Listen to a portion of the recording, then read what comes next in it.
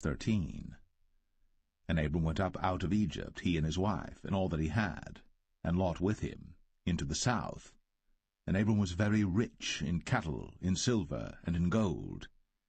And he went on his journeys from the south even to Bethel, unto the place where his tent had been at the beginning, between Bethel and Ai, unto the place of the altar which he had made there at the first. And there Abram called on the name of the Lord. And Lot also, which went with Abram, had flocks and herds and tents. And the land was not able to bear them, that they might dwell together, for their substance was great, so that they could not dwell together. And there was a strife between the herdmen of Abram's cattle and the herdmen of Lot's cattle. And the Canaanite and the Perizzite dwelled then in the land. And Abram said unto Lot, Let there be no strife, I pray thee, between me and thee, and between my herdmen and thy herdmen, for we be brethren. Is not the whole land before thee? Separate thyself, I pray thee, from me. If thou wilt take the left hand, then I will go to the right, or if thou depart to the right hand, then I will go to the left. And Lot lifted up his eyes, and beheld all the plain of Jordan, that it was well watered everywhere, before the Lord destroyed Sodom and Gomorrah, even as the garden of the Lord, like the land of Egypt, as thou comest unto Zoar. Then Lot chose him all the plain of Jordan, and Lot journeyed east. And they separated themselves the one from the other. Abram dwelled in the land of Canaan, and Lot dwelled in the cities of the plain, and pitched his tent toward Sodom. But the men of Sodom were wicked and sinners before the Lord exceedingly.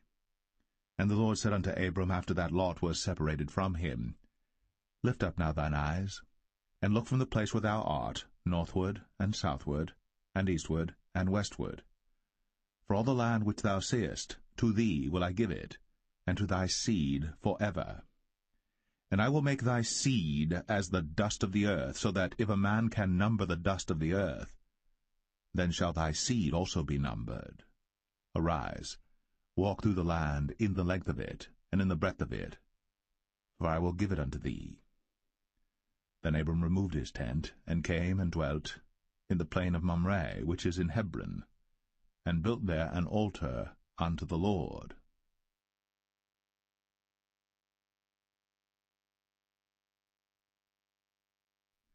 Genesis 14. And it came to pass in the days of Amraphel, king of Shinar, Arioch, king of Elasar, Chedorlaomer, king of Elam, and Tidal, king of nations, that these made war with Bera, king of Sodom, and with Birsha, king of Gomorrah, Shinab, king of Admah, and Shemeber, king of Zeboim, and the king of Bela, which is Zoar. All these were joined together in the vale of Siddim, which is the salt sea. 12 years they served Chedorlaomer, and in the 13th year they rebelled.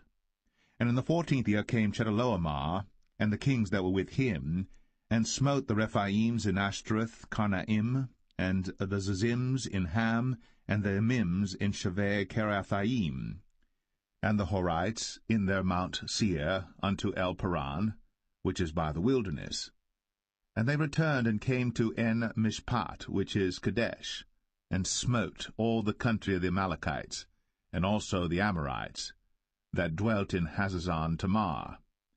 And there went out the king of Sodom, and the king of Gomorrah, and the king of Admah, and the king of Zeboim, and the king of Bela, the same as Zoar, and they joined battle with them in the vale of Siddim, with Chedorlaomer the king of Elam, and with Tidal king of nations, and Amraphel king of Shinar, and Arioch king of Elasar, 4 kings with 5. And the vale of Siddim was full of slime pits, and the kings of Sodom and Gomorrah fled, and fell there, and they that remained fled to the mountain. And they took all the goods of Sodom and Gomorrah, and all their victuals, and went their way. And they took Lot, Abram's brother's son, who dwelt in Sodom, and his goods, and departed. And there came one that had escaped, and told Abram the Hebrew, for he dwelt in the plain of Mamre the Amorite, brother of Eshcol, and brother of Aner, and these were confederate with Abram. And when Abram heard that his brother was taken captive, he armed his trained servants, born in his own house, 318, and pursued them unto Dan. And he divided himself against them, he and his servants, by night, and smote them, and pursued them unto Hobah, which is on the left hand of Damascus. And he brought back all the goods, and also brought again his brother Lot, and his goods, and the women also, and the people. And the king of Sodom went out to meet him after his return from the slaughter of Chedorlaomer, and of the kings that were with him at the valley of Shaveh, which is the king's dale. And Melchizedek, king of Salem, brought forth bread and wine, and he was the priest of the Most High God. And he blessed him, and said, Blessed be Abram of the Most High God, possessor of heaven and earth. And blessed be the Most High God, which hath delivered thine enemies into thy hand. And he gave him tithes of all. And the king of Sodom said unto Abram, Give me the persons, and take the goods to thyself. And Abram said to the king of Sodom, I have lifted up mine hand unto the Lord, the Most High God, the possessor of heaven and earth, that I will not take from a thread, even to a shoe latchet, and that I will not take anything that is thine, lest thou shouldst say, I have made Abram rich. Save only that which the young men have eaten, and the portion of the men which went with me, Aner, Eshcol, and Mamre, let them take their portion.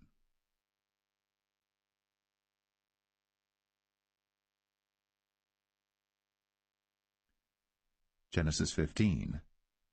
After these things, the word of the Lord came unto Abram in a vision, saying, Fear not, Abram, I am thy shield, and thy exceeding great reward. And Abram said, Lord God, what wilt thou give me, seeing I go childless? And the steward of my house is this Eliezer of Damascus. And Abram said, Behold, to me thou hast given no seed, and lo, one born in my house is mine heir. And behold, the word of the Lord came unto him, saying, This shall not be thine heir, but he that shall come forth out of thine own bowels shall be thine heir. And he brought him forth abroad, and said, Look now toward heaven, and tell the stars, if thou be able to number them. And he said unto him, So shall thy seed be. And he believed in the Lord, and he counted it to him for righteousness. And he said unto him, I am the Lord that brought thee out of Ur of the Chaldees, to give thee this land to inherit it. And he said, Lord God, whereby shall I know that I shall inherit it? And he said unto him, Take me an heifer of 3 years old, and a she-goat of 3 years old, and a ram of 3 years old, and a turtle-dove, and a young pigeon. And he took unto him all these, and divided them in the midst, and laid each piece one against another. But the birds divided he not. And when the fowls came down upon the carcasses, Abram drove them away.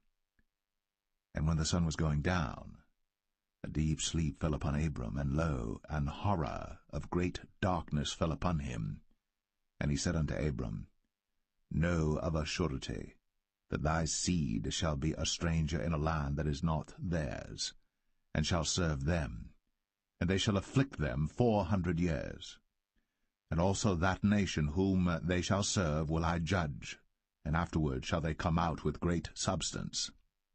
And thou shalt go to thy fathers in peace. Thou shalt be buried in a good old age. But in the 4th generation they shall come hither again, for the iniquity of the Amorites is not yet full. And it came to pass, that when the sun went down, and it was dark, behold, a smoking furnace, and a burning lamp that passed between those pieces. In the same day the Lord made a covenant with Abram, saying, Unto thy seed have I given this land, from the river of Egypt unto the great river, the river Euphrates, the Kenites, and the Kenizzites, and the Cadmonites, and the Hittites, and the Perizzites, and the Rephaims, and the Amorites, and the Canaanites, and the Girgashites, and the Jebusites.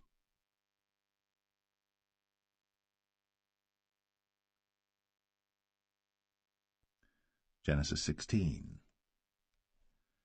Now Sarai, Abram's wife, bare him no children. And she had an handmaid, an Egyptian, whose name was Hagar. And Sarai said unto Abram, Behold now, the Lord hath restrained me from bearing. I pray thee, go in unto my maid. It may be that I may obtain children by her. And Abram hearkened to the voice of Sarai.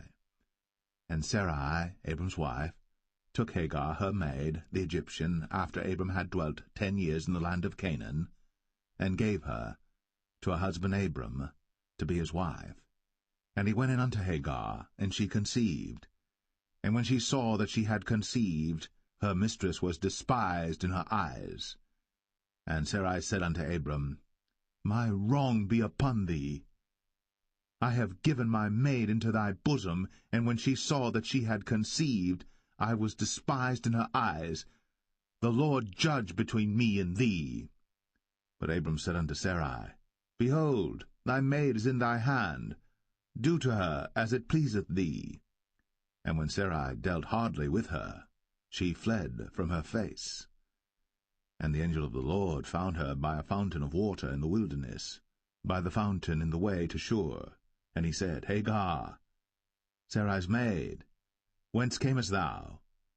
And whither wilt thou go? And she said, I flee from the face of my mistress Sarai.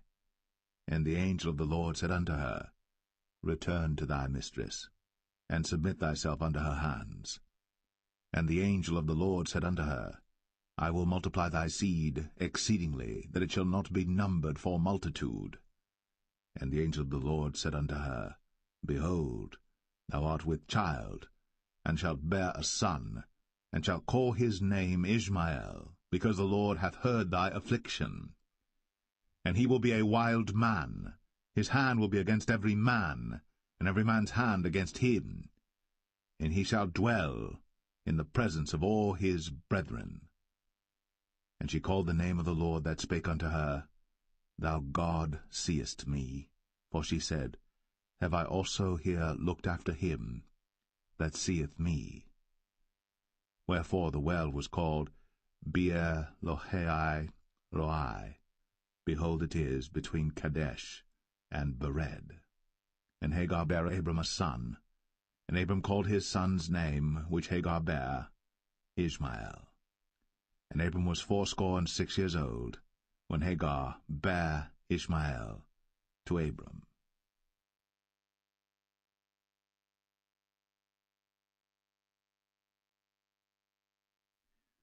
Genesis 17. And when Abram was 90 years old and 9, the Lord appeared to Abram and said unto him, I am the Almighty God. Walk before me, and be thou perfect. And I will make my covenant between me and thee, and will multiply thee exceedingly. And Abram fell on his face. And God talked with him, saying, As for me, behold, my covenant is with thee, and thou shalt be a father of many nations. Neither shall thy name any more be called Abram, but thy name shall be Abraham. For a father of many nations have I made thee. And I will make thee exceeding fruitful, and I will make nations of thee, and kings shall come out of thee.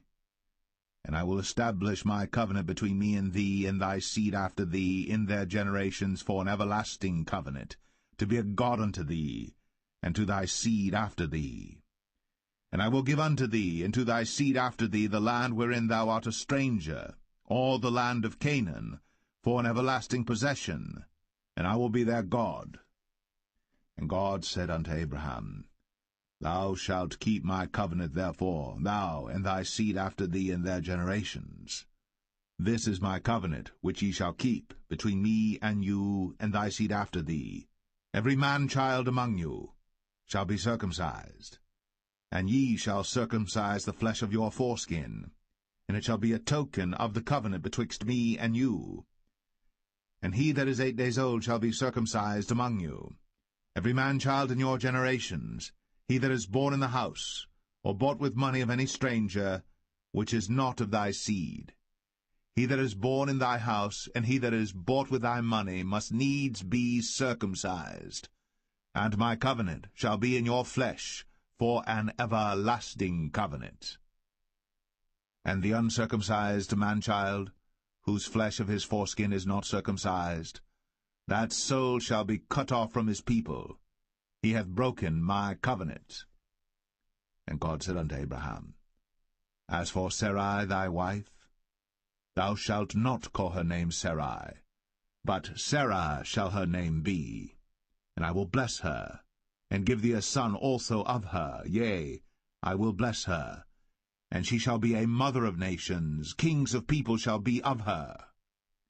Then Abram fell upon his face, and laughed, and said in his heart, Shall a child be born unto him that is 100 years old? And shall Sarah, that is 90 years old, bear? And Abraham said unto God, O that Ishmael might live before thee. And God said, Sarah thy wife shall bear thee a son indeed, and thou shalt call his name Isaac. And I will establish my covenant with him for an everlasting covenant, and with his seed after him. And as for Ishmael, I have heard thee. Behold, I have blessed him, and will make him fruitful, and will multiply him exceedingly. 12 princes shall he beget, and I will make him a great nation. But my covenant will I establish with Isaac, which Sarah shall bear unto thee, at this set time in the next year. And he left off talking with him, and God went up from Abraham. And Abraham took Ishmael his son, and all that were born in his house, and all that were bought with his money, every male among the men of Abraham's house, and circumcised the flesh of their foreskin in the selfsame day, as God had said unto him. And Abraham was 90 years old and 9, when he was circumcised in the flesh of his foreskin. And Ishmael his son was 13 years old, when he was circumcised in the flesh of his foreskin. In the selfsame day was Abraham circumcised, and Ishmael his son. And all the men of his house, born in the house, and bought with money of the stranger, were circumcised with him.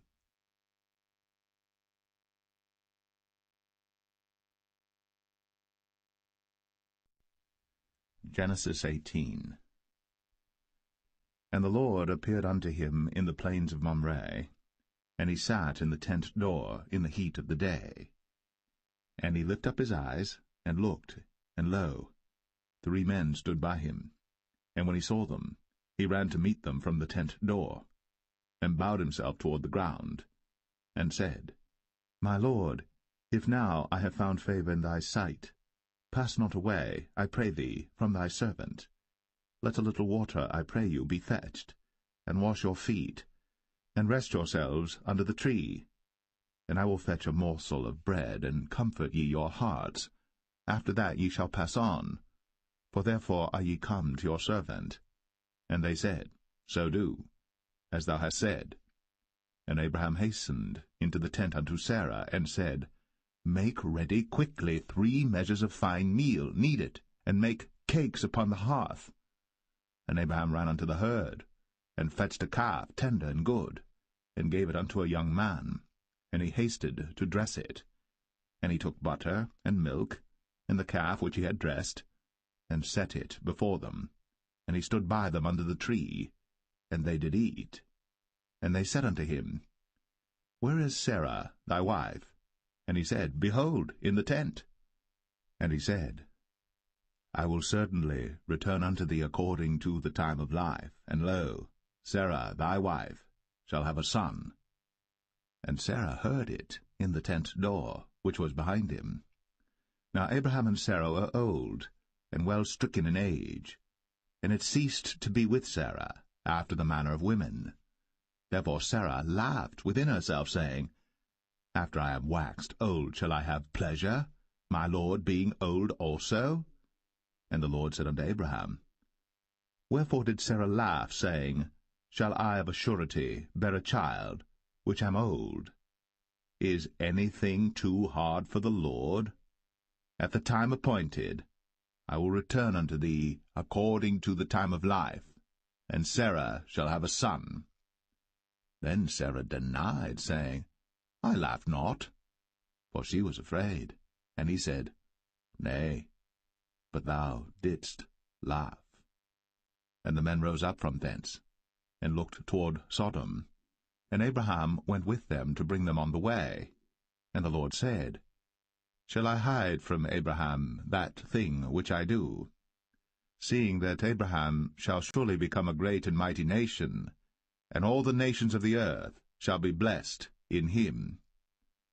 For I know him, that he will command his children and his household after him, and they shall keep the way of the Lord to do justice and judgment, that the Lord may bring upon Abraham that which he hath spoken of him. And the Lord said, Because the cry of Sodom and Gomorrah is great, and because their sin is very grievous, I will go down now, and see whether they have done altogether according to the cry of it, which is come unto me, and if not, I will know. And the men turned their faces from thence, and went toward Sodom. But Abraham stood yet before the Lord. And Abraham drew near and said, Wilt thou also destroy the righteous with the wicked? Peradventure there be 50 righteous within the city. Wilt thou also destroy, and not spare the place, for the 50 righteous that are therein? That be far from thee to do after this manner, to slay the righteous with the wicked, and that the righteous should be as the wicked, that be far from thee. Shall not the judge of all the earth do right?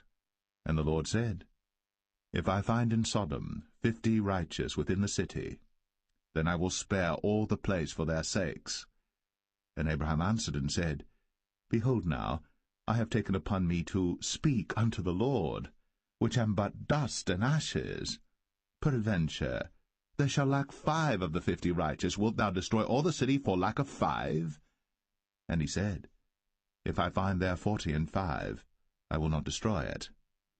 And he spake unto him yet again, and said, Peradventure there shall be 40 found there. And he said, I will not do it for 40's sake. And he said unto him, O, let not the Lord be angry, and I will speak. Peradventure there shall 30 be found there. And he said, I will not do it, if I find 30 there. And he said, Behold now, I have taken upon me to speak unto the Lord. Peradventure there shall be 20 found there. And he said, I will not destroy it for 20's sake. And he said, O, let not the Lord be angry, and I will speak yet but this once. Peradventure 10 shall be found there. And he said, I will not destroy it for 10's sake. And the Lord went his way, as soon as he had left communing with Abraham. And Abraham returned unto his place.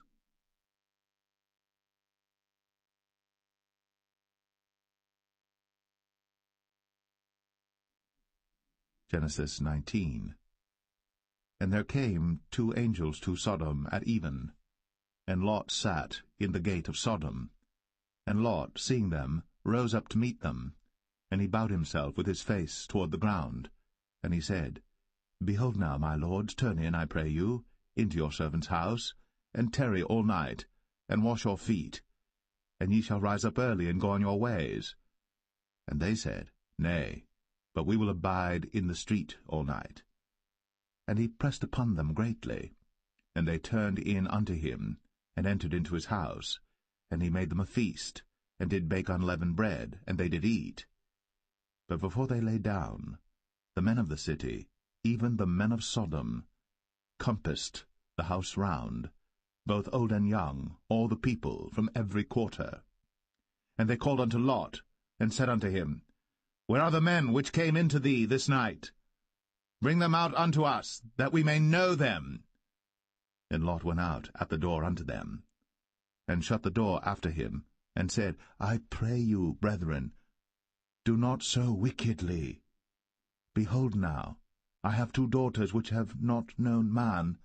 Let me, I pray you, bring them out unto you, and do ye to them as is good in your eyes.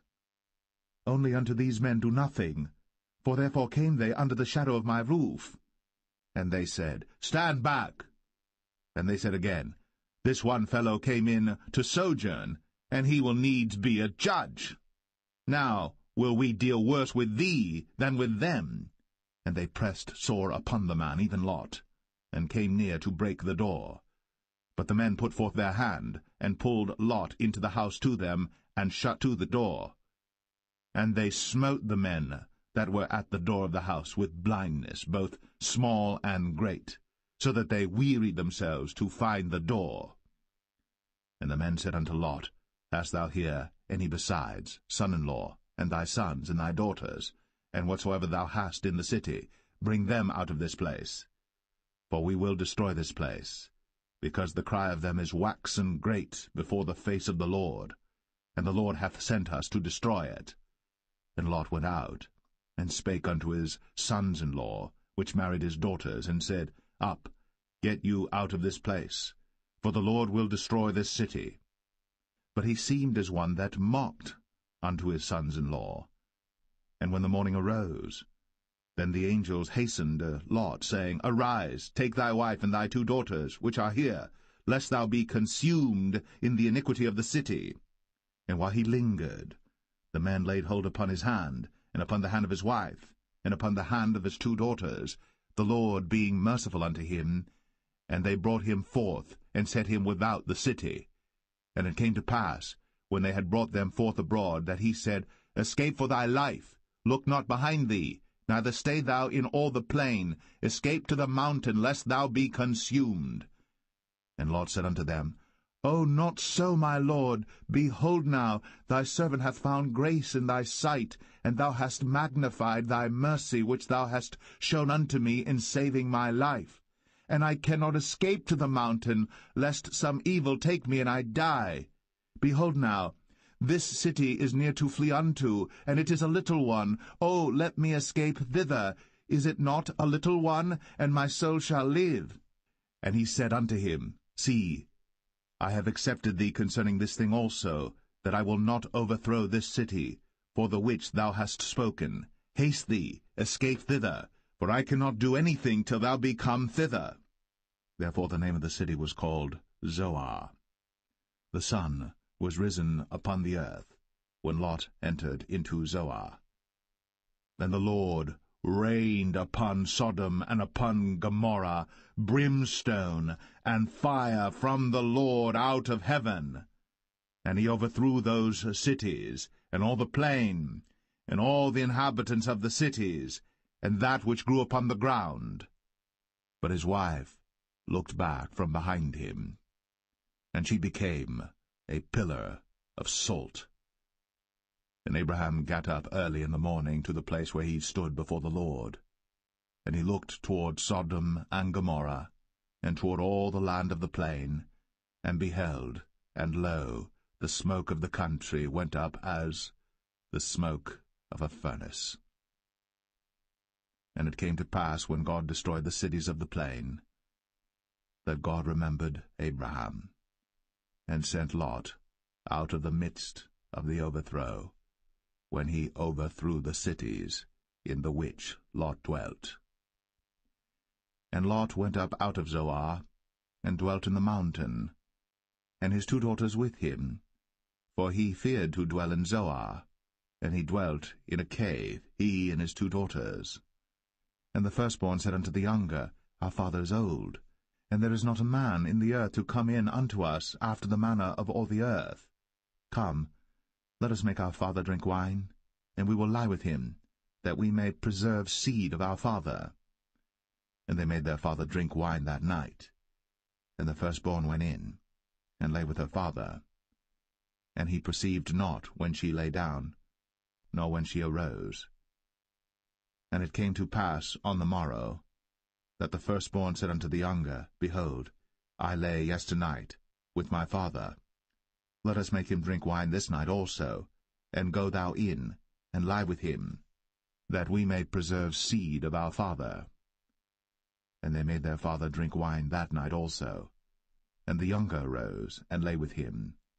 And he perceived not when she lay down, nor when she arose. Thus were both the daughters of Lot with child by their father. And the firstborn bare a son, and called his name Moab.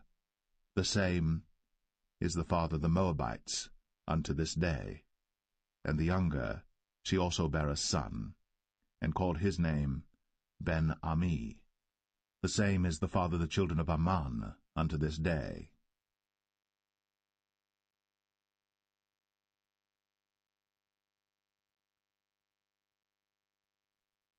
Genesis 20. And Abraham journeyed from thence toward the south country, and dwelled between Kadesh and Shur, and sojourned in Gerar. And Abraham said of Sarah his wife, She is my sister.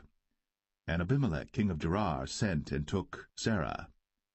But God came to Abimelech in a dream by night, and said to him, Behold, thou art but a dead man, for the woman which thou hast taken, for she is a man's wife.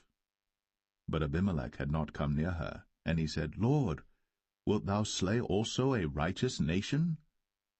Said he not unto me, She is my sister? And she, even she herself, said, He is my brother? In the integrity of my heart, and innocency of my hands, have I done this.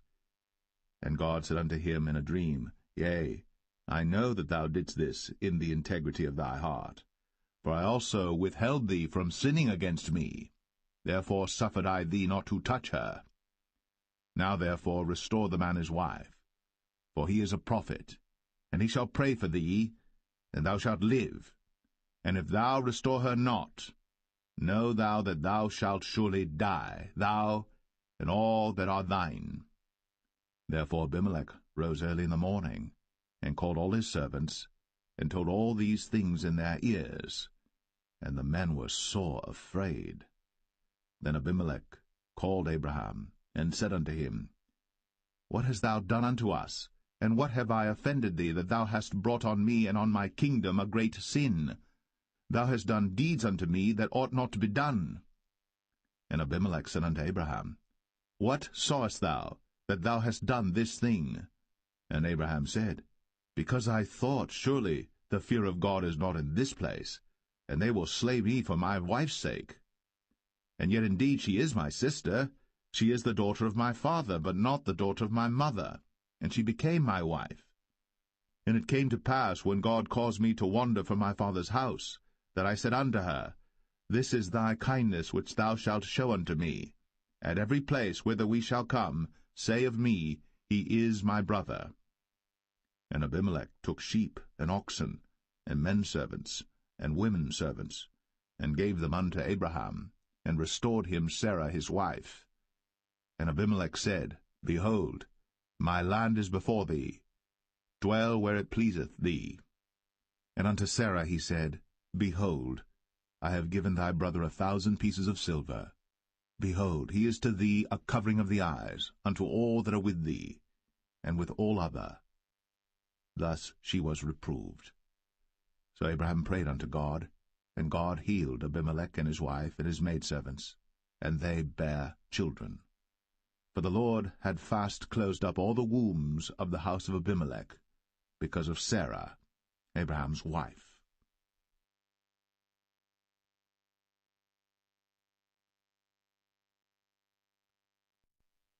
Genesis 21.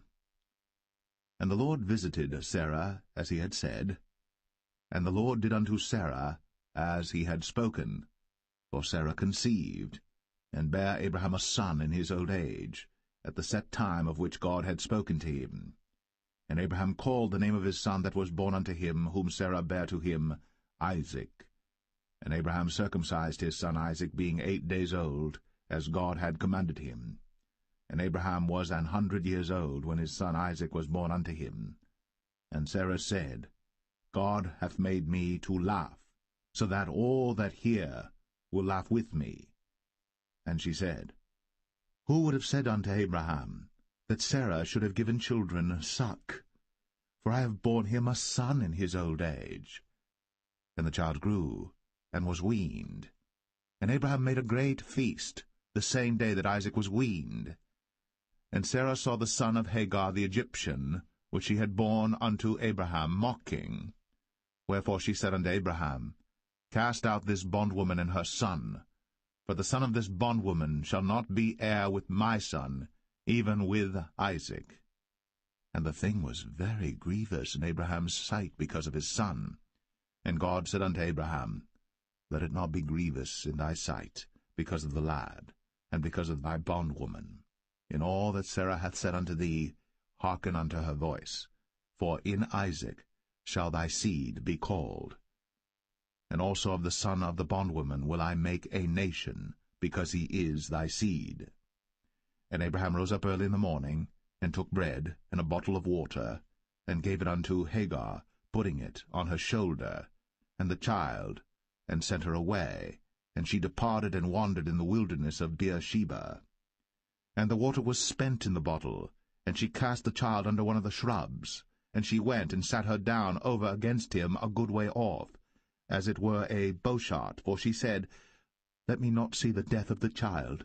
And she sat over against him, and lift up her voice, and wept. And God heard the voice of the lad. And the angel of God called to Hagar out of heaven, and said unto her, What aileth thee, Hagar? Fear not, for God hath heard the voice of the lad where he is. Arise, lift up the lad, and hold him in thine hand, for I will make him a great nation. And God opened her eyes, and she saw a well of water, and she went and filled the bottle with water, and gave the lad drink. And God was with the lad, and he grew, and dwelt in the wilderness, and became an archer. And he dwelt in the wilderness of Paran, and his mother took him a wife out of the land of Egypt. And it came to pass at that time that Abimelech and Phicol, the chief captain of his host, spake unto Abraham, saying, God is with thee in all that thou doest. Now therefore swear unto me here by God that thou wilt not deal falsely with me, nor with my son, nor with my son's son, but according to the kindness that I have done unto thee, thou shalt do unto me, and to the land wherein thou hast sojourned. And Abraham said, I will swear. And Abraham reproved Abimelech because of a well of water, which Abimelech's servants had violently taken away.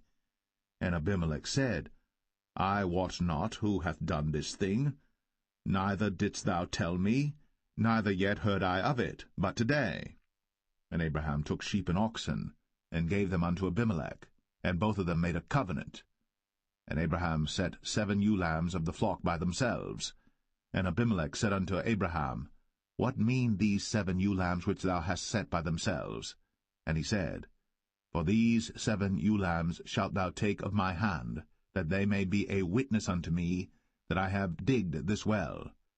Wherefore he called that place Beersheba, because there they sware both of them. Thus they made a covenant at Beersheba. Then Abimelech rose up, and Phicol the chief captain of his host, and they returned into the land of the Philistines. And Abraham planted a grove in Beersheba, and called there on the name of the Lord, the everlasting God.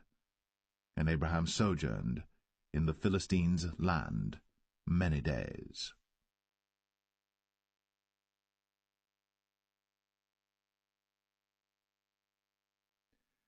Genesis 22.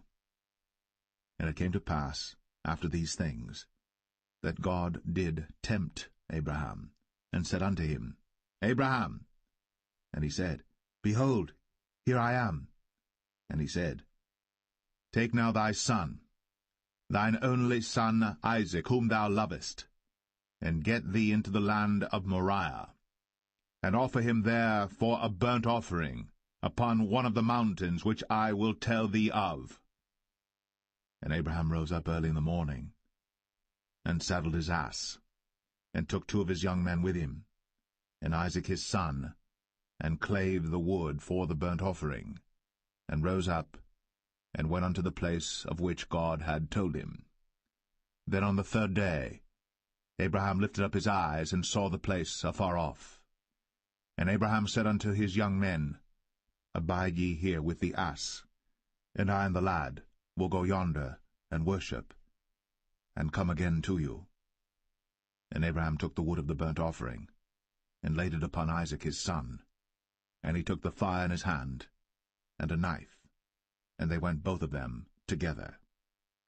And Isaac spake unto Abraham his father, and said, My father? And he said, Here am I, my son. And he said, Behold, the fire and the wood. But where is the lamb for a burnt offering? And Abraham said, My son, God will provide himself a lamb for a burnt offering. So they went both of them together. And they came to the place which God had told him of.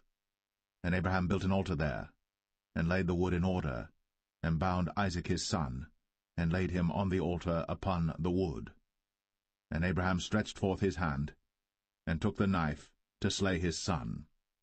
And the angel of the Lord called unto him out of heaven, and said, Abraham, Abraham! And he said, Here am I. And he said, Lay not thine hand upon the lad, neither do thou anything unto him. For now I know that thou fearest God, seeing thou hast not withheld thy son, thine only son, from me. And Abraham lifted up his eyes, and looked, and behold, behind him a ram caught in a thicket by his horns. And Abraham went, and took the ram, and offered him up for a burnt offering in the stead of his son.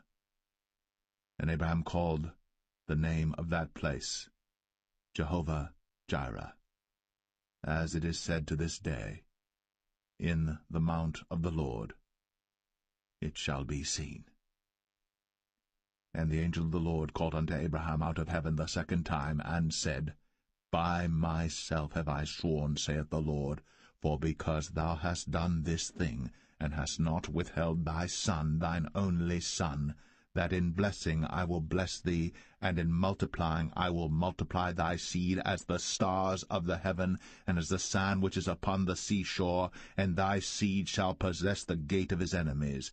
And in thy seed shall all the nations of the earth be blessed, because thou hast obeyed my voice. So Abraham returned unto his young men, and they rose up, and went together to Beersheba. And Abraham dwelt at Beersheba. And it came to pass after these things, that it was told Abraham, saying, Behold, Milcah, she hath also borne children unto thy brother Nahor, Huz his firstborn, and Buz his brother, and Kemuel the father of Aram, and Chesed, and Hazo, and Pildash, and Jidlaph, and Bethuel. And Bethuel begat Rebekah. These 8 Milcah did bear to Nahor, Abraham's brother. And his concubine, whose name was Rumah, she bare also Tebah, and Gaham, and Thahash, and Maacah.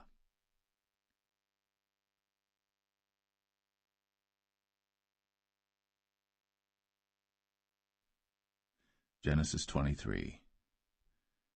And Sarah was 127 years old. These were the years of the life of Sarah. And Sarah died in Kirjath-Arba, the same as Hebron in the land of Canaan. And Abraham came to mourn for Sarah, and to weep for her. And Abraham stood up from before his dead, and spake unto the sons of Heth, saying, I am a stranger, and a sojourner with you. Give me a possession of a burying place with you, that I may bury my dead out of my sight. And the children of Heth answered Abraham, saying unto him, Hear us, my lord. Thou art a mighty prince among us. In the choice of our sepulchres bury thy dead. None of us shall withhold from thee his sepulchre, but that thou mayest bury thy dead. And Abraham stood up, and bowed himself to the people of the land, even to the children of Heth. And he communed with them, saying, If it be your mind that I should bury my dead out of my sight, hear me, and entreat for me to Ephron the son of Zoar, that he may give me the cave of Machpelah, which he hath, which is in the end of his field. For as much money as it is worth, he shall give it me, for a possession of a burying place amongst you. And Ephron dwelt among the children of Heth. And Ephron the Hittite answered Abraham in the audience of the children of Heth, even of all that went in at the gate of his city, saying, Nay, my lord, hear me. The field give I thee, and the cave that is therein I give it thee. In the presence of the sons of my people give I it thee. Bury thy dead. And Abraham bowed down himself before the people of the land. And he spake unto Ephron in the audience of the people of the land, saying, But if thou wilt give it, I pray thee, hear me. I will give thee money for the field. Take it of me, and I will bury my dead there. And Ephron answered Abraham, saying unto him, My lord, hearken unto me. The land is worth 400 shekels of silver. What is that betwixt me and thee? Bury therefore thy dead. And Abraham hearkened unto Ephron, and Abraham weighed to Ephron the silver, which he had named in the audience of the sons of Heth, 400 shekels of silver, current money, with the merchant. And the field of Ephron which was in Machpelah, which was before Mamre, the field and the cave which was therein, and all the trees that were in the field, that were in all the borders round about, were made sure unto Abraham for a possession in the presence of the children of Heth, before all that went in at the gate of his city. And after this Abraham buried Sarah his wife in the cave of the field of Machpelah before Mamre. The same is Hebron in the land of Canaan. And the field, and the cave that is therein, were made sure unto Abraham for a possession of a burying place by the sons of Heth.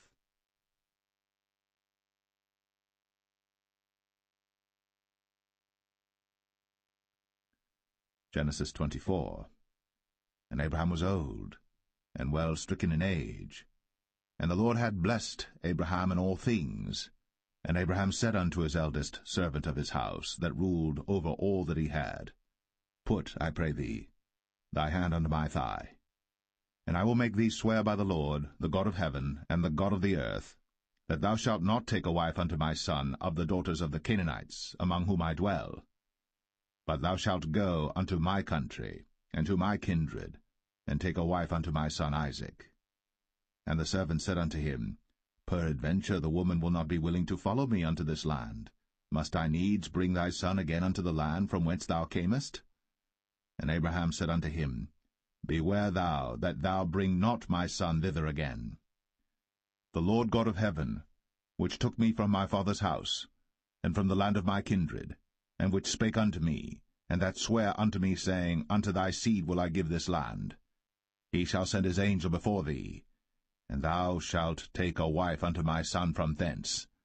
And if the woman will not be willing to follow thee, then thou shalt be clear from this my oath. Only bring not my son thither again. And the servant put his hand under the thigh of Abraham his master, and sware to him concerning that matter. And the servant took 10 camels of the camels of his master, and departed, for all the goods of his master were in his hand. And he arose, and went to Mesopotamia, unto the city of Nahor. And he made his camels to kneel down without the city by a well of water, at the time of the evening, even the time that women go out to draw water. And he said, O Lord God of my master Abraham, I pray thee, send me good speed this day, and show kindness unto my master Abraham. Behold, I stand here by the well of water, and the daughters of the men of the city come out to draw water. And let it come to pass, that the damsel to whom I shall say, Let down thy pitcher, I pray thee, that I may drink. And she shall say, Drink, and I will give thy camels drink also. Let the same be she that thou hast appointed for thy servant Isaac, and thereby shall I know that thou hast shown kindness unto my master. And it came to pass, before he had done speaking, that, behold, Rebekah came out, who was born to Bethuel, son of Milcah, the wife of Nahor, Abraham's brother, with her pitcher upon her shoulder. And the damsel was very fair to look upon, a virgin, neither had any man known her. And she went down to the well, and filled her pitcher, and came up. And the servant ran to meet her, and said, Let me, I pray thee, drink a little water of thy pitcher. And she said, Drink, my lord. And she hasted, and let down her pitcher upon her hand, and gave him drink. And when she had done giving him drink, she said, I will draw water for thy camels also, until they have done drinking. And she hasted, and emptied her pitcher into the trough, and ran again unto the well to draw water, and drew for all his camels. And the man, wondering at her, held his peace, to wit whether the Lord had made his journey prosperous or not. And it came to pass, as the camels had done drinking, that the man took a golden earring of half a shekel weight, and 2 bracelets for her hands of 10 shekels weight of gold, and said, Whose daughter art thou? Tell me, I pray thee. Is there room in thy father's house for us to lodge in? And she said unto him, I am the daughter of Bethuel the son of Milcah, which she bare unto Nahor. She said moreover unto him, We have both straw and provender enough, and room to lodge in. And the man bowed down his head, and worshipped the Lord. And he said, Blessed be the Lord God of my master Abraham, who hath not left destitute my master of his mercy and his truth. I being in the way, the Lord led me to the house of my master's brethren. And the damsel ran, and told them of her mother's house these things. And Rebekah had a brother, and his name was Laban. And Laban ran out unto the man, unto the well. And it came to pass, when he saw the earring and bracelets upon his sister's hands, and when he heard the words of Rebekah his sister, saying, Thus spake the man unto me, that he came unto the man, and behold, he stood by the camels at the well. And he said, Come in, thou blessed of the Lord. Wherefore standest thou without? For I have prepared the house and room for the camels. And the man came into the house, and he ungirded his camels, and gave straw and provender for the camels, and water to wash his feet, and the men's feet that were with him. And there was set meat before him to eat, but he said, I will not eat, until I have told mine errand. And he said, Speak on. And he said, I am Abraham's servant, and the Lord hath blessed my master greatly, and he is become great, and he hath given him flocks, and herds, and silver, and gold, and men-servants, and maidservants, and camels, and asses. And Sarah my master's wife bare a son to my master when she was old, and unto him hath he given all that he hath. And my master made me swear, saying, Thou shalt not take a wife to my son of the daughters of the Canaanites in whose land I dwell, but thou shalt go unto my father's house, and to my kindred, and take a wife unto my son. And I said unto my master, Peradventure the woman will not follow me. And he said unto me, The Lord before whom I walk will send his angel with thee, and prosper thy way. And thou shalt take a wife for my son of my kindred, and of my father's house. Then shalt thou be clear from this my oath, when thou comest to my kindred. And if they give not thee one, thou shalt be clear from my oath. And I came this day unto the well, and said, O Lord God of my master Abraham, if now thou do prosper my way which I go, behold, I stand by the well of water. And it shall come to pass that when the virgin cometh forth to draw water, and I say to her, Give me, I pray thee, a little water of thy pitcher to drink, and she say to me, Both drink thou, and I will also draw for thy camels, let the same be the woman whom the Lord hath appointed out for my master's son. And before I had done speaking in mine heart, behold, Rebekah came forth with her pitcher on her shoulder, and she went down unto the well, and drew water. And I said unto her, Let me drink, I pray thee. And she made haste, and let down her pitcher from her shoulder, and said, Drink, and I will give thy camels drink also. So I drank, and she made the camels drink also. And I asked her, and said, Whose daughter art thou? And she said, The daughter of Bethuel, Nahor's son, whom Milcah bare unto him. And I put the earring upon her face, and the bracelets upon her hands. And I bowed down my head, and worshipped the Lord, and blessed the Lord God of my master Abraham, which had led me in the right way to take my master's brother's daughter unto his son. And now, if ye will deal kindly and truly with my master, tell me, and if not, tell me, that I may turn to the right hand or to the left. Then Laban and Bethuel answered and said, The thing proceedeth from the Lord. We cannot speak unto thee bad or good. Behold, Rebekah is before thee. Take her and go, and let her be thy master's son's wife, as the Lord hath spoken.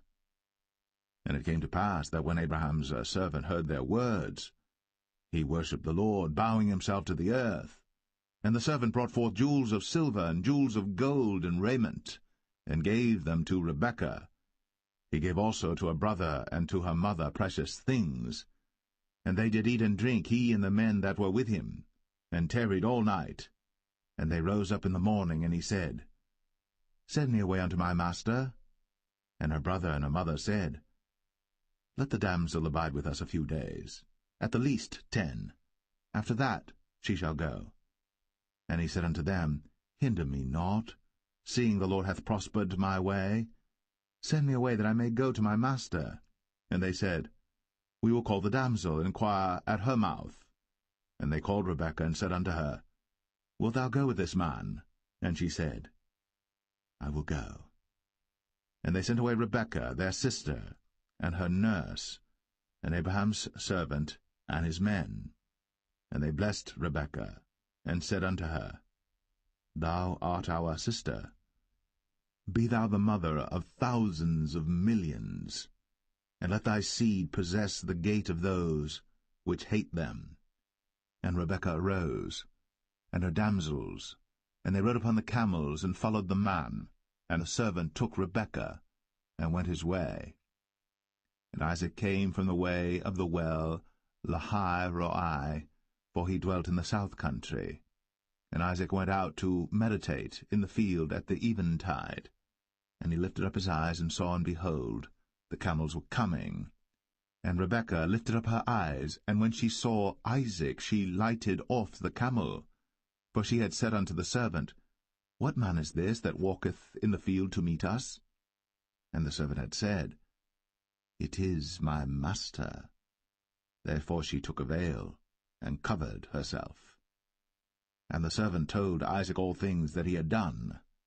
And Isaac brought her into his mother Sarah's tent, and took Rebekah, and she became his wife, and he loved her.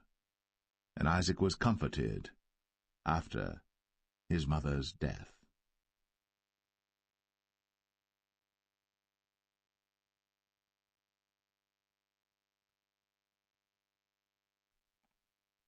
Genesis 25.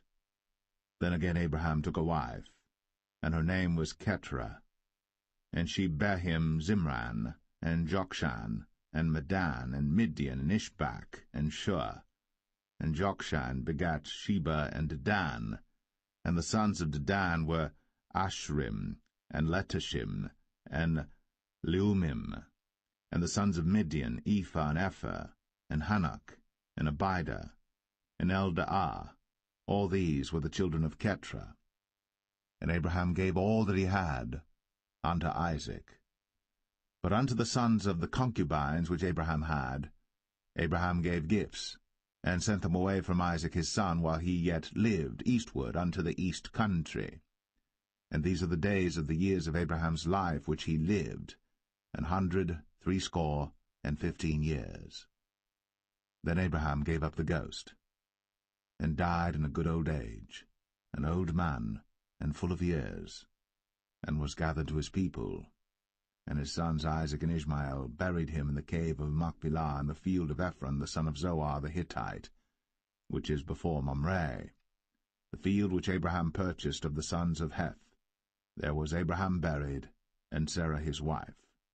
And it came to pass after the death of Abraham that God blessed his son Isaac, and Isaac dwelt by the well Lahai-Roi.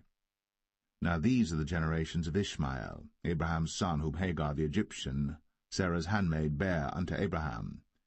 And these are the names of the sons of Ishmael, by their names according to their generations: the firstborn of Ishmael, Nebajoth, and Kedar, and Abiel, and Mibsam, and Mishma, and Dumah, and Massa, Hadar, and Tema, Jetur, Naphish, and Kedemah. These are the sons of Ishmael. And these are their names by their towns and by their castles, 12 princes according to their nations. And these are the years of the life of Ishmael, 137 years. And he gave up the ghost, and died, and was gathered unto his people. And they dwelt from Havilah unto Shur, that is before Egypt, as thou goest toward Assyria. And he died in the presence of all his brethren. And these are the generations of Isaac, Abraham's son. Abraham begat Isaac. And Isaac was 40 years old when he took Rebekah to wife, the daughter of Bethuel the Syrian of Padan Aram, the sister to Laban the Syrian. And Isaac entreated the Lord for his wife, because she was barren. And the Lord was entreated of him, and Rebekah his wife conceived. And the children struggled together within her. And she said, If it be so, why am I thus? And she went to inquire of the Lord. And the Lord said unto her, 2 nations are in thy womb, and 2 manner of people shall be separated from thy bowels. And the one people shall be stronger than the other people, and the elder shall serve the younger. And when her days to be delivered were fulfilled, behold, there were twins in her womb. And the first came out red, all over, like an hairy garment. And they called his name Esau. And after that came his brother out, and his hand took hold on Esau's heel, and his name was called Jacob. And Isaac was 80 years old when she bare them. And the boys grew, and Esau was a cunning hunter, a man of the field, and Jacob was a plain man, dwelling in tents. And Isaac loved Esau because he did eat of his venison, but Rebekah loved Jacob. And Jacob sawed pottage, and Esau came from the field, and he was faint. And Esau said to Jacob, Feed me, I pray thee, with that same red pottage, for I am faint. Therefore was his name called Edom. And Jacob said, Sell me this day thy birthright. And Esau said, Behold, I am at the point to die, and what profit shall this birthright do to me? And Jacob said, Swear to me this day. And he sware unto him, and he sold his birthright unto Jacob. Then Jacob gave Esau bread and pottage of lentils, and he did eat and drink, and rose up, and went his way. Thus Esau despised his birthright.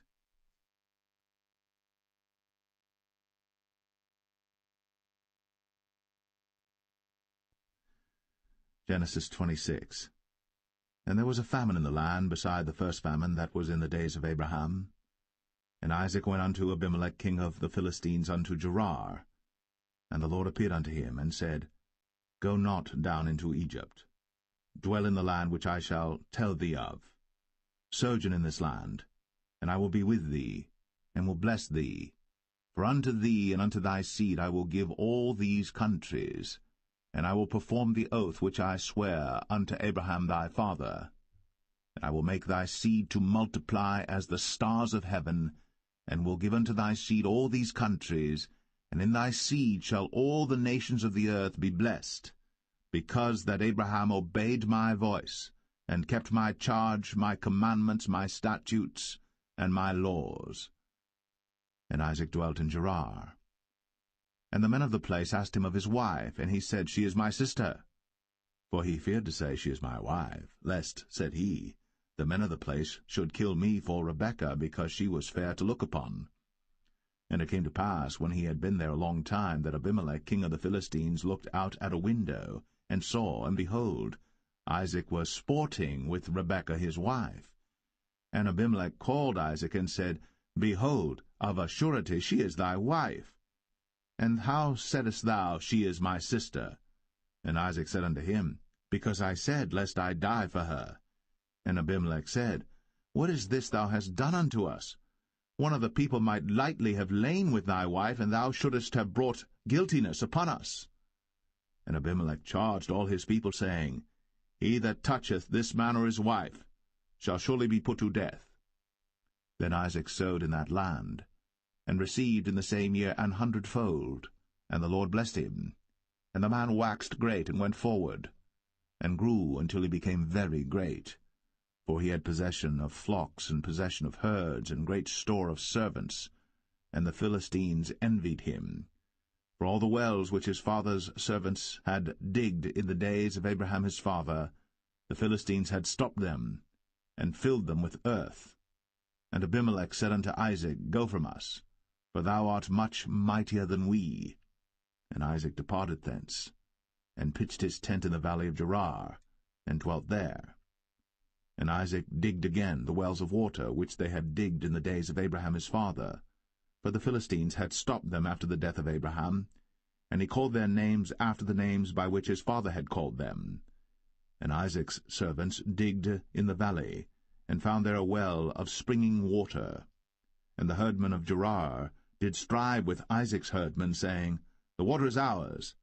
And he called the name of the well Esek, because they strove with him. And they digged another well, and strove for that also.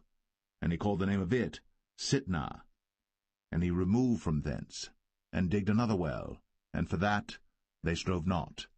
And he called the name of it Rehoboth. And he said, For now the Lord hath made room for us, and we shall be fruitful in the land. And he went up from thence to Beersheba.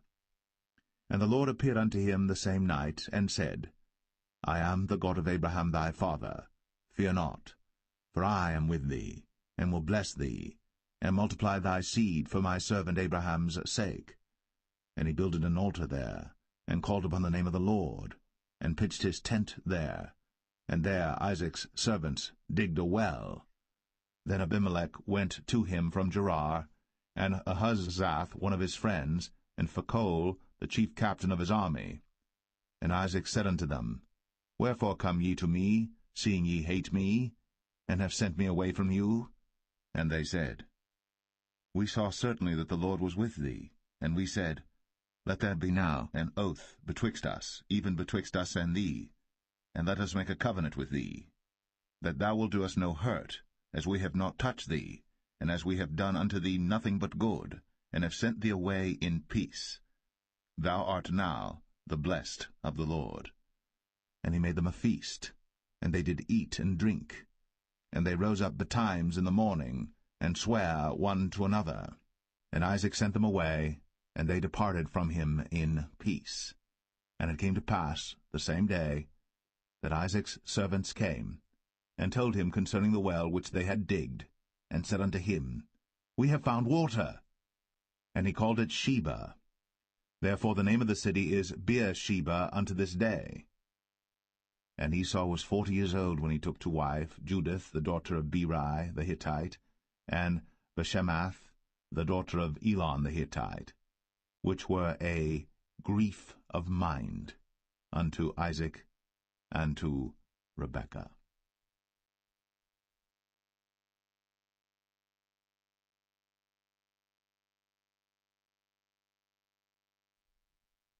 Genesis 27. And it came to pass that when Isaac was old, and his eyes were dim, so that he could not see, he called Esau his eldest son, and said unto him, My son. And he said unto him, Behold, here am I. And he said, Behold now, I am old, I know not the day of my death. Now therefore take, I pray thee, thy weapons, thy quiver and thy bow, and go out to the field, and take me some venison, and make me savory meat, such as I love, and bring it to me, that I may eat, that my soul may bless thee before I die. And Rebekah heard when Isaac spake to Esau his son. And Esau went to the field to hunt for venison, and to bring it. And Rebekah spake unto Jacob her son, saying, Behold, I heard thy father speak unto Esau thy brother, saying, Bring me venison, and make me savory meat, that I may eat, and bless thee before the Lord, before my death. Now therefore, my son, obey my voice according to that which I command thee. Go now to the flock, and fetch me from thence 2 good kids of the goats, and I will make them savory meat for thy father, such as he loveth. And thou shalt bring it to thy father, that he may eat, and that he may bless thee before his death. And Jacob said to Rebekah his mother, Behold, Esau my brother is a hairy man, and I am a smooth man. My father peradventure will feel me, and I shall seem to him as a deceiver, and I shall bring a curse upon me, and not a blessing. And his mother said unto him, Upon me be thy curse, my son, only obey my voice, and go fetch me them. And he went, and fetched, and brought them to his mother. And his mother made savory meat such as his father loved. And Rebekah took goodly raiment of her eldest son Esau, which were with her in the house, and put them upon Jacob her younger son. And she put the skins of the kids of the goats upon his hands, and upon the smooth of his neck. And she gave the savory meat and the bread, which she had prepared, into the hand of her son Jacob. And he came unto his father, and said, My father. And he said, Here am I. Who art thou, my son? And Jacob said unto his father, I am Esau thy firstborn. I have done according as thou badest me. Arise, I pray thee, sit and eat of my venison, that thy soul may bless me. And Isaac said unto his son, How is it that thou hast found it so quickly, my son? And he said, Because the Lord thy God brought it to me. And Isaac said unto Jacob, Come near, I pray thee, that I may feel thee, my son, whether thou be my very son Esau or not. And Jacob went near unto Isaac his father, and he felt him, and said, The voice is Jacob's voice, but the hands are the hands of Esau. And he discerned him not, because his hands were hairy, as his brother Esau's hands. So he blessed him. And he said, Art thou my very son Esau? And he said, I am. And he said, Bring it near to me, and I will eat of my son's venison, that my soul may bless thee. And he brought it near to him, and he did eat. And he brought him wine, and he drank. And his father Isaac said unto him, Come near now, and kiss me, my son. And he came near, and kissed him. And he smelled the smell of his raiment, and blessed him, and said, See, the smell of my son is as the smell of a field which the Lord hath blessed. Therefore God give thee of the dew of heaven, and the fatness of the earth, and plenty of corn and wine. Let people serve thee, and nations bow down to thee. Be Lord over thy brethren, and let thy mother's sons bow down to thee. Cursed be every one that curseth thee, and blessed be he that blesseth thee. And it came to pass, as soon as Isaac had made an end of blessing Jacob, and Jacob was yet scarce gone out from the presence of Isaac his father, that Esau his brother came in from his hunting. And he also had made savory meat, and brought it unto his father, and said unto his father, Let my father arise, and eat of his son's venison, that thy soul may bless me. And Isaac his father said unto him, Who art thou? And he said, I am thy son, thy firstborn, Esau. And Isaac trembled very exceedingly, and said, Who? Where is he that hath taken venison, and brought it me? And I have eaten of all before thou camest, and have blessed him, yea, and he shall be blessed. And when Esau heard the words of his father, he cried with a great and exceeding bitter cry, and said unto his father, Bless me, even me also, O my father. And he said, Thy brother came with subtlety, and hath taken away thy blessing.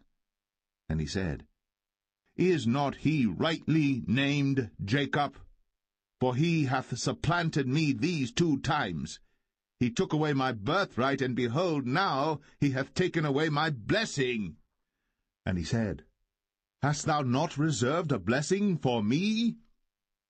And Isaac answered and said unto Esau, Behold, I have made him thy lord, and all his brethren have I given to him for servants, and with corn and wine have I sustained him. And what shall I do now unto thee, my son? And Esau said unto his father, Hast thou but one blessing, my father? Bless me, even me also, O my father. And Esau lifted up his voice and wept. And Isaac his father answered and said unto him, Behold, thy dwelling shall be the fatness of the earth, and of the dew of heaven from above. And by thy sword shalt thou live, and shalt serve thy brother. And it shall come to pass that when thou shalt have the dominion, that thou shalt break his yoke from off thy neck. And Esau hated Jacob, because of the blessing wherewith his father blessed him. And Esau said in his heart, The days of mourning for my father are at hand. Then will I slay my brother Jacob. And these words of Esau her elder son were told to Rebekah, and she sent and called Jacob her younger son, and said unto him, Behold, thy brother Esau, as touching thee, doth comfort himself, purposing to kill thee. Now therefore, my son, obey my voice, and arise. Flee thou to Laban my brother, to Haran, and tarry with him a few days, until thy brother's fury turn away, until thy brother's anger turn away from thee, and he forget that which thou hast done to him. Then I will send and fetch thee from thence. Why should I be deprived also of you both in one day?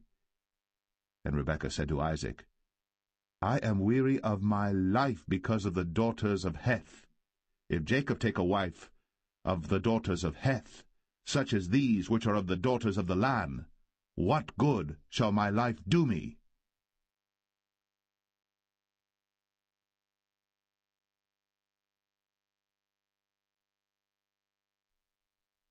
Genesis 28. And Isaac called Jacob, and blessed him, and charged him, and said unto him, Thou shalt not take a wife of the daughters of Canaan. Arise, go to Padan Aram, to the house of Bethuel thy mother's father, and take thee a wife from thence of the daughters of Laban thy mother's brother. And God Almighty bless thee, and make thee fruitful, and multiply thee, that thou mayest be a multitude of people, and give thee the blessing of Abraham to thee, and to thy seed with thee, that thou mayest inherit the land wherein thou art a stranger, which God gave unto Abraham. And Isaac sent away Jacob, and he went to Padan Aram unto Laban, son of Bethuel the Syrian, the brother of Rebekah, Jacob's and Esau's mother. When Esau saw that Isaac had blessed Jacob, and sent him away to Padan Aram, to take him a wife from thence, and that as he blessed him he gave him a charge, saying, Thou shalt not take a wife of the daughters of Canaan, and that Jacob obeyed his father and his mother, and was gone to Padan Aram. And Esau, seeing that the daughters of Canaan pleased not Isaac his father, then went Esau unto Ishmael, and took unto the wives which he had Mahalath, the daughter of Ishmael, Abraham's son, the sister of Nebajoth, to be his wife. And Jacob went out from Beersheba, and went toward Haran. And he lighted upon a certain place, and tarried there all night, because the sun was set. And he took of the stones of that place, and put them for his pillows, and lay down in that place to sleep. And he dreamed, and behold, a ladder set up on the earth, and the top of it reached to heaven, and behold, the angels of God ascending and descending on it. And behold, the Lord stood above it, and said, I am the Lord God of Abraham thy father, and the God of Isaac. The land whereon thou liest, to thee will I give it, and to thy seed. And thy seed shall be as the dust of the earth, and thou shalt spread abroad to the west, and to the east, and to the north, and to the south. And in thee and in thy seed shall all the families of the earth be blessed. And behold, I am with thee, and will keep thee in all places whither thou goest, and will bring thee again to this land. For I will not leave thee until I have done that which I have spoken to thee of. And Jacob awaked out of his sleep, and he said, Surely the Lord is in this place, and I knew it not. And he was afraid, and said, How dreadful is this place! This is none other but the house of God, and this is the gate of heaven. And Jacob rose up early in the morning, and took the stone that he had put for his pillows, and set it up for a pillar, and poured oil upon the top of it. And he called the name of that place Bethel, but the name of that city was called Luz at the first. And Jacob vowed a vow, saying, If God will be with me, and will keep me in this way that I go, and will give me bread to eat, and raiment to put on, so that I come again to my father's house in peace. Then shall the Lord be my God, and this stone which I have set up for a pillar shall be God's house. And of all that thou shalt give me, I will surely give the 10th unto thee.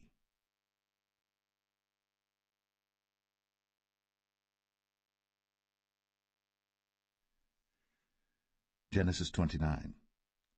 Then Jacob went on his journey, and came into the land of the people of the east. And he looked, and behold, a well in the field, and lo, there were 3 flocks of sheep lying by it. For out of that well they watered the flocks, and a great stone was upon the well's mouth. And thither were all the flocks gathered. And they rolled the stone from the well's mouth, and watered the sheep, and put the stone again upon the well's mouth in his place. And Jacob said unto them, My brethren, whence be ye? And they said, Of Haran are we. And he said unto them, Know ye Laban the son of Nahor? And they said, We know him. And he said unto them, Is he well? And they said, He is well. And behold, Rachel his daughter cometh with the sheep. And he said, Lo, it is yet high day, neither is it time that the cattle should be gathered together. Water ye the sheep, and go and feed them. And they said, We cannot until all the flocks be gathered together, until they roll the stone from the well's mouth. Then we water the sheep. And while he yet spake with them, Rachel came with her father's sheep, for she kept them. And it came to pass, when Jacob saw Rachel the daughter of Laban his mother's brother, and the sheep of Laban his mother's brother, that Jacob went near, and rolled the stone from the well's mouth, and watered the flock of Laban his mother's brother. And Jacob kissed Rachel, and lifted up his voice and wept. And Jacob told Rachel that he was her father's brother, and that he was Rebekah's son. And she ran and told her father. And it came to pass, when Laban heard the tidings of Jacob his sister's son, that he ran to meet him, and embraced him, and kissed him, and brought him to his house. And he told Laban all these things. And Laban said to him, Surely thou art my bone and my flesh. And he abode with him the space of a month. And Laban said unto Jacob, Because thou art my brother, shouldest thou therefore serve me for naught? Tell me, what shall thy wages be? And Laban had 2 daughters. The name of the elder was Leah, and the name of the younger was Rachel. Leah was tender-eyed, but Rachel was beautiful and well-favored.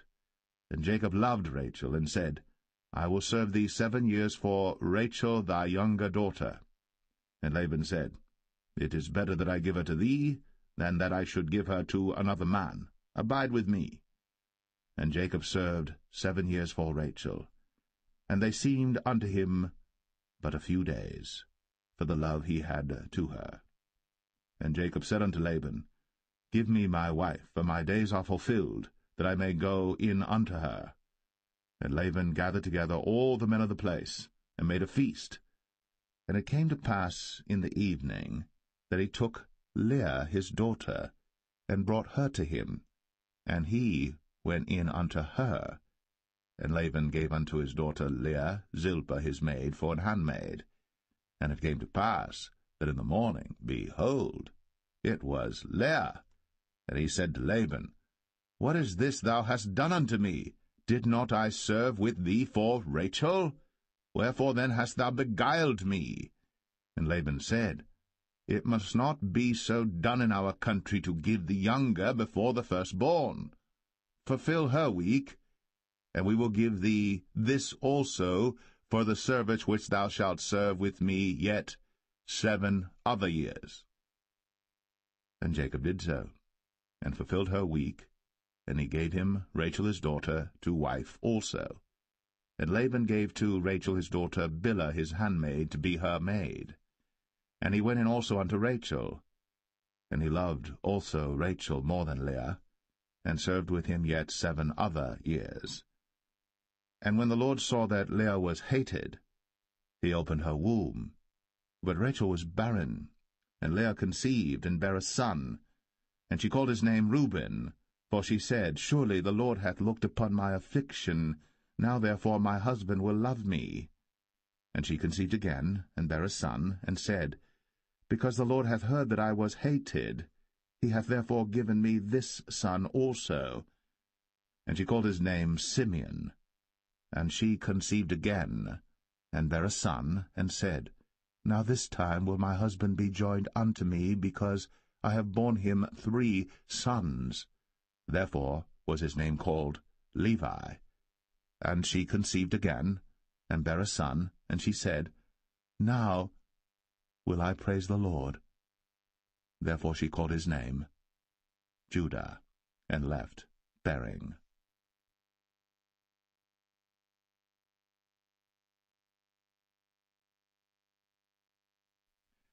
Genesis 30. And when Rachel saw that she bare Jacob no children, Rachel envied her sister, and said unto Jacob, Give me children, or else I die. And Jacob's anger was kindled against Rachel, and he said, Am I in God's stead, who hath withheld from thee the fruit of the womb? And she said, Behold my maid Bilhah, go in unto her, and she shall bear upon my knees, that I may also have children by her. And she gave him Bilhah her handmaid to wife, and Jacob went in unto her. And Bilhah conceived, and bare Jacob a son. And Rachel said, God hath judged me, and hath also heard my voice, and hath given me a son. Therefore called she his name Dan. And Bilhah Rachel's maid conceived again, and bare Jacob a second son.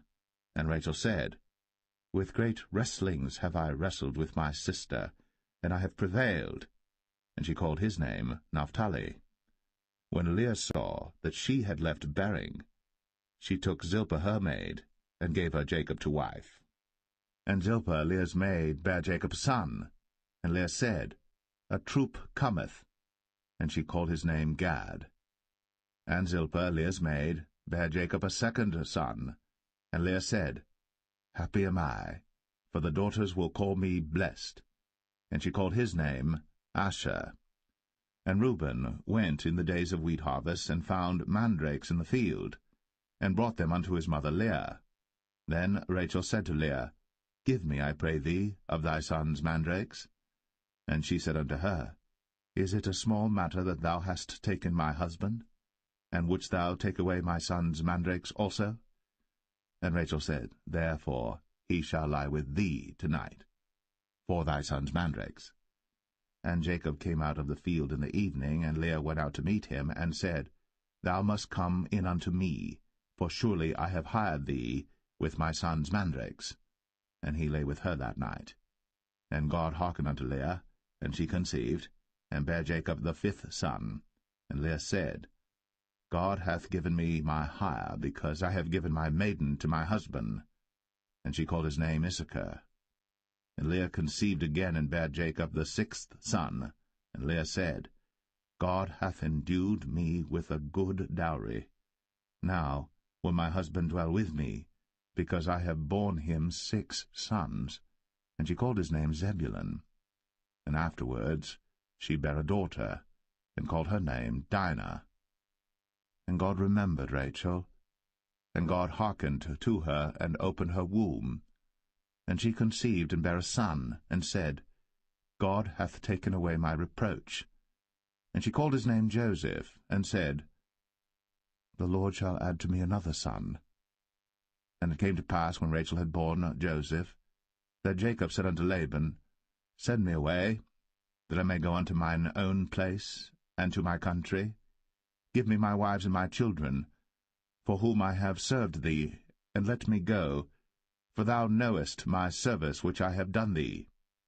And Laban said unto him, I pray thee, if I have found favour in thine eyes, tarry, for I have learned by experience that the Lord hath blessed me for thy sake. And he said, Appoint me thy wages, and I will give it. And he said unto him, Thou knowest how I have served thee, and how thy cattle was with me. For it was little which thou hadst before I came, and it is now increased unto a multitude. And the Lord hath blessed thee since my coming. And now, when shall I provide for mine own house also? And he said, What shall I give thee?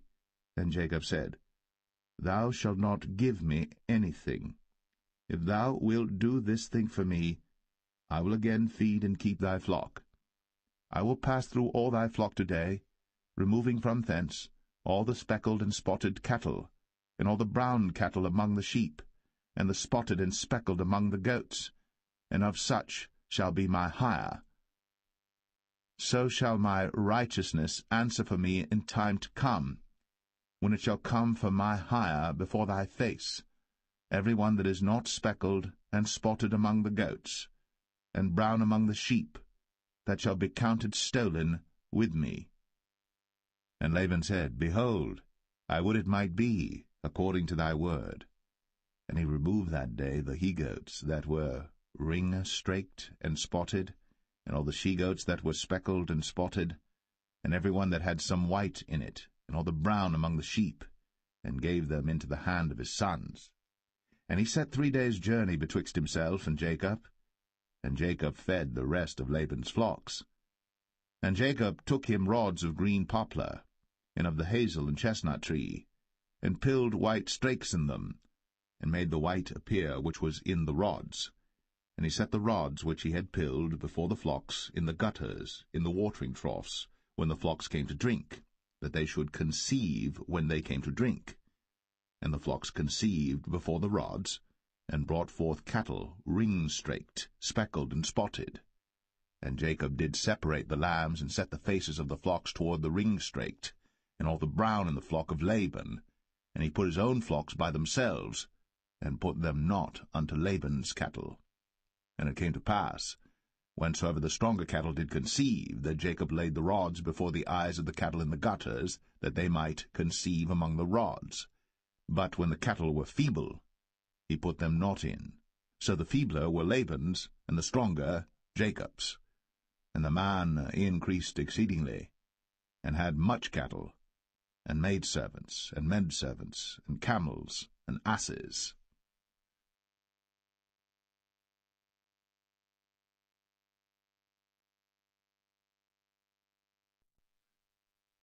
Genesis 31.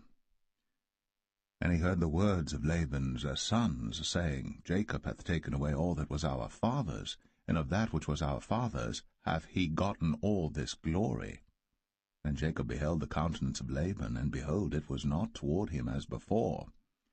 And the Lord said unto Jacob, Return unto the land of thy fathers, and to thy kindred, and I will be with thee. And Jacob sent and called Rachel and Leah to the field unto his flock, and said unto them, I see your father's countenance, that it is not toward me as before, but the God of my father hath been with me. And ye know that with all my power I have served your father. And your father hath deceived me, and changed my wages 10 times. But God suffered him not to hurt me. If he said thus, The speckled shall be thy wages, then all the cattle bear speckled. And if he said thus, The ring-straked shall be thy hire, then bear all the cattle ring-straked. Thus God hath taken away the cattle of your father, and given them to me. And it came to pass at the time that the cattle conceived, that I lifted up mine eyes, and saw in a dream, and behold, the rams which leaped upon the cattle were ring-straked, speckled, and grizzled. And the angel of God spake unto me in a dream, saying, Jacob. And I said, Here am I. And he said, Lift up now thine eyes, and see all the rams which leap upon the cattle are ring-straked, speckled, and grizzled. For I have seen all that Laban doeth unto thee. I am the God of Bethel, where thou anointest the pillar, and where thou vowest a vow unto me. Now arise, get thee out from this land, and return unto the land of thy kindred. And Rachel and Leah answered and said unto him, Is there yet any portion or inheritance for us in our father's house? Are we not counted of him strangers? For he hath sold us, and hath quite devoured also our money. For all the riches which God hath taken from our father, that is ours and our children's. Now then, whatsoever God hath said unto thee, do. Then Jacob rose up, and set his sons and his wives upon camels. And he carried away all his cattle, and all his goods which he had gotten, the cattle of his getting which he had gotten in Padan Aram, for to go to Isaac his father in the land of Canaan. And Laban went to shear his sheep, and Rachel had stolen the images that were her father's. And Jacob stole away unawares to Laban the Syrian, in that he told him not that he fled. So he fled with all that he had, and he rose up and passed over the river, and set his face toward the Mount Gilead. And it was told Laban on the 3rd day that Jacob was fled. And he took his brethren with him, and pursued after him 7 days' journey. And they overtook him in the Mount Gilead. And God came to Laban the Syrian in a dream by night, and said unto him, Take heed that thou speak not to Jacob either good or bad. Then Laban overtook Jacob. Now Jacob had pitched his tent in the mount, and Laban with his brethren pitched in the Mount of Gilead. And Laban said to Jacob, What hast thou done, that thou hast stolen away unawares to me, and carried away my daughters as captives taken with the sword? Wherefore didst thou flee away secretly, and steal away from me, and didst not tell me, that I might have sent thee away with mirth, and with songs, with tabret, and with harp, and hast not suffered me to kiss my sons and my daughters? Thou hast now done foolishly in so doing. It is in the power of my hand to do you hurt. But the God of your father spake unto me yesternight, saying, Take thou heed that thou speak not to Jacob either good or bad. And now, though thou wouldst needs be gone, because thou sore longest after thy father's house, yet wherefore hast thou stolen my gods? And Jacob answered and said to Laban, Because I was afraid, for I said, Peradventure thou wouldst take by force thy daughters from me. With whomsoever thou findest thy gods, let him not live. Before our brethren discern thou what is thine with me, and take it to thee. For Jacob knew not that Rachel had stolen them. And Laban went into Jacob's tent, and into Leah's tent, and into the 2 maidservants' tents, but he found them not. Then went he out of Leah's tent, and entered into Rachel's tent. Now Rachel had taken the images, and put them in the camel's furniture, and sat upon them. And Laban searched all the tent, but found them not. And she said to her father, Let it not displease my lord that I cannot rise up before thee, for the custom of women was upon me. And he searched, but found not the images. And Jacob was wroth, and chode with Laban. And Jacob answered and said to Laban, What is my trespass? What is my sin, that thou hast so hotly pursued after me? Whereas thou hast searched all my stuff, what hast thou found of all thy household stuff? Set it here before my brethren and thy brethren, that they may judge betwixt us both. This 20 years have I been with thee. Thy ewes and thy she-goats have not cast their young, and the rams of thy flock have I not eaten. That which was torn of beasts I brought not unto thee. I bear the loss of it. Of my hand didst thou require it, whether stolen by day or stolen by night. Thus I was. In the day the drought consumed me, and the frost by night, and my sleep departed from mine eyes.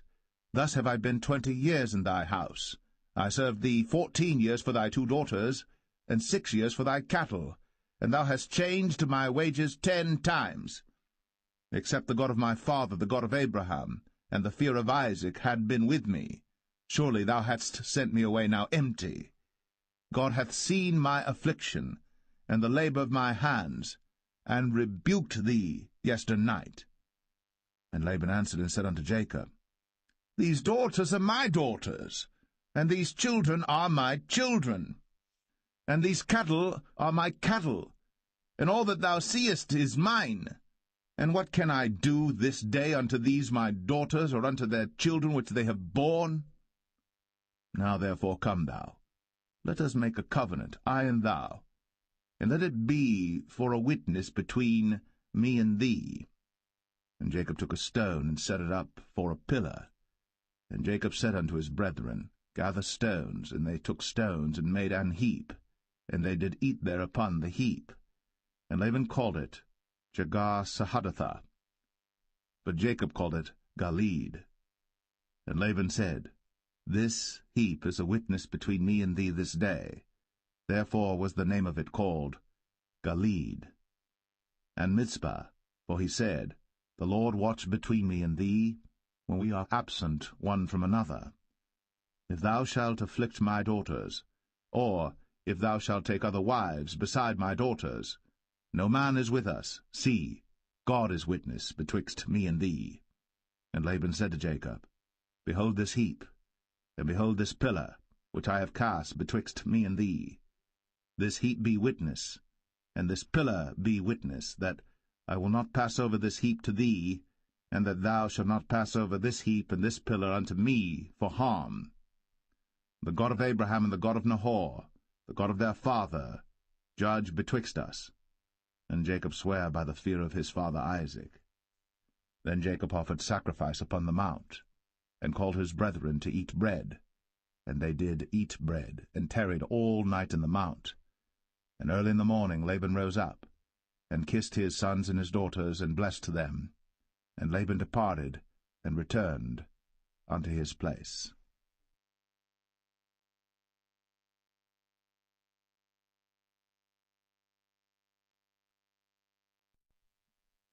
Genesis 32. And Jacob went on his way, and the angels of God met him. And when Jacob saw them, he said, This is God's host. And he called the name of that place Mahanaim. And Jacob sent messengers before him to Esau his brother unto the land of Seir, the country of Edom. And he commanded them, saying, Thus shall ye speak unto my lord Esau. Thy servant Jacob saith thus, I have sojourned with Laban, and stayed there until now. And I have oxen and asses, flocks and menservants and women servants. And I have sent to tell my lord that I may find grace in thy sight. And the messengers returned to Jacob, saying, We came to thy brother Esau, and also he cometh to meet thee, and 400 men with him. Then Jacob was greatly afraid and distressed. And he divided the people that was with him, and the flocks and herds, and the camels, into 2 bands, and said, If Esau come to the one company and smite it, then the other company which is left shall escape. And Jacob said, O God of my father Abraham, and God of my father Isaac, the Lord which saidest unto me, Return unto thy country, and to thy kindred, and I will deal well with thee. I am not worthy of the least of all the mercies, and of all the truth which thou hast shown unto thy servant. For with my staff I passed over this Jordan, and now I am become 2 bands. Deliver me, I pray thee, from the hand of my brother, from the hand of Esau, for I fear him, lest he will come and smite me, and the mother with the children. And thou saidest, I will surely do thee good, and make thy seed as the sand of the sea, which cannot be numbered for multitude. And he lodged there that same night, and took of that which came to his hand a present for Esau his brother, 200 she-goats, and 20 he-goats, 200 ewes, and 20 rams, 30 milch camels with their coats, 40 kine, and 10 bulls, 20 she-asses, and 10 foals. And he delivered them into the hand of his servants, every drove by themselves, and said unto his servants, Pass over before me, and put a space betwixt drove and drove. And he commanded the foremost, saying, When Esau my brother meeteth thee, and asketh thee, saying, Whose art thou? And whither goest thou? And whose are these before thee?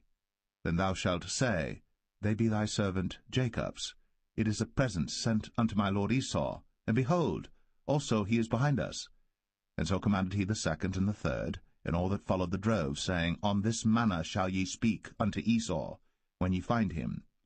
And say ye moreover, Behold, thy servant Jacob is behind us.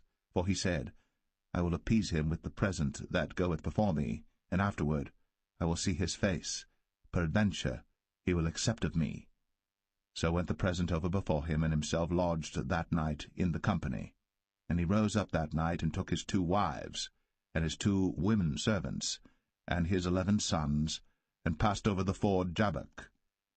And he took them, and sent them over the brook, and sent over that he had. And Jacob was left alone. And there wrestled a man with him until the breaking of the day. And when he saw that he prevailed not against him, he touched the hollow of his thigh, and the hollow of Jacob's thigh was out of joint as he wrestled with him. And he said, Let me go, for the day breaketh.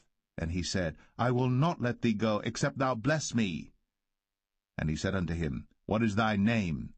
And he said, Jacob. And he said, Thy name shall be called no more Jacob, but Israel.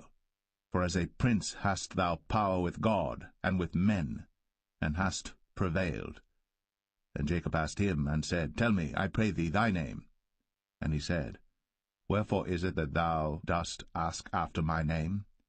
And he blessed him there. And Jacob called the name of the place Peniel, for I have seen God face to face, and my life is preserved.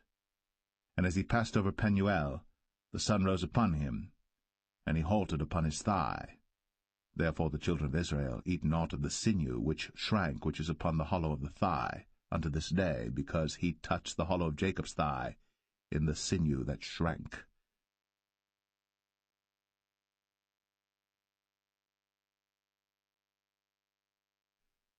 Genesis 33. And Jacob lifted up his eyes, and looked, and behold, Esau came, and with him 400 men. And he divided the children unto Leah, and unto Rachel, and unto the 2 handmaids. And he put the handmaids and their children foremost, and Leah and her children after, and Rachel and Joseph hindermost. And he passed over before them, and bowed himself to the ground 7 times, until he came near to his brother. And Esau ran to meet him, and embraced him, and fell on his neck, and kissed him, and they wept. And he lifted up his eyes, and saw the women and the children, and said, Who are those with thee? And he said, The children which God hath graciously given thy servant. Then the handmaidens came near, they and their children, and they bowed themselves. And Leah also with her children came near, and bowed themselves. And after came Joseph near, and Rachel, and they bowed themselves. And he said, What meanest thou by all this drove which I met? And he said, These are to find grace in the sight of my Lord. And Esau said, I have enough, my brother, keep that thou hast unto thyself. And Jacob said, Nay, I pray thee, if now I have found grace in thy sight, then receive my present at my hand, for therefore I have seen thy face as though I had seen the face of God, and thou wast pleased with me. Take, I pray thee, my blessing that is brought to thee, because God hath dealt graciously with me, and because I have enough. And he urged him, and he took it. And he said, Let us take our journey, and let us go, and I will go before thee. And he said unto him, My Lord knoweth that the children are tender, and the flocks and herds with young are with me. And if men should overdrive them one day, all the flock will die. Let my Lord, I pray thee, pass over before his servant, and I will lead on softly, according as the cattle that goeth before me, and the children be able to endure, until I come unto my Lord unto Seir. And Esau said, Let me now leave with thee some of the folk that are with me. And he said, What needeth it? Let me find grace in the sight of my Lord. So Esau returned that day on his way unto Seir. And Jacob journeyed to Succoth, and built him an house, and made booths for his cattle. Therefore the name of the place is called Succoth. And Jacob came to Shalem, a city of Shechem, which is in the land of Canaan, when he came from Padan Aram, and pitched his tent before the city. And he bought a parcel of a field, where he had spread his tent, at the hand of the children of Hamor, Shechem's father, for 100 pieces of money. And he erected there an altar, and called it El Elohe Israel.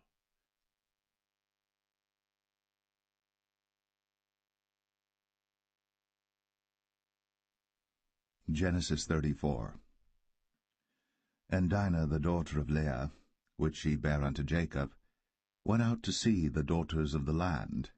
And when Shechem, the son of Hamor the Hivite, prince of the country, saw her, he took her, and lay with her, and defiled her. And his soul clave unto Dinah the daughter of Jacob, and he loved the damsel, and spake kindly unto the damsel. And Shechem spake unto his father Hamor, saying, Get me this damsel to wife. And Jacob heard that he had defiled Dinah his daughter. Now his sons were with his cattle in the field, and Jacob held his peace until they were come. And Hamor the father of Shechem went out unto Jacob to commune with him. And the sons of Jacob came out of the field when they heard it, and the men were grieved, and they were very wroth, because he had wrought folly in Israel, in lying with Jacob's daughter, which thing ought not to be done. And Hamor communed with them, saying, The soul of my son Shechem longeth for your daughter. I pray you, give her him to wife, and make ye marriages with us, and give your daughters unto us, and take our daughters unto you. And ye shall dwell with us, and the land shall be before you. Dwell and trade ye therein, and get you possessions therein. And Shechem said unto her father and unto her brethren, Let me find grace in your eyes, and what ye shall say unto me I will give. Ask me never so much dowry and gift, and I will give according as ye shall say unto me. But give me the damsel to wife. And the sons of Jacob answered Shechem and Hamor his father deceitfully, and said, because he had defiled Dinah their sister, and they said unto them, We cannot do this thing to give our sister to one that is uncircumcised, for that were a reproach unto us. But in this will we consent unto you. If ye will be as we be, that every male of you be circumcised, then will we give our daughters unto you, and we will take your daughters to us, and we will dwell with you, and we will become one people. But if ye will not hearken unto us to be circumcised, then we will take our daughter, and we will be gone. And their words pleased Hamor and Shechem, Hamor's son. And the young man deferred not to do the thing, because he had delight in Jacob's daughter, and he was more honorable than all the house of his father. And Hamor and Shechem his son came unto the gate of their city, and communed with the men of their city, saying, These men are peaceable with us. Therefore let them dwell in the land, and trade therein. For the land, behold, it is large enough for them. Let us take their daughters to us for wives, and let us give them our daughters. Only herein will the men consent unto us, for to dwell with us, to be one people, if every male among us be circumcised, as they are circumcised. Shall not their cattle and their substance and every beast of theirs be ours? Only let us consent unto them, and they will dwell with us. And unto Hamor and unto Shechem his son hearkened all that went out of the gate of his city, and every male was circumcised, all that went out of the gate of his city. And it came to pass on the third day, when they were sore, that two of the sons of Jacob, Simeon and Levi, Dinah's brethren, took each man his sword, and came upon the city boldly, and slew all the males. And they slew Hamor and Shechem his son with the edge of the sword, and took Dinah out of Shechem's house, and went out. The sons of Jacob came upon the slain, and spoiled the city, because they had defiled their sister. They took their sheep and their oxen, and their asses, and that which was in the city, and that which was in the field, and all their wealth, and all their little ones, and their wives took they captive, and spoiled even all that was in the house. And Jacob said to Simeon and Levi, Ye have troubled me to make me to stink among the inhabitants of the land, among the Canaanites and the Perizzites. And I, being few in number, they shall gather themselves together against me, and slay me, and I shall be destroyed, I and my house. And they said, Should he deal with our sister as with an harlot?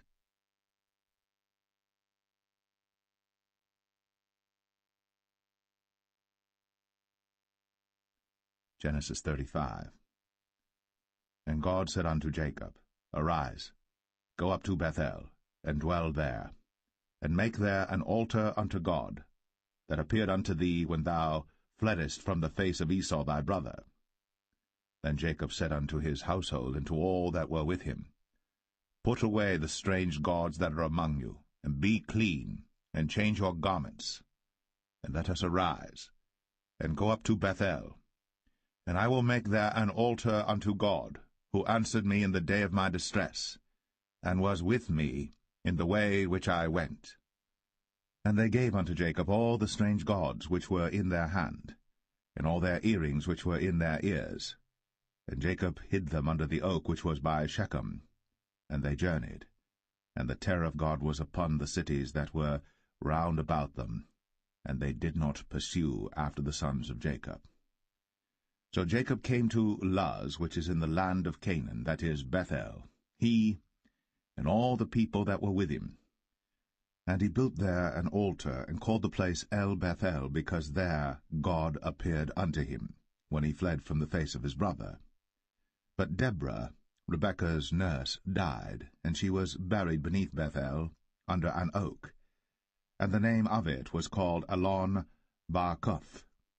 And God appeared unto Jacob again when he came out of Padan Aram, and blessed him. And God said unto him, Thy name is Jacob. Thy name shall not be called any more Jacob, but Israel shall be thy name. And he called his name Israel. And God said unto him, I am God Almighty. Be fruitful and multiply. A nation and a company of nations shall be of thee, and kings shall come out of thy loins. And the land which I gave Abraham and Isaac, to thee I will give it, and to thy seed after thee will I give the land. And God went up from him in the place where he talked with him. And Jacob set up a pillar in the place where he talked with him, even a pillar of stone. And he poured a drink offering thereon, and he poured oil thereon. And Jacob called the name of the place where God spake with him, Bethel. And they journeyed from Bethel. And there was but a little way to come to Ephrath. And Rachel travailed, and she had hard labor. And it came to pass, when she was in hard labor, that the midwife said unto her, Fear not, thou shalt have this son also. And it came to pass, as her soul was in departing, for she died, that she called his name Ben-Oni, but his father called him Benjamin. And Rachel died, and was buried, in the way to Ephrath, which is Bethlehem. And Jacob set a pillar upon her grave, that is, the pillar of Rachel's grave, unto this day. And Israel journeyed, and spread his tent beyond the tower of Adar. And it came to pass, when Israel dwelt in that land, that Reuben went and lay with Bilhah his father's concubine, and Israel heard it. Now the sons of Jacob were 12, the sons of Leah, Reuben, Jacob's firstborn, and Simeon, and Levi, and Judah, and Issachar, and Zebulun. The sons of Rachel, Joseph and Benjamin. And the sons of Bilhah, Rachel's handmaid, Dan and Naphtali. And the sons of Zilpah, Leah's handmaid, Gad and Asher. These are the sons of Jacob, which were born to him in Padan Aram. And Jacob came unto Isaac his father unto Mamre, unto the city of Arba, which is Hebron, where Abraham and Isaac sojourned. And the days of Isaac were 180 years. And Isaac gave up the ghost, and died, and was gathered unto his people, being old and full of days. And his sons Esau and Jacob buried him.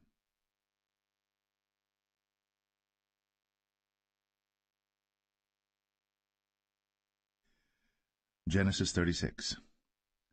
Now these are the generations of Esau, who is Edom. Esau took his wives of the daughters of Canaan, Adah the daughter of Elon the Hittite, and Aholibamah the daughter of Anah the daughter of Zibeon the Hivite, and Bashemath, Ishmael's daughter, sister of Nebajoth.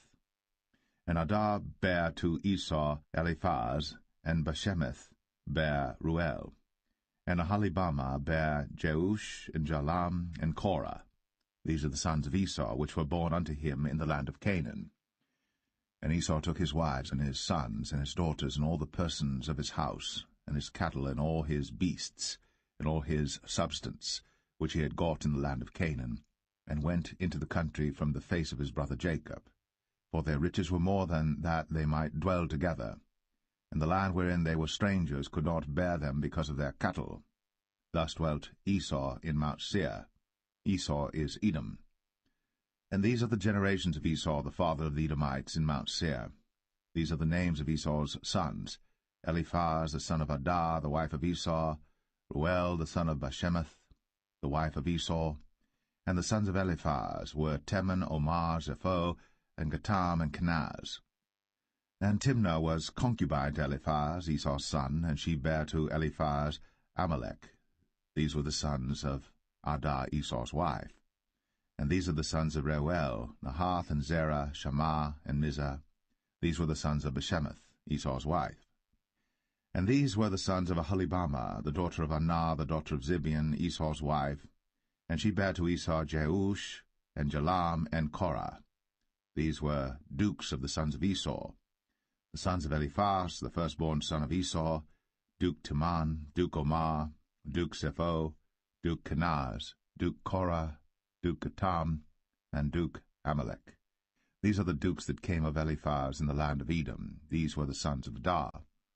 And these are the sons of Reuel, Esau's son, Duke Nahath, Duke Zerah, Duke Shammah, Duke Mizah. These are the dukes that came of Reuel in the land of Edom. These are the sons of Bashemath, Esau's wife. And these are the sons of Aholibamah, Esau's wife, Duke Jeush, Duke Jalam, Duke Korah. These were the dukes that came of Aholibamah, the daughter of Anah, Esau's wife. These are the sons of Esau, who is Edom, and these are their dukes. These are the sons of Seir the Horite, who inhabited the land, Lotan and Shobal and Zibeon and Anah, and Dishon and Ezer and Dishan. These are the dukes of the Horites, the children of Seir in the land of Edom. And the children of Lotan were Horai and Hemam, and Lotan's sister was Timnah. And the children of Shobal were these, Alvan and Manahath, and Ebal, Shapho, and Onam. And these are the children of Zibeon, both Ajah and Anah. This was that Anah that found the mules in the wilderness, as he fed the asses of Zibeon his father. And the children of Anah were these, Dishon and Aholibamah the daughter of Anah. And these are the children of Dishon, Hemdan, and Eshban, and Ithran, and Cheran. The children of Ezer are these, Bilhan, and Zavan, and Akan. The children of Dishan are these, Uz and Aran. These are the dukes that came of the Horites, Duke Lotan, Duke Shobal, Duke Zibeon, Duke Anah, Duke Dishon, Duke Ezer, Duke Dishan. These are the dukes that came of Horai among their dukes in the land of Seir. And these are the kings that reigned in the land of Edom, before there reigned any king over the children of Israel. And Bela the son of Beor reigned in Edom, and the name of his city was Dinhabah. And Bela died, and Jobab the son of Zerah of Bozrah reigned in his stead. And Jobab died, and Husham of the land of Temanai reigned in his stead. And Husham died, and Hadad the son of Bedad, who smote Midian in the field of Moab, reigned in his stead. And the name of his city was Avith. And Hadad died, and Samlah of Masrekah reigned in his stead. And Samlah died, and Saul of Rehoboth by the river reigned in his stead. And Saul died, and Baal-Hanan the son of Achbor reigned in his stead. And Baal-Hanan the son of Achbor died, and Hadar reigned in his stead. And the name of his city was Pau, and his wife's name was Mehetabel, and the daughter of Matred, the daughter of Mezahab. And these are the names of the dukes that came of Esau, according to their families after their places by their names: Duke Timnah, Duke Alva, Duke Jetheth, Duke Aholibamah, Duke Elah, Duke Pinon, Duke Kenaz, Duke Teman, Duke Mibsar, Duke Magdiel, Duke Aram. These be the dukes of Edom, according to their habitations in the land of their possession. He is Esau, the father of the Edomites.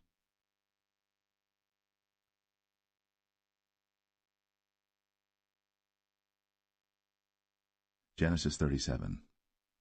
And Jacob dwelt in the land wherein his father was a stranger, in the land of Canaan. These are the generations of Jacob. Joseph, being 17 years old, was feeding the flock with his brethren, and the lad was with the sons of Bilhah, and with the sons of Zilpah, his father's wives. And Joseph brought unto his father their evil report. Now Israel loved Joseph more than all his children, because he was the son of his old age. And he made him a coat of many colors. And when his brethren saw that their father loved him more than all his brethren, they hated him, and could not speak peaceably unto him. And Joseph dreamed a dream, and he told it his brethren, and they hated him yet the more. And he said unto them, Hear, I pray you, this dream which I have dreamed. For behold, we were binding sheaves in the field, and lo, my sheaf arose, and also stood upright, and behold, your sheaves stood round about, and made obeisance to my sheaf. And his brethren said to him, Shalt thou indeed reign over us? Or shalt thou indeed have dominion over us? And they hated him yet the more for his dreams, and for his words. And he dreamed yet another dream, and told it his brethren, and said, Behold, I have dreamed a dream more, and behold, the sun and the moon and the 11 stars made obeisance to me. And he told it to his father and to his brethren, and his father rebuked him, and said unto him, What is this dream that thou hast dreamed? Shall I and thy mother and thy brethren indeed come to bow down ourselves to thee to the earth? And his brethren envied him. But his father observed the saying. And his brethren went to feed their father's flock in Shechem. And Israel said unto Joseph, Do not thy brethren feed the flock in Shechem? Come, and I will send thee unto them. And he said to him, Here am I. And he said to him, Go, I pray thee, see whether it be well with thy brethren, and well with the flocks, and bring me word again. So he sent him out of the vale of Hebron, and he came to Shechem. And a certain man found him, and behold, he was wandering in the field. And the man asked him, saying, What seekest thou? And he said, I seek my brethren. Tell me, I pray thee, where they feed their flocks.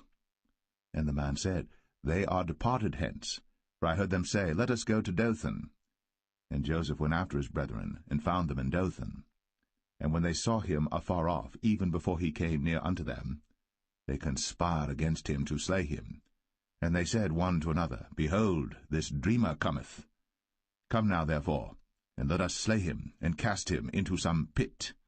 And we will say, Some evil beast hath devoured him, and we shall see what will become of his dreams. And Reuben heard it, and he delivered him out of their hands, and said, Let us not kill him. And Reuben said unto them, Shed no blood, but cast him into this pit that is in the wilderness, and lay no hand upon him, that he might rid him out of their hands, to deliver him to his father again. And it came to pass, when Joseph was come unto his brethren, that they stripped Joseph out of his coat of many colours that was on him, and they took him, and cast him into a pit. And the pit was empty, there was no water in it. And they sat down to eat bread. And they lifted up their eyes and looked, and behold, a company of Ishmaelites came from Gilead with their camels bearing spicery and balm and myrrh, going to carry it down to Egypt. And Judah said unto his brethren, What profit is it if we slay our brother, and conceal his blood? Come, and let us sell him to the Ishmaelites, and let not our hand be upon him, for he is our brother, and our flesh. And his brethren were content. Then there passed by Midianites, merchantmen, and they drew and lifted up Joseph out of the pit, and sold Joseph to the Ishmaelites for 20 pieces of silver, and they brought Joseph into Egypt. And Reuben returned unto the pit, and behold, Joseph was not in the pit. And he rent his clothes. And he returned unto his brethren, and said, The child is not, and I, whither shall I go? And they took Joseph's coat, and killed a kid of the goats, and dipped the coat in the blood. And they sent the coat of many colours, and they brought it to their father, and said, This have we found. Know now whether it be thy son's coat or no. And he knew it, and said, It is my son's coat. An evil beast hath devoured him. Joseph is without doubt rent in pieces. And Jacob rent his clothes, and put sackcloth upon his loins, and mourned for his son many days. And all his sons and all his daughters rose up to comfort him. But he refused to be comforted, and he said, For I will go down into the grave unto my son mourning. Thus his father wept for him. And the Midianites sold him into Egypt unto Potiphar, an officer of Pharaoh's, and captain of the guard.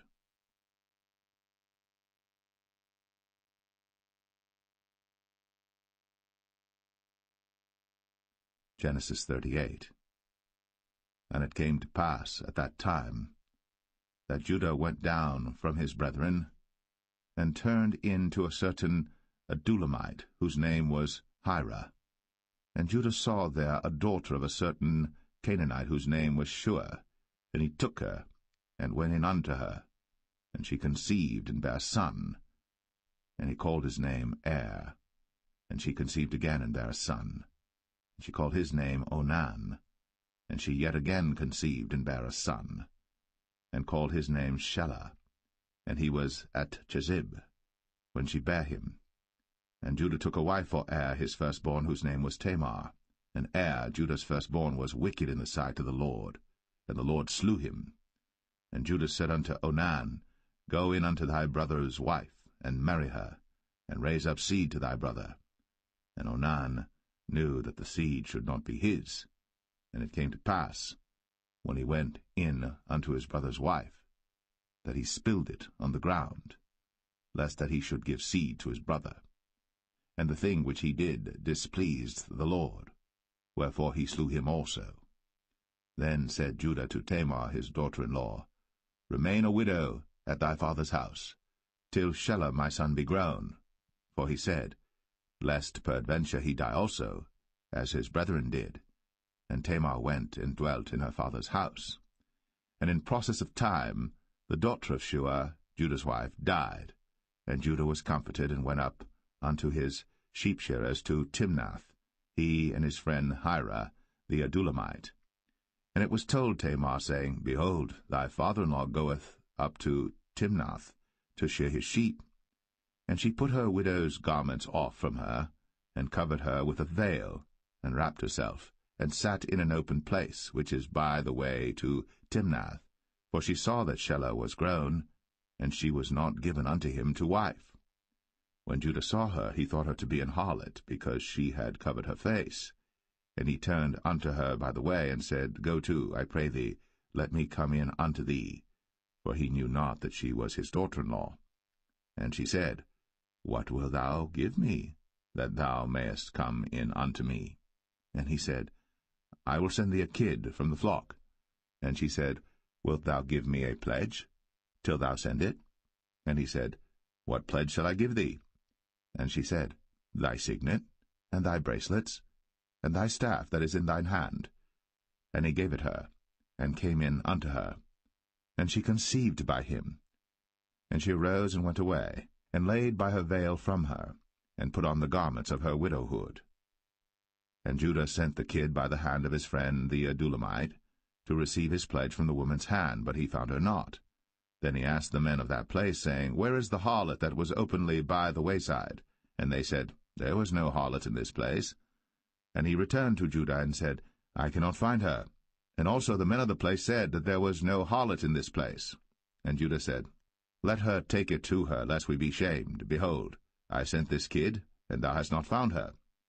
And it came to pass about 3 months after that it was told Judah, saying, Tamar, thy daughter-in-law, hath played the harlot, and also, behold, she is with child by whoredom. And Judah said, Bring her forth, and let her be burnt. When she was brought forth, she sent to her father-in-law, saying, By the man whose these are am I with child. And she said, Discern, I pray thee. Whose are these? The signet, and bracelets, and staff. And Judah acknowledged them, and said, She hath been more righteous than I, because that I gave her not to Shelah my son. And he knew her again no more. And it came to pass in the time of her travail, that, behold, twins were in her womb. And it came to pass, when she travailed, that the one put out his hand, and the midwife took and bound upon his hand a scarlet thread, saying, This came out first. And it came to pass, as he drew back his hand, that, behold, his brother came out. And she said, How hast thou broken forth? This breach be upon thee. Therefore his name was called Pharez. And afterward came out his brother, that had the scarlet thread upon his hand, and his name was called Zerah.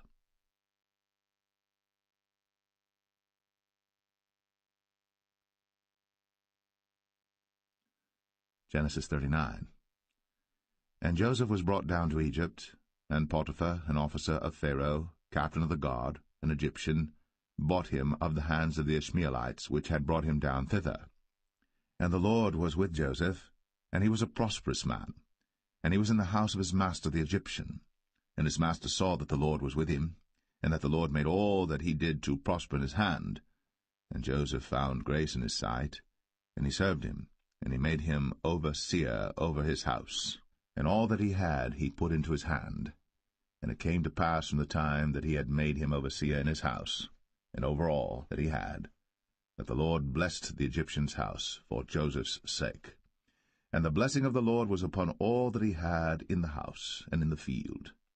And he left all that he had in Joseph's hand. And he knew not aught he had, save the bread which he did eat.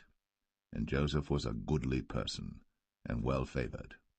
And it came to pass after these things, that his master's wife cast her eyes upon Joseph, and she said, Lie with me.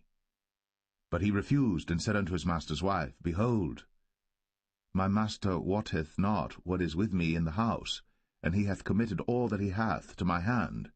There is none greater in this house than I, neither hath he kept back anything from me but thee, because thou art his wife. How then can I do this great wickedness and sin against God? And it came to pass, as she spake to Joseph day by day, that he hearkened not unto her, to lie by her, or to be with her. And it came to pass about this time, that Joseph went into the house to do his business, and there was none of the men of the house there within. And she caught him by his garment, saying, Lie with me. And he left his garment in her hand, and fled, and got him out. And it came to pass, when she saw that he had left his garment in her hand, and was fled forth, that she called unto the men of her house, and spake unto them, saying, See, he hath brought in an Hebrew unto us to mock us.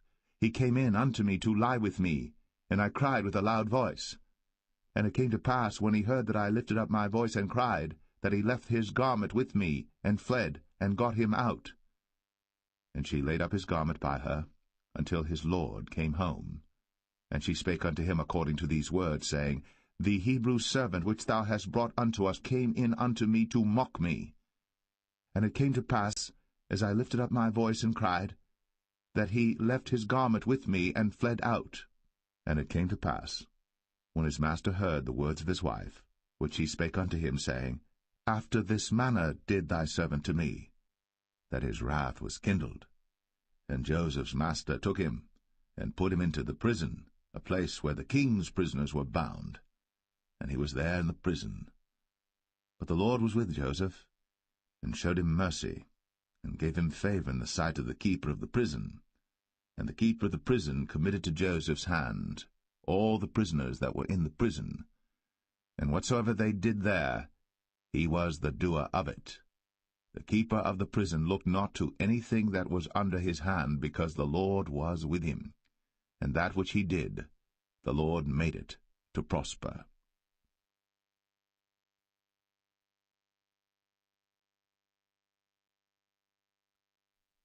Genesis 40. And it came to pass, after these things, that the butler of the king of Egypt and his baker had offended their lord the king of Egypt. And Pharaoh was wroth against two of his officers, against the chief of the butlers, and against the chief of the bakers. And he put them in ward in the house of the captain of the guard, into the prison, the place where Joseph was bound. And the captain of the guard charged Joseph with them, and he served them. And they continued a season in ward. And they dreamed a dream, both of them, each man his dream in one night, each man according to the interpretation of his dream, the butler and the baker of the king of Egypt, which were bound in the prison. And Joseph came in unto them in the morning, and looked upon them, and behold, they were sad. And he asked Pharaoh's officers that were with him in the ward of his lord's house, saying, Wherefore look ye so sadly today? And they said unto him, We have dreamed a dream, and there is no interpreter of it. And Joseph said unto them, Do not interpretations belong to God? Tell me them, I pray you.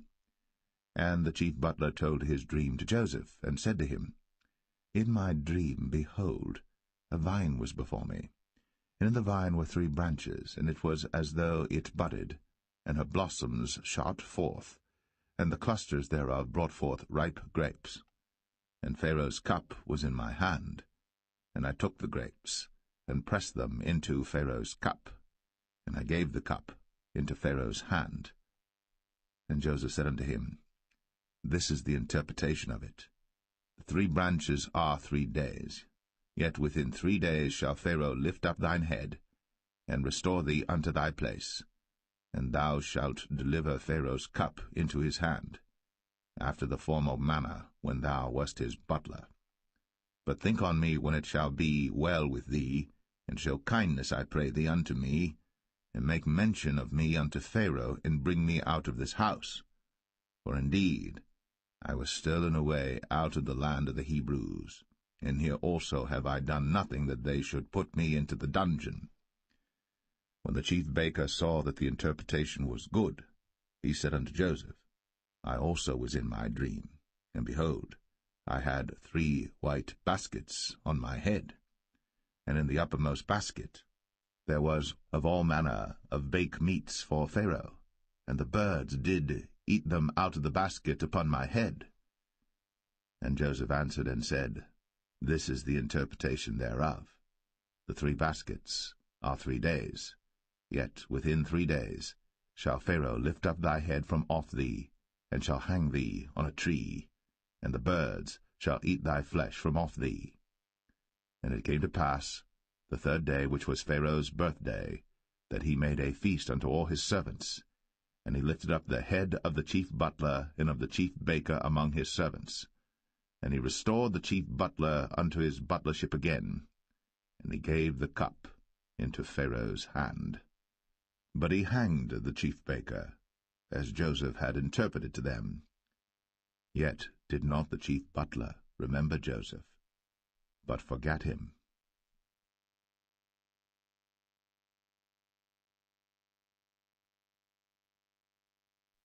Genesis 41. And it came to pass at the end of 2 full years, that Pharaoh dreamed, and behold, he stood by the river. And behold, there came up out of the river 7 well-favoured kine, and fat-fleshed, and they fed in a meadow. And behold, 7 other kine came up after them out of the river, ill-favoured, and lean-fleshed, and stood by the other kine upon the brink of the river. And the ill-favoured and lean-fleshed kine did eat up the 7 well-favoured and fat kine. So Pharaoh awoke. And he slept and dreamed the 2nd time, and behold, 7 ears of corn came up upon 1 stalk, rank and good. And behold, 7 thin ears, and blasted with the east wind sprung up after them. And the 7 thin ears devoured the 7 rank and full ears. And Pharaoh awoke, and behold, it was a dream. And it came to pass in the morning that his spirit was troubled, and he sent and called for all the magicians of Egypt, and all the wise men thereof. And Pharaoh told them his dream, but there was none that could interpret them unto Pharaoh. Then spake the chief butler unto Pharaoh, saying, I do remember my faults this day.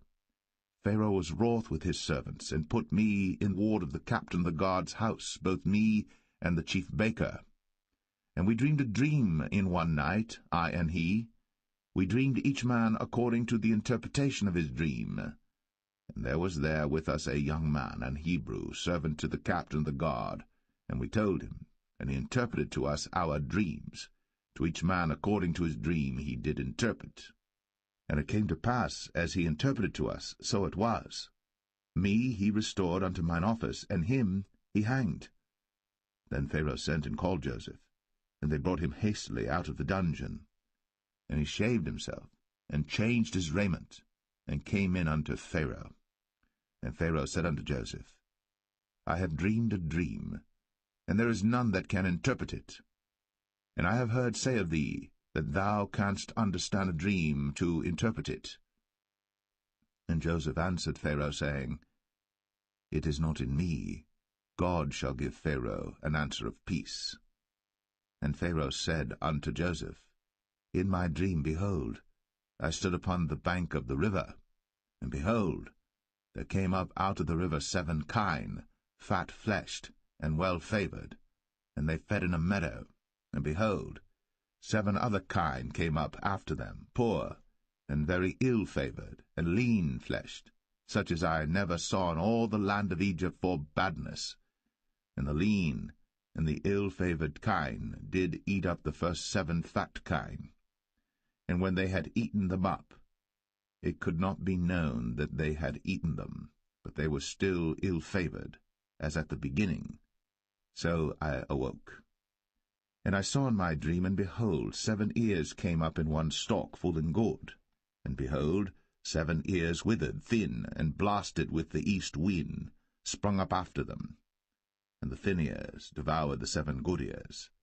And I told this unto the magicians, but there was none that could declare it to me. And Joseph said unto Pharaoh, The dream of Pharaoh is one. God hath shown Pharaoh what he is about to do. The 7 good kine are 7 years, and the 7 good ears are 7 years. The dream is one. And the 7 thin and ill-favoured kine that came up after them are 7 years, and the 7 empty ears blasted with the east wind shall be 7 years of famine.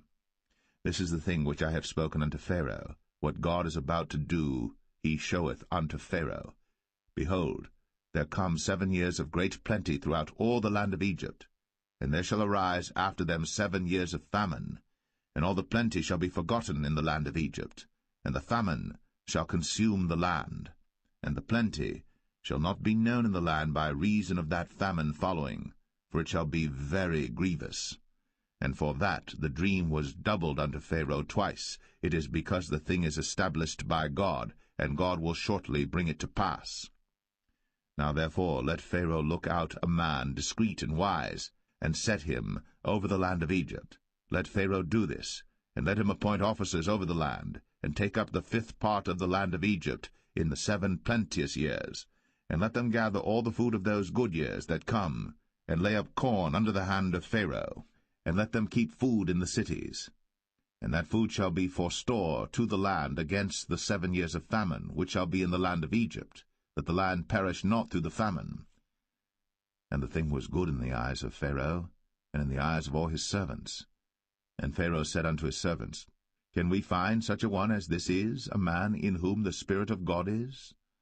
And Pharaoh said unto Joseph, Forasmuch as God hath shown thee all this, there is none so discreet and wise as thou art. Thou shalt be over my house, and according unto thy word shall all my people be ruled. Only in the throne will I be greater than thou. And Pharaoh said unto Joseph, See, I have set thee over all the land of Egypt. And Pharaoh took off his ring from his hand, and put it upon Joseph's hand, and arrayed him in vestures of fine linen, and put a gold chain about his neck. And he made him to ride in the 2nd chariot which he had. And they cried before him, Bow the knee. And he made him ruler over all the land of Egypt. And Pharaoh said unto Joseph, I am Pharaoh, and without thee shall no man lift up his hand or foot in all the land of Egypt. And Pharaoh called Joseph's name Zaphnath-Paneah, and he gave him to wife Asenath, the daughter of Potipherah, priest of On. And Joseph went out over all the land of Egypt. And Joseph was 30 years old when he stood before Pharaoh king of Egypt. And Joseph went out from the presence of Pharaoh, and went throughout all the land of Egypt. And in the 7 plenteous years the earth brought forth by handfuls. And he gathered up all the food of the 7 years which were in the land of Egypt, and laid up the food in the cities, the food of the field, which was round about every city, laid he up in the same. And Joseph gathered corn, as the sand of the sea, very much, until he left numbering, for it was without number. And unto Joseph were born 2 sons before the years of famine came, which Asenath, the daughter of Potipherah, priest of On, bare unto him. And Joseph called the name of the firstborn Manasseh, for God, said he, hath made me forget all my toil, and all my father's house. And the name of the second called he Ephraim, for God hath caused me to be fruitful in the land of my affliction. And the 7 years of plenteousness that was in the land of Egypt were ended, and the 7 years of dearth began to come, according as Joseph had said. And the dearth was in all lands, but in all the land of Egypt there was bread. And when all the land of Egypt was famished, the people cried to Pharaoh for bread. And Pharaoh said unto all the Egyptians, Go unto Joseph, what he saith to you, do. And the famine was over all the face of the earth. And Joseph opened all the storehouses, and sold unto the Egyptians, and the famine waxed sore in the land of Egypt. And all countries came into Egypt to Joseph for to buy corn, because that the famine was so sore in all lands.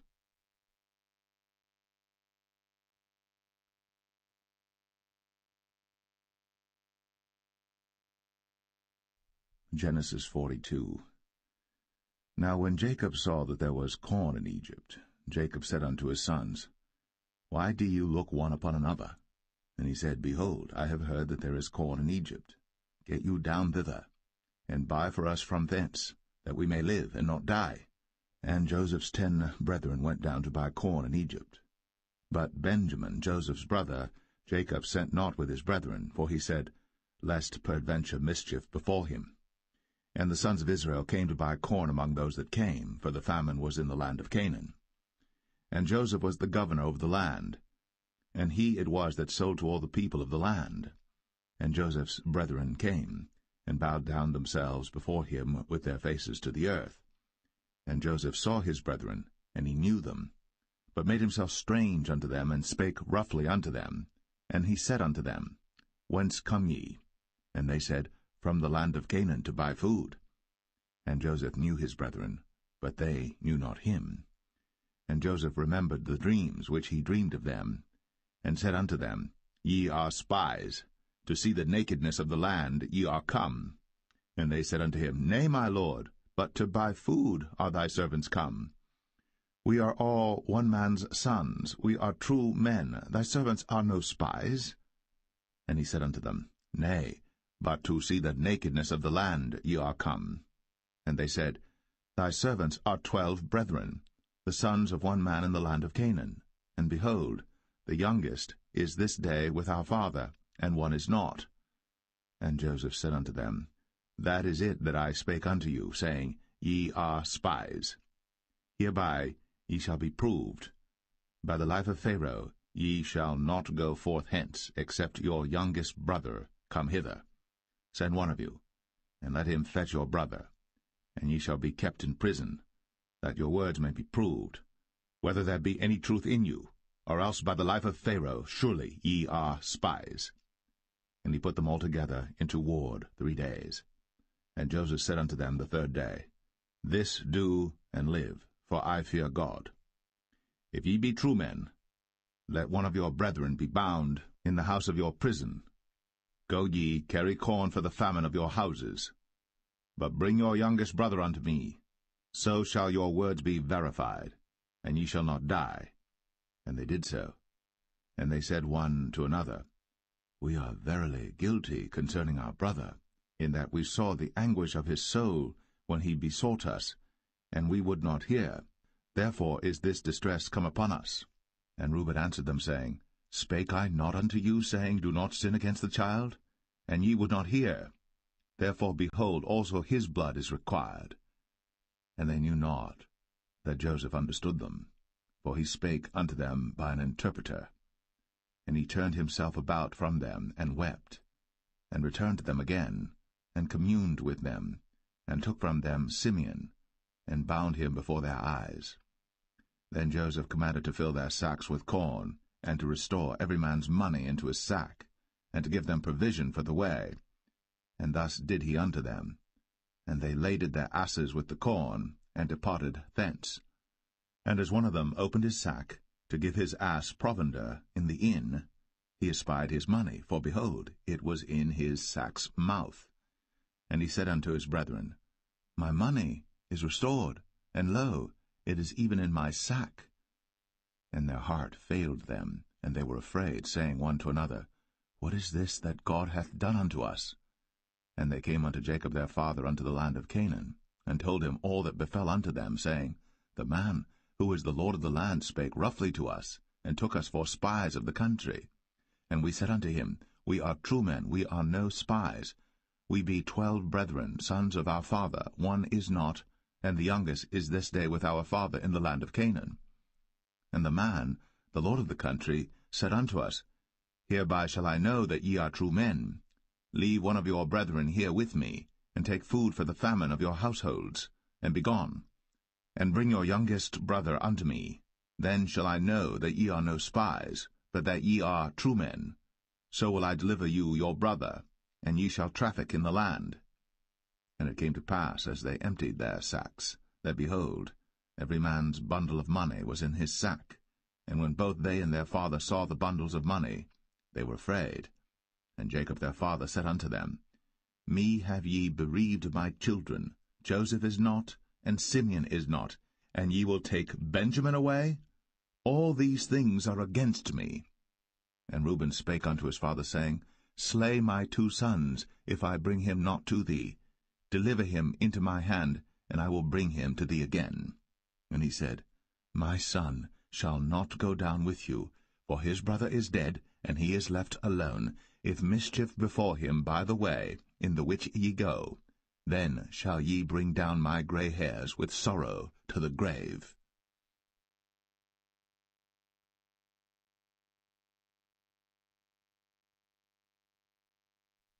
Genesis 43. And the famine was sore in the land. And it came to pass, when they had eaten up the corn which they had brought out of Egypt, their father said unto them, Go again, buy us a little food. And Judah spake unto him, saying, The man did solemnly protest unto us, saying, Ye shall not see my face, except your brother be with you. If thou wilt send our brother with us, we will go down and buy thee food. But if thou wilt not send him, we will not go down. For the man said unto us, Ye shall not see my face, except your brother be with you. And Israel said, Wherefore dealt ye so ill with me, as to tell the man whether ye had yet a brother? And they said, The man asked us straitly of our state, and of our kindred, saying, Is your father yet alive? Have ye another brother? And we told him according to the tenor of these words. Could we certainly know that he would say, Bring your brother down? And Judah said unto Israel his father, Send the lad with me, and we will arise and go, that we may live and not die, both we and thou, and also our little ones. I will be surety for him. Of my hand shalt thou require him. If I bring him not unto thee, and set him before thee, then let me bear the blame for ever. For except we had lingered, surely now we had returned this second time. And their father Israel said unto them, If it must be so now, do this. Take of the best fruits in the land in your vessels, and carry down the man a present, a little balm, and a little honey, spices, and myrrh, nuts, and almonds. And take double money in your hand, and the money that was brought again in the mouth of your sacks, carry it again in your hand. Peradventure it was an oversight. Take also your brother, and arise, go again unto the man. And God Almighty give you mercy before the man, that he may send away your other brother and Benjamin. If I be bereaved of my children, I am bereaved. And the men took that present, and they took double money in their hand, and Benjamin, and rose up, and went down to Egypt, and stood before Joseph. And when Joseph saw Benjamin with them, he said to the ruler of his house, Bring these men home, and slay, and make ready, for these men shall dine with me at noon. And the man did as Joseph bade, and the man brought the men into Joseph's house. And the men were afraid, because they were brought into Joseph's house. And they said, Because of the money that was returned in our sacks at the first time are we brought in, that he may seek occasion against us, and fall upon us, and take us for bondmen and our asses.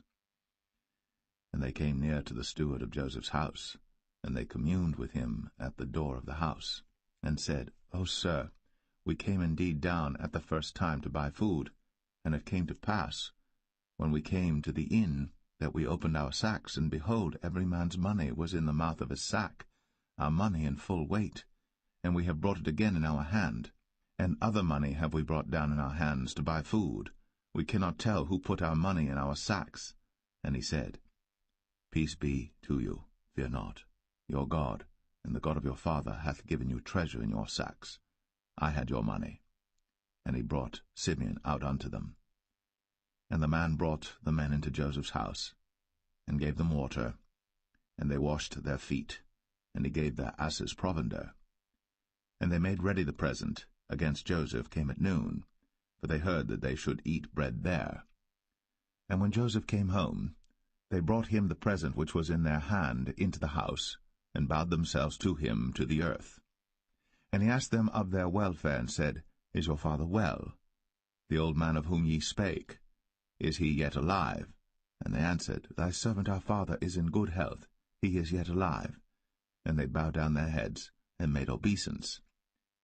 And he lifted up his eyes, and saw his brother Benjamin, his mother's son, and said, Is this your younger brother, of whom ye spake unto me? And he said, God be gracious unto thee, my son. And Joseph made haste, for his bowels did yearn upon his brother, and he sought where to weep. And he entered into his chamber, and wept there. And he washed his face, and went out, and refrained himself, and said, Set on bread. And they set on for him by himself, and for them by themselves, and for the Egyptians which did eat with him by themselves, because the Egyptians might not eat bread with the Hebrews, for that is an abomination unto the Egyptians. And they sat before him, the firstborn according to his birthright, and the youngest according to his youth. And the men marveled one at another. And he took and sent messes unto them from before him. But Benjamin's mess was 5 times so much as any of theirs. And they drank, and were merry with him.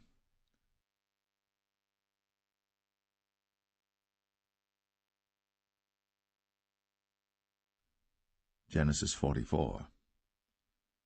And he commanded the steward of his house, saying, Fill the men's sacks with food, as much as they can carry, and put every man's money in his sack's mouth. And put my cup, the silver cup, in the sack's mouth of the youngest, and his corn money. And he did according to the word that Joseph had spoken. As soon as the morning was light, the men were sent away, they and their asses. And when they were gone out of the city, and not yet far off, Joseph said unto his steward, Up, follow after the men, and when thou dost overtake them, say unto them, Wherefore have ye rewarded evil for good? Is not this it in which my Lord drinketh, and whereby indeed he divineth?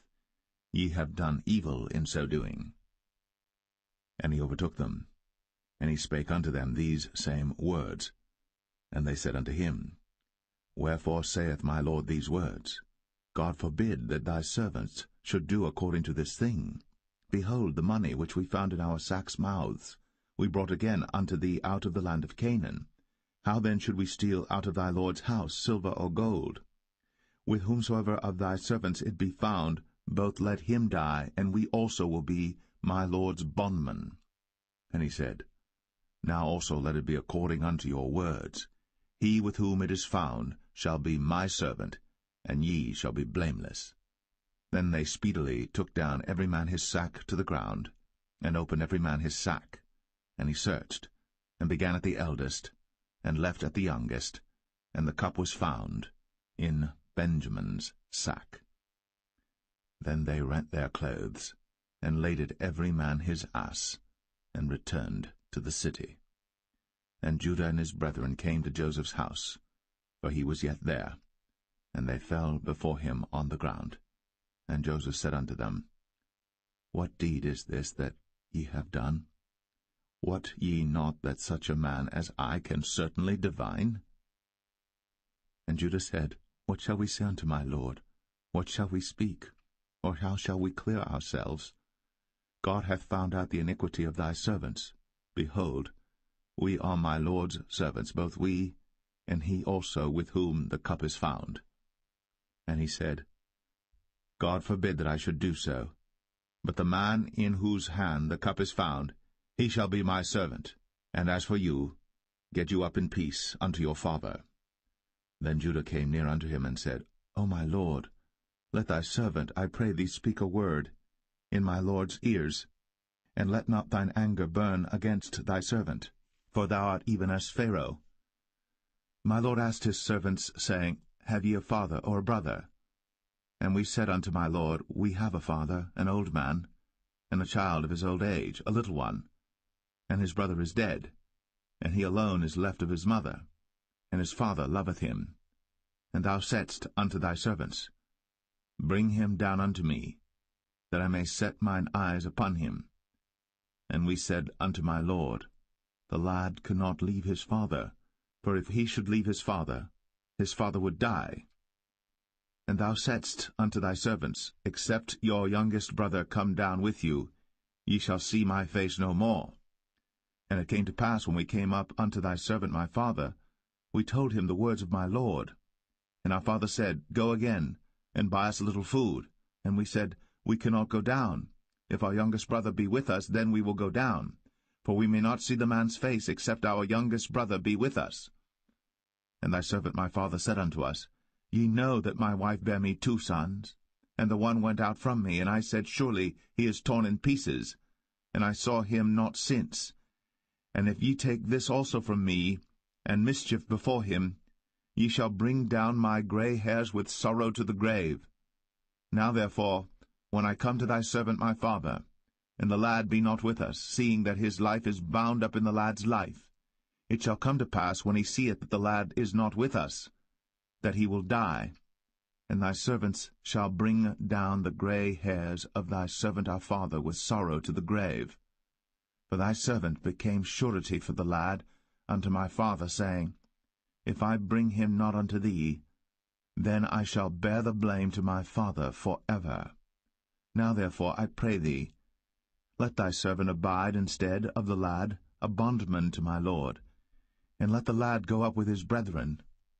For how shall I go up to my father, and the lad be not with me, lest peradventure I see the evil that shall come on my father?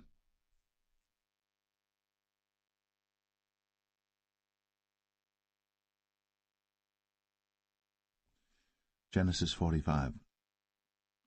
Then Joseph could not refrain himself before all them that stood by him.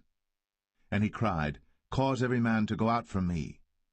And there stood no man with him, while Joseph made himself known unto his brethren. And he wept aloud. And the Egyptians in the house of Pharaoh heard. And Joseph said unto his brethren, I am Joseph. Doth my father yet live? And his brethren could not answer him, for they were troubled at his presence. And Joseph said unto his brethren, Come near to me, I pray you. And they came near, and he said, I am Joseph your brother, whom ye sold into Egypt. Now therefore be not grieved, nor angry with yourselves, that ye sold me hither, for God did send me before you to preserve life. For these 2 years hath the famine been in the land, and yet there are 5 years, in the which there shall neither be earing nor harvest. And God sent me before you to preserve you a posterity in the earth, and to save your lives by a great deliverance. So now it was not you that sent me hither, but God. And he hath made me a father to Pharaoh, and lord of all his house, and a ruler throughout all the land of Egypt. Haste ye, and go up to my father, and say unto him, Thus saith thy son Joseph, God hath made me lord of all Egypt. Come down unto me, tarry not. And thou shalt dwell in the land of Goshen. And thou shalt be near unto me, thou and thy children, and thy children's children, and thy flocks and thy herds, and all that thou hast. And there will I nourish thee. For yet there are 5 years of famine, lest thou and thy household, and all that thou hast, come to poverty. And behold, your eyes see, in the eyes of my brother Benjamin, that it is my mouth that speaketh unto you. And ye shall tell my father of all my glory in Egypt, and of all that ye have seen. And ye shall haste, and bring down my father hither. And he fell upon his brother Benjamin's neck, and wept. And Benjamin wept upon his neck. Moreover he kissed all his brethren, and wept upon them, and after that his brethren talked with him.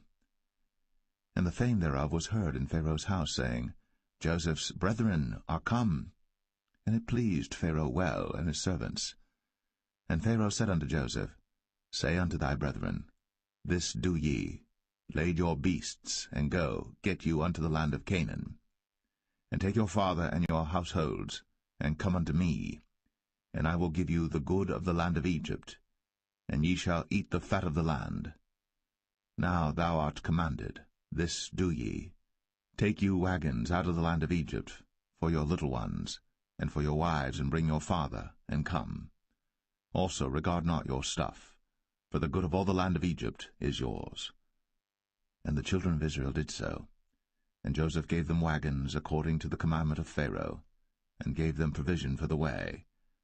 To all of them he gave each man changes of raiment, but to Benjamin he gave 300 pieces of silver, and 5 changes of raiment. And to his father he sent after this manner, 10 asses laden with the good things of Egypt, and 10 she-asses laden with corn and bread and meat for his father by the way. So he sent his brethren away, and they departed. And he said unto them, See that ye fall not out by the way. And they went up out of Egypt, and came into the land of Canaan unto Jacob their father, and told him, saying, Joseph is yet alive, and he is governor over all the land of Egypt. And Jacob's heart fainted, for he believed them not. And they told him all the words of Joseph, which he had said unto them. And when he saw the wagons which Joseph had sent to carry him, the spirit of Jacob their father revived. And Israel said, It is enough. Joseph my son is yet alive. I will go and see him before I die.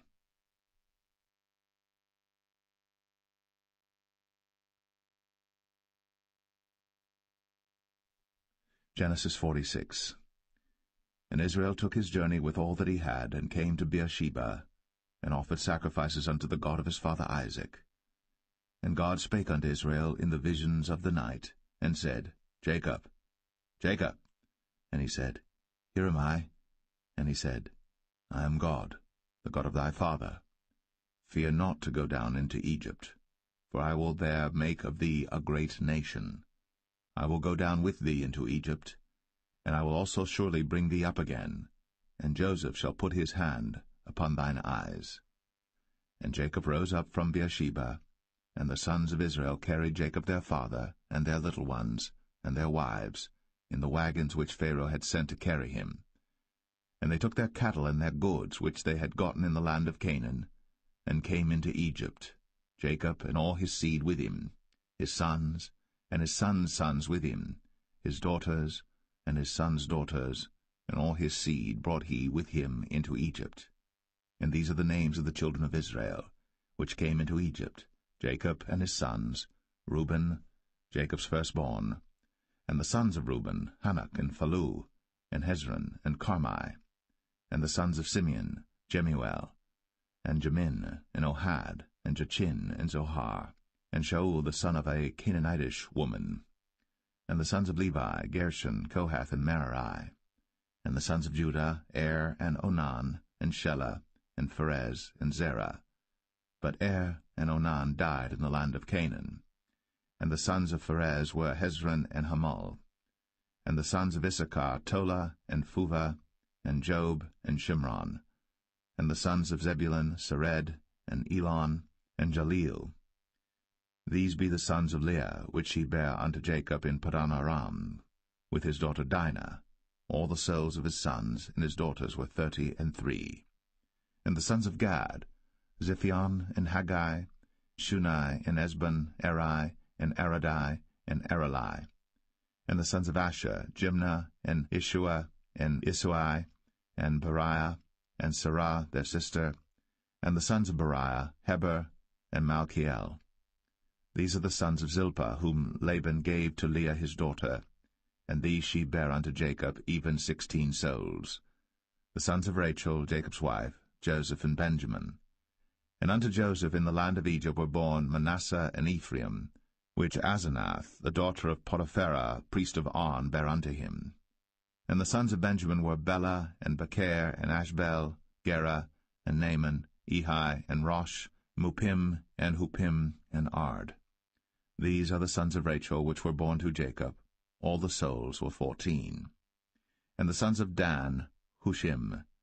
And the sons of Naphtali, Jaziel, and Gunai, and Jezer, and Shillem. These are the sons of Bilhah, which Laban gave unto Rachel his daughter, and she bare these unto Jacob. All the souls were 7. All the souls that came with Jacob into Egypt, which came out of his loins, besides Jacob's sons' wives, all the souls were 66. And the sons of Joseph, which were born him in Egypt, were 2 souls. All the souls of the house of Jacob, which came into Egypt, were 60. And he sent Judah before him unto Joseph, to direct his face unto Goshen. And they came into the land of Goshen. And Joseph made ready his chariot, and went up to meet Israel his father to Goshen, and presented himself unto him. And he fell on his neck, and wept on his neck a good while. And Israel said unto Joseph, Now let me die, since I have seen thy face, because thou art yet alive. And Joseph said unto his brethren, and unto his father's house, I will go up and show Pharaoh, and say unto him, My brethren, and my father's house, which were in the land of Canaan, are come unto me. And the men are shepherds, for their trade hath been to feed cattle, and they have brought their flocks, and their herds, and all that they have. And it shall come to pass, when Pharaoh shall call you, and shall say, What is your occupation? That ye shall say, Thy servant's trade hath been about cattle from our youth, even until now, both we and also our fathers, that ye may dwell in the land of Goshen. For every shepherd is an abomination unto the Egyptians.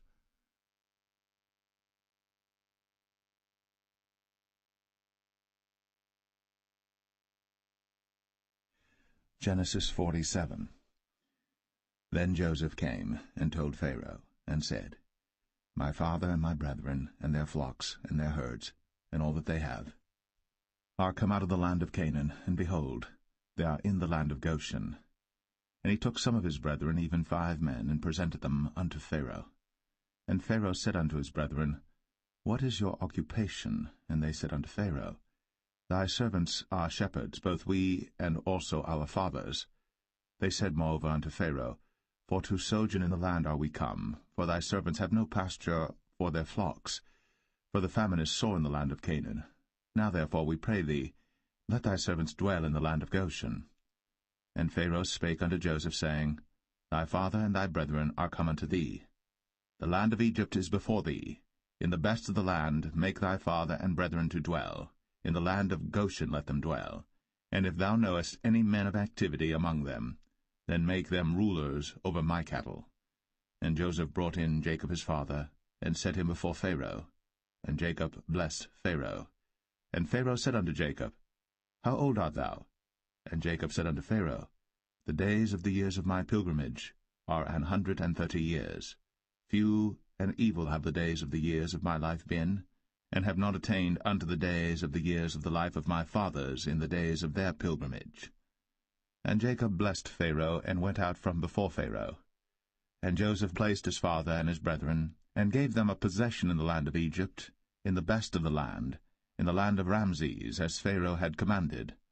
And Joseph nourished his father and his brethren, and all his father's household, with bread according to their families. And there was no bread in all the land, for the famine was very sore, so that the land of Egypt and all the land of Canaan fainted by reason of the famine. And Joseph gathered up all the money that was found in the land of Egypt and in the land of Canaan, for the corn which they bought. And Joseph brought the money into Pharaoh's house.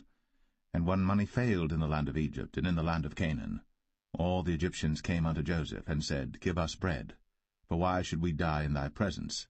For the money faileth. And Joseph said, Give your cattle, and I will give you for your cattle, if money fail. And they brought their cattle unto Joseph, and Joseph gave them bread in exchange for horses, and for the flocks, and for the cattle of the herds, and for the asses, and he fed them with bread for all their cattle for that year.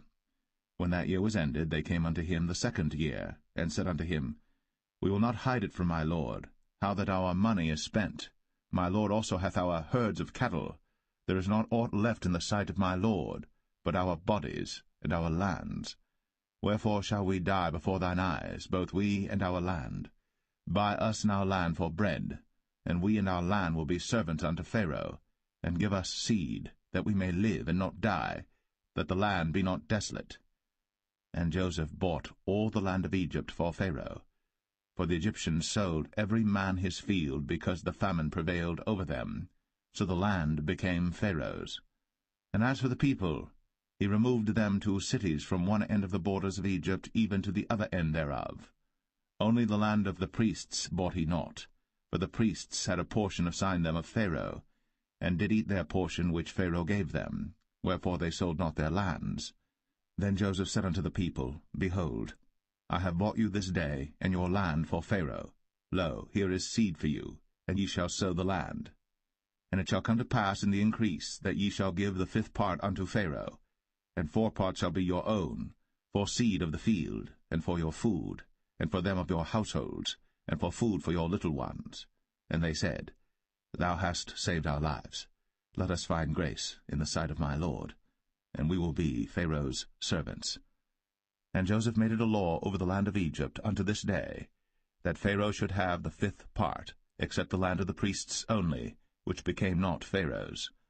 And Israel dwelt in the land of Egypt, in the country of Goshen. And they had possessions therein, and grew and multiplied exceedingly. And Jacob lived in the land of Egypt 17 years. So the whole age of Jacob was 147 years. And the time drew nigh that Israel must die. And he called his son Joseph, and said unto him, If now I have found grace in thy sight, put, I pray thee, thy hand under my thigh, and deal kindly and truly with me. Bury me not, I pray thee, in Egypt, but I will lie with my fathers, and thou shalt carry me out of Egypt, and bury me in their burying place. And he said, I will do as thou hast said. And he said, Swear unto me. And he sware unto him. And Israel bowed himself upon the bed's head.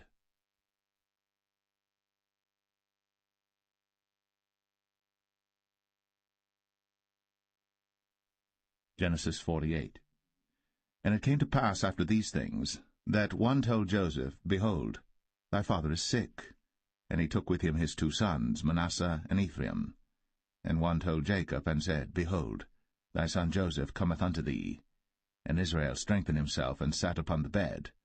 And Jacob said unto Joseph, God Almighty appeared unto me at Luz in the land of Canaan, and blessed me, and said unto me, Behold, I will make thee fruitful, and multiply thee, and I will make of thee a multitude of people, and will give this land to thy seed after thee for an everlasting possession.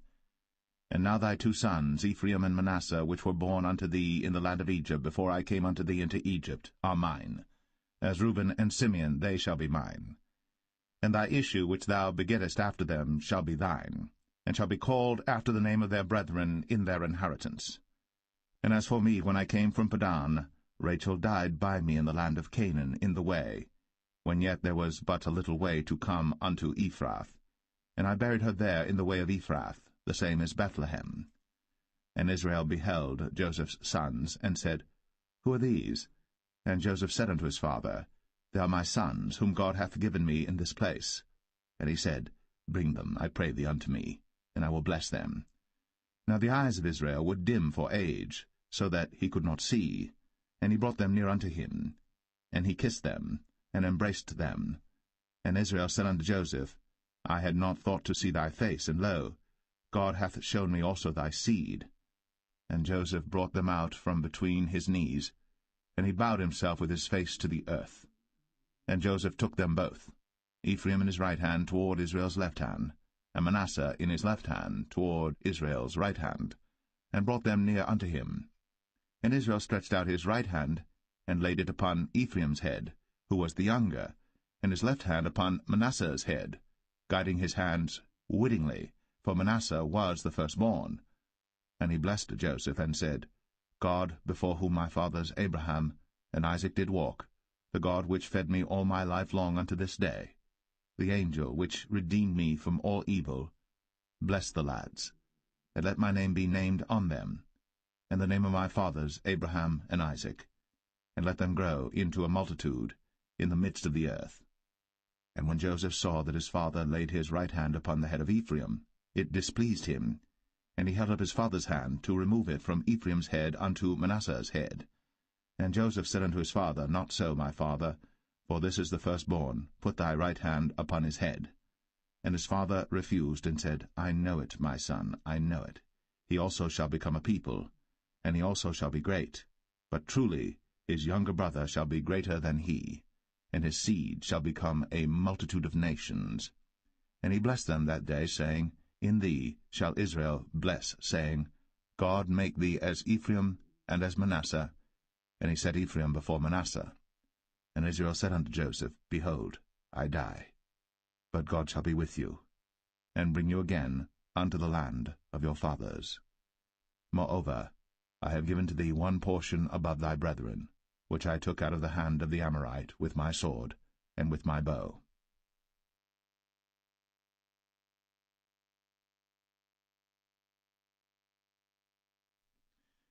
Genesis 49. And Jacob called unto his sons, and said, Gather yourselves together, that I may tell you that which shall befall you in the last days. Gather yourselves together, and hear, ye sons of Jacob, and hearken unto Israel your father.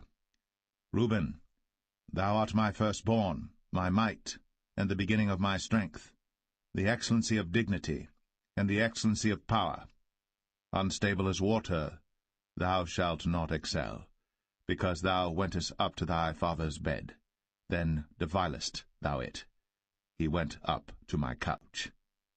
Simeon and Levi are brethren. Instruments of cruelty are in their habitations. O my soul, come not thou into their secret, unto their assembly. Mine honour, be not thou united. For in their anger they slew a man, and in their self-will they digged down a wall. Cursed be their anger, for it was fierce, and their wrath, for it was cruel. I will divide them in Jacob, and scatter them in Israel. Judah, thou art he whom thy brethren shall praise. Thy hand shall be in the neck of thine enemies. Thy father's children shall bow down before thee. Judah is a lion's whelp.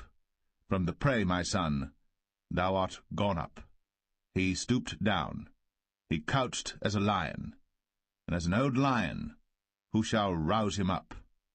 The scepter shall not depart from Judah, nor a lawgiver from between his feet, until Shiloh come, and unto him shall the gathering of the people be. Binding his foal unto the vine, and his ass's colt unto the choice vine, he washed his garments in wine, and his clothes in the blood of grapes. His eyes shall be red with wine, and his teeth white with milk.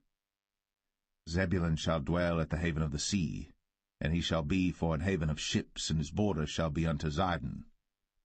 Issachar is a strong ass couching down between two burdens, and he saw that rest was good, and the land that it was pleasant, and bowed his shoulder to bear, and became a servant unto tribute. Dan shall judge his people, as one of the tribes of Israel. Dan shall be a serpent by the way, an adder in the path, that biteth the horse heels, so that his rider shall fall backward.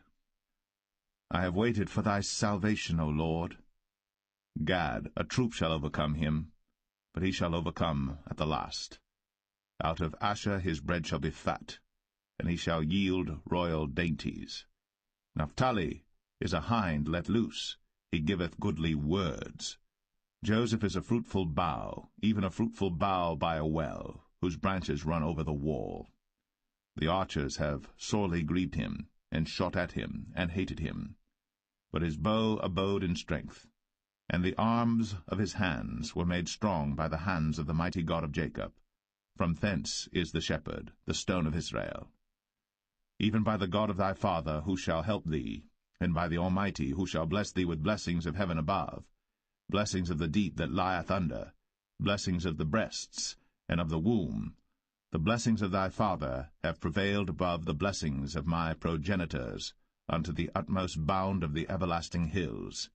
They shall be on the head of Joseph, and on the crown of the head of him that was separate from his brethren. Benjamin shall raven as a wolf. In the morning he shall devour the prey, and at night he shall divide the spoil. All these are the 12 tribes of Israel. And this is it that their father spake unto them, and blessed them, every one according to his blessing, he blessed them.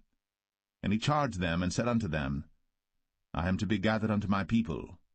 Bury me with my fathers in the cave that is in the field of Ephron the Hittite, in the cave that is in the field of Machpelah, which is before Mamre, in the land of Canaan, which Abraham bought with the field of Ephron the Hittite, for a possession of a burying place. There they buried Abraham and Sarah his wife. There they buried Isaac and Rebekah his wife, and there I buried Leah. The purchase of the field and of the cave that is therein was from the children of Heth. And when Jacob had made an end of commanding his sons, he gathered up his feet into the bed, and yielded up the ghost, and was gathered unto his people.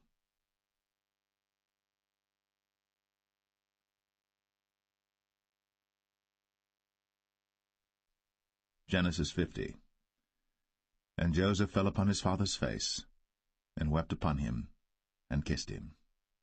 And Joseph commanded his servants, the physicians, to embalm his father, and the physicians embalmed Israel.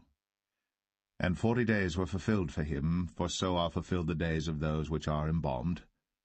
And the Egyptians mourned for him 60 days. And when the days of his mourning were past, Joseph spake unto the house of Pharaoh, saying, If now I have found grace in your eyes, speak, I pray you, in the ears of Pharaoh, saying, My father made me swear, saying, Lo, I die, in my grave which I have digged for me in the land of Canaan. There shalt thou bury me. Now therefore let me go up, I pray thee, and bury my father, and I will come again. And Pharaoh said, Go up, and bury thy father, according as he made thee swear. And Joseph went up to bury his father, and with him went up all the servants of Pharaoh, the elders of his house, and all the elders of the land of Egypt, and all the house of Joseph, and his brethren, and his father's house. Only their little ones, and their flocks, and their herds, they left in the land of Goshen. And there went up with him both chariots and horsemen, and it was a very great company. And they came to the threshing floor of Atad, which is beyond Jordan, and there they mourned with a great and very sore lamentation. And he made a mourning for his father 7 days. And when the inhabitants of the land, the Canaanites, saw the mourning in the floor of Atad, they said, This is a grievous mourning to the Egyptians. Wherefore the name of it was called Abel Mizraim, which is beyond Jordan. And his sons did unto him according as he commanded them. For his sons carried him into the land of Canaan, and buried him in the cave of the field of Machpelah, which Abraham bought with the field for possession of a burying place of Ephron the Hittite before Mamre. And Joseph returned into Egypt, he and his brethren, and all that went up with him to bury his father, after he had buried his father. And when Joseph's brethren saw that their father was dead, they said, Joseph will peradventure hate us, and will certainly requite us all the evil which we did unto him. And they sent a messenger unto Joseph, saying, Thy father did command before he died, saying, So shall ye say unto Joseph, Forgive, I pray thee now, the trespass of thy brethren, and their sin. For they did unto thee evil, and now, we pray thee, forgive the trespass of the servants of the God of thy father. And Joseph wept when they spake unto him. And his brethren also went and fell down before his face, and they said, Behold, we be thy servants. And Joseph said unto them, Fear not, for am I in the place of God? But as for you, ye thought evil against me, but God meant it unto good, to bring to pass, as it is this day, to save much people alive. Now therefore fear ye not, I will nourish you, and your little ones. And he comforted them, and spake kindly unto them. And Joseph dwelt in Egypt, he and his father's house. And Joseph lived 110 years. And Joseph saw Ephraim's children of the 3rd generation. The children also of Machir, the son of Manasseh, were brought up upon Joseph's knees. And Joseph said unto his brethren, I die, and God will surely visit you, and bring you out of this land unto the land which he sware to Abraham, to Isaac, and to Jacob. And Joseph took an oath of the children of Israel, saying, God will surely visit you, and ye shall carry up my bones from hence. So Joseph died, being 110 years old, and they embalmed him, and he was put in a coffin in Egypt.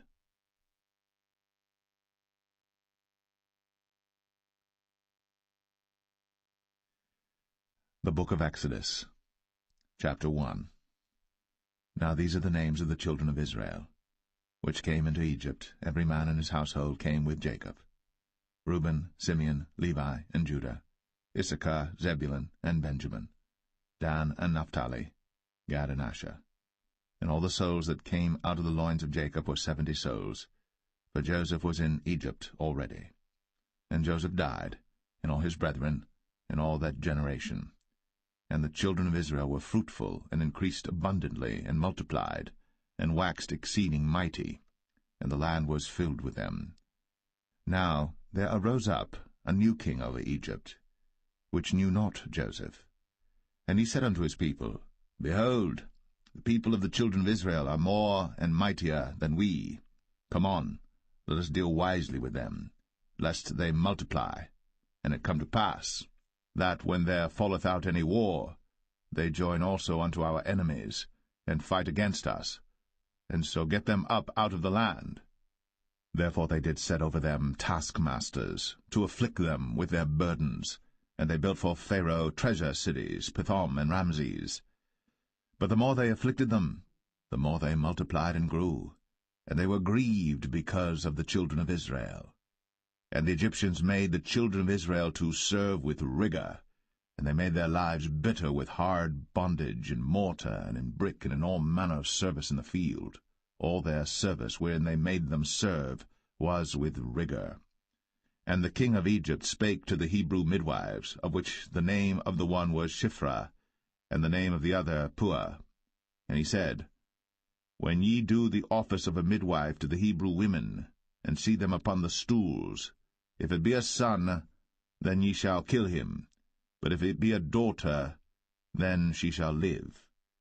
But the midwives feared God, and did not as the king of Egypt commanded them, but saved the men-children alive. And the king of Egypt called for the midwives, and said unto them, Why have ye done this thing, and have saved the men-children alive? And the midwives said unto Pharaoh, Because the Hebrew women are not as the Egyptian women, for they are lively, and are delivered ere the midwives come in unto them. Therefore God dealt well with the midwives, and the people multiplied, and waxed very mighty. And it came to pass, because the midwives feared God, that he made them houses. And Pharaoh charged all his people, saying, Every son that is born ye shall cast into the river, and every daughter ye shall save alive.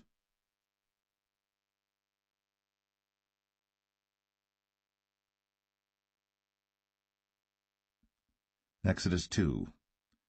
And there went a man of the house of Levi, and took to wife a daughter of Levi.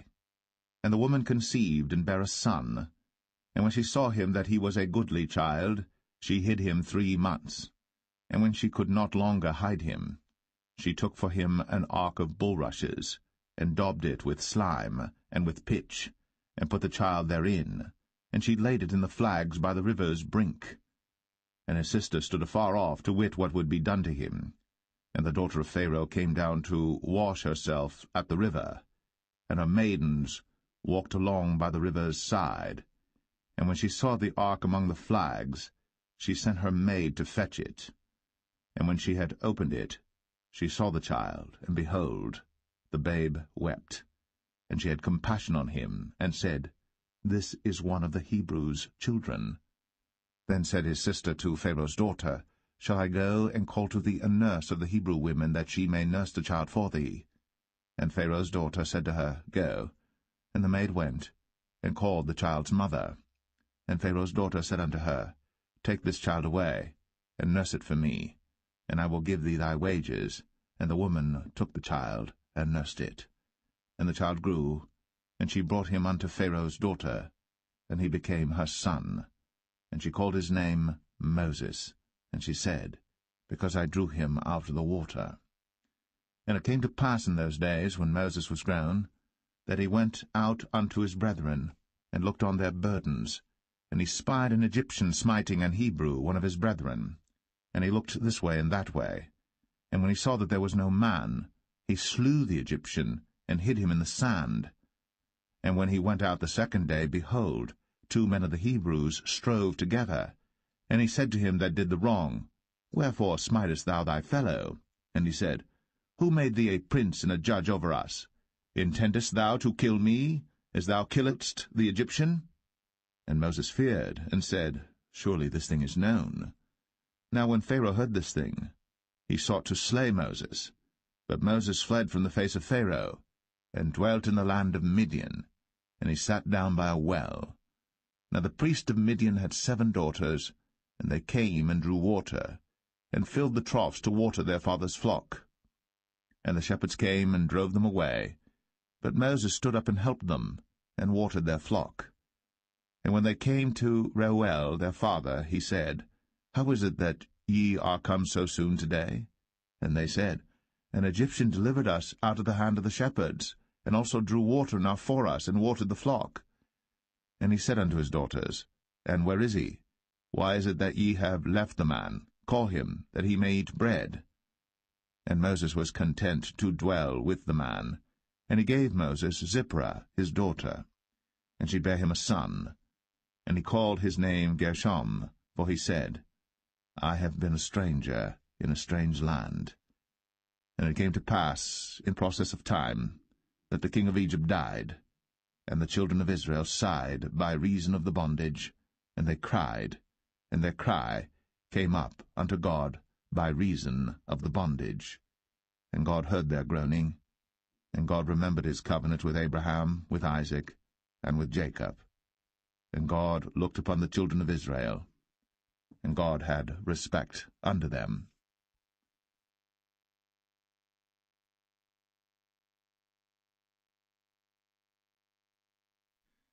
Exodus 3. Now Moses kept the flock of Jethro, his father-in-law, the priest of Midian.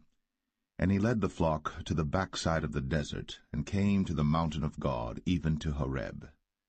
And the angel of the Lord appeared unto him in a flame of fire out of the midst of a bush. And he looked, and behold, the bush burned with fire, and the bush was not consumed. And Moses said, I will now turn aside and see this great sight, why the bush is not burnt. And when the Lord saw that he turned aside to see, God called unto him out of the midst of the bush, and said, Moses, Moses. And he said, Here am I. And he said, Draw not nigh hither. Put off thy shoes from off thy feet, for the place whereon thou standest is holy ground. Moreover, he said, I am the God of thy father, the God of Abraham, the God of Isaac, and the God of Jacob. And Moses hid his face, for he was afraid to look upon God. And the Lord said, I have surely seen the affliction of my people which are in Egypt, and have heard their cry by reason of their taskmasters. For I know their sorrows, and I am come down to deliver them out of the hand of the Egyptians, and to bring them up out of that land unto a good land, and a large, unto a land flowing with milk and honey, unto the place of the Canaanites, and the Hittites, and the Amorites, and the Perizzites, and the Hivites, and the Jebusites. Now therefore, behold, the cry of the children of Israel is come unto me, and I have also seen the oppression wherewith the Egyptians oppress them. Come now therefore, and I will send thee unto Pharaoh, that thou mayest bring forth my people, the children of Israel, out of Egypt.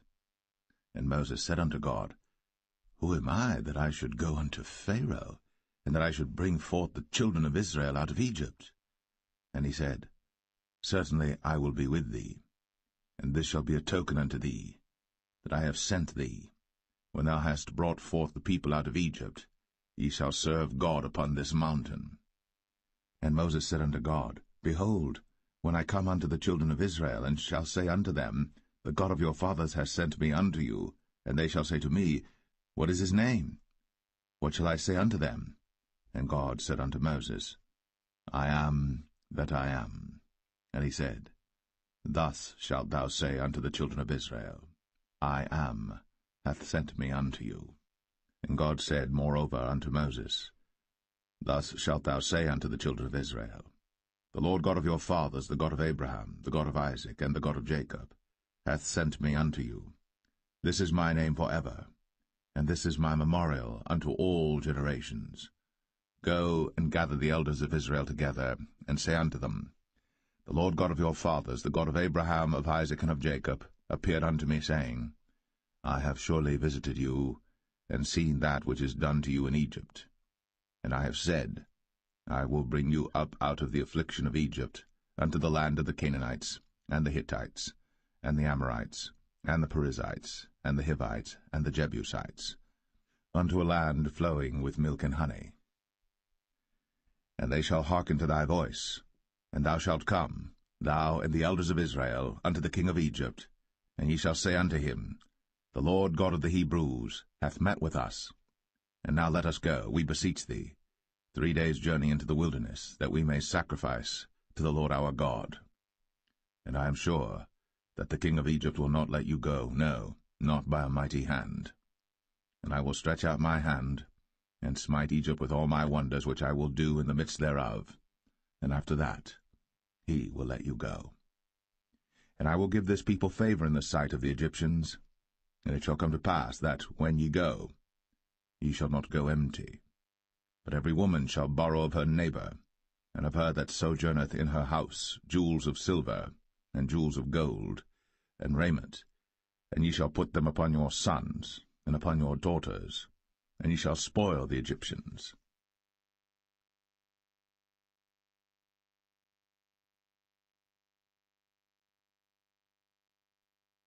Exodus 4.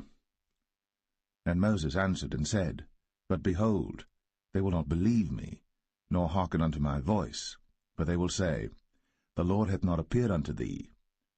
And the Lord said unto him, What is that in thine hand? And he said, A rod. And he said, Cast it on the ground.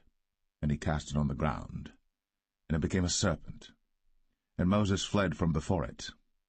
And the Lord said unto Moses, Put forth thine hand, and take it by the tail. And he put forth his hand, and caught it. And it became a rod in his hand, that they may believe that the Lord God of their fathers, the God of Abraham, the God of Isaac, and the God of Jacob, hath appeared unto thee. And the Lord said furthermore unto him, Put now thine hand into thy bosom. And he put his hand into his bosom, and when he took it out, behold, his hand was leprous as snow. And he said, Put thine hand into thy bosom again.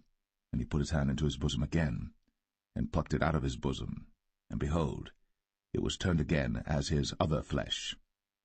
And it shall come to pass, if they will not believe thee, neither hearken to the voice of the first sign, that they will believe the voice of the latter sign. And it shall come to pass, if they will not believe also these 2 signs, neither hearken unto thy voice, that thou shalt take of the water of the river, and pour it upon the dry land, and the water which thou takest out of the river shall become blood upon the dry land.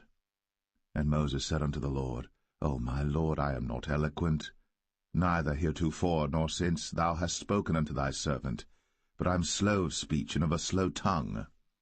And the Lord said unto him, Who hath made man's mouth? Or who maketh the dumb, or deaf, or the seeing, or the blind? Have not I the Lord? Now therefore go, and I will be with thy mouth, and teach thee what thou shalt say. And he said, O my Lord, send, I pray thee, by the hand of him whom thou wilt send. And the anger of the Lord was kindled against Moses, and he said, Is not Aaron the Levite thy brother? I know that he can speak well, and also, behold, he cometh forth to meet thee. And when he seeth thee, he will be glad in his heart. And thou shalt speak unto him, and put words in his mouth. And I will be with thy mouth, and with his mouth, and will teach you what ye shall do. And he shall be thy spokesman unto the people, and he shall be, even he, shall be to thee instead of a mouth, and thou shalt be to him instead of God. And thou shalt take this rod in thine hand, wherewith thou shalt do signs. And Moses went, and returned to Jethro his father-in-law, and said unto him, Let me go, I pray thee, and return unto my brethren which are in Egypt, and see whether they be yet alive. And Jethro said to Moses, Go in peace. And the Lord said unto Moses in Midian, Go, return into Egypt, for all the men are dead which sought thy life. And Moses took his wife and his sons, and set them upon an ass, And he returned to the land of Egypt. And Moses took the rod of God in his hand. And the Lord said unto Moses, When thou goest to return into Egypt, see that thou do all those wonders before Pharaoh, which I have put in thine hand. But I will harden his heart, that he shall not let the people go. And thou shalt say unto Pharaoh, Thus saith the Lord, Israel is my son, even my firstborn. And I say unto thee, Let my son go, that he may serve me. And if thou refuse to let him go, behold, I will slay thy son, even thy firstborn. And it came to pass by the way in the inn, that the Lord met him, and sought to kill him. Then Zipporah took a sharp stone, and cut off the foreskin of her son, and cast it at his feet, and said, Surely a bloody husband art thou to me. So he let him go. Then she said, A bloody husband thou art, because of the circumcision. And the Lord said to Aaron, Go into the wilderness to meet Moses. And he went, and met him in the mount of God, and kissed him. And Moses told Aaron all the words of the Lord who had sent him, and all the signs which he had commanded him. And Moses and Aaron went and gathered together all the elders of the children of Israel. And Aaron spake all the words which the Lord had spoken unto Moses, and did the signs in the sight of the people. And the people believed. And when they heard that the Lord had visited the children of Israel, and that he had looked upon their affliction, then they bowed their heads and worshipped.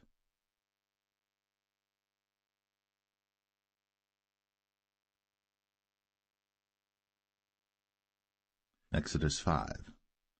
And afterward Moses and Aaron went in, and told Pharaoh, Thus saith the Lord God of Israel, Let my people go, that they may hold a feast unto me in the wilderness.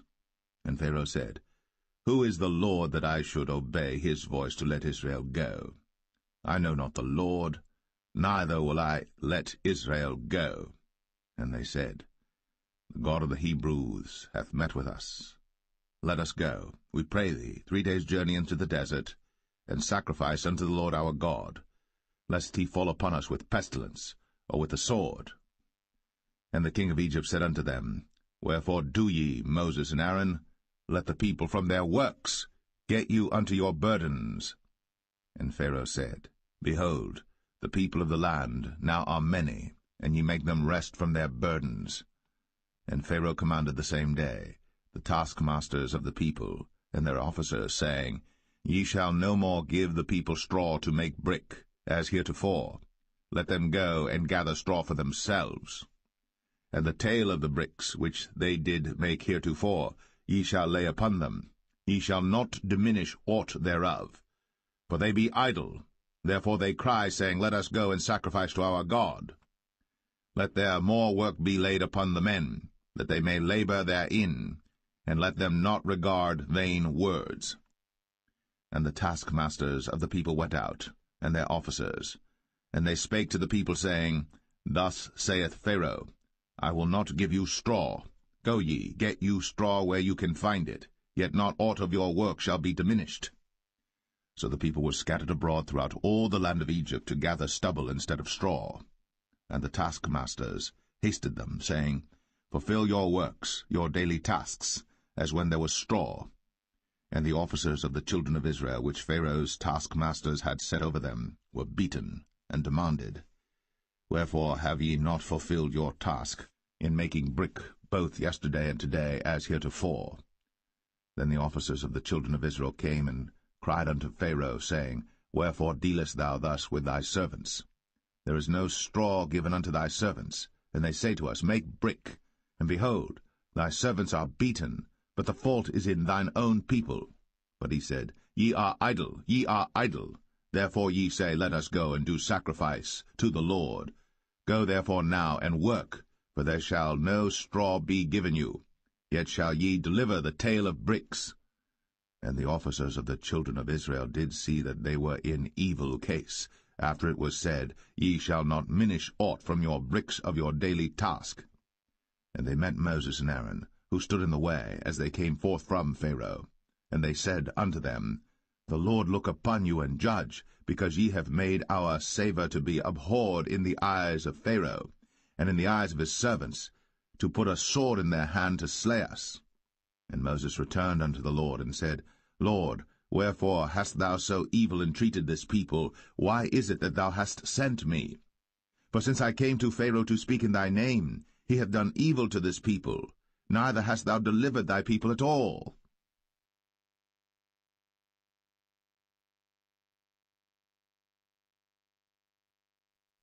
Exodus 6. Then the Lord said unto Moses, Now shalt thou see what I will do to Pharaoh.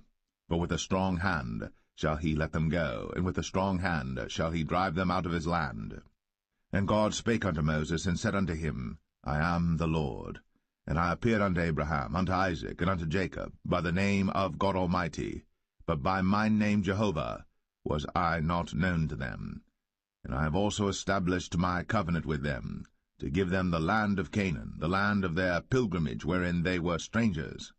And I have also heard the groaning of the children of Israel, whom the Egyptians keep in bondage, and I have remembered my covenant.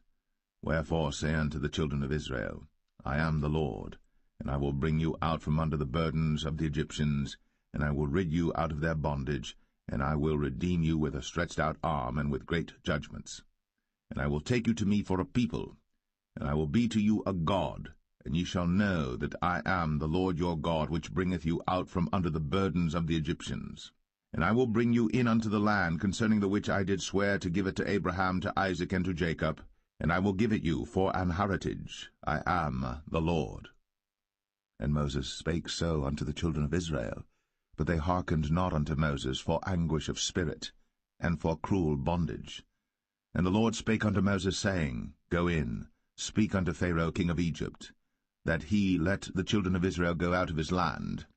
And Moses spake before the Lord, saying, Behold, the children of Israel have not hearkened unto me.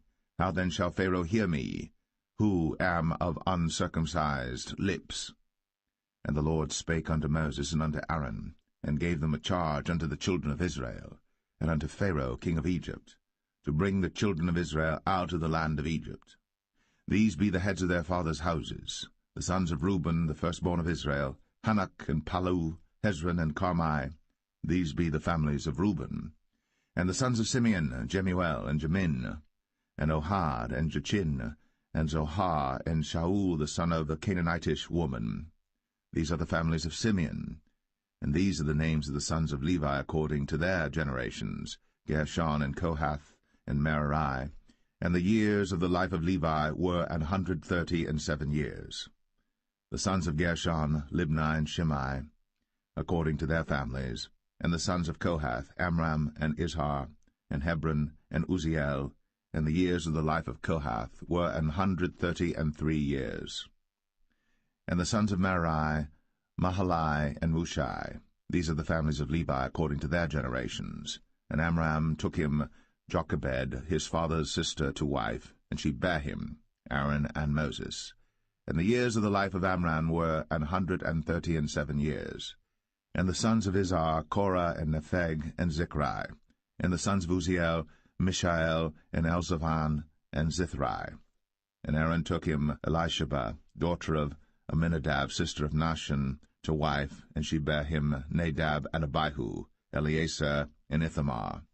And the sons of Korah, Asir and Elkanah and Abiasaph. These are the families of the Korhites. And Eleazar, Aaron's son, took him one of the daughters of Putiel to wife, and she bare him Phinehas. These are the heads of the fathers of the Levites according to their families.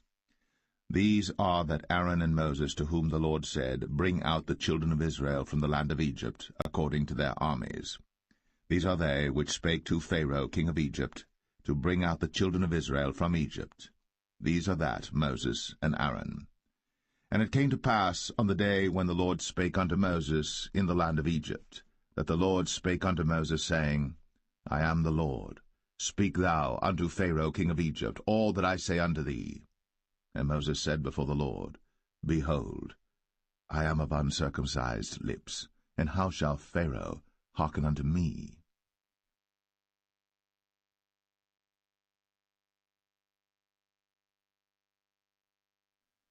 Exodus 7. And the Lord said unto Moses, See, I have made thee a god to Pharaoh, and Aaron thy brother shall be thy prophet. Thou shalt speak all that I command thee, and Aaron thy brother shall speak unto Pharaoh, that he send the children of Israel out of his land. And I will harden Pharaoh's heart, and multiply my signs and my wonders in the land of Egypt. But Pharaoh shall not hearken unto you, that I may lay my hand upon Egypt, and bring forth mine armies and my people the children of Israel out of the land of Egypt by great judgments. And the Egyptians shall know that I am the Lord, when I stretch forth mine hand upon Egypt, and bring out the children of Israel from among them. And Moses and Aaron did as the Lord commanded them, so did they. And Moses was 80 years old, and Aaron 83 years old, when they spake unto Pharaoh. And the Lord spake unto Moses and unto Aaron, saying, When Pharaoh shall speak unto you, saying, Show a miracle for you, then thou shalt say unto Aaron, Take thy rod, and cast it before Pharaoh, and it shall become a serpent. And Moses and Aaron went in unto Pharaoh, and they did so as the Lord had commanded. And Aaron cast down his rod before Pharaoh, and before his servants, and it became a serpent. Then Pharaoh also called the wise men and the sorcerers. Now the magicians of Egypt they also did in like manner with their enchantments. For they cast down every man his rod, and they became serpents. But Aaron's rod swallowed up their rods. And he hardened Pharaoh's heart, that he hearkened not unto them, as the Lord had said. And the Lord said unto Moses, Pharaoh's heart is hardened, he refuseth to let the people go. Get thee unto Pharaoh in the morning. Lo, he goeth out unto the water, and thou shalt stand by the river's brink against he come. And the rod which was turned to a serpent shalt thou take in thine hand. And thou shalt say unto him, The Lord God of the Hebrews hath sent me unto thee, saying, Let my people go, that they may serve me in the wilderness. And behold, hitherto thou wouldest not hear. Thus saith the Lord, In this thou shalt know that I am the Lord. Behold, I will smite with the rod that is in mine hand upon the waters which are in the river, and they shall be turned to blood. And the fish that is in the river shall die, and the river shall stink, and the Egyptians shall loathe to drink of the water of the river.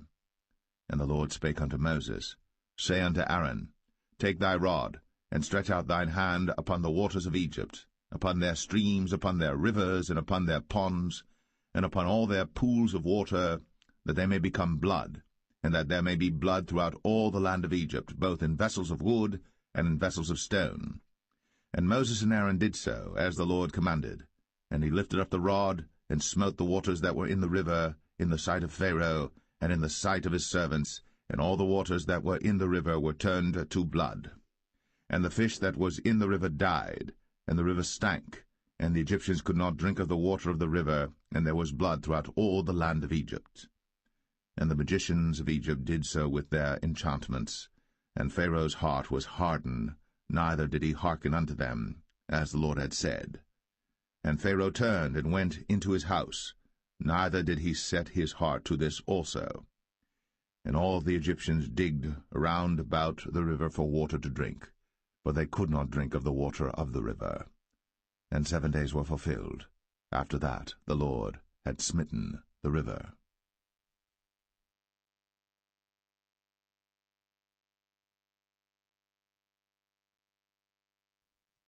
Exodus 8. And the Lord spake unto Moses, Go unto Pharaoh, and say unto him, Thus saith the Lord, Let my people go, that they may serve me. And if thou refuse to let them go, behold, I will smite all thy borders with frogs, and the river shall bring forth frogs abundantly, which shall go up and come into thine house, and into thy bedchamber, and upon thy bed, and into the house of thy servants, and upon thy people, and into thine ovens, and into thy kneading troughs. And the frogs shall come up both on thee, and upon thy people, and upon all thy servants. And the Lord spake unto Moses, Say unto Aaron, Stretch forth thine hand with thy rod over the streams, over the rivers, and over the ponds, and cause frogs to come up upon the land of Egypt. And Aaron stretched out his hand over the waters of Egypt, and the frogs came up, and covered the land of Egypt. And the magicians did so with their enchantments, and brought up frogs upon the land of Egypt. Then Pharaoh called for Moses and Aaron, and said, Entreat the Lord, that he may take away the frogs from me, and from my people, and I will let the people go, that they may do sacrifice unto the Lord. And Moses said unto Pharaoh, Glory over me. When shall I entreat for thee, and for thy servants, and for thy people, to destroy the frogs from thee, and thy houses, that they may remain in the river only? And he said, Tomorrow. And he said, Be it according to thy word, that thou mayest know that there is none like unto the Lord our God. And the frogs shall depart from thee, and from thy houses, and from thy servants, and from thy people, they shall remain in the river only. And Moses and Aaron went out from Pharaoh, and Moses cried unto the Lord because of the frogs, which he had brought against Pharaoh. And the Lord did according to the word of Moses, and the frogs died out of the houses, out of the villages, and out of the fields. And they gathered them together upon heaps, and the land stank. But when Pharaoh saw that there was respite, he hardened his heart, and hearkened not unto them, as the Lord had said. And the Lord said unto Moses, Say unto Aaron, Stretch out thy rod, and smite the dust of the land, that it may become lice throughout all the land of Egypt. And they did so. For Aaron stretched out his hand with his rod, and smote the dust of the earth, and it became lice in man and in beast. All the dust of the land became lice throughout all the land of Egypt. And the magicians did so with their enchantments to bring forth lice, but they could not, so there were lice upon man and upon beast. Then the magicians said unto Pharaoh, This is the finger of God. And Pharaoh's heart was hardened, and he hearkened not unto them, as the Lord had said. And the Lord said unto Moses, Rise up early in the morning, and stand before Pharaoh. Lo, he cometh forth to the water. And say unto him, Thus saith the Lord, Let my people go, that they may serve me. Else, if thou wilt not let my people go, behold, I will send swarms of flies upon thee, and upon thy servants, and upon thy people, and into thy houses, and the houses of the Egyptians shall be full of swarms of flies, and also the ground whereon they are. And I will sever in that day the land of Goshen, in which my people dwell, that no swarms of flies shall be there, to the end thou mayest know that I am the Lord in the midst of the earth. And I will put a division between my people and thy people. Tomorrow shall this sign be. And the Lord did so. And there came a grievous swarm of flies into the house of Pharaoh, and into his servants' houses, and into all the land of Egypt. The land was corrupted by reason of the swarm of flies. And Pharaoh called for Moses and for Aaron, and said, Go ye, sacrifice to your God in the land.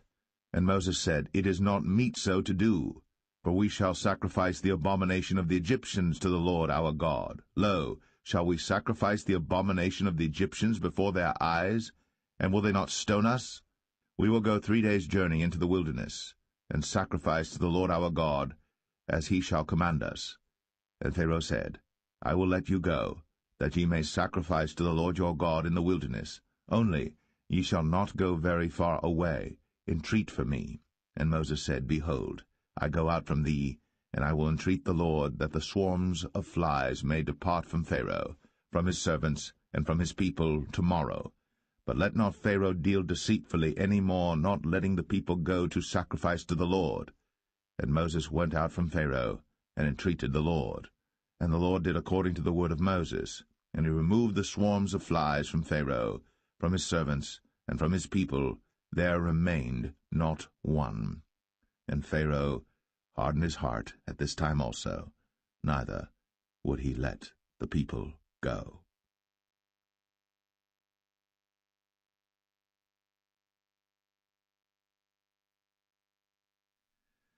Exodus 9.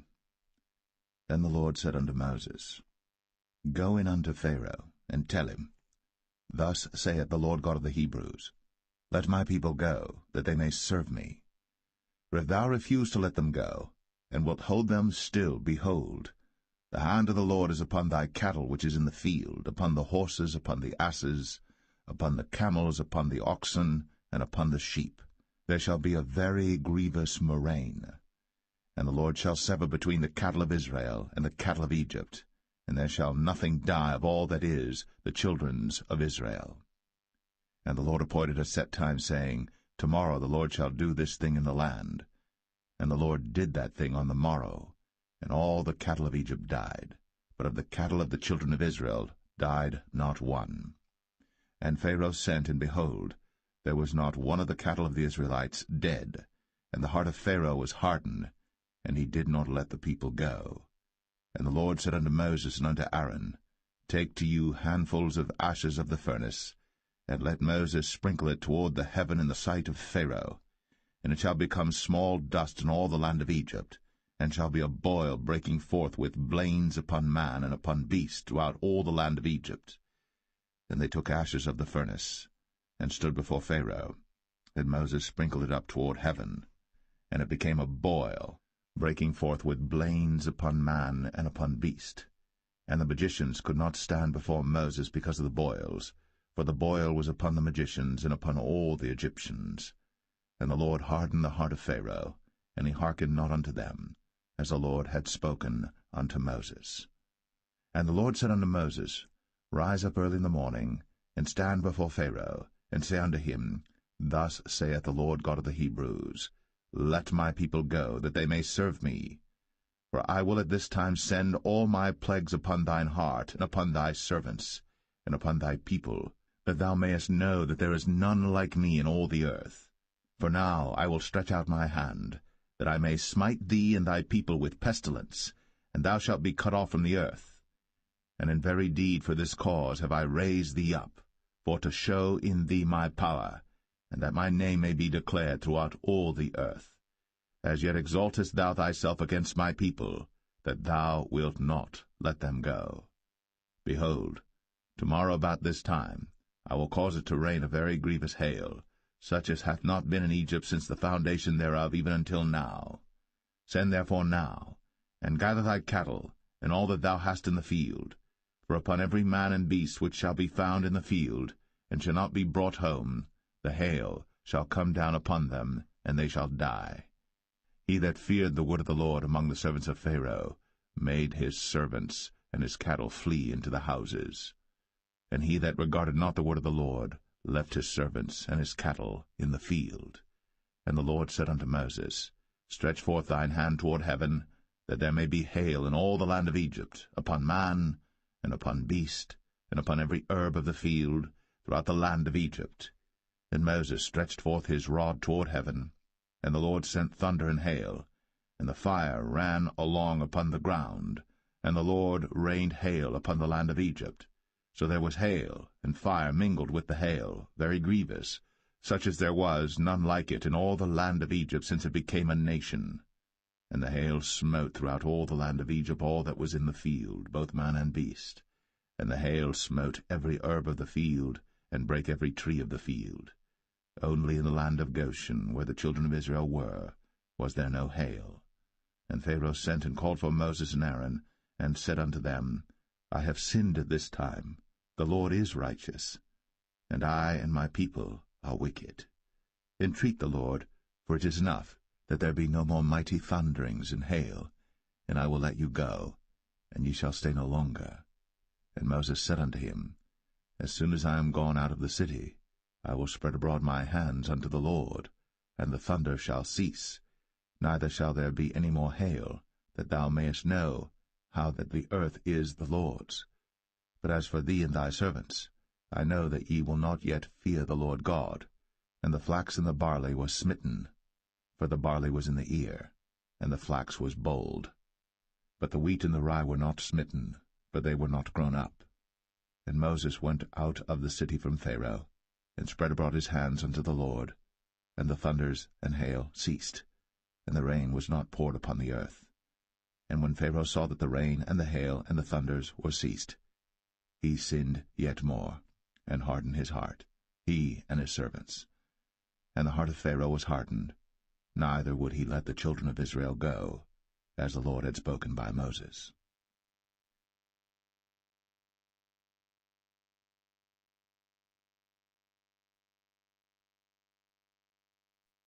Exodus 10. And the Lord said unto Moses, Go in unto Pharaoh, for I have hardened his heart, and the heart of his servants, that I might show these my signs before him, and that thou mayest tell in the ears of thy son, and of thy son's son, what things I have wrought in Egypt, and my signs which I have done among them, that ye may know how that I am the Lord. And Moses and Aaron came in unto Pharaoh, and said unto him, Thus saith the Lord God of the Hebrews, How long wilt thou refuse to humble thyself before me? Let my people go, that they may serve me. Else, if thou refuse to let my people go, behold, tomorrow will I bring the locusts into thy coast. And they shall cover the face of the earth, that one cannot be able to see the earth. And they shall eat the residue of that which is escaped, which remaineth unto you from the hail, and shall eat every tree which groweth for you out of the field. And they shall fill thy houses, and the houses of all thy servants, and the houses of all the Egyptians, which neither thy fathers nor thy fathers' fathers have seen, since the day that they were upon the earth unto this day. And he turned himself, and went out from Pharaoh. And Pharaoh's servants said unto him, How long shall this man be a snare unto us? Let the men go, that they may serve the Lord their God. Knowest thou not yet that Egypt is destroyed? And Moses and Aaron were brought again unto Pharaoh, and he said unto them, Go, serve the Lord your God. But who are they that shall go? And Moses said, We will go with our young and with our old, with our sons and with our daughters, with our flocks and with our herds will we go, for we must hold a feast unto the Lord. And he said unto them, Let the Lord be so with you, as I will let you go, and your little ones. Look to it, for evil is before you. Not so. Go now, ye that are men, and serve the Lord, for that ye did desire. And they were driven out from Pharaoh's presence. And the Lord said unto Moses, Stretch out thine hand over the land of Egypt for the locusts, that they may come up upon the land of Egypt, and eat every herb of the land, even all that the hail hath left. And Moses stretched forth his rod over the land of Egypt. And the Lord brought an east wind upon the land all that day, and all that night. And when it was morning, the east wind brought the locusts. And the locusts went up over all the land of Egypt, and rested in all the coasts of Egypt. Very grievous were they. Before them there were no such locusts as they, neither after them shall be such. For they covered the face of the whole earth, so that the land was darkened. And they did eat every herb of the land, and all the fruit of the trees which the hail had left. And there remained not any green thing in the trees, or in the herbs of the field, through all the land of Egypt. Then Pharaoh called for Moses and Aaron in haste, and he said, I have sinned against the Lord your God and against you. Now therefore forgive, I pray thee, my sin only this once, and entreat the Lord your God, that he may take away from me this death only. And he went out from Pharaoh, and entreated the Lord. And the Lord turned a mighty strong west wind, which took away the locusts, and cast them into the Red Sea. There remained not one locust in all the coasts of Egypt. But the Lord hardened Pharaoh's heart, so that he would not let the children of Israel go. And the Lord said unto Moses, Stretch out thine hand toward heaven, that there may be darkness over the land of Egypt, even darkness which may be felt.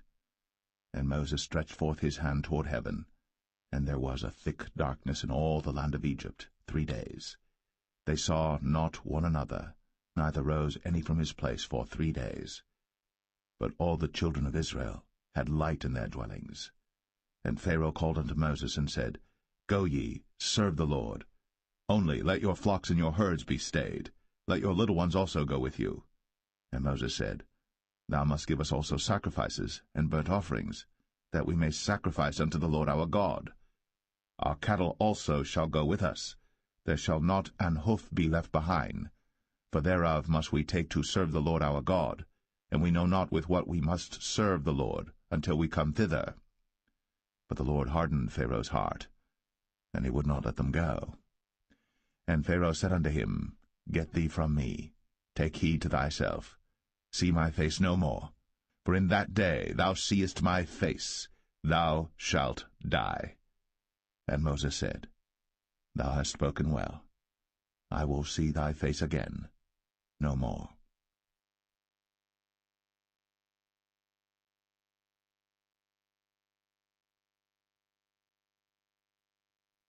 Exodus 11. And the Lord said unto Moses, Yet will I bring one plague more upon Pharaoh and upon Egypt. Afterwards he will let you go hence. When he shall let you go, he shall surely thrust you out hence altogether. Speak now in the ears of the people, and let every man borrow of his neighbor, and every woman of her neighbor, jewels of silver and jewels of gold. And the Lord gave the people favor in the sight of the Egyptians. Moreover, the man Moses was very great in the land of Egypt, in the sight of Pharaoh's servants, and in the sight of the people. And Moses said, Thus saith the Lord, About midnight will I go out into the midst of Egypt. And all the firstborn in the land of Egypt shall die, from the firstborn of Pharaoh that sitteth upon his throne, even unto the firstborn of the maidservant that is behind the mill, and all the firstborn of beasts. And there shall be a great cry throughout all the land of Egypt, such as there was none like it, nor shall be like it any more. But against any of the children of Israel shall not a dog move his tongue, against man or beast, that ye may know how that the Lord doth put a difference between the Egyptians and Israel. And all these thy servants shall come down unto me, and bow down themselves unto me, saying, Get thee out, and all the people that follow thee, and after that I will go out. And he went out from Pharaoh in a great anger. And the Lord said unto Moses, Pharaoh shall not hearken unto you, that my wonders may be multiplied in the land of Egypt. And Moses and Aaron did all these wonders before Pharaoh. And the Lord hardened Pharaoh's heart, so that he would not let the children of Israel go out of his land.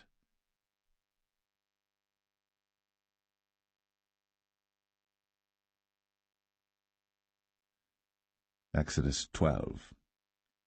And the Lord spake unto Moses and Aaron in the land of Egypt, saying, This month shall be unto you the beginning of months. It shall be the first month of the year to you.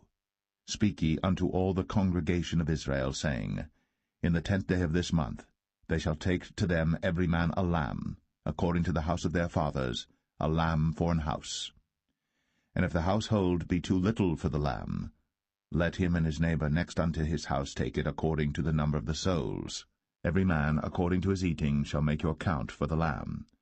Your lamb shall be without blemish, a male of the first year. Ye shall take it out from the sheep or from the goats.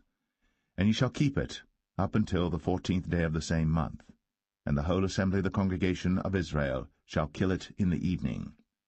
And they shall take of the blood, and strike it on the 2 side posts, and on the upper door post of the houses wherein they shall eat it. And they shall eat the flesh in that night, roast with fire, and unleavened bread, and with bitter herbs they shall eat it.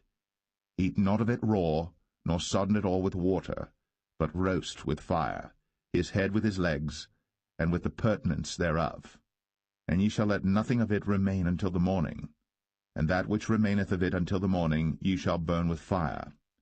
And thus shall ye eat it, with your loins girded, your shoes on your feet, and your staff in your hand, and ye shall eat it in haste. It is the Lord's Passover. For I will pass through the land of Egypt this night, and will smite all the firstborn in the land of Egypt, both man and beast, and against all the gods of Egypt I will execute judgment. I am the Lord. And the blood shall be to you for a token upon the houses where ye are. And when I see the blood, I will pass over you, and the plague shall not be upon you to destroy you, when I smite the land of Egypt. And this day shall be unto you for a memorial, and ye shall keep it a feast to the Lord throughout your generations. Ye shall keep it a feast by an ordinance for ever. 7 days shall ye eat unleavened bread. Even the first day ye shall put away leaven out of your houses. For whosoever eateth leavened bread from the first day until the 7th day, that soul shall be cut off from Israel. And in the first day there shall be an holy convocation, and in the 7th day there shall be an holy convocation to you. No manner of work shall be done in them, save that which every man must eat, that only may be done of you. And ye shall observe the feast of unleavened bread. For in this selfsame day have I brought your armies out of the land of Egypt. Therefore shall ye observe this day in your generations by an ordinance for ever. In the 1st month, on the 14th day of the month at even, Ye shall eat unleavened bread, until the 21st day of the month at even. 7 days shall there be no leaven found in your houses. For whosoever eateth that which is leavened, even that soul shall be cut off from the congregation of Israel, whether he be a stranger or born in the land. Ye shall eat nothing leavened. In all your habitations shall ye eat unleavened bread. Then Moses called for all the elders of Israel, and said unto them, Draw out, and take you a lamb according to your families, and kill the Passover. And ye shall take a bunch of hyssop, and dip it in the blood that is in the basin, and strike the lintel and the 2 side posts with the blood that is in the basin, and none of you shall go out at the door of his house until the morning. For the Lord will pass through to smite the Egyptians. And when he seeth the blood upon the lintel, and on the 2 side posts, the Lord will pass over the door, and will not suffer the destroyer to come in unto your houses to smite you. And ye shall observe this thing for an ordinance to thee, and to thy sons, for ever. And it shall come to pass, when ye be come to the land which the Lord will give you, according as he hath promised, that ye shall keep this service. And it shall come to pass, when your children shall say unto you, What mean ye by this service? That ye shall say, It is the sacrifice of the Lord's Passover, who passed over the houses of the children of Israel in Egypt, when he smote the Egyptians, and delivered our houses. And the people bowed the head, and worshipped. And the children of Israel went away, and did, as the Lord had commanded Moses and Aaron, so did they. And it came to pass that at midnight the Lord smote all the firstborn in the land of Egypt, from the firstborn of Pharaoh that sat on his throne unto the firstborn of the captive that was in the dungeon, and all the firstborn of cattle. And Pharaoh rose up in the night, he and all his servants and all the Egyptians. And there was a great cry in Egypt, for there was not a house where there was not one dead. And he called for Moses and Aaron by night, and said, Rise up, and get you forth from among my people, both ye and the children of Israel, and go, serve the Lord, as ye have said. Also take your flocks and your herds, as ye have said, and be gone, and bless me also. And the Egyptians were urgent upon the people, that they might send them out of the land in haste. For they said, We be all dead men. And the people took their dough before it was leavened, their kneading troughs being bound up in their clothes upon their shoulders. And the children of Israel did according to the word of Moses. And they borrowed of the Egyptians jewels of silver, and jewels of gold and raiment. And the Lord gave the people favor in the sight of the Egyptians, so that they lent unto them such things as they required, and they spoiled the Egyptians. And the children of Israel journeyed from Ramses to Succoth, about 600,000 on foot, that were men, beside children. And a mixed multitude went up also with them, and flocks and herds, even very much cattle. And they baked unleavened cakes of the dough which they brought forth out of Egypt, for it was not leavened, because they were thrust out of Egypt, and could not tarry, neither had they prepared for themselves any victual. Now the sojourning of the children of Israel, who dwelt in Egypt, was 430 years. And it came to pass, at the end of the 430 years, even the selfsame day it came to pass, that all the hosts of the Lord went out from the land of Egypt.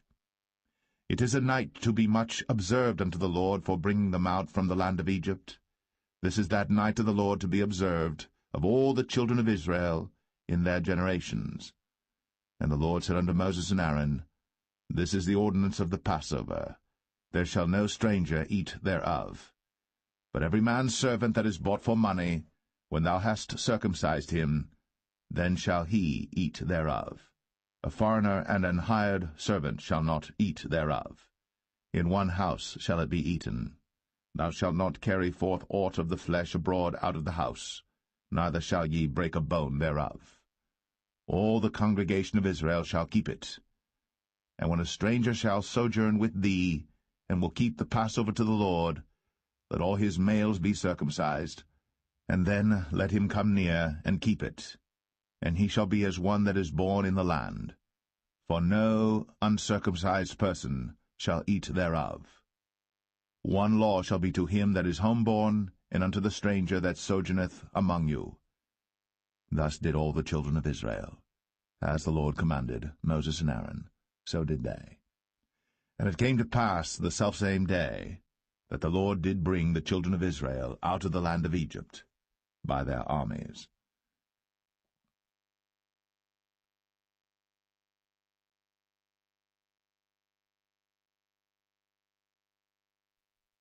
Exodus 13. And the Lord spake unto Moses, saying, Sanctify unto me all the firstborn, whatsoever openeth the womb among the children of Israel, both of man and of beast, it is mine. And Moses said unto the people, Remember this day in which ye came out from Egypt, out of the house of bondage, for by strength of hand the Lord brought you out from this place. There shall no leavened bread be eaten. This day came ye out in the month Abib. And it shall be, when the Lord shall bring thee into the land of the Canaanites, and the Hittites, and the Amorites, and the Hivites, and the Jebusites, which he sware unto thy fathers to give thee, a land flowing with milk and honey, that thou shalt keep this service in this month.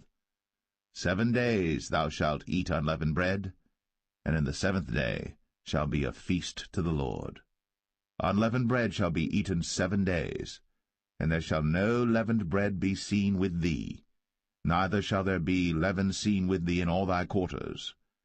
And thou shalt show thy son in that day, saying, This is done, because of that which the Lord did unto me, when I came forth out of Egypt. And it shall be for a sign unto thee upon thine hand, and for a memorial between thine eyes, that the Lord's law may be in thy mouth. For with a strong hand hath the Lord brought thee out of Egypt. Thou shalt therefore keep this ordinance in his season from year to year. And it shall be, when the Lord shall bring thee into the land of the Canaanites, as he sware unto thee and to thy fathers, and shall give it thee, that thou shalt set apart unto the Lord all that openeth the matrix, and every firstling that cometh of a beast which thou hast, the males shall be the Lord's. And every firstling of an ass thou shalt redeem with a lamb, and if thou wilt not redeem it, then thou shalt break his neck. And all the firstborn of man among thy children shalt thou redeem. And it shall be, when thy son asketh thee in time to come, saying, What is this? That thou shalt say unto him, By strength of hand the Lord brought us out from Egypt, from the house of bondage. And it came to pass, when Pharaoh would hardly let us go, that the Lord slew all the firstborn in the land of Egypt, both the firstborn of man and the firstborn of beast. Therefore I sacrifice to the Lord all that openeth the matrix, being males, but all the firstborn of my children I redeem. And it shall be for a token upon thine hand, and for frontlets between thine eyes, for by strength of hand the Lord brought us forth out of Egypt. And it came to pass, when Pharaoh had let the people go, that God led them not through the way of the land of the Philistines, although that was near, for God said, Lest peradventure the people repent when they see war, and they return to Egypt. But God led the people about through the way of the wilderness of the Red Sea, and the children of Israel went up harnessed out of the land of Egypt. And Moses took the bones of Joseph with him, for he had straitly sworn the children of Israel, saying, God will surely visit you, and ye shall carry up my bones away hence with you. And they took their journey from Succoth, and encamped in Etham, in the edge of the wilderness. And the Lord went before them by day in a pillar of a cloud, to lead them the way, and by night in a pillar of fire, to give them light, to go by day and night. He took not away the pillar of the cloud by day, nor the pillar of fire by night, from before the people.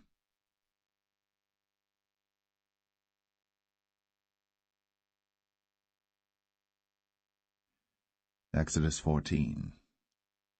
And the Lord spake unto Moses, saying, Speak unto the children of Israel, that they turn and encamp before Pi-hahiroth, between Migdol and the sea, over against Baal-zephon. Before it shall ye encamp by the sea.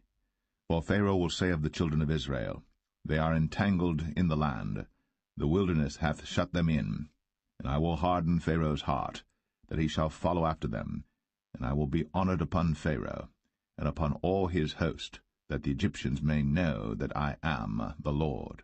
And they did so. And it was told the king of Egypt that the people fled, and the heart of Pharaoh and of his servants was turned against the people, and they said, Why have we done this, that we have let Israel go from serving us? And he made ready his chariot, and took his people with him. And he took 600 chosen chariots, and all the chariots of Egypt, and captains over every one of them. And the Lord hardened the heart of Pharaoh king of Egypt, and he pursued after the children of Israel. And the children of Israel went out with an high hand. But the Egyptians pursued after them all the horses and chariots of Pharaoh, and his horsemen and his army, and overtook them encamping by the sea, beside Pi-hahiroth, before Baal-zephon. And when Pharaoh drew nigh, the children of Israel lifted up their eyes, and behold, the Egyptians marched after them, and they were sore afraid. And the children of Israel cried out unto the Lord, and they said unto Moses, Because there were no graves in Egypt, hast thou taken us away to die in the wilderness? Wherefore hast thou dealt thus with us, to carry us forth out of Egypt? Is not this the word that we did tell thee in Egypt, saying, Let us alone, that we may serve the Egyptians? For it had been better for us to serve the Egyptians, than that we should die in the wilderness. And Moses said unto the people, Fear ye not, stand still, and see the salvation of the Lord, which he will show to you today. For the Egyptians whom ye have seen today, ye shall see them again no more for ever. The Lord shall fight for you, and ye shall hold your peace. And the Lord said unto Moses, Wherefore criest thou unto me? Speak unto the children of Israel, that they go forward. But lift thou up thy rod, and stretch out thine hand over the sea, and divide it. And the children of Israel shall go on dry ground through the midst of the sea. And I, behold, I will harden the hearts of the Egyptians, and they shall follow them. And I will get me honor upon Pharaoh, and upon all his host, upon his chariots, and upon his horsemen. And the Egyptians shall know that I am the Lord, when I have gotten me honor upon Pharaoh, upon his chariots, and upon his horsemen. And the angel of God, which went before the camp of Israel, removed, and went behind them. And the pillar of the cloud went from before their face, and stood behind them. And it came between the camp of the Egyptians and the camp of Israel. And it was a cloud and darkness to them, but it gave light by night to these, so that the one came not near the other all the night. And Moses stretched out his hand over the sea, and the Lord caused the sea to go back by a strong east wind all that night, and made the sea dry land, and the waters were divided. And the children of Israel went into the midst of the sea upon the dry ground, and the waters were a wall unto them on their right hand and on their left. And the Egyptians pursued, and went in after them to the midst of the sea, even all Pharaoh's horses, his chariots, and his horsemen. And it came to pass that in the morning watch the Lord looked unto the host of the Egyptians through the pillar of fire and of the cloud, and troubled the host of the Egyptians, and took off their chariot wheels, that they drave them heavily, so that the Egyptians said, Let us flee from the face of Israel, for the Lord fighteth for them against the Egyptians. And the Lord said unto Moses, Stretch out thine hand over the sea, that the waters may come again upon the Egyptians, upon their chariots, and upon their horsemen. And Moses stretched forth his hand over the sea, and the sea returned to his strength when the morning appeared, and the Egyptians fled against it. And the Lord overthrew the Egyptians in the midst of the sea. And the waters returned and covered the chariots, and the horsemen, and all the host of Pharaoh that came into the sea after them. There remained not so much as one of them. But the children of Israel walked upon dry land in the midst of the sea, and the waters were a wall unto them on their right hand and on their left. Thus the Lord saved Israel that day out of the hand of the Egyptians, and Israel saw the Egyptians dead upon the seashore. And Israel saw that great work which the Lord did upon the Egyptians, and the people feared the Lord, and believed the Lord and his servant Moses.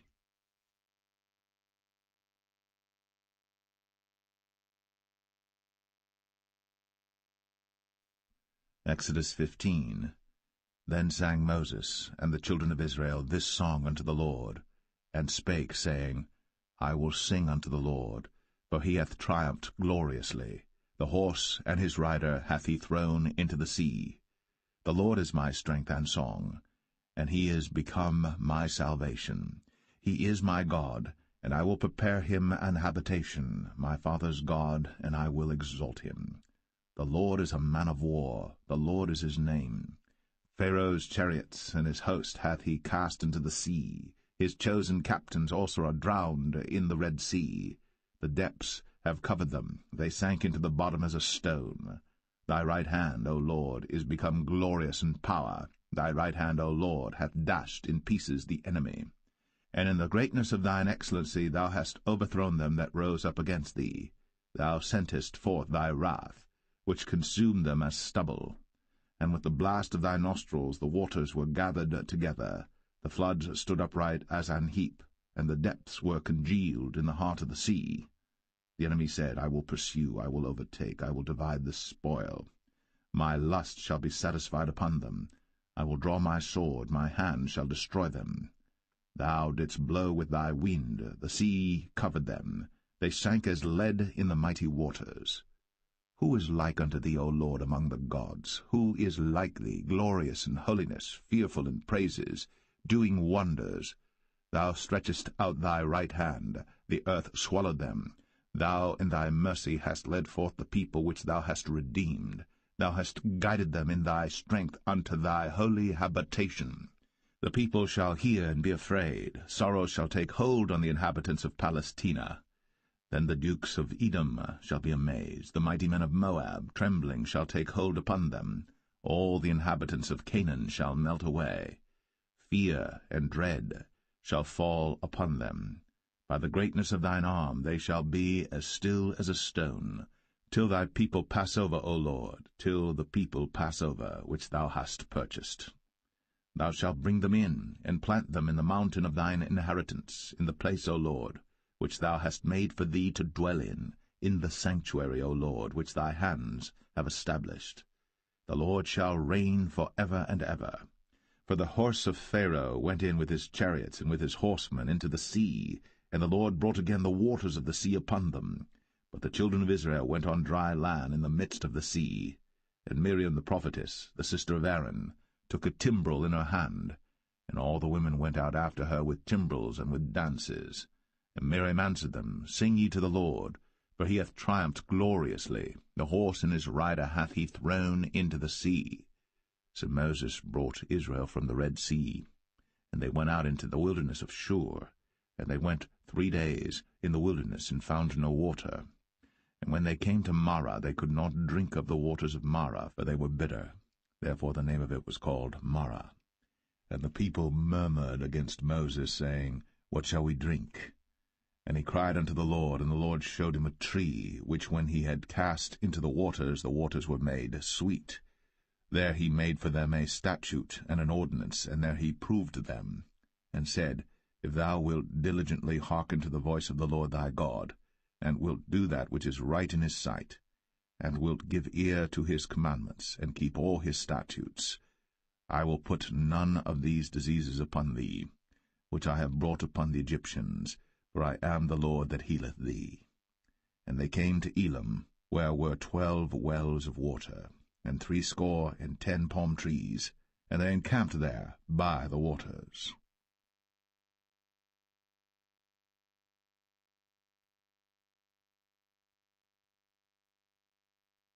Exodus 16. And they took their journey from Elim, and all the congregation of the children of Israel came unto the wilderness of Sin, which is between Elim and Sinai, on the 15th day of the 2nd month, after their departing out of the land of Egypt. And the whole congregation of the children of Israel murmured against Moses and Aaron in the wilderness. And the children of Israel said unto them, Would to God we had died by the hand of the Lord in the land of Egypt, when we sat by the flesh pots, and when we did eat bread to the full. For ye have brought us forth into this wilderness to kill this whole assembly with hunger. Then said the Lord unto Moses, Behold, I will rain bread from heaven for you, and the people shall go out and gather a certain rate every day, that I may prove them, whether they will walk in my law or no. And it shall come to pass that on the 6th day they shall prepare that which they bring in, and it shall be twice as much as they gather daily. And Moses and Aaron said unto all the children of Israel, At even then you shall know that the Lord hath brought you out from the land of Egypt. And in the morning then ye shall see the glory of the Lord, for that he heareth your murmurings against the Lord. And what are we, that ye murmur against us? And Moses said, This shall be when the Lord shall give you in the evening flesh to eat, and in the morning bread to the full, for that the Lord heareth your murmurings, which ye murmur against him. And what are we? Your murmurings are not against us, but against the Lord. And Moses spake unto Aaron, Say unto all the congregation of the children of Israel, Come near before the Lord, for he hath heard your murmurings. And it came to pass, as Aaron spake unto the whole congregation of the children of Israel, that they looked toward the wilderness, and behold, the glory of the Lord appeared in the cloud. And the Lord spake unto Moses, saying, I have heard the murmurings of the children of Israel. Speak unto them, saying, At even ye shall eat flesh, and in the morning ye shall be filled with bread, and ye shall know that I am the Lord your God. And it came to pass that at even the quails came up and covered the camp, and in the morning the dew lay round about the host. And when the dew that lay was gone up, behold, upon the face of the wilderness there lay a small round thing, as small as the hoarfrost on the ground. And when the children of Israel saw it, they said one to another, It is manna, for they wist not what it was. And Moses said unto them, This is the bread which the Lord hath given you to eat. This is the thing which the Lord hath commanded. Gather of it every man according to his eating, an omer for every man according to the number of your persons. Take ye every man for them which are in his tents. And the children of Israel did so, and gathered some more, some less. And when they did meet it with an omer, he that gathered much had nothing over, and he that gathered little had no lack. They gathered every man according to his eating. And Moses said, Let no man leave of it till the morning. Notwithstanding they hearkened not unto Moses, but some of them left of it until the morning. And it bred worms, and stank. And Moses was wroth with them. And they gathered it every morning, every man according to his eating. And when the sun waxed hot, it melted. And it came to pass that on the 6th day they gathered twice as much bread, 2 omers for one man. And all the rulers of the congregation came and told Moses. And he said unto them, This is that which the Lord hath said. Tomorrow is the rest of the holy Sabbath unto the Lord. Bake that which ye shall bake today, and seethe that ye will seethe, and that which remaineth over lay up for you to be kept until the morning. And they laid it up till the morning, as Moses bade, and it did not stink, neither was there any worm therein. And Moses said, Eat that today, for today is a Sabbath unto the Lord. Today ye shall not find it in the field. 6 days ye shall gather it, for on the 7th day, which is the Sabbath, in it there shall be none. And it came to pass that there went out some of the people on the 7th day for to gather, and they found none.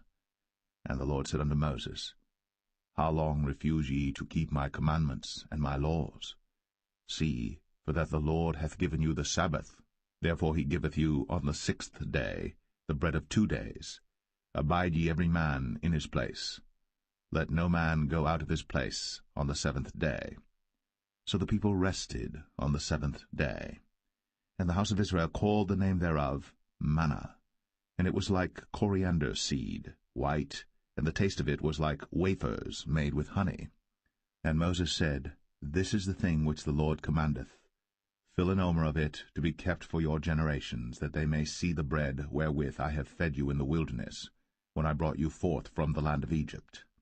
And Moses said unto Aaron, Take a pot, and put an omer full of manna therein, and lay it up before the Lord, to be kept for your generations. As the Lord commanded Moses, so Aaron laid it up before the testimony to be kept. And the children of Israel did eat manna 40 years, until they came to a land inhabited. They did eat manna until they came unto the borders of the land of Canaan. Now an omer is the 10th part of an ephah.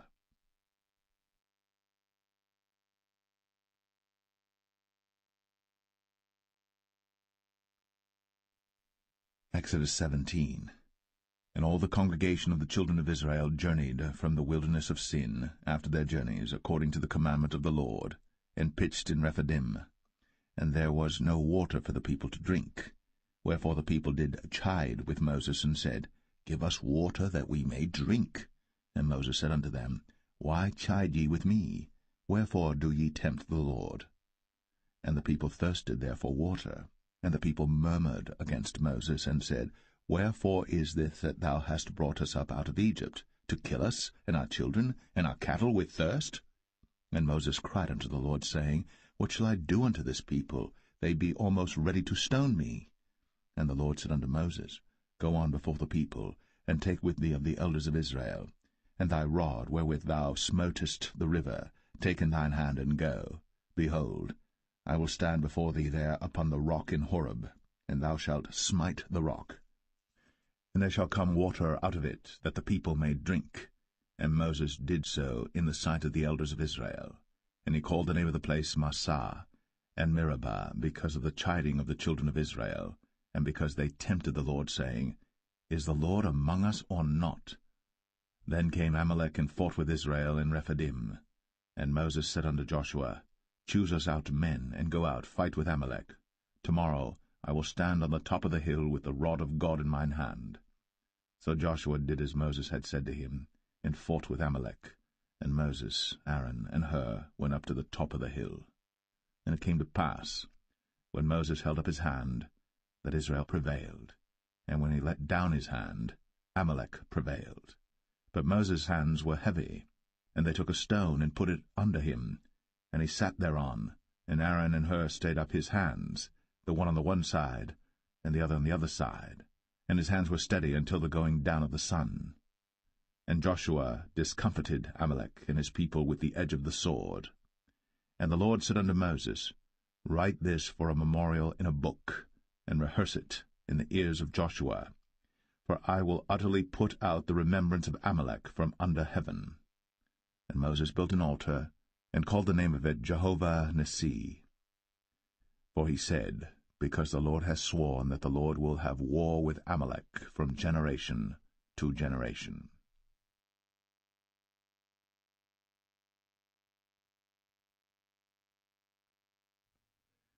Exodus 18.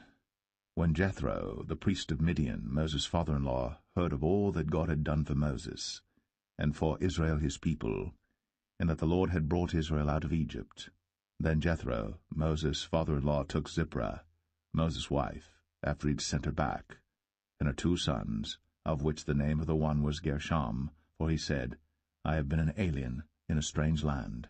And the name of the other was Eleazar, for the God of my father, said he, was mine help, and delivered me from the sword of Pharaoh. And Jethro, Moses' father-in-law, came with his sons and his wife unto Moses into the wilderness, where he encamped at the mount of God. And he said unto Moses, I thy father-in-law Jethro am come unto thee, and thy wife and her 2 sons with her. And Moses went out to meet his father-in-law, and did obeisance, and kissed him. And they asked each other of their welfare, and they came into the tent. And Moses told his father-in-law all that the Lord had done unto Pharaoh and to the Egyptians for Israel's sake, and all the travail that had come upon them by the way, and how the Lord delivered them.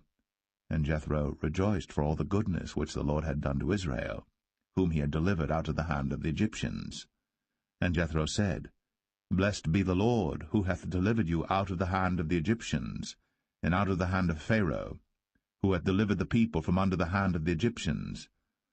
Now I know that the Lord is greater than all gods, for in the thing wherein they dealt proudly he was above them. And Jethro, Moses' father-in-law, took a burnt offering and sacrifices for God. And Aaron came, and all the elders of Israel, to eat bread with Moses' father-in-law before God. And it came to pass on the morrow that Moses sat to judge the people, and the people stood by Moses from the morning unto the evening. And when Moses' father-in-law saw all that he did to the people, he said, What is this thing that thou doest to the people? Why sittest thou thyself alone, and all the people stand by thee from morning unto even? And Moses said unto his father-in-law, Because the people come unto me to inquire of God. When they have a matter they come unto me, and I judge between one and another, and I do make them know the statutes of God and his laws. And Moses' father-in-law said unto him, The thing that thou doest is not good. Thou wilt surely wear away, both thou and this people that is with thee. For this thing is too heavy for thee. Thou art not able to perform it thyself alone. Hearken now unto my voice. I will give thee counsel, and God shall be with thee. Be thou for the people too Godward, that thou mayest bring the causes unto God. And thou shalt teach them ordinances and laws, and shalt show them the way wherein they must walk, and the work that they must do. Moreover, thou shalt provide out of all the people able men, such as fear God, men of truth, hating covetousness, and place such over them to be rulers of thousands, and rulers of hundreds, rulers of 50s, and rulers of 10s. And let them judge the people at all seasons. And it shall be, that every great matter they shall bring unto thee, but every small matter they shall judge. So shall it be easier for thyself, and they shall bear the burden with thee. If thou shalt do this thing, and God command thee so, then thou shalt be able to endure, and all this people shall also go to their place in peace. So Moses hearkened to the voice of his father-in-law, and did all that he had said. And Moses chose able men out of all Israel, and made them heads over the people, rulers of thousands, rulers of hundreds, rulers of 50s, and rulers of 10s. And they judged the people at all seasons. The hard causes they brought unto Moses, but every small matter they judged themselves. And Moses let his father-in-law depart, and he went his way into his own land.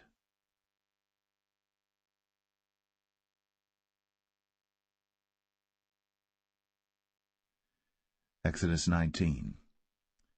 In the 3rd month, when the children of Israel were gone forth out of the land of Egypt, the same day came they into the wilderness of Sinai. But they were departed from Rephidim, and were come to the desert of Sinai, and had pitched in the wilderness, and there Israel camped before the mount. And Moses went up unto God, and the Lord called unto him out of the mountain, saying, Thus shalt thou say to the house of Jacob, and tell the children of Israel, Ye have seen what I did unto the Egyptians, and how I bare you on eagle's wings, and brought you unto myself.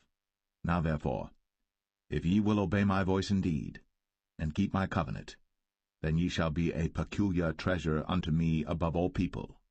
For all the earth is mine, and ye shall be unto me a kingdom of priests, and an holy nation. These are the words which thou shalt speak unto the children of Israel. And Moses came and called for the elders of the people, and laid before their faces all these words which the Lord commanded him.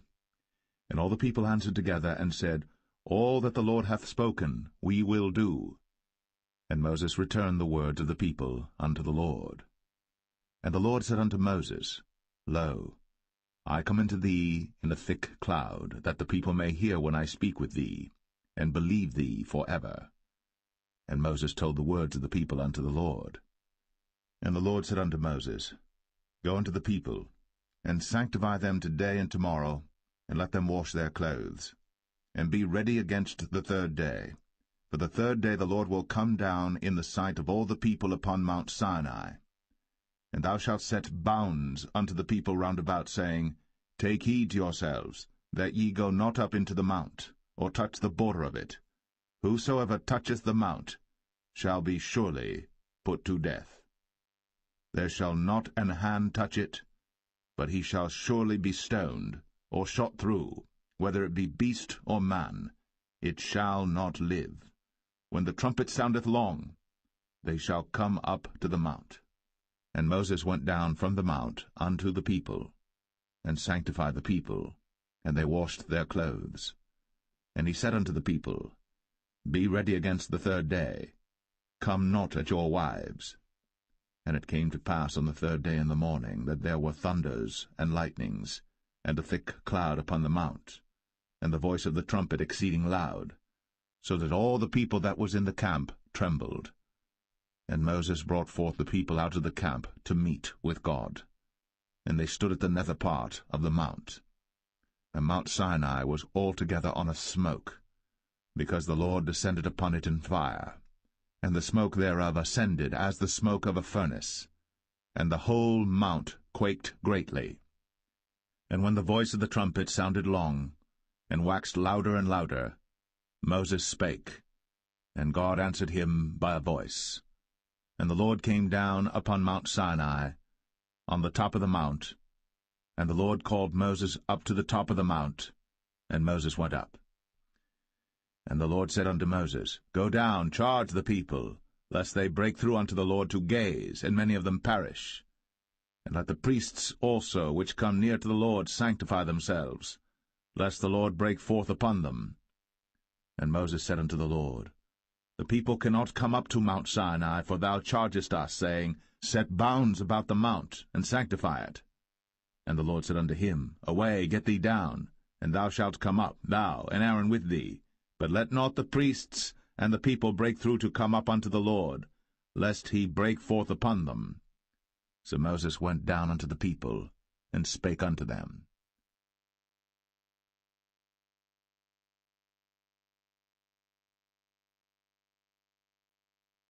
Exodus 20.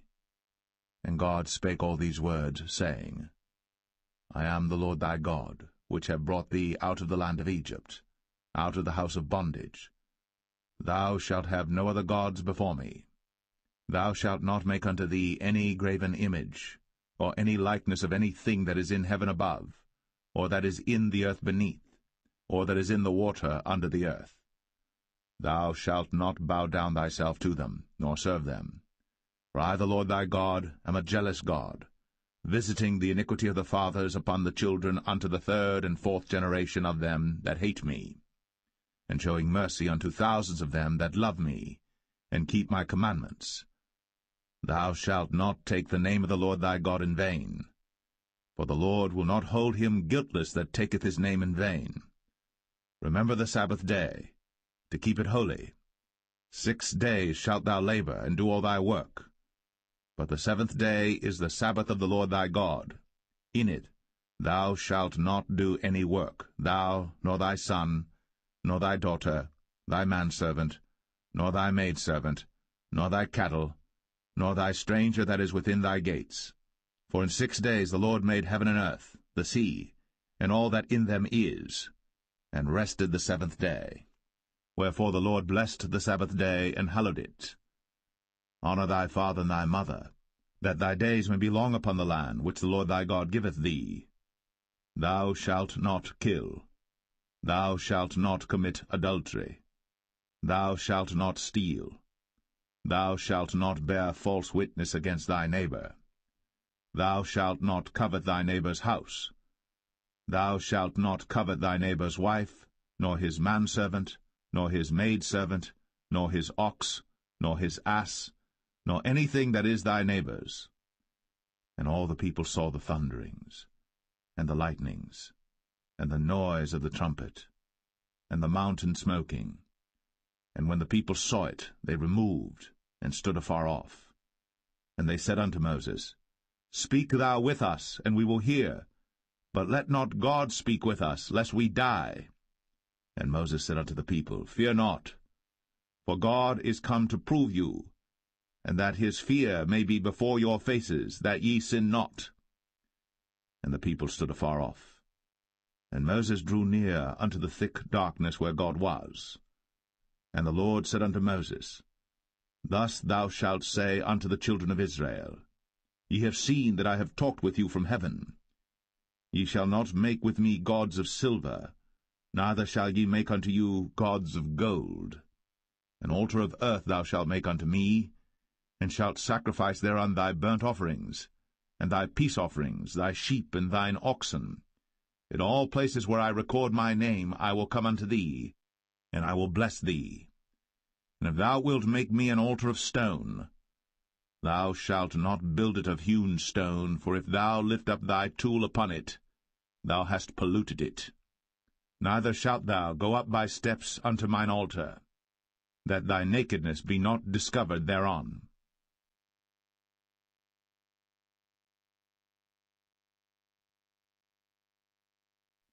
Exodus 21. Now these are the judgments which thou shalt set before them. If thou buy an Hebrew servant, 6 years he shall serve, and in the 7th he shall go out free for nothing. If he came in by himself, he shall go out by himself. If he were married, then his wife shall go out with him. If his master have given him a wife, and she have borne him sons or daughters, the wife and her children shall be her master's, and he shall go out by himself. And if the servant shall plainly say, I love my master, my wife, and my children, I will not go out free, then his master shall bring him unto the judges. He shall also bring him to the door, or unto the doorpost, and his master shall bore his ear through with an awl, and he shall serve him forever. And if a man sell his daughter to be a maidservant, she shall not go out as the men servants do. If she please not her master, who hath betrothed her to himself, then shall he let her be redeemed. To sell her unto a strange nation, he shall have no power, seeing he hath dealt deceitfully with her. And if he have betrothed her unto his son, he shall deal with her after the manner of daughters. If he take him another wife, her food, her raiment, and her duty of marriage, shall he not diminish? And if he do not these 3 unto her, then shall she go out free without money. He that smiteth a man so that he die shall be surely put to death. And if a man lie not in wait, but God deliver him into his hand, then I will appoint thee a place whither he shall flee. But if a man come presumptuously upon his neighbor, to slay him with guile, thou shalt take him from mine altar, that he may die. And he that smiteth his father or his mother shall be surely put to death. And he that stealeth a man, and selleth him, or if he be found in his hand, he shall surely be put to death. And he that curseth his father or his mother shall surely be put to death. And if men strive together, and one smite another with a stone, or with his fist, and he die not, but keepeth his bed, if he rise again and walk abroad upon his staff, then shall he that smote him be quit, only he shall pay for the loss of his time, and shall cause him to be thoroughly healed. And if a man smite his servant or his maid with a rod, and he die under his hand, he shall be surely punished. Notwithstanding, if he continue a day or 2, he shall not be punished, for he is his money. If men strive and hurt a woman with child, so that her fruit depart from her, and yet no mischief follow, he shall be surely punished, according as the woman's husband will lay upon him, and he shall pay as the judges determine. And if any mischief follow, then thou shalt give life for life, eye for eye, tooth for tooth, hand for hand, foot for foot, burning for burning, wound for wound, stripe for stripe. And if a man smite the eye of his servant, or the eye of his maid, that it perish, he shall let him go free for his eye's sake. And if he smite out his manservant's tooth, or his maidservant's tooth, he shall let him go free for his tooth's sake. If an ox gore a man or a woman, that they die, then the ox shall be surely stoned, and his flesh shall not be eaten, but the owner of the ox shall be quit.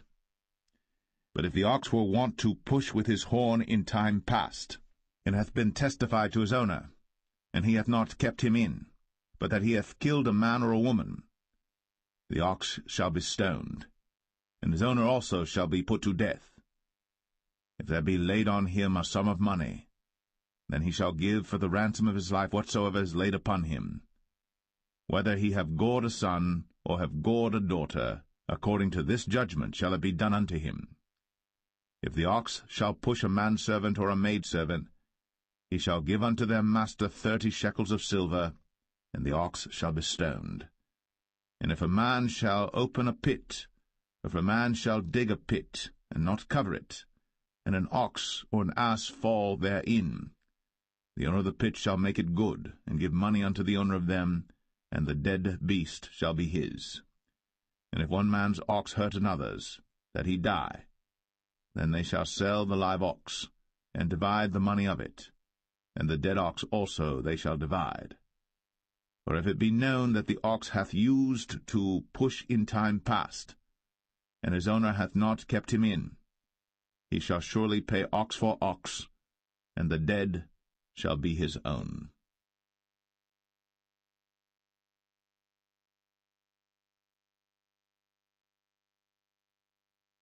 Exodus 22. If a man shall steal an ox or a sheep and kill it or sell it, he shall restore 5 oxen for an ox and 4 sheep for a sheep. If a thief be found breaking up, and be smitten that he die, there shall no blood be shed for him. If the sun be risen upon him, there shall be blood shed for him, for he should make full restitution. If he have nothing, then he shall be sold for his theft. If the theft be certainly found in his hand alive, whether it be ox or ass or sheep, he shall restore double. If a man shall cause a field or vineyard to be eaten, and shall put in his beast, and shall feed in another man's field, of the best of his own field and of the best of his own vineyard, shall he make restitution. If fire break out and catch in thorns, so that stacks of corn or the standing corn of the field be consumed therewith, he that kindled the fire shall surely make restitution. If a man shall deliver unto his neighbor money or stuff to keep, and it be stolen out of the man's house, if the thief be found, let him pay double. If the thief be not found, then the master of the house shall be brought unto the judges to see whether he have put his hand unto his neighbor's goods. For all manner of trespass, whether it be for ox, for ass, for sheep, for raiment, or for any manner of lost thing, which another challengeth to be his, the cause of both parties shall come before the judges, and whom the judges shall condemn, he shall pay double unto his neighbor. If a man deliver unto his neighbor an ass, or an ox, or a sheep, or any beast to keep, and it die, or be hurt, or driven away, no man seeing it, then shall an oath of the Lord be between them both, that he hath not put his hand unto his neighbor's goods, and the owner of it shall accept thereof, and he shall not make it good. And if it be stolen from him, he shall make restitution unto the owner thereof. If it be torn in pieces, then let him bring it for witness, and he shall not make good that which was torn. And if a man borrow aught of his neighbor, and it be hurt or die, the owner thereof being not with it, he shall surely make it good. But if the owner thereof be with it, he shall not make it good. If it be an hired thing, it came for his hire. And if a man entice a maid that is not betrothed, and lie with her, he shall surely endow her to be his wife. If her father utterly refuse to give her unto him, he shall pay money according to the dowry of virgins. Thou shalt not suffer a witch to live. Whosoever lieth with a beast shall surely be put to death. He that sacrificeth unto any god, save unto the Lord only, he shall be utterly destroyed. Thou shalt neither vex a stranger nor oppress him, for ye were strangers in the land of Egypt. Ye shall not afflict any widow or fatherless child. If thou afflict them in any wise, and they cry at all unto me, I will surely hear their cry, and my wrath shall wax hot, and I will kill you with the sword, and your wives shall be widows, and your children fatherless.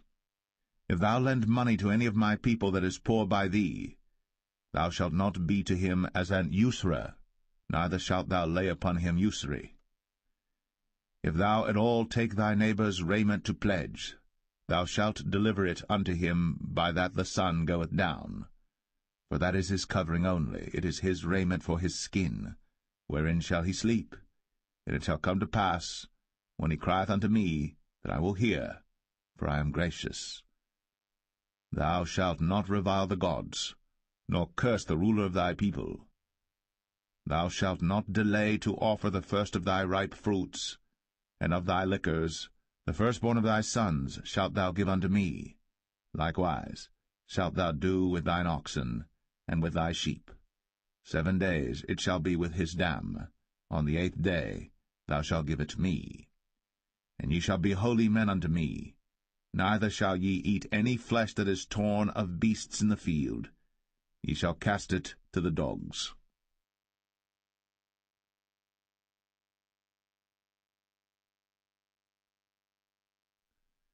Exodus 23. Thou shalt not raise a false report. Put not thine hand with the wicked to be an unrighteous witness. Thou shalt not follow a multitude to do evil. Neither shalt thou speak in a cause to decline after many to wrest judgment. Neither shalt thou countenance a poor man in his cause. If thou meet thine enemy's ox or his ass going astray, thou shalt surely bring it back to him again. If thou see the ass of him that hateth thee lying under his burden, and wouldest forbear to help him, thou shalt surely help with him.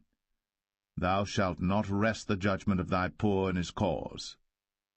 Keep thee far from a false matter, and the innocent and righteous slay thou not, for I will not justify the wicked. And thou shalt take no gift, for the gift blindeth the wise, and perverteth the words of the righteous. Also, thou shalt not oppress a stranger. For ye know the heart of a stranger, seeing ye were strangers in the land of Egypt. And 6 years thou shalt sow thy land, and shalt gather in the fruits thereof. But the 7th year thou shalt let it rest and lie still, that the poor of thy people may eat, and what they leave the beasts of the field shall eat. In like manner thou shalt deal with thy vineyard, and with thy oliveyard. 6 days thou shalt do thy work, and on the 7th day thou shalt rest, that thine ox and thine ass may rest, and the son of thy handmaid, and the stranger may be refreshed. And in all things that I have said unto you be circumspect, and make no mention of the name of other gods, neither let it be heard out of thy mouth. 3 times thou shalt keep a feast unto me in the year. Thou shalt keep the feast of unleavened bread. Thou shalt eat unleavened bread 7 days, as I commanded thee, in the time appointed of the month Abib. For in it thou camest out from Egypt, and none shall appear before me empty. And the feast of harvest, the firstfruits of thy labours, which thou hast sown in the field, and the feast of ingathering, which is in the end of the year, when thou hast gathered in thy labours out of the field. 3 times in the year all thy males shall appear before the Lord God. Thou shalt not offer the blood of my sacrifice with leavened bread, neither shall the fat of my sacrifice remain until the morning. The first of the firstfruits of thy land thou shalt bring into the house of the Lord thy God. Thou shalt not see the kid in his mother's milk. Behold, I send an angel before thee, to keep thee in the way, and to bring thee into the place which I have prepared. Beware of him, and obey his voice. Provoke him not, for he will not pardon your transgressions, for my name is in him.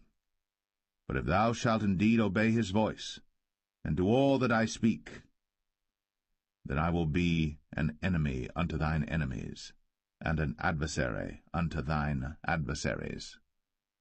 For mine angel shall go before thee, and bring thee in unto the Amorites, and the Hittites, and the Perizzites, and the Canaanites, the Hivites, and the Jebusites, and I will cut them off. Thou shalt not bow down to their gods, nor serve them, nor do after their works, but thou shalt utterly overthrow them, and quite break down their images. And ye shall serve the Lord your God, and he shall bless thy bread and thy water, and I will take sickness away from the midst of thee. There shall nothing cast their young, nor be barren in thy land. The number of thy days I will fulfill. I will send my fear before thee, and will destroy all the people to whom thou shalt come, and I will make all thine enemies turn their backs unto thee. And I will send hornets before thee, which shall drive out the Hivite, the Canaanite, and the Hittite from before thee. I will not drive them out from before thee in 1 year, lest the land become desolate, and the beasts of the field multiply against thee. By little and little I will drive them out from before thee, until thou be increased and inherit the land. And I will set thy bounds from the Red Sea even unto the sea of the Philistines, and from the desert unto the river. For I will deliver the inhabitants of the land into your hand, and thou shalt drive them out before thee. Thou shalt make no covenant with them, nor with their gods. They shall not dwell in thy land, lest they make thee sin against me. For if thou serve their gods, it will surely be a snare unto thee.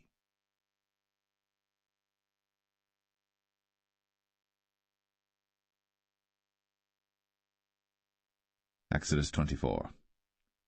And he said unto Moses, Come up unto the Lord, thou, and Aaron, Nadab, and Abihu, and 70 of the elders of Israel, and worship ye afar off. And Moses alone shall come near the Lord, but they shall not come nigh, neither shall the people go up with him. And Moses came, and told the people all the words of the Lord, and all the judgments, and all the people answered with one voice, and said, All the words which the Lord hath said will we do. And Moses wrote all the words of the Lord, and rose up early in the morning, and builded an altar under the hill, and 12 pillars according to the 12 tribes of Israel. And he sent young men of the children of Israel, which offered burnt offerings, and sacrificed peace offerings of oxen unto the Lord. And Moses took half of the blood, and put it in basins, and half of the blood he sprinkled on the altar. And he took the book of the covenant, and read in the audience of the people, and they said, All that the Lord hath said will we do, and be obedient. And Moses took the blood, and sprinkled it on the people, and said, Behold, the blood of the covenant which the Lord hath made with you concerning all these words. Then went up Moses, and Aaron, Nadab, and Abihu, and 70 of the elders of Israel. And they saw the God of Israel. And there was under his feet, as it were, a paved work of a sapphire stone, and as it were the body of heaven in his clearness. And upon the nobles of the children of Israel he laid not his hand. Also they saw God, and did eat and drink. And the Lord said unto Moses, Come up to me into the mount, and be there. And I will give thee tables of stone, and a law and commandments which I have written, that thou mayest teach them. And Moses rose up, and his minister Joshua. And Moses went up into the mount of God. And he said unto the elders, Tarry ye here for us, until we come again unto you. And behold, Aaron and Hur are with you. If any man have any matters to do, let him come unto them. And Moses went up into the mount, and a cloud covered the mount. And the glory of the Lord abode upon Mount Sinai, and the cloud covered it 6 days. And the 7th day he called unto Moses out of the midst of the cloud. And the sight of the glory of the Lord was like devouring fire on the top of the mount in the eyes of the children of Israel. And Moses went into the midst of the cloud, and gat him up into the mount. And Moses was in the mount 40 days and 40 nights.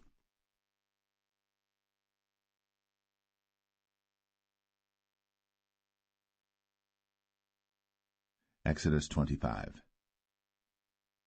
And the Lord spake unto Moses, saying, Speak unto the children of Israel, that they bring me an offering of every man that giveth it willingly with his heart. Ye shall take my offering. And this is the offering which ye shall take of them, gold, and silver, and brass, and blue, and purple, and scarlet, and fine linen, and goat's hair, and rams' skins dyed red, and badgers' skins, and shittim wood, oil for the light, spices for anointing oil, and for sweet incense, onyx stones, and stones to be set in the ephod, and in the breastplate. And let them make me a sanctuary, that I may dwell among them, according to all that I show thee, after the pattern of the tabernacle, and the pattern of all the instruments thereof, even so shall ye make it. And they shall make an ark of shittim wood. 2 cubits and a half shall be the length thereof, and 1 cubit and a half the breadth thereof, and 1 cubit and a half the height thereof. And thou shalt overlay it with pure gold, within and without shalt thou overlay it, and shalt make upon it a crown of gold round about. And thou shalt cast 4 rings of gold for it, and put them in the 4 corners thereof, and 2 rings shall be in the one side of it, and 2 rings in the other side of it. And thou shalt make staves of shittim wood, and overlay them with gold. And thou shalt put the staves into the rings by the sides of the ark, that the ark may be borne with them. The staves shall be in the rings of the ark, they shall not be taken from it. And thou shalt put into the ark the testimony which I shall give thee. And thou shalt make a mercy seat of pure gold. 2 cubits and a half shall be the length thereof, and 1 cubit and a half the breadth thereof. And thou shalt make 2 cherubims of gold. Of beaten work shalt thou make them, in the 2 ends of the mercy seat. And make 1 cherub on the one end, and the other cherub on the other end. Even of the mercy seat shall ye make the cherubims on the 2 ends thereof. And the cherubims shall stretch forth their wings on high, covering the mercy seat with their wings, and their faces shall look one to another. Toward the mercy seat shall the faces of the cherubims be. And thou shalt put the mercy seat above upon the ark, and in the ark thou shalt put the testimony that I shall give thee. And there I will meet with thee, and I will commune with thee from above the mercy seat, from between the 2 cherubims which are upon the ark of the testimony, of all things which I will give thee in commandment unto the children of Israel. Thou shalt also make a table of shittim wood. 2 cubits shall be the length thereof, and 1 cubit the breadth thereof, and 1 cubit and a half the height thereof. And thou shalt overlay it with pure gold, and make thereto a crown of gold round about. And thou shalt make unto it a border of an handbreadth round about, and thou shalt make a golden crown to the border thereof round about. And thou shalt make for it 4 rings of gold, and put the rings in the 4 corners that are on the 4 feet thereof. Over against the border shall the rings be for places of the staves to bear the table. And thou shalt make the staves of shittim wood, and overlay them with gold, that the table may be borne with them. And thou shalt make the dishes thereof, and spoons thereof, and covers thereof, and bowls thereof, to cover withal. Of pure gold shalt thou make them. And thou shalt set upon the table showbread before me always. And thou shalt make a candlestick of pure gold. Of beaten work shall the candlestick be made. His shaft, and his branches, his bowls, his knobs and his flowers shall be of the same. And 6 branches shall come out of the sides of it, 3 branches of the candlestick out of the one side, and 3 branches of the candlestick out of the other side. 3 bowls made like unto almonds, with a knob and a flower in one branch, and 3 bowls made like almonds in the other branch, with a knob and a flower. So in the 6 branches that come out of the candlestick. And in the candlestick shall be 4 bowls made like unto almonds, with their knobs and their flowers. And there shall be a knob under 2 branches of the same, and a knob under 2 branches of the same, and a knob under 2 branches of the same, according to the 6 branches that proceed out of the candlestick. Their knobs and their branches shall be of the same. All it shall be one beaten work of pure gold. And thou shalt make the 7 lamps thereof, and they shall light the lamps thereof, that they may give light over against it. And the tongs thereof, and the snuff dishes thereof, shall be of pure gold. Of a talent of pure gold shall he make it with all these vessels. And look that thou make them after their pattern, which was shown thee in the mount.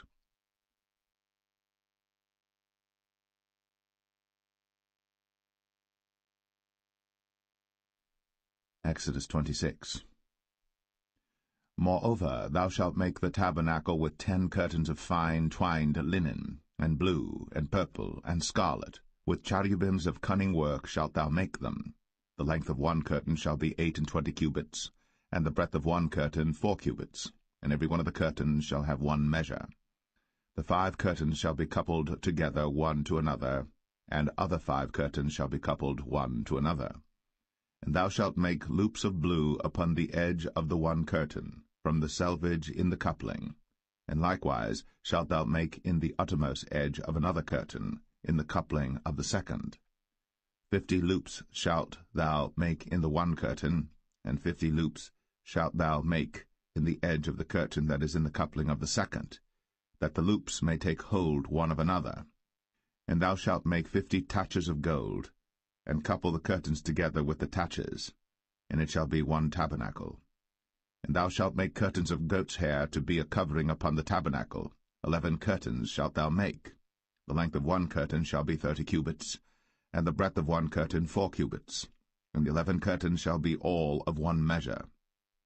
And thou shalt couple 5 curtains by themselves, and 6 curtains by themselves. and shalt double the 6 curtains in the forefront of the tabernacle. And thou shalt make 50 loops on the edge of the one curtain that is outmost in the coupling, and 50 loops in the edge of the curtain which coupleth the second.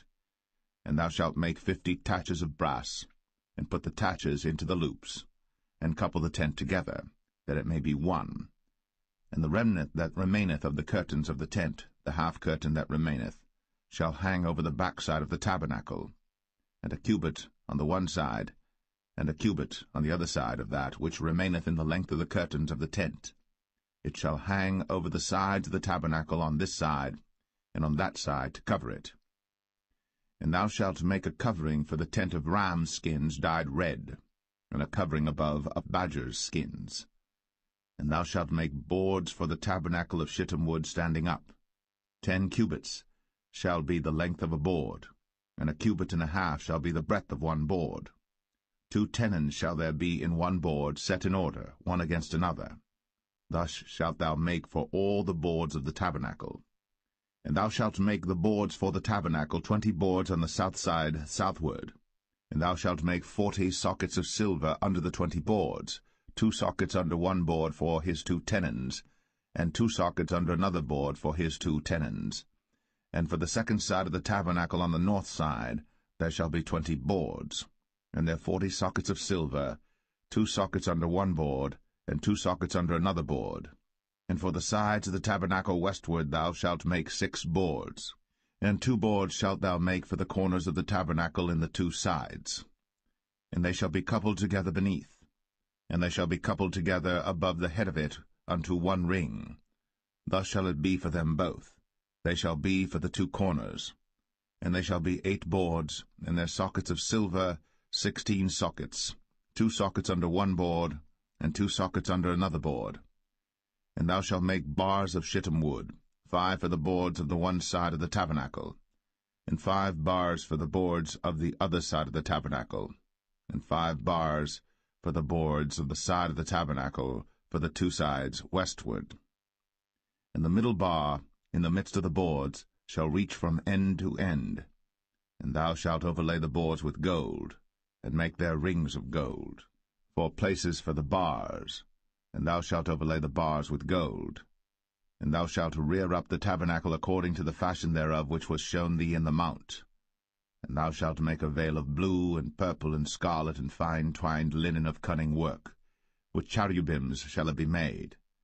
And thou shalt hang it upon 4 pillars of shittim wood overlaid with gold. Their hooks shall be of gold, upon the 4 sockets of silver.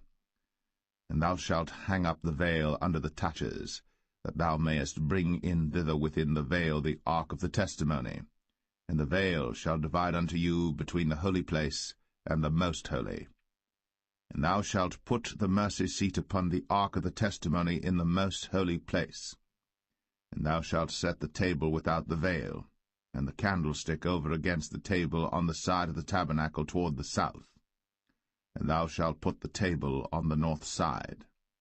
And thou shalt make an hanging for the door of the tent, of blue and purple and scarlet, and fine twined linen, wrought with needlework. And thou shalt make for the hanging 5 pillars of shittim wood, and overlay them with gold, and their hooks shall be of gold, and thou shalt cast 5 sockets of brass for them.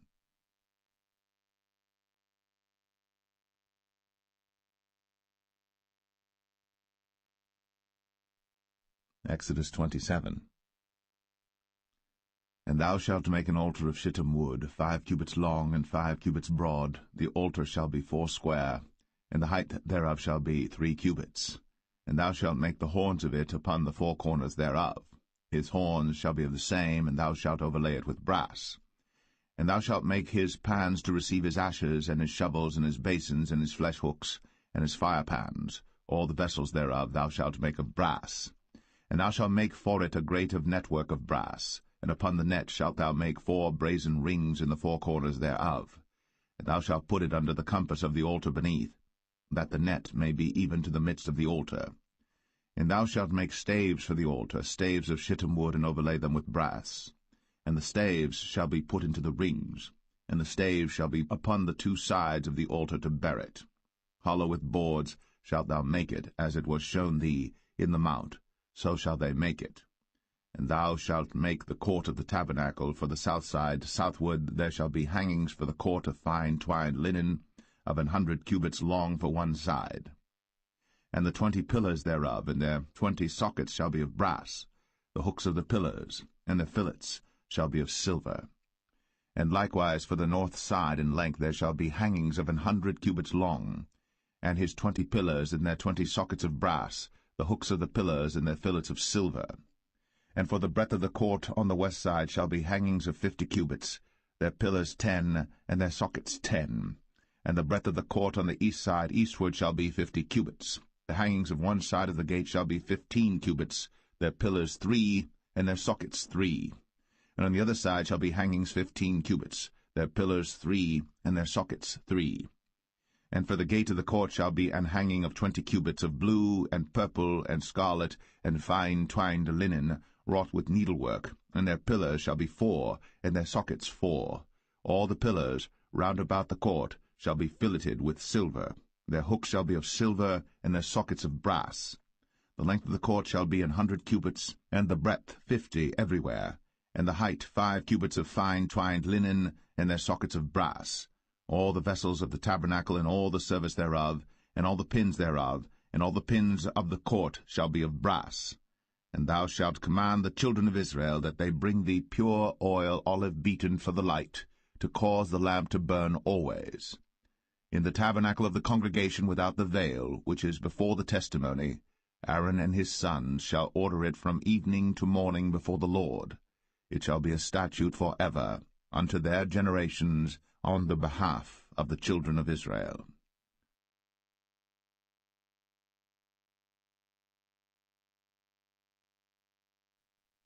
Exodus 28. And take thou unto thee Aaron thy brother, and his sons with him, from among the children of Israel, that he may minister unto me in the priest's office, even Aaron, Nadab, and Abihu, Eleazar, and Ithamar, Aaron's sons. And thou shalt make holy garments for Aaron thy brother, for glory and for beauty. And thou shalt speak unto all that are wise-hearted, whom I have filled with the spirit of wisdom, that they may make Aaron's garments to consecrate him, that he may minister unto me in the priest's office. And these are the garments which they shall make, a breastplate, and an ephod, and a robe, and a broidered coat, a mitre, and a girdle. And they shall make holy garments for Aaron thy brother, and his sons, that he may minister unto me in the priest's office. And they shall take gold, and blue, and purple, and scarlet, and fine linen. And they shall make the ephod of gold, of blue, and of purple, of scarlet, and fine twined linen with cunning work. It shall have the 2 shoulder pieces thereof joined at the 2 edges thereof, and so it shall be joined together. And the curious girdle of the ephod which is upon it shall be of the same, according to the work thereof, even of gold, of blue, and purple, and scarlet, and fine twined linen. And thou shalt take 2 onyx stones, and grave on them the names of the children of Israel, 6 of their names on one stone, and the other 6 names of the rest on the other stone, according to their birth. With the work of an engraver in stone, like the engravings of a signet, shalt thou engrave the 2 stones with the names of the children of Israel. Thou shalt make them to be set in ouches of gold. And thou shalt put the 2 stones upon the shoulders of the ephod for stones of memorial unto the children of Israel. And Aaron shall bear their names before the Lord upon his 2 shoulders for a memorial. And thou shalt make ouches of gold, and 2 chains of pure gold at the ends. Of wreathen work shalt thou make them, and fasten the wreathen chains to the ouches. And thou shalt make the breastplate of judgment with cunning work. After the work of the ephod thou shalt make it, of gold, of blue, and of purple, and of scarlet, and of fine twined linen shalt thou make it. 4 square it shall be, being doubled. A span shall be the length thereof, and a span shall be the breadth thereof. And thou shalt set in it settings of stones, even 4 rows of stones. The first row shall be a sardius, a topaz, and a carbuncle. This shall be the first row. And the second row shall be an emerald, a sapphire, and a diamond. And the third row a ligure, an agate, and an amethyst. And the 4th row a beryl, and an onyx, and a jasper. They shall be set in gold in their enclosings. And the stone shall be with the names of the children of Israel, 12 according to their names, like the engravings of a signet. Every one with his name shall they be according to the 12 tribes. And thou shalt make upon the breastplate chains at the ends of wreathen work of pure gold. And thou shalt make upon the breastplate 2 rings of gold, and shalt put the 2 rings on the 2 ends of the breastplate. And thou shalt put the 2 wreathen chains of gold in the 2 rings which are on the ends of the breastplate. And the other 2 ends of the 2 wreathen chains thou shalt fasten in the 2 ouches, and put them on the shoulder pieces of the ephod before it. And thou shalt make 2 rings of gold, and thou shalt put them upon the 2 ends of the breastplate, in the border thereof, which is in the side of the ephod inward. And 2 other rings of gold thou shalt make, and shalt put them on the 2 sides of the ephod underneath, toward the forepart thereof, over against the other coupling thereof, above the curious girdle of the ephod. And they shall bind the breastplate by the rings thereof unto the rings of the ephod with a lace of blue, that it may be above the curious girdle of the ephod, and that the breastplate be not loosed from the ephod. And Aaron shall bear the names of the children of Israel in the breastplate of judgment upon his heart, when he goeth in unto the holy place for a memorial before the Lord continually. And thou shalt put in the breastplate of judgment the Urim and the Thummim, and they shall be upon Aaron's heart, when he goeth in before the Lord. And Aaron shall bear the judgment of the children of Israel upon his heart before the Lord continually. And thou shalt make the robe of the ephod all of blue. And there shall be an hole in the top of it, in the midst thereof. It shall have a binding of woven work round about the whole of it, as it were the whole of an habergeon, that it be not rent. And beneath upon the hem of it thou shalt make pomegranates of blue, and of purple, and of scarlet round about the hem thereof, and bells of gold between them round about, a golden bell and a pomegranate, a golden bell and a pomegranate, upon the hem of the robe round about. And it shall be upon Aaron to minister, and his sound shall be heard when he goeth in unto the holy place before the Lord, and when he cometh out, that he die not. And thou shalt make a plate of pure gold, and grave upon it, like the engravings of a signet, holiness to the Lord. And thou shalt put it on a blue lace, that it may be upon the mitre, upon the forefront of the mitre it shall be. And it shall be upon Aaron's forehead, that Aaron may bear the iniquity of the holy things, which the children of Israel shall hallow in all their holy gifts. And it shall be always upon his forehead, that they may be accepted before the Lord. And thou shalt embroider the coat of fine linen, and thou shalt make the mitre of fine linen, and thou shalt make the girdle of needlework. And for Aaron's sons thou shalt make coats, and thou shalt make for them girdles, and bonnets shalt thou make for them for glory and for beauty. And thou shalt put them upon Aaron thy brother, and his sons with him, and shalt anoint them, and consecrate them, and sanctify them, that they may minister unto me in the priest's office. And thou shalt make them linen breeches to cover their nakedness. From the loins even unto the thighs they shall reach. And they shall be upon Aaron and upon his sons when they come in unto the tabernacle of the congregation, or when they come near unto the altar to minister in the holy place, that they bear not iniquity, and die. It shall be a statute for ever unto him and his seed after him.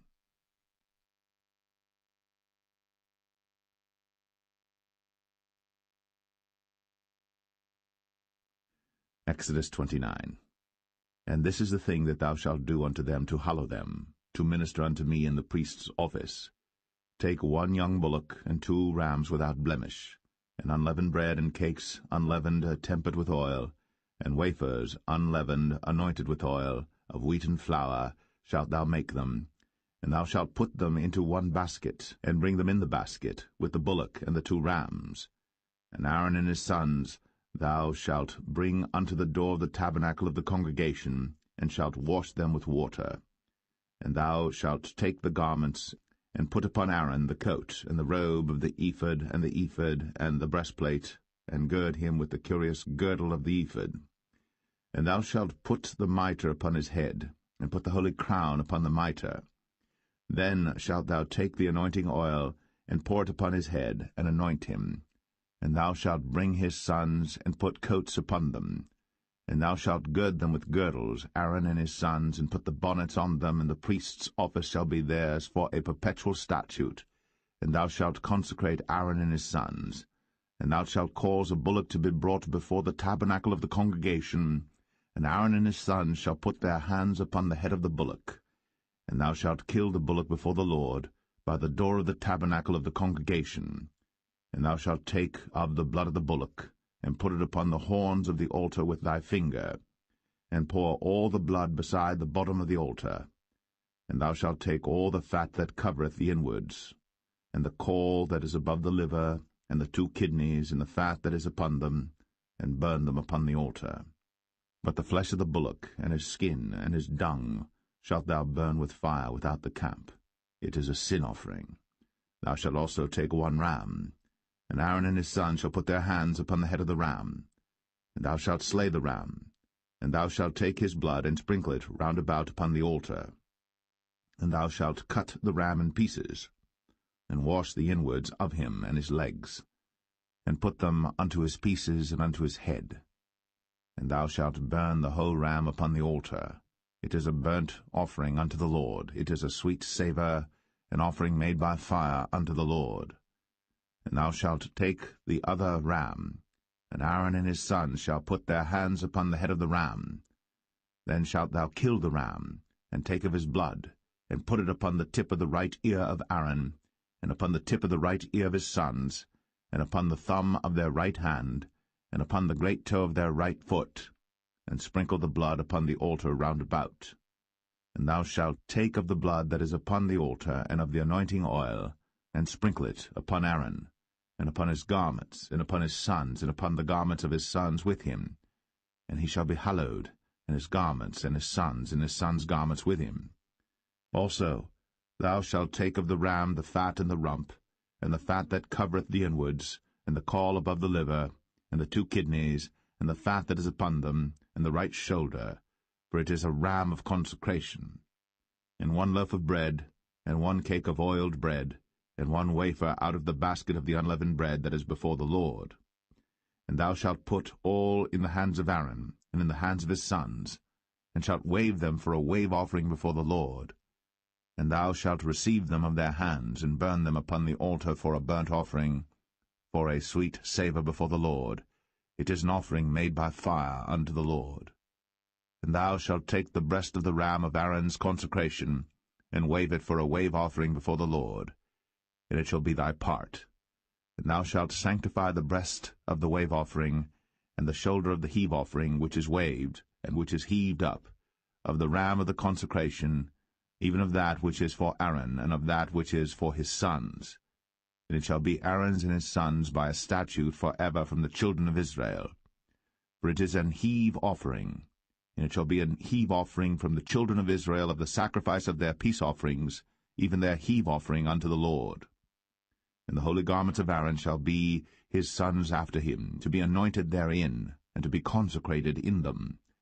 And that son that is priest in his stead shall put them on 7 days, when he cometh into the tabernacle of the congregation to minister in the holy place.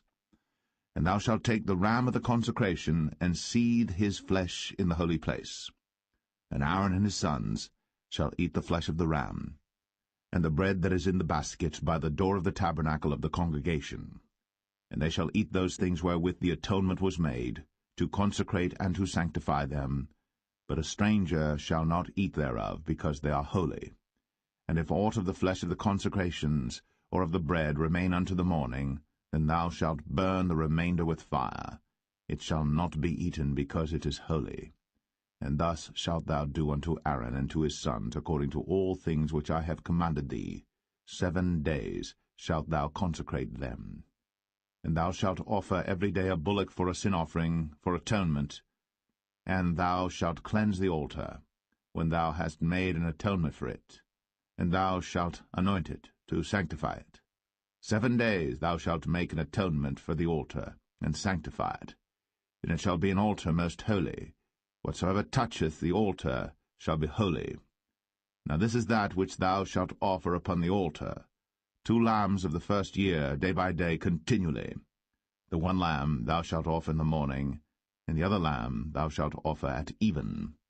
And with the 1 lamb 1/10 deal of flour mingled with the 4th part of an hin of beaten oil, and the 4th part of an hin of wine for a drink offering.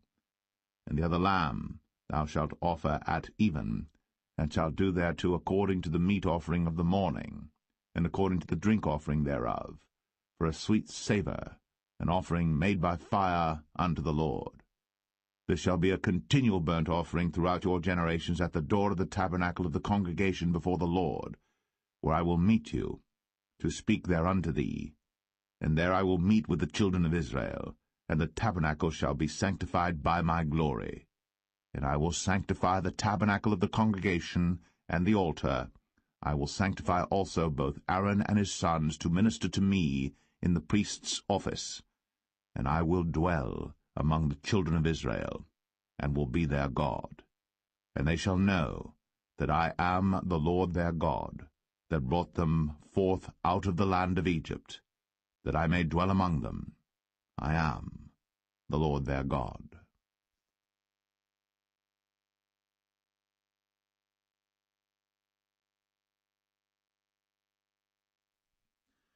Exodus 30. And thou shalt make an altar to burn incense upon. Of shittim wood shalt thou make it. A cubit shall be the length thereof, and a cubit the breadth thereof. 4 square shall it be. And 2 cubits shall be the height thereof, the horns thereof shall be of the same. And thou shalt overlay it with pure gold, the top thereof and the sides thereof round about, and the horns thereof. And thou shalt make unto it a crown of gold round about. And 2 golden rings shalt thou make to it under the crown of it. By the 2 corners thereof upon the 2 sides of it shalt thou make it. And they shall be for places for the staves to bear it withal. And thou shalt make the staves of shittim wood, and overlay them with gold. And thou shalt put it before the veil that is by the ark of the testimony, before the mercy seat that is over the testimony, where I will meet with thee. And Aaron shall burn thereon sweet incense every morning. When he dresseth the lamps, he shall burn incense upon it. And when Aaron lighteth the lamps at even, he shall burn incense upon it, a perpetual incense before the Lord throughout your generations. Ye shall offer no strange incense thereon, nor burnt sacrifice, nor meat offering, neither shall ye pour drink offering thereon. And Aaron shall make an atonement upon the horns of it once in a year with the blood of the sin offering of atonements. Once in the year shall he make atonement upon it throughout your generations. It is most holy unto the Lord. And the Lord spake unto Moses, saying, When thou takest the sum of the children of Israel after their number, then shall they give every man a ransom for his soul unto the Lord, when thou numberest them, that there be no plague among them, when thou numberest them. This they shall give every one that passeth among them that are numbered, 1/2 shekel after the shekel of the sanctuary. A shekel is 20 gerahs, and 1/2 shekel shall be the offering of the Lord. Every one that passeth among them that are numbered, from 20 years old and above, shall give an offering unto the Lord. The rich shall not give more, and the poor shall not give less than 1/2 shekel, when they give an offering unto the Lord, to make an atonement for your souls. And thou shalt take the atonement money of the children of Israel, and shalt appoint it for the service of the tabernacle of the congregation, that it may be a memorial unto the children of Israel before the Lord, to make an atonement for your souls. And the Lord spake unto Moses, saying, Thou shalt also make a laver of brass, and his foot also of brass, to wash withal.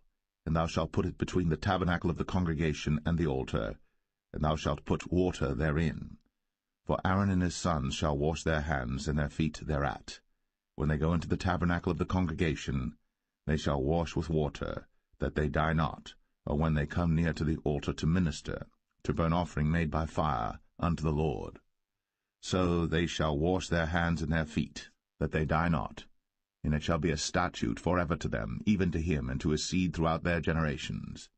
Moreover the Lord spake unto Moses, saying, Take thou also unto thee principal spices, of pure myrrh 500 shekels, and of sweet cinnamon half so much, even 250 shekels, and of sweet calamus 250 shekels, and of cassia 500 shekels after the shekel of the sanctuary, and of oil olive and hin. And thou shalt make it an oil of holy ointment, an ointment compound after the art of the apothecary. It shall be an holy anointing oil. And thou shalt anoint the tabernacle of the congregation therewith, and the ark of the testimony, and the table and all his vessels, and the candlestick and his vessels, and the altar of incense, and the altar of burnt offering with all his vessels, and the laver and his foot. And thou shalt sanctify them, that they may be most holy. Whatsoever toucheth them shall be holy. And thou shalt anoint Aaron and his sons, and consecrate them, that they may minister unto me in the priest's office. And thou shalt speak unto the children of Israel, saying, This shall be an holy anointing oil unto me throughout your generations. Upon man's flesh shall it not be poured, neither shall ye make any other like it, after the composition of it. It is holy, and it shall be holy unto you.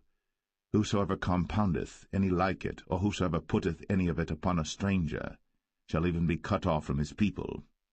And the Lord said unto Moses, Take unto thee sweet spices, stacte, and onycha, and galbanum, these sweet spices with pure frankincense, of each shall there be a like weight. And thou shalt make it a perfume, a confection after the art of the apothecary, tempered together, pure and holy. And thou shalt beat some of it very small, and put of it before the testimony in the tabernacle of the congregation, where I will meet with thee. It shall be unto you most holy. And as for the perfume which thou shalt make, ye shall not make to yourselves according to the composition thereof. It shall be unto thee holy for the Lord. Whosoever shall make like unto that, to smell thereto, shall even be cut off from his people.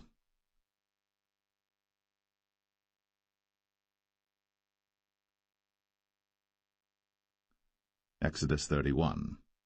And the Lord spake unto Moses, saying, See, I have called by name Bezalel the son of Uri, the son of Hur, of the tribe of Judah, and I have filled him with the Spirit of God, in wisdom, and in understanding, and in knowledge, and in all manner of workmanship, to devise cunning works, to work in gold, and in silver, and in brass, and in cutting of stones, to set them, and in carving of timber, to work in all manner of workmanship. And I, behold, I have given with him Aholiab, the son of Ahisamach, of the tribe of Dan. And in the hearts of all that are wise-hearted I have put wisdom, that they may make all that I have commanded thee: the tabernacle of the congregation, and the ark of the testimony, and the mercy seat that is thereupon, and all the furniture of the tabernacle, and the table, and his furniture, and the pure candlestick with all his furniture, and the altar of incense, and the altar of burnt offering with all his furniture, and the laver and his foot, and the cloths of service, and the holy garments for Aaron the priest, and the garments of his sons to minister in the priest's office, and the anointing oil, and sweet incense for the holy place, according to all that I have commanded thee shall they do. And the Lord spake unto Moses, saying, Speak thou also unto the children of Israel, saying, Verily, my Sabbaths ye shall keep, for it is a sign between me and you throughout your generations, that ye may know that I am the Lord that doth sanctify you. Ye shall keep the Sabbath therefore, for it is holy unto you. Every one that defileth it shall surely be put to death. For whosoever doeth any work therein, that soul shall be cut off from among his people. 6 days may work be done, but in the 7th is the Sabbath of rest, holy to the Lord. Whosoever doeth any work in the Sabbath day, he shall surely be put to death. Wherefore the children of Israel shall keep the Sabbath, to observe the Sabbath throughout their generations, for a perpetual covenant. It is a sign between me and the children of Israel forever. For in 6 days the Lord made heaven and earth, and on the 7th day he rested and was refreshed.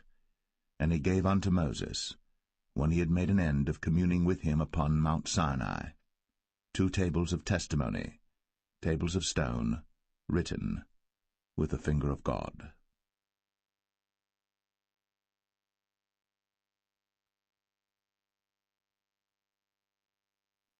Exodus 32. And when the people saw that Moses delayed to come down out of the mount, the people gathered themselves together unto Aaron, and said unto him, Up, make us gods, which shall go before us. For as for this Moses, the man that brought us up out of the land of Egypt, we wot not what is become of him. And Aaron said unto them, Break off the golden earrings which are in the ears of your wives, of your sons, and of your daughters, and bring them unto me. And all the people brake off the golden earrings which were in their ears, and brought them unto Aaron. And he received them at their hand, and fashioned it with a graving tool, after he had made it a molten calf. And they said, These be thy gods, O Israel, which brought thee up out of the land of Egypt. And when Aaron saw it, he built an altar before it. And Aaron made proclamation and said, Tomorrow is a feast to the Lord. And they rose up early on the morrow, and offered burnt offerings, and brought peace offerings. And the people sat down to eat and to drink, and rose up to play. And the Lord said unto Moses, Go, get thee down, for thy people, which thou broughtest out of the land of Egypt, have corrupted themselves. They have turned aside quickly out of the way which I commanded them. They have made them a molten calf, and have worshipped it, and have sacrificed thereunto, and said, These be thy gods, O Israel, which have brought thee up out of the land of Egypt. And the Lord said unto Moses, I have seen this people, and behold, it is a stiff-necked people. Now therefore let me alone, that my wrath may wax hot against them, and that I may consume them, and I will make of thee a great nation.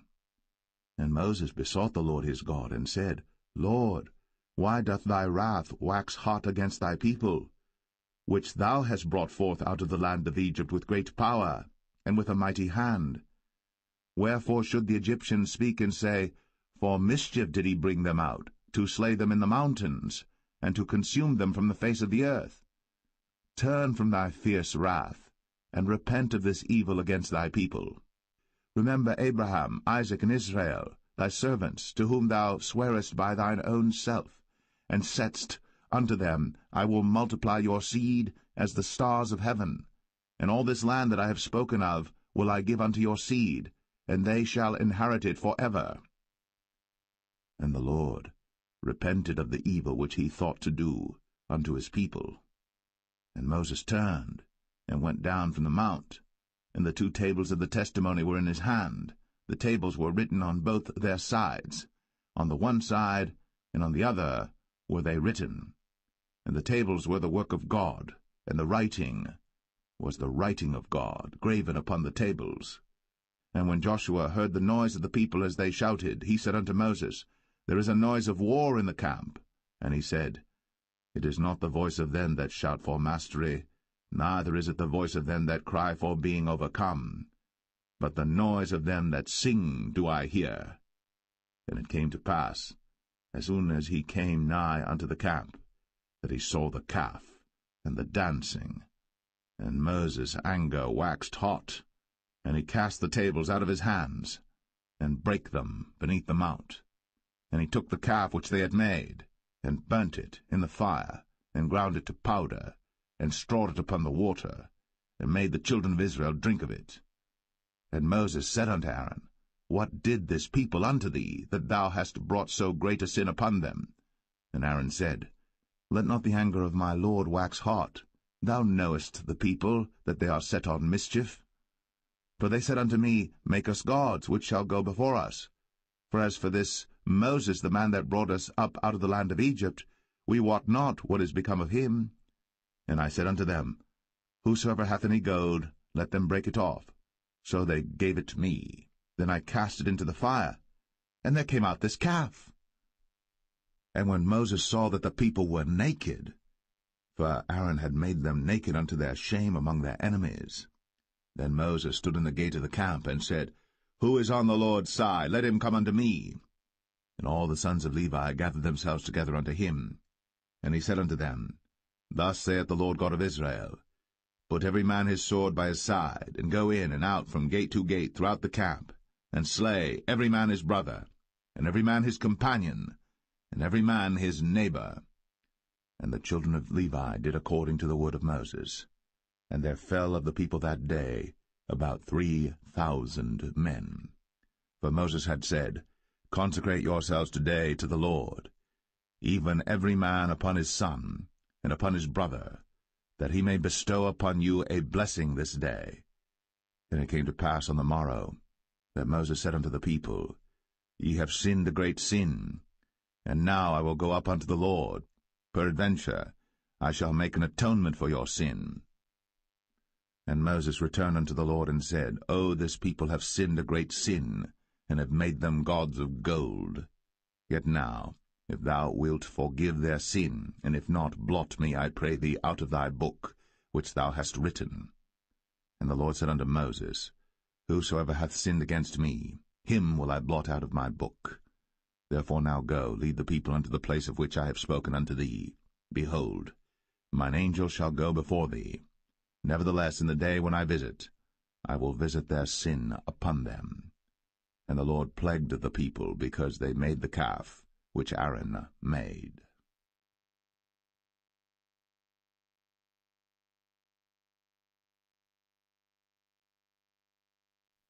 Exodus 33.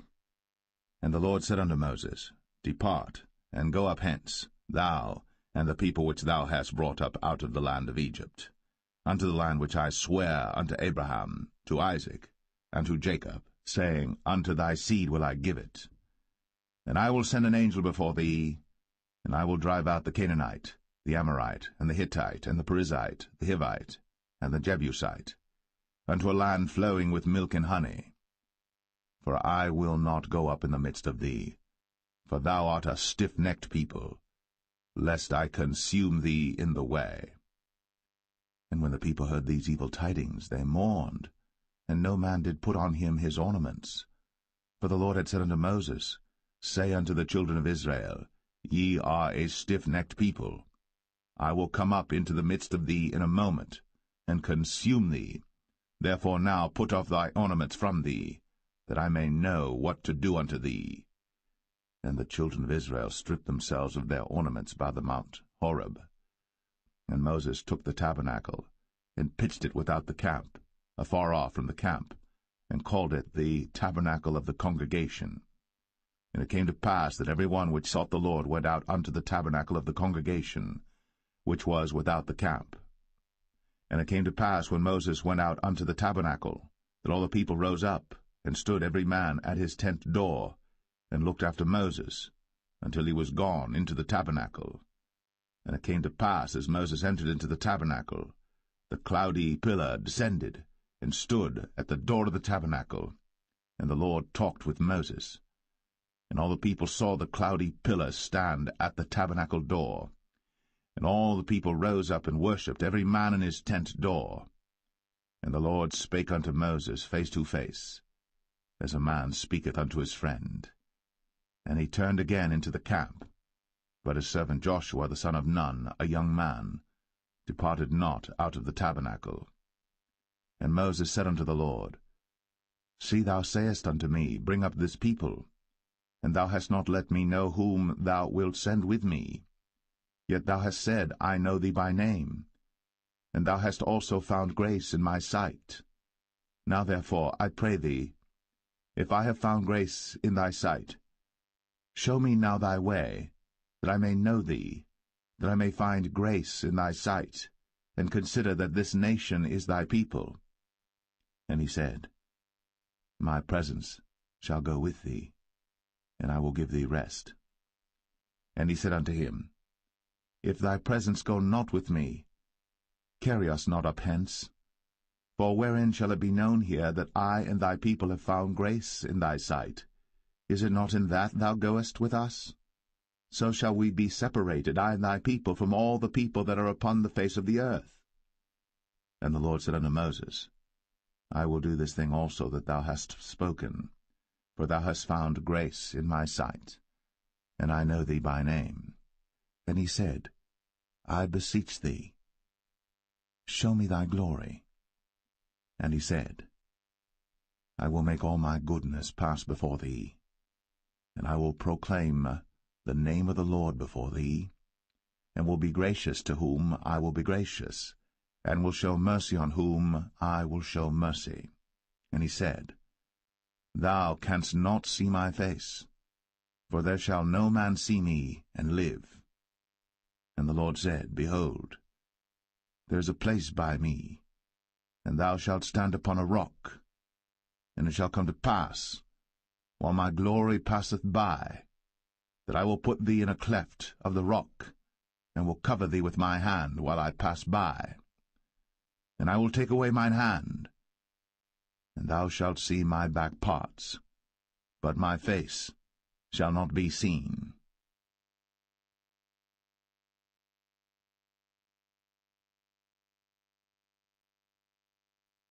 Exodus 34.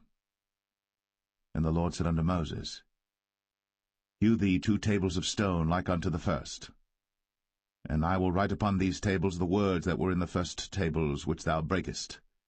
And be ready in the morning, and come up in the morning unto Mount Sinai, and present thyself there to me in the top of the mount.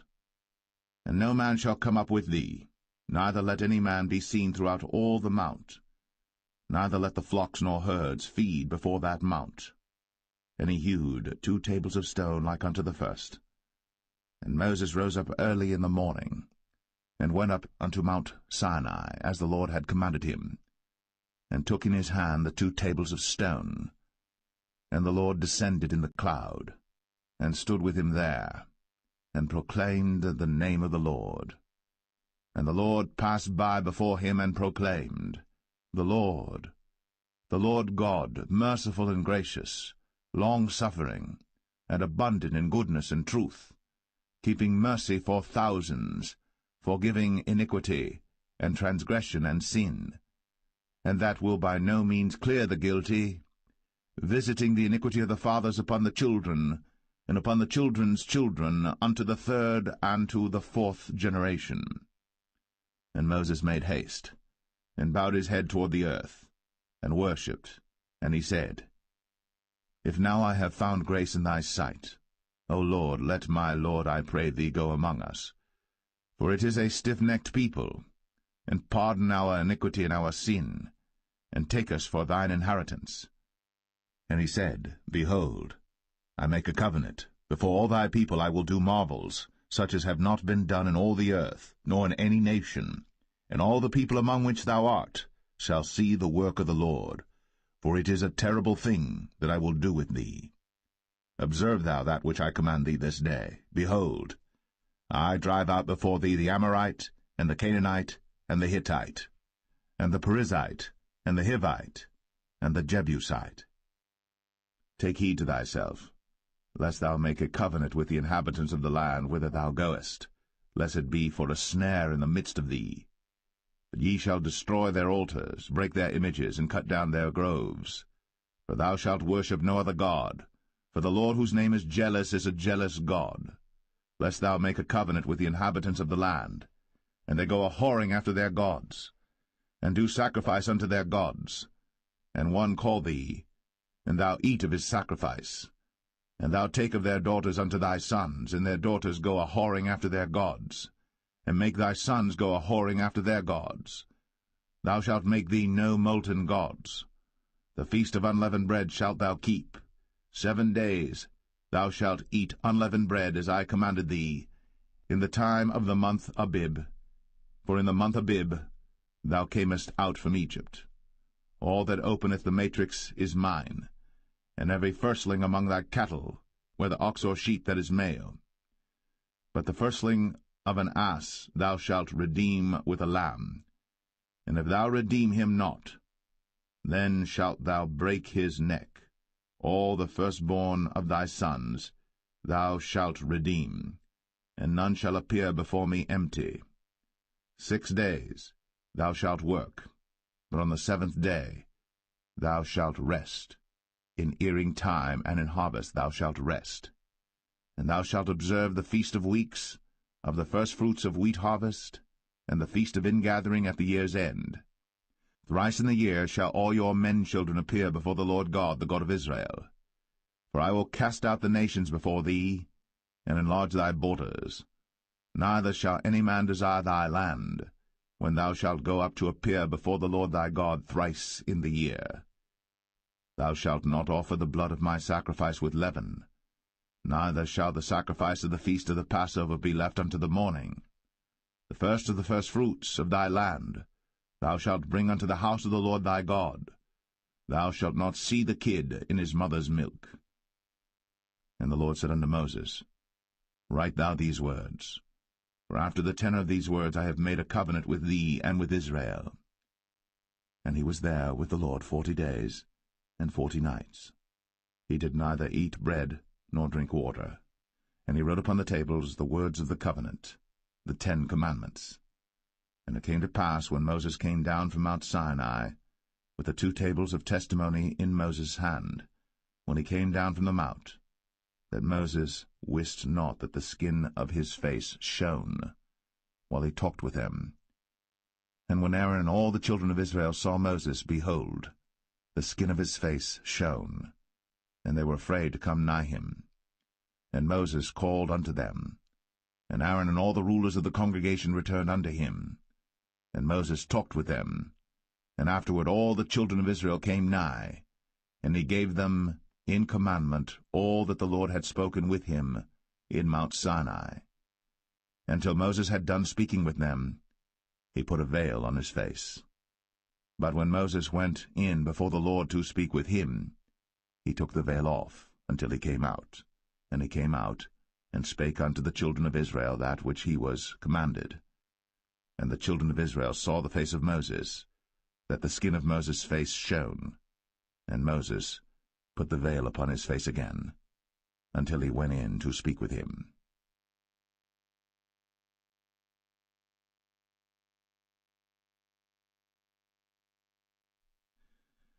Exodus 35. And Moses gathered all the congregation of the children of Israel together, and said unto them, These are the words which the Lord hath commanded, that ye should do them.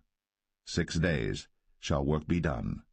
From the 7th day there shall be to you an holy day, a Sabbath of rest to the Lord. Whosoever doeth work therein shall be put to death. Ye shall kindle no fire throughout your habitations upon the Sabbath day. And Moses spake unto all the congregation of the children of Israel, saying, This is the thing which the Lord commanded, saying, Take ye from among you an offering unto the Lord.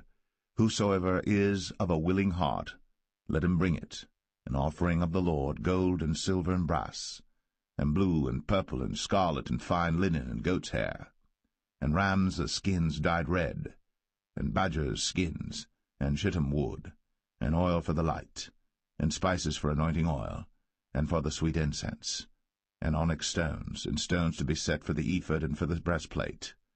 And every wise-hearted among you shall come, and make all that the Lord hath commanded, the tabernacle, his tent, and his covering, his taches, and his boards, his bars, his pillars, and his sockets, the ark and the staves thereof, with the mercy seat and the veil of the covering, the table and his staves, and all his vessels, and the showbread, the candlestick also for the light, and his furniture, and his lamps, with the oil for the light, and the incense altar, and his staves, and the anointing oil, and the sweet incense, and the hanging for the door at the entering in of the tabernacle, the altar of burnt offering, with his brazen grate, his staves, and all his vessels, the laver and his foot, the hangings of the court, his pillars, and their sockets, and the hanging for the door of the court, the pins of the tabernacle, and the pins of the court, and their cords, the cloths of service, to do service in the holy place, the holy garments for Aaron the priest, and the garments of his sons to minister in the priest's office. And all the congregation of the children of Israel departed from the presence of Moses. And they came, every one whose heart stirred him up, and every one whom his spirit made willing. And they brought the Lord's offering to the work of the tabernacle of the congregation, and for all his service, and for the holy garments. And they came, both men and women, as many as were willing-hearted, and brought bracelets and earrings and rings and tablets, all jewels of gold. And every man that offered an offering of gold unto the Lord. And every man with whom was found blue and purple and scarlet and fine linen and goat's hair, and red skins of rams and badgers' skins brought them. Every one that did offer an offering of silver and brass brought the Lord's offering, and every man with whom was found shittim wood for any work of the service brought it. And all the women that were wise-hearted did spin with their hands, and brought that which they had spun, both of blue and of purple and of scarlet and of fine linen. And all the women whose heart stirred them up in wisdom spun goat's hair. And the rulers brought onyx stones, and stones to be set for the ephod and for the breastplate, and spice, and oil for the light, and for the anointing oil, and for the sweet incense. The children of Israel brought a willing offering unto the Lord, every man and woman whose heart made them willing to bring for all manner of work, which the Lord had commanded to be made by the hand of Moses. And Moses said unto the children of Israel, See, the Lord hath called by name Bezalel the son of Uri, the son of Hur, of the tribe of Judah. And he hath filled him with the Spirit of God in wisdom, in understanding, and in knowledge, and in all manner of workmanship, and to devise curious works, to work in gold, and in silver, and in brass, and in the cutting of stones, to set them, and in carving of wood, to make any manner of cunning work. And he hath put in his heart that he may teach, both he and Aholiab, the son of Ahisamach, of the tribe of Dan. Them hath he filled with wisdom of heart, to work all manner of work, of the engraver, and of the cunning workman, and of the embroiderer, in blue, and in purple, and scarlet, and in fine linen, and of the weaver, even of them that do any work, and of those that devise cunning work.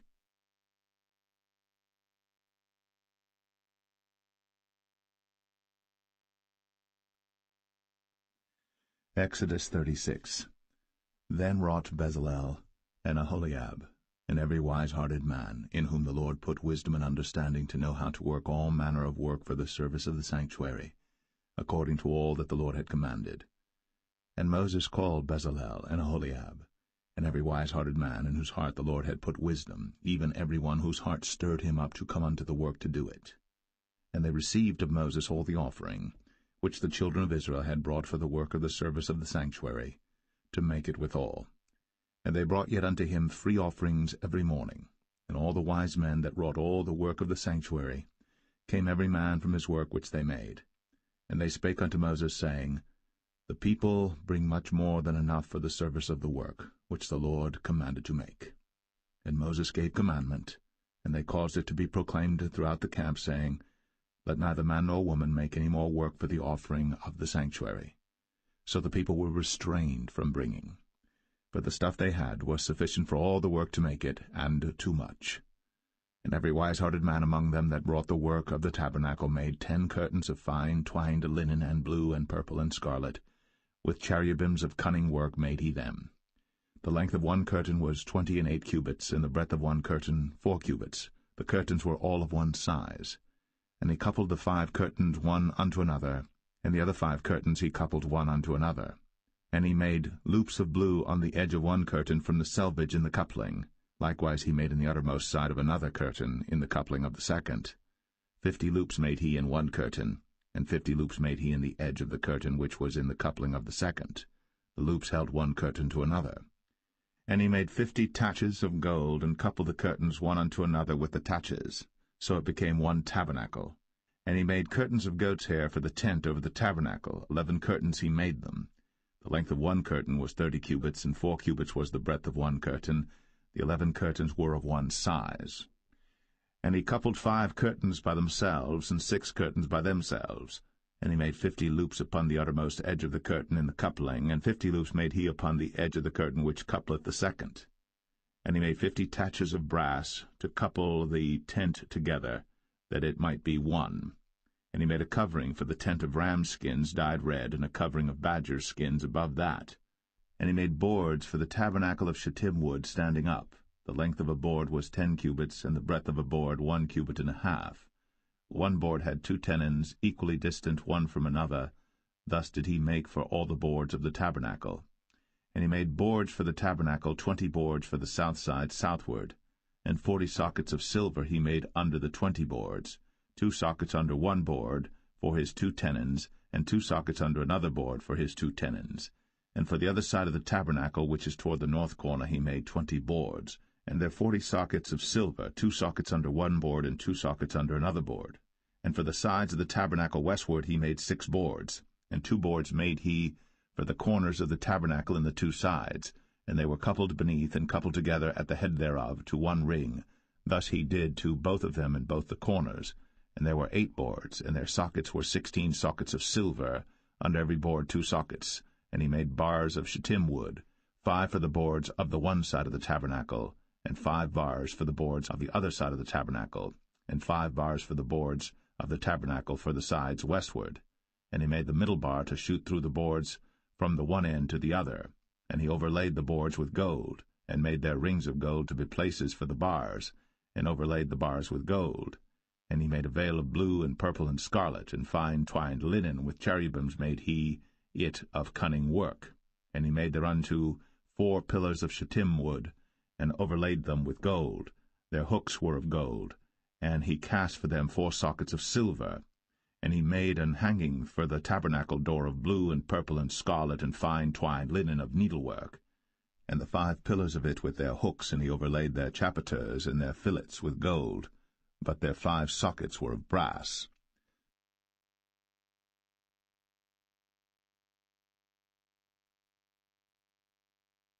Exodus 37.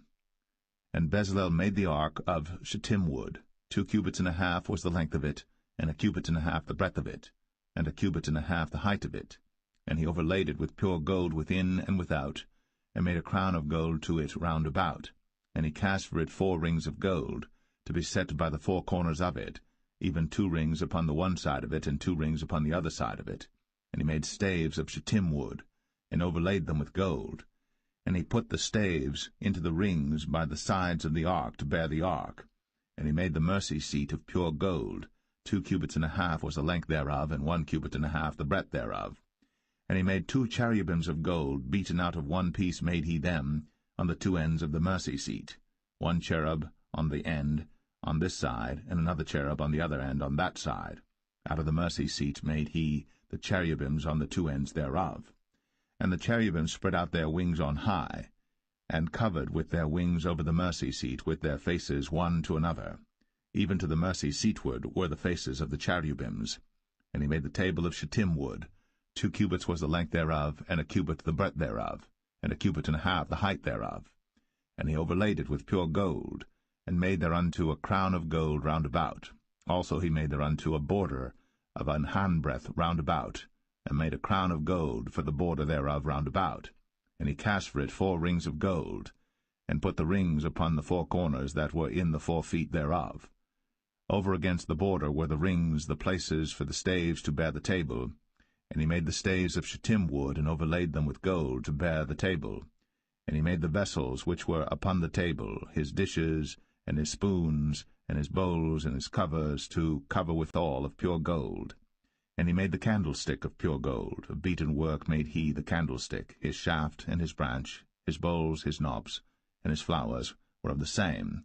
And 6 branches going out of the sides thereof, 3 branches of the candlestick out of the one side thereof, and 3 branches of the candlestick out of the other side thereof. 3 bowls made after the fashion of almonds in one branch, a knob and a flower, and 3 bowls made like almonds in another branch, a knob and a flower. So throughout the 6 branches, going out of the candlestick. And in the candlestick were 4 bowls made like almonds, his knobs and his flowers, and a knob under 2 branches of the same, and a knob under 2 branches of the same, and a knob under 2 branches of the same, according to the 6 branches going out of it. Their knobs and their branches were of the same. All of it was one beaten work of pure gold. And he made his 7 lamps and his snuffers and his snuff dishes of pure gold. Of a talent of pure gold made he it, and all the vessels thereof. And he made the incense altar of shittim wood. The length of it was 1 cubit, the breadth of it 1 cubit. It was 4 square, and 2 cubits was the height of it. The horns thereof were of the same. And he overlaid it with pure gold, both the top of it and the sides thereof round about, and the horns of it. Also he made unto it a crown of gold round about. And he made 2 rings of gold for it under the crown thereof, by the 2 corners of it upon the 2 sides thereof, to be places for the staves to bear it withal. And he made the staves of shittim wood, and overlaid them with gold. And he made the holy anointing oil, and the pure incense of sweet spices, according to the work of the apothecary.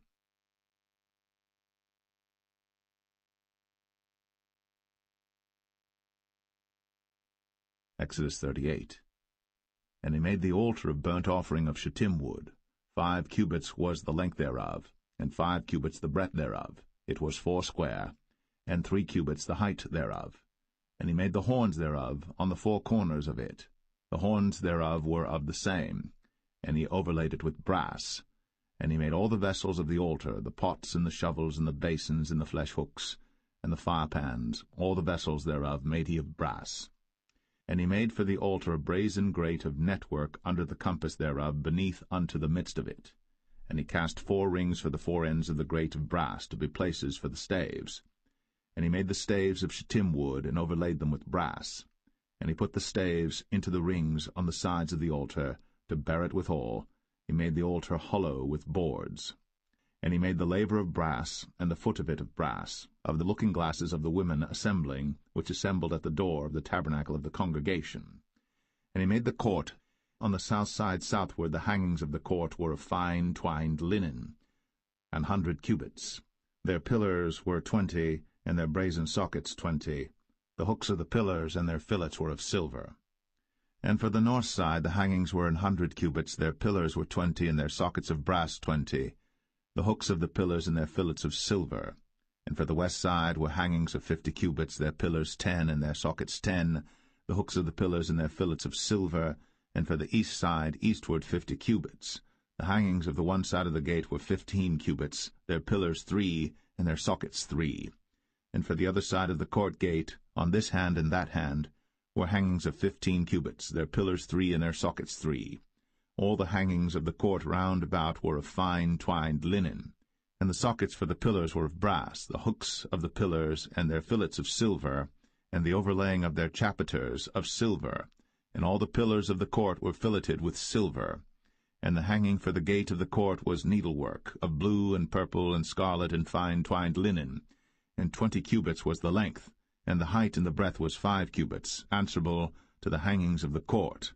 And their pillars were 4, and their sockets of brass 4, their hooks of silver, and the overlaying of their chapiters and their fillets of silver.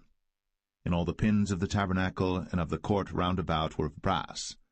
This is the sum of the tabernacle, even of the tabernacle of testimony, as it was counted, according to the commandment of Moses, for the service of the Levites, by the hand of Ithamar, son to Aaron the priest. And Bezalel, the son of Uri, the son of Hur, of the tribe of Judah, made all that the Lord commanded Moses. And with him was Aholiab, son of Ahisamach, of the tribe of Dan, an engraver, and a cunning workman, and an embroiderer in blue, and in purple, and in scarlet, and fine linen. All the gold that was occupied for the work, and all the work of the holy place, even the gold of the offering, was 29 talents, and 730 shekels after the shekel of the sanctuary. And the silver of them that were numbered of the congregation was 100 talents, and 1,760 shekels after the shekel of the sanctuary. A bekah for every man, that is, half a shekel, after the shekel of the sanctuary, for every one that went to be numbered, from 20 years old and upward, for 600,000 and 3,550 men. And of the 100 talents of silver were cast the sockets of the sanctuary, and the sockets of the veil, and 100 sockets of the 100 talents, a talent for a socket. And of the 1,775 shekels he made hooks for the pillars, and overlaid their chapiters, and filleted them. And the brass of the offering was 70 talents, and 2,400 shekels. And therewith he made the sockets to the door of the tabernacle of the congregation, and the brazen altar, and the brazen grate for it, and all the vessels of the altar, and the sockets of the court round about, and the sockets of the court gate, and all the pins of the tabernacle, and all the pins of the court round about.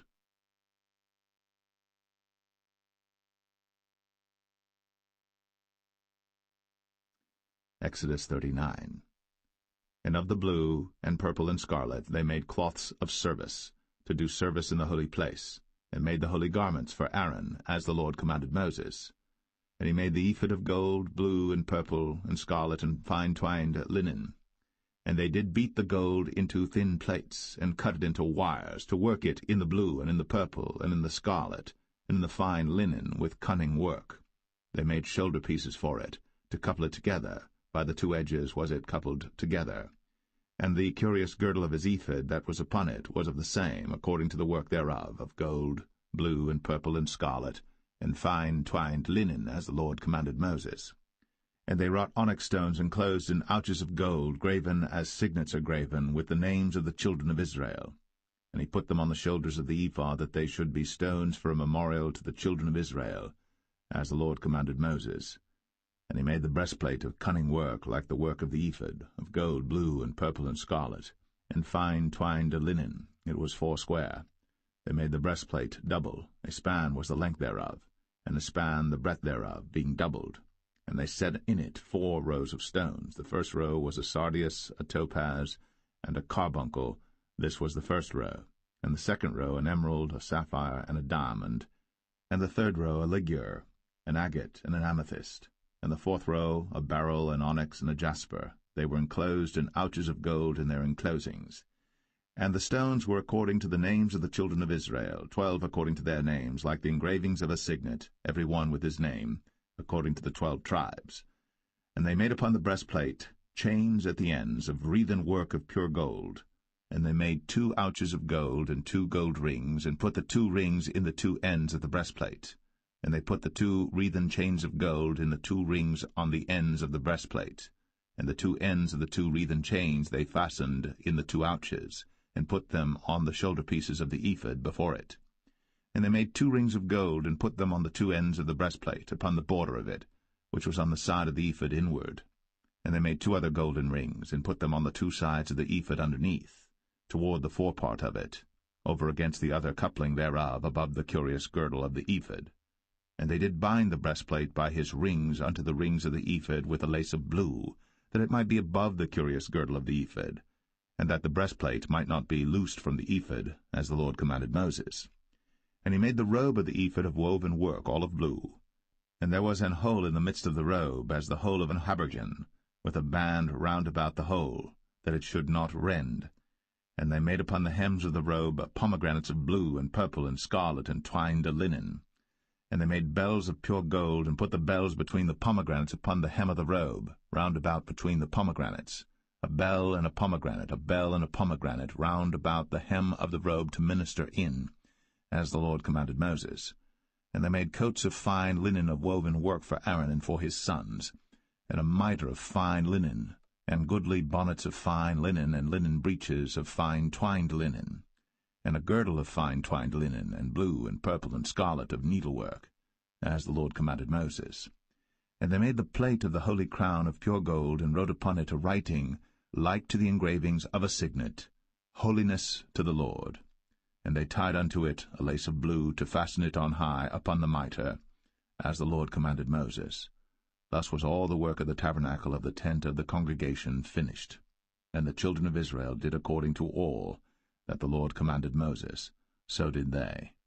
And they brought the tabernacle unto Moses, the tent, and all his furniture, his taches, his boards, his bars, and his pillars, and his sockets, and the covering of ram skins dyed red, and the covering of badger skins, and the veil of the covering, the ark of the testimony, and the staves thereof, and the mercy seat, the table and all the vessels thereof, and the showbread, the pure candlestick, with the lamps thereof, even with the lamps to be set in order, and all the vessels thereof, and the oil for light, and the golden altar, and the anointing oil, and the sweet incense, and the hanging for the tabernacle door, the brazen altar, and his grate of brass, his staves and all his vessels, the laver and his foot, the hangings of the court, his pillars and his sockets, and the hanging for the court gate, his cords, and his pins, and all the vessels of the service of the tabernacle for the tent of the congregation, the cloths of service to do service in the holy place, and the holy garments for Aaron the priest,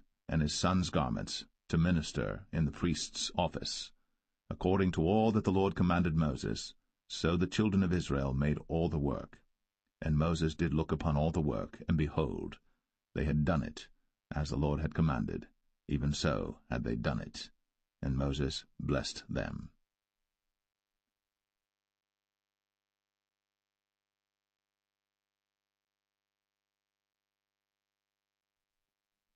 Exodus 40. And the Lord spake unto Moses, saying, On the 1st day of the 1st month shalt thou set up the tabernacle of the tent of the congregation, and thou shalt put therein the ark of the testimony, and cover the ark with the veil.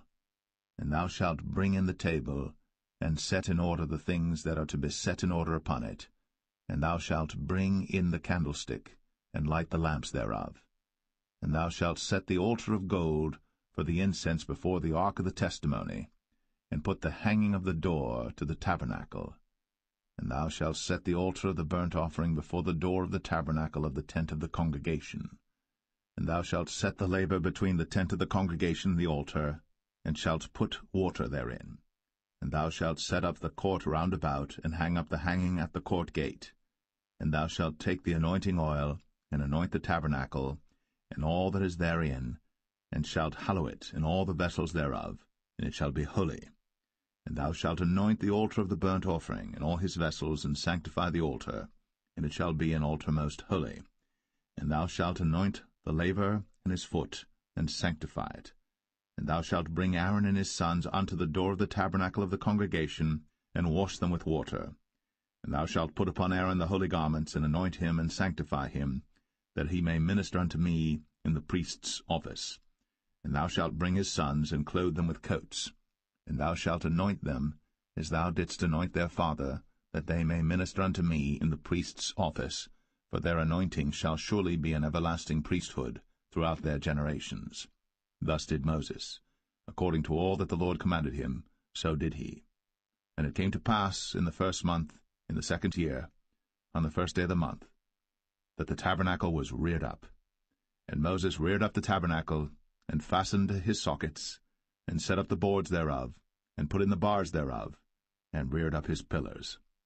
And he spread abroad the tent over the tabernacle, and put the covering of the tent above upon it, as the Lord commanded Moses. And he took and put the testimony into the ark, and set the staves on the ark, and put the mercy seat above upon the ark. And he brought the ark into the tabernacle, and set up the veil of the covering, and covered the ark of the testimony, as the Lord commanded Moses. And he put the table in the tent of the congregation upon the side of the tabernacle northward without the veil. And he set the bread in order upon it before the Lord, as the Lord had commanded Moses. And he put the candlestick in the tent of the congregation over against the table on the side of the tabernacle southward. And he lighted the lamps before the Lord, as the Lord commanded Moses. And he put the golden altar in the tent of the congregation before the veil. And he burnt sweet incense thereon, as the Lord commanded Moses. And he set up the hanging at the door of the tabernacle. And he put the altar of burnt offering by the door of the tabernacle of the tent of the congregation, and offered upon it the burnt offering and the meat offering, as the Lord commanded Moses. And he set the laver between the tent of the congregation and the altar, and put water there to wash withal. And Moses and Aaron and his sons washed their hands, and their feet thereat, when they went into the tent of the congregation, and when they came near unto the altar, they washed, as the Lord commanded Moses. And he reared up the court round about the tabernacle and the altar, and set up the hanging of the court gate. So Moses finished the work. Then a cloud covered the tent of the congregation, and the glory of the Lord filled the tabernacle. And Moses was not able to enter into the tent of the congregation, because the cloud abode thereon, and the glory of the Lord filled the tabernacle. And when the cloud was taken up from over the tabernacle, the children of Israel went onward in all their journeys.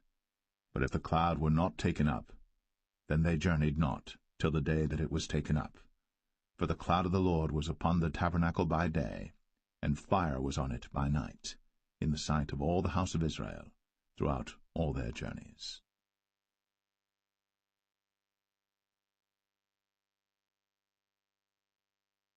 The Book of Leviticus, chapter 1. And the Lord called unto Moses, and spake unto him out of the tabernacle of the congregation, saying, Speak unto the children of Israel, and say unto them, If any man of you bring an offering unto the Lord, ye shall bring your offering of the cattle, even of the herd, and of the flock. If his offering be a burnt sacrifice of the herd, let him offer a male without blemish. He shall offer it of his own voluntary will at the door of the tabernacle of the congregation before the Lord. And he shall put his hand upon the head of the burnt offering, and it shall be accepted for him to make atonement for him. And he shall kill the bullock before the Lord, and the priests, Aaron's sons, shall bring the blood, and sprinkle the blood round about upon the altar that is by the door of the tabernacle of the congregation. And he shall flay the burnt offering, and cut it into his pieces. And the sons of Aaron the priests shall put fire upon the altar, and lay the wood in order upon the fire. And the priests, Aaron's sons, shall lay the parts, the head, and the fat, in order upon the wood that is on the fire which is upon the altar. But his inwards and his legs shall he wash in water, and the priests shall burn all on the altar, to be a burnt sacrifice, an offering made by fire, of a sweet savour unto the Lord. And if his offering be of the flocks, namely of the sheep or of the goats, for a burnt sacrifice, he shall bring it a male without blemish, and he shall kill it on the side of the altar northward before the Lord, and the priests, Aaron's sons, shall sprinkle his blood round about upon the altar. And he shall cut it into his pieces, with his head and his fat, and the priest shall lay them in order on the wood that is on the fire which is upon the altar. But he shall wash the inwards and the legs with water, and the priest shall bring it all, and burn it upon the altar. It is a burnt sacrifice, an offering made by fire, of a sweet savour unto the Lord. And if the burnt sacrifice for his offering to the Lord be of fowls, then he shall bring his offering of turtle doves or of young pigeons. And the priest shall bring it unto the altar, and wring off his head, and burn it on the altar, and the blood thereof shall be wrung out at the side of the altar. And he shall pluck away his crop with his feathers, and cast it beside the altar on the east part, by the place of the ashes. And he shall cleave it with the wings thereof, but shall not divide it asunder, and the priest shall burn it upon the altar, upon the wood that is upon the fire. It is a burnt sacrifice, an offering made by fire, of a sweet savour unto the Lord.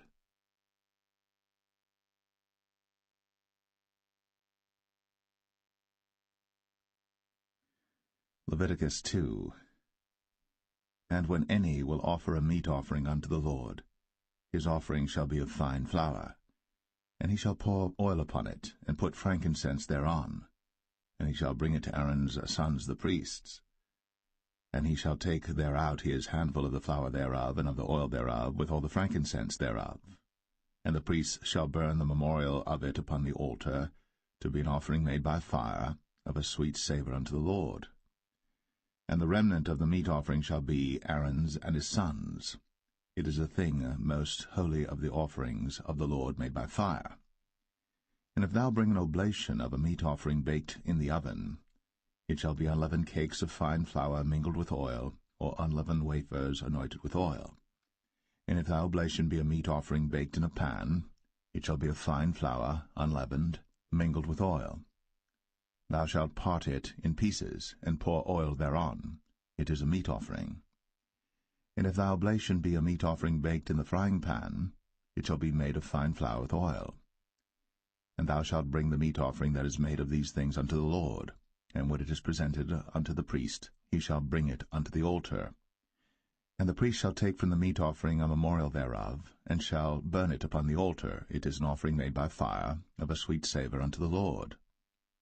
And that which is left of the meat offering shall be Aaron's and his sons. It is a thing most holy of the offerings of the Lord made by fire.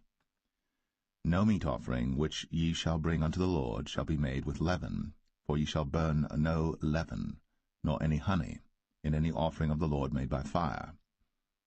As for the oblation of the firstfruits, ye shall offer them unto the Lord, but they shall not be burnt on the altar for a sweet savour.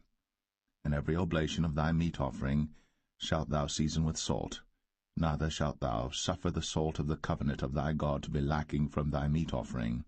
With all thine offerings thou shalt offer salt. And if thou offer a meat offering of thy firstfruits unto the Lord, thou shalt offer for the meat offering of thy firstfruits green ears of corn dried by the fire, even corn beaten out of full ears. And thou shalt put oil upon it, and lay frankincense thereon. It is a meat offering. And the priest shall burn the memorial of it, part of the beaten corn thereof, and part of the oil thereof, with all the frankincense thereof. It is an offering made by fire unto the Lord.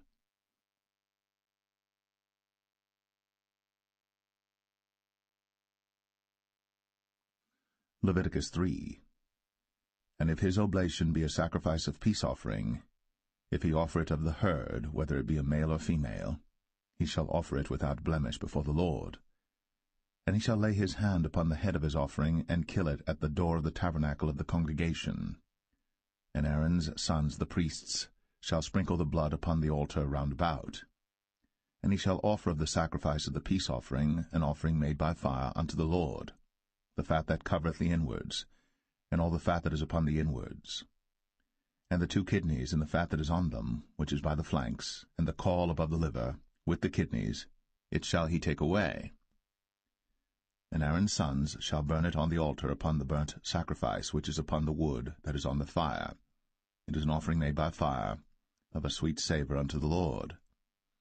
And if his offering for a sacrifice of peace offering unto the Lord be of the flock, male or female, he shall offer it without blemish. If he offer a lamb for his offering, then shall he offer it before the Lord. And he shall lay his hand upon the head of his offering, and kill it before the tabernacle of the congregation. And Aaron's sons shall sprinkle the blood thereof round about upon the altar. And he shall offer of the sacrifice of the peace offering an offering made by fire unto the Lord, the fat thereof, and the whole rump, it shall he take off hard by the backbone, and the fat that covereth the inwards, and all the fat that is upon the inwards, and the 2 kidneys, and the fat that is upon them, which is by the flanks, and the caul above the liver, with the kidneys, it shall he take away. And the priest shall burn it upon the altar. It is the food of the offering made by fire unto the Lord. And if his offering be a goat, then he shall offer it before the Lord. And he shall lay his hand upon the head of it, and kill it before the tabernacle of the congregation.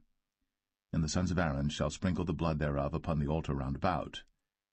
And he shall offer thereof his offering, even an offering made by fire unto the Lord, the fat that covereth the inwards, and all the fat that is upon the inwards, and the 2 kidneys, and the fat that is upon them, which is by the flanks, and the caul above the liver, with the kidneys, it shall he take away.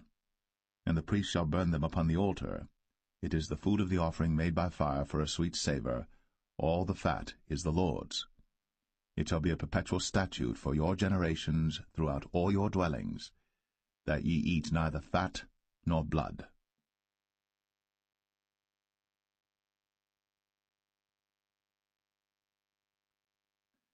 Leviticus 4.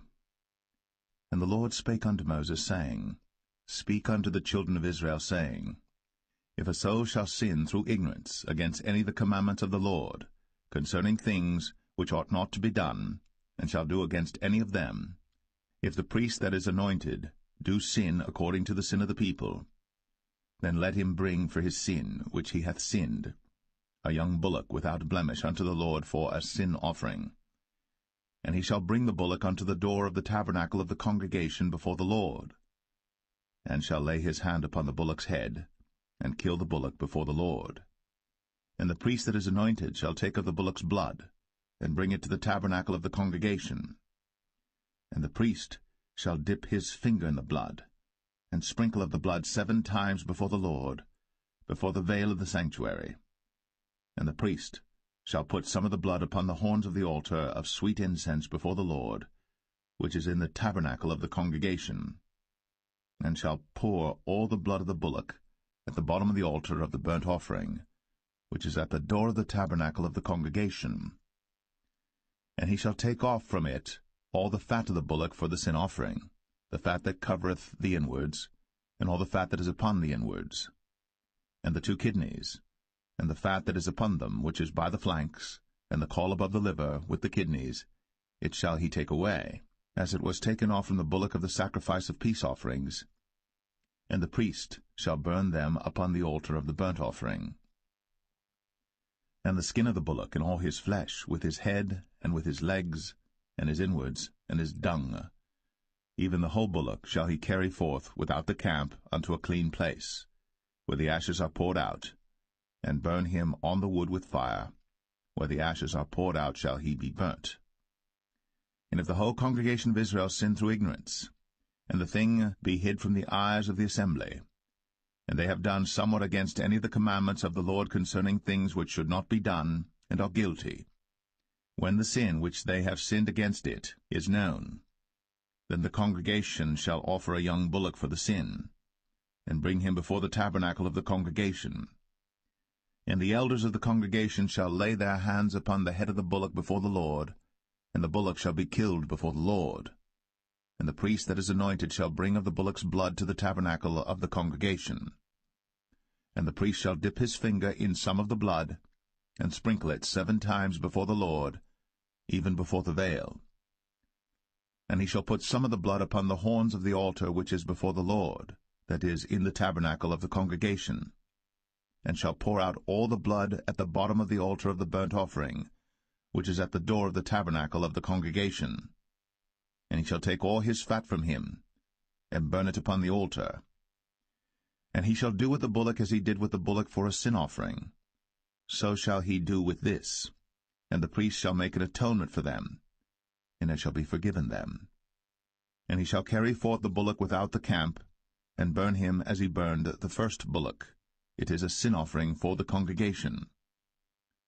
When a ruler hath sinned, and done somewhat through ignorance against any of the commandments of the Lord his God, concerning things which should not be done, and is guilty, or if his sin, wherein he hath sinned, come to his knowledge, he shall bring his offering, a kid of the goats, a male without blemish. And he shall lay his hand upon the head of the goat, and kill it in the place where they killed the burnt offering before the Lord. It is a sin offering.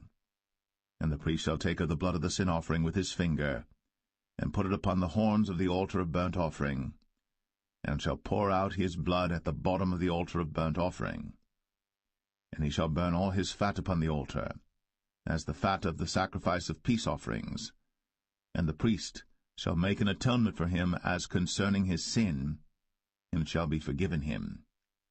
And if any one of the common people sin through ignorance, while he doeth somewhat against any of the commandments of the Lord concerning things which ought not to be done, and be guilty, or if his sin, which he hath sinned, come to his knowledge, then he shall bring his offering, a kid of the goats, a female without blemish, for his sin, which he hath sinned. And he shall lay his hand upon the head of the sin offering, and slay the sin offering in the place of the burnt offering. And the priest shall take of the blood thereof with his finger, and put it upon the horns of the altar of burnt offering, and shall pour out all the blood thereof at the bottom of the altar. And he shall take away all the fat thereof, as the fat is taken away from off the sacrifice of peace offerings. And the priest shall burn it upon the altar for a sweet savour unto the Lord. And the priest shall make an atonement for him, and it shall be forgiven him. And if he bring a lamb for a sin offering, he shall bring it a female without blemish. And he shall lay his hand upon the head of the sin offering, and slay it for a sin offering in the place where they kill the burnt offering. And the priest shall take of the blood of the sin offering with his finger, and put it upon the horns of the altar of burnt offering, and shall pour out all the blood thereof at the bottom of the altar. And he shall take away all the fat thereof, as the fat of the lamb is taken away from the sacrifice of the peace offerings. And the priest shall burn them upon the altar according to the offerings made by fire unto the Lord. And the priest shall make an atonement for his sin that he hath committed, and it shall be forgiven him.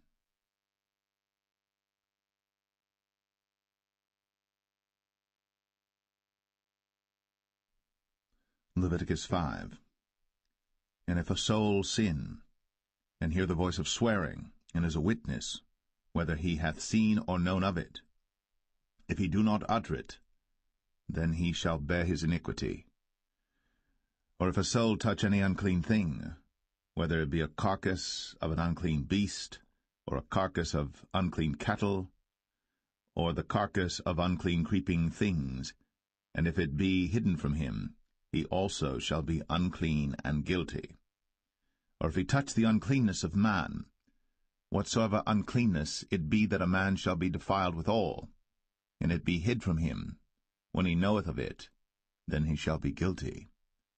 Or if a soul swear, pronouncing with his lips to do evil, or to do good, whatsoever it be that a man shall pronounce with an oath, and it be hid from him, when he knoweth of it, then he shall be guilty in one of these. And it shall be, when he shall be guilty in one of these things, that he shall confess that he hath sinned in that thing. And he shall bring his trespass offering unto the Lord for his sin which he hath sinned, a female from the flock, a lamb or a kid of the goats, for a sin offering, and the priest shall make an atonement for him concerning his sin. And if he be not able to bring a lamb, then he shall bring for his trespass which he hath committed 2 turtle doves, or 2 young pigeons unto the Lord, one for a sin offering, and the other for a burnt offering. And he shall bring them unto the priest, who shall offer that which is for the sin offering first, and wring off his head from his neck, but shall not divide it asunder. And he shall sprinkle of the blood of the sin offering upon the side of the altar, and the rest of the blood shall be wrung out at the bottom of the altar. It is a sin offering. And he shall offer the second for a burnt offering according to the manner, and the priest shall make an atonement for him for his sin which he hath sinned, and it shall be forgiven him.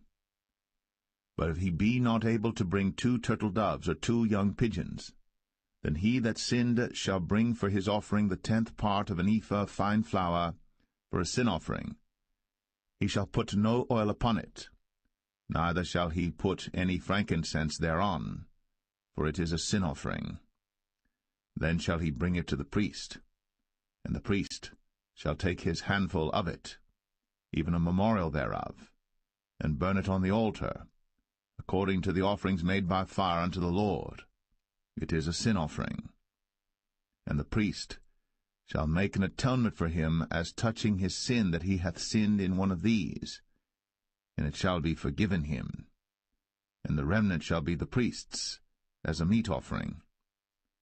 And the Lord spake unto Moses, saying, If a soul commit a trespass, and sin through ignorance in the holy things of the Lord, then he shall bring for his trespass unto the Lord a ram without blemish out of the flocks, with thy estimation by shekels of silver, after the shekel of the sanctuary, for a trespass offering. And he shall make amends for the harm that he hath done in the holy thing, and shall add the 5th part thereto, and give it unto the priest. And the priest shall make an atonement for him with the ram of the trespass offering, and it shall be forgiven him. And if a soul sin, and commit any of these things which are forbidden to be done by the commandments of the Lord, though he wist it not, yet is he guilty, and shall bear his iniquity. And he shall bring a ram without blemish out of the flock, with thy estimation, for a trespass offering unto the priest. And the priest shall make an atonement for him concerning his ignorance, wherein he erred and wist it not, and it shall be forgiven him. It is a trespass offering. He hath certainly trespassed against the Lord.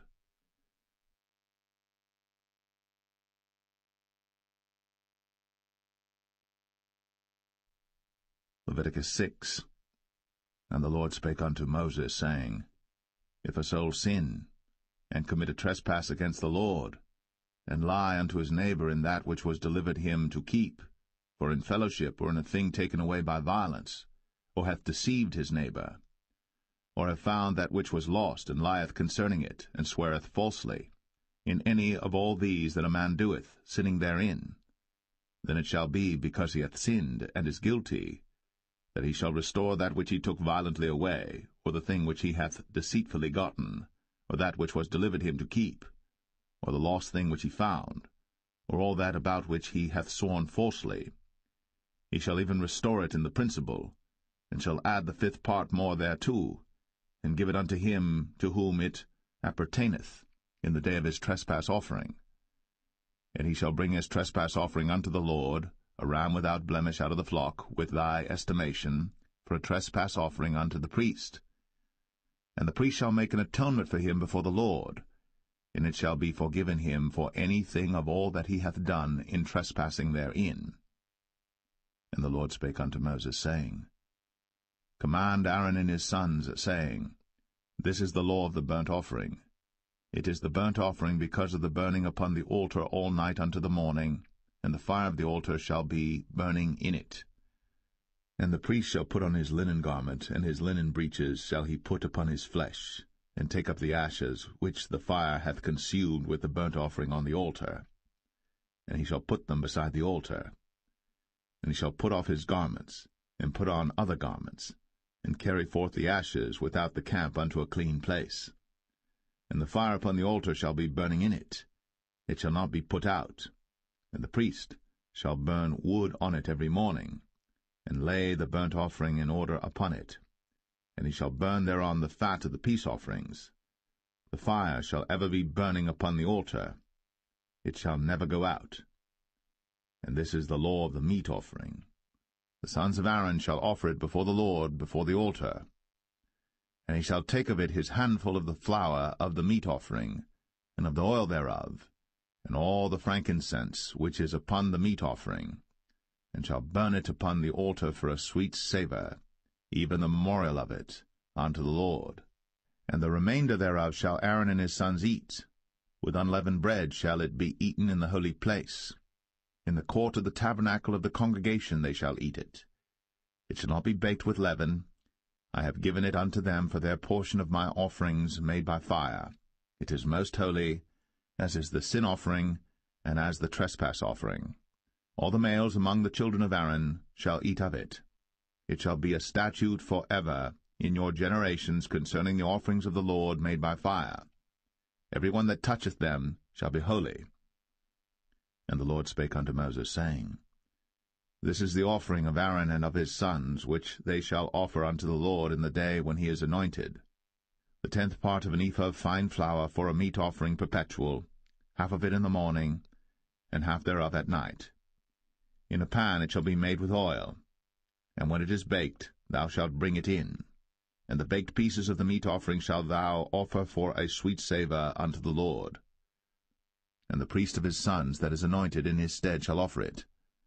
It is a statute for ever unto the Lord, it shall be wholly burnt. For every meat offering for the priest shall be wholly burnt, it shall not be eaten. And the Lord spake unto Moses, saying, Speak unto Aaron and to his sons, saying, This is the law of the sin offering. In the place where the burnt offering is killed shall the sin offering be killed before the Lord. It is most holy. The priest that offereth it for sin shall eat it. In the holy place shall it be eaten, in the court of the tabernacle of the congregation. Whatsoever shall touch the flesh thereof shall be holy. And when there is sprinkled of the blood thereof upon any garment, thou shalt wash that whereon it was sprinkled in the holy place. But the earthen vessel wherein it is sodden shall be broken, and if it be sodden in a brazen pot, it shall be both scoured and rinsed in water. All the males among the priests shall eat thereof. It is most holy. And no sin offering, whereof any of the blood is brought into the tabernacle of the congregation to reconcile with all in the holy place, shall be eaten. It shall be burnt in the fire.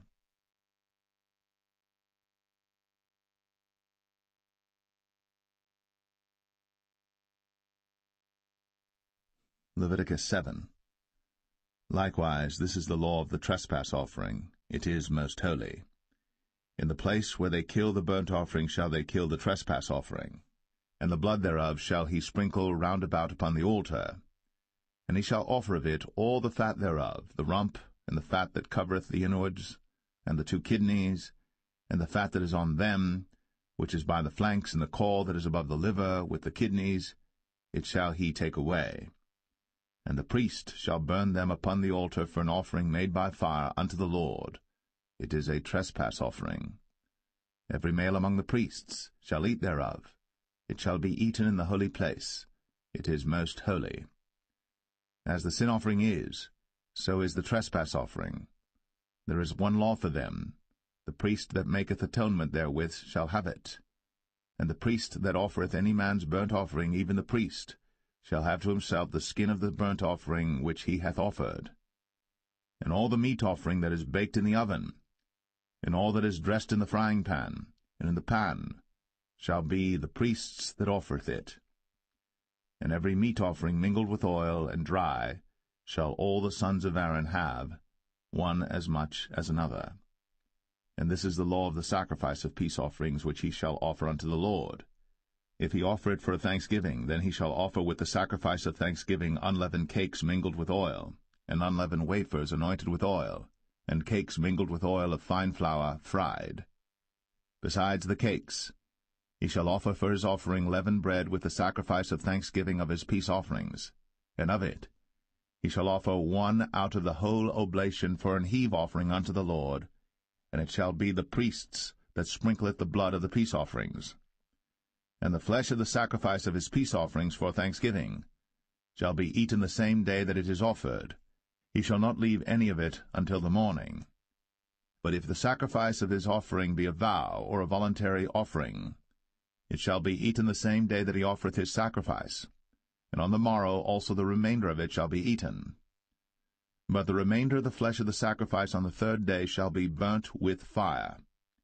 And if any of the flesh of the sacrifice of his peace offerings be eaten at all on the 3rd day, it shall not be accepted, neither shall it be imputed unto him that offereth it.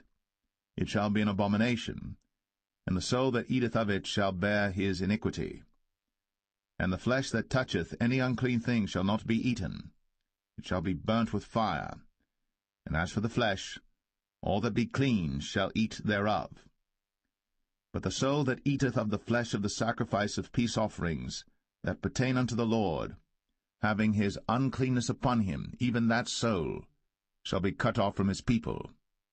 Moreover, the soul that shall touch any unclean thing, as the uncleanness of man, or any unclean beast, or any abominable unclean thing, and eat of the flesh of the sacrifice of peace offerings, which pertain unto the Lord, even that soul shall be cut off from his people.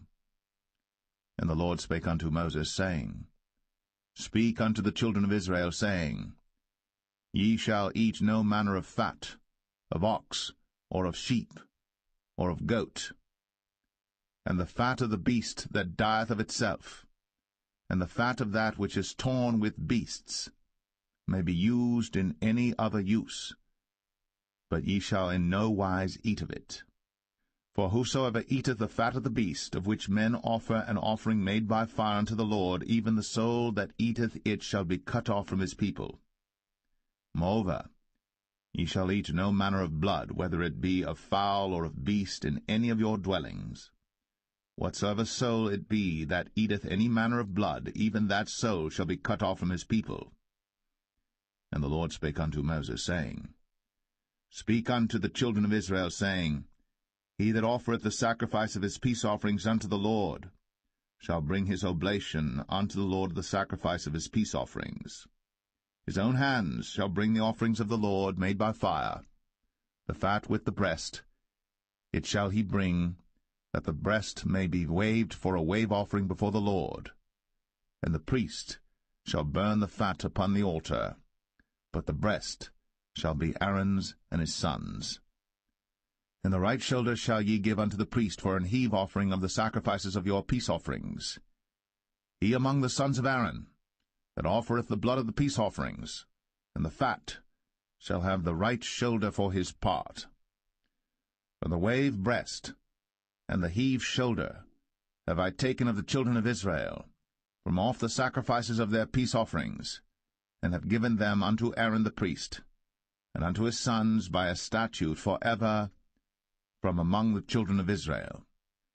This is the portion of the anointing of Aaron, and of the anointing of his sons, out of the offerings of the Lord made by fire, in the day when he presented them to minister unto the Lord in the priest's office, which the Lord commanded to be given them of the children of Israel, in the day that he anointed them, by a statute for ever throughout their generations.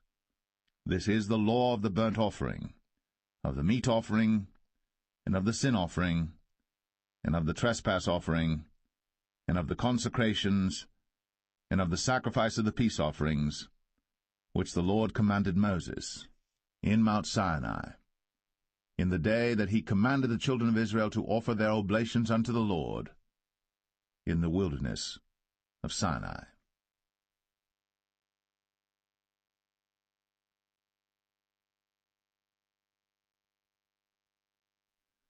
Leviticus 8. And the Lord spake unto Moses, saying, Take Aaron and his sons with him, and the garments and the anointing oil, and a bullock for the sin offering, and 2 rams, and a basket of unleavened bread. And gather thou all the congregation together unto the door of the tabernacle of the congregation. And Moses did as the Lord commanded him. And the assembly was gathered together unto the door of the tabernacle of the congregation. And Moses said unto the congregation, This is the thing which the Lord commanded to be done. And Moses brought Aaron and his sons, and washed them with water. And he put upon him the coat, and girded him with the girdle, and clothed him with the robe, and put the ephod upon him. And he girded him with the curious girdle of the ephod, and bound it unto him therewith. And he put the breastplate upon him. Also he put in the breastplate the Urim and the Thummim. And he put the mitre upon his head. Also upon the mitre, even upon his forefront, did he put the golden plate, the holy crown, as the Lord commanded Moses. And Moses took the anointing oil, and anointed the tabernacle and all that was therein, and sanctified them. And he sprinkled thereof upon the altar 7 times, and anointed the altar and all his vessels, both the laver and his foot, to sanctify them.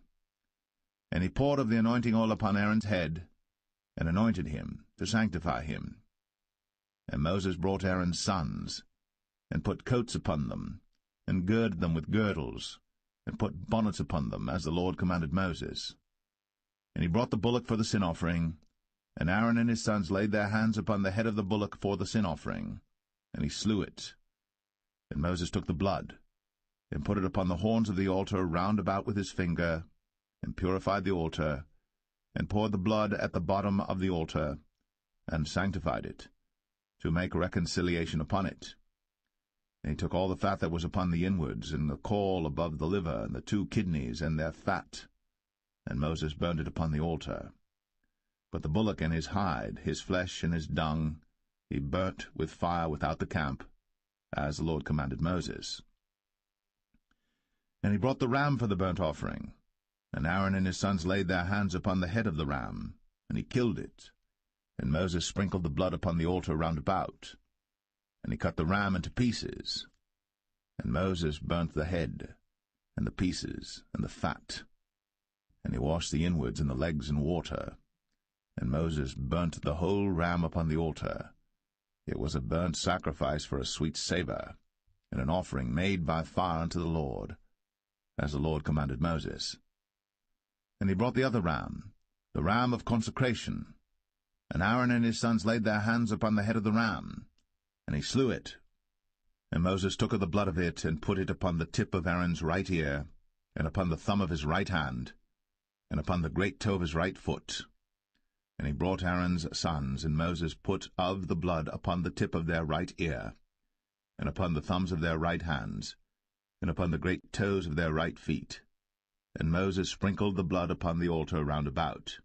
And he took the fat, and the rump, and all the fat that was upon the inwards, and the caul above the liver, and the 2 kidneys and their fat, and the right shoulder, and out of the basket of unleavened bread that was before the Lord, he took 1 unleavened cake, and a cake of oiled bread, and 1 wafer, and put them on the fat, and upon the right shoulder. And he put all upon Aaron's hands, and upon his sons' hands, and waved them for a wave offering before the Lord. And Moses took them from off their hands, and burnt them on the altar upon the burnt offering.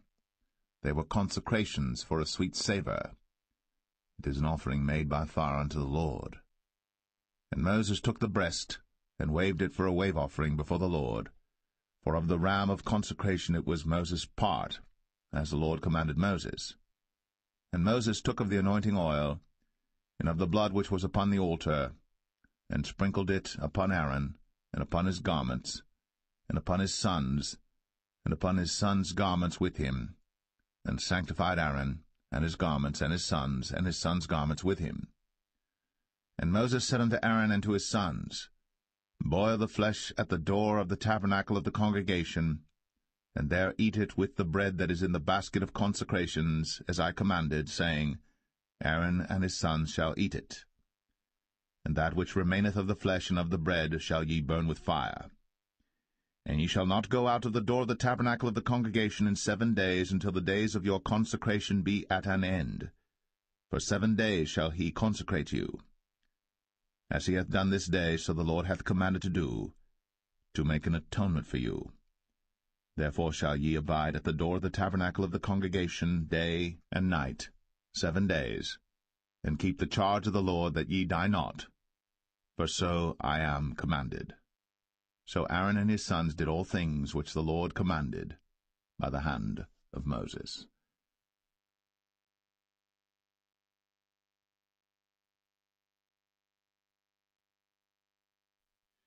Leviticus 9. And it came to pass on the 8th day that Moses called Aaron and his sons and the elders of Israel. And he said unto Aaron, Take thee a young calf for a sin offering, and a ram for a burnt offering without blemish, and offer them before the Lord.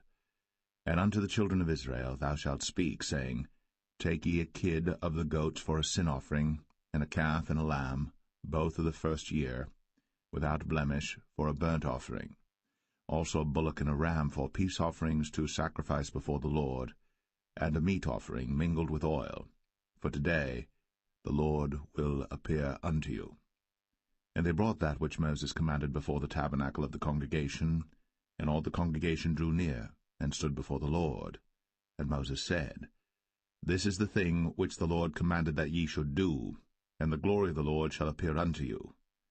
And Moses said unto Aaron, Go unto the altar, and offer thy sin offering, and thy burnt offering, and make an atonement for thyself, and for the people.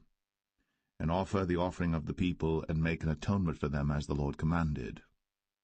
Aaron therefore went unto the altar, and slew the calf of the sin offering, which was for himself. And the sons of Aaron brought the blood unto him, and he dipped his finger in the blood, and put it upon the horns of the altar, and poured out the blood at the bottom of the altar. But the fat and the kidneys and the caul above the liver of the sin offering he burnt upon the altar, as the Lord commanded Moses. And the flesh and the hide he burnt with fire without the camp. And he slew the burnt offering. And Aaron's sons presented unto him the blood, which he sprinkled round about upon the altar. And they presented the burnt offering unto him, with the pieces thereof, and the head, and he burnt them upon the altar. And he did wash the inwards and the legs, and burnt them upon the burnt offering on the altar. And he brought the people's offering, and took the goat which was the sin offering for the people, and slew it, and offered it for sin as the first. And he brought the burnt offering, and offered it according to the manner. And he brought the meat offering, and took an handful thereof, and burnt it upon the altar, beside the burnt sacrifice of the morning. He slew also the bullock and the ram for a sacrifice of peace offerings, which was for the people.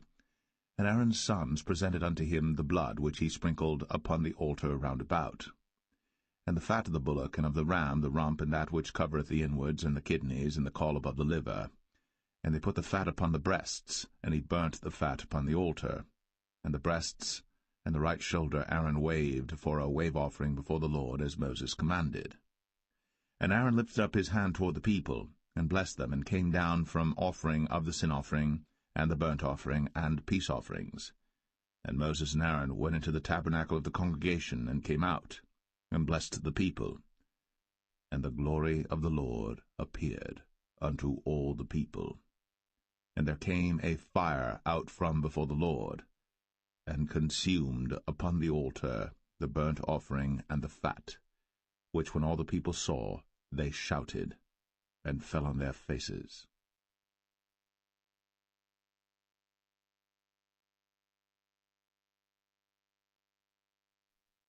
Leviticus 10. And Nadab and Abihu, the sons of Aaron, took either of them his censer, and put fire therein, and put incense thereon, and offered strange fire before the Lord, which he commanded them not. And there went out fire from the Lord, and devoured them, and they died before the Lord. Then Moses said unto Aaron, This is it that the Lord spake, saying, I will be sanctified in them that come nigh me, and before all the people I will be glorified. And Aaron held his peace. And Moses called Mishael and Elzaphan, the sons of Uzziel, the uncle of Aaron, and said unto them, Come near, carry your brethren from before the sanctuary out of the camp. So they went near, and carried them in their coats out of the camp, as Moses had said. And Moses said unto Aaron, and unto Eleazar, and unto Ithamar his sons, Uncover not your heads, neither rend your clothes, lest ye die, and lest wrath come upon all the people. But let your brethren, the whole house of Israel, bewail the burning which the Lord hath kindled. And ye shall not go out from the door of the tabernacle of the congregation, lest ye die. For the anointing oil of the Lord is upon you. And they did according to the word of Moses. And the Lord spake unto Aaron, saying, Do not drink wine nor strong drink, thou nor thy sons with thee, when ye go into the tabernacle of the congregation, lest ye die. It shall be a statute for ever throughout your generations. And that ye may put difference between holy and unholy, and between unclean and clean, and that ye may teach the children of Israel all the statutes which the Lord hath spoken unto them by the hand of Moses. And Moses spake unto Aaron, and unto Eleazar, and unto Ithamar, his sons that were left, Take the meat offering that remaineth of the offerings of the Lord made by fire, and eat it without leaven beside the altar, for it is most holy. And ye shall eat it in the holy place, because it is thy due, and thy son's due, of the sacrifices of the Lord made by fire, for so I am commanded. And the wave breast and heave shoulder shall ye eat in a clean place, thou and thy sons, and thy daughters with thee. For they be thy due, and thy sons' due, which are given out of the sacrifices of peace offerings of the children of Israel. The heave shoulder and the wave breast shall they bring with the offerings made by fire of the fat, to wave it for a wave offering before the Lord, and it shall be thine, and thy sons with thee, by a statute for ever, as the Lord hath commanded. And Moses diligently sought the goat of the sin offering, and behold, it was burnt. And he was angry with Eleazar and Ithamar, the sons of Aaron, which were left alive, saying, Wherefore have ye not eaten the sin offering in the holy place, seeing it is most holy? And God hath given it you to bear the iniquity of the congregation, to make atonement for them before the Lord.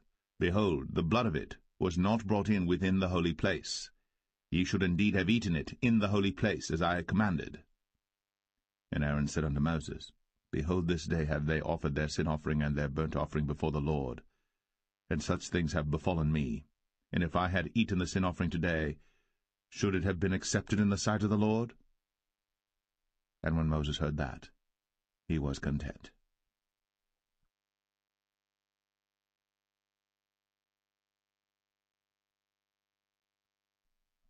Leviticus 11. And the Lord spake unto Moses and to Aaron, saying unto them, Speak unto the children of Israel, saying, These are the beasts, which ye shall eat among all the beasts that are on the earth.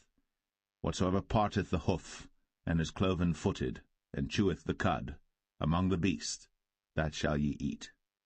Nevertheless these shall ye not eat of them that chew the cud, or of them that divide the hoof. As the camel, because he cheweth the cud, but divideth not the hoof, he is unclean unto you. And the coney, because he cheweth the cud, but divideth not the hoof, he is unclean unto you. And the hare, because he cheweth the cud, but divideth not the hoof, he is unclean unto you.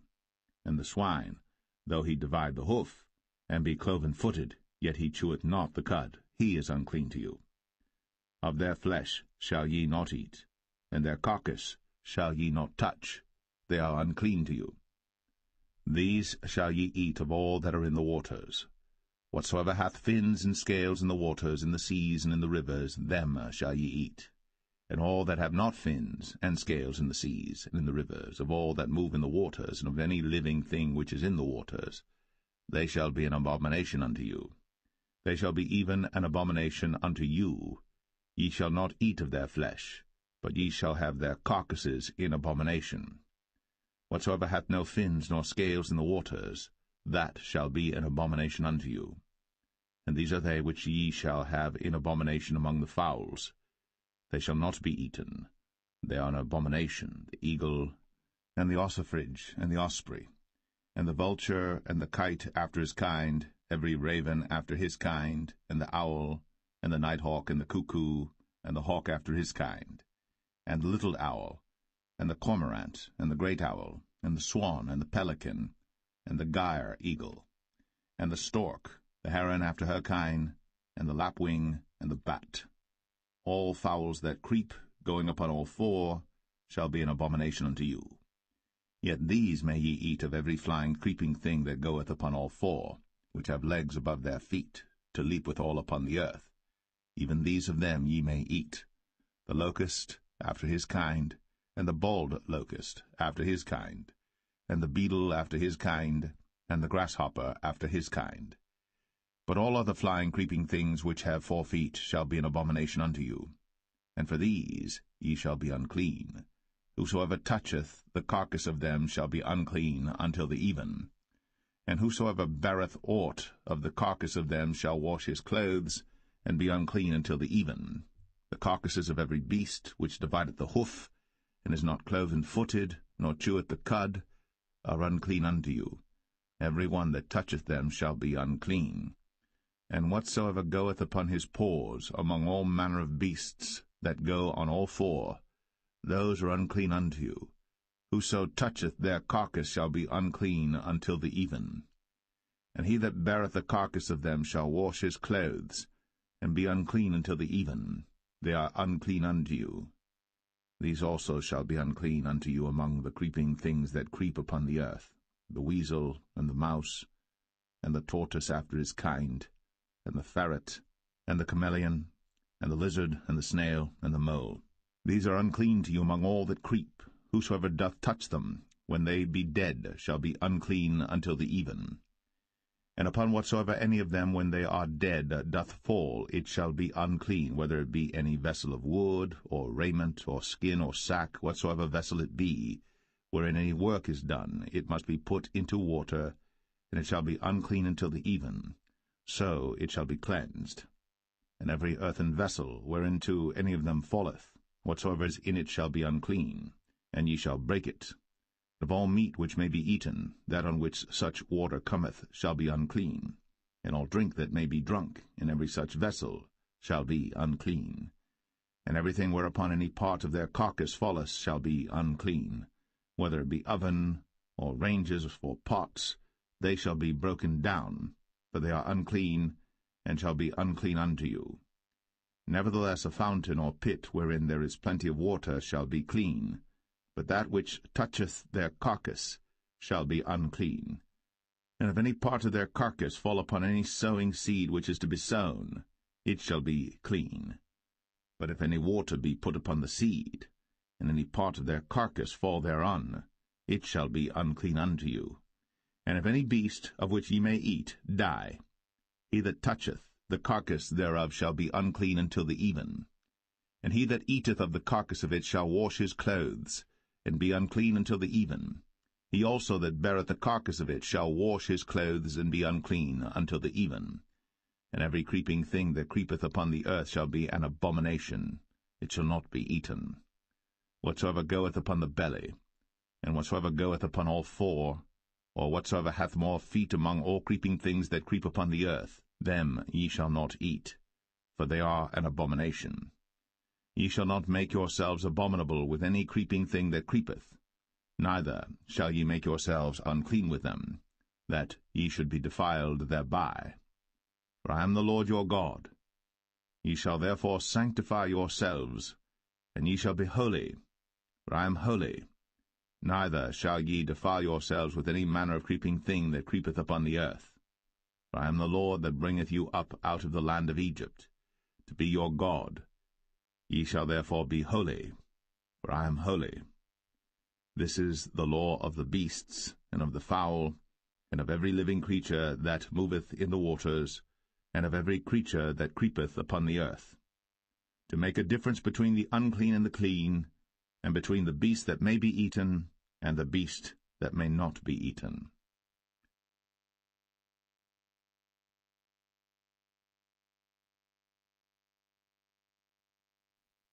Leviticus 12.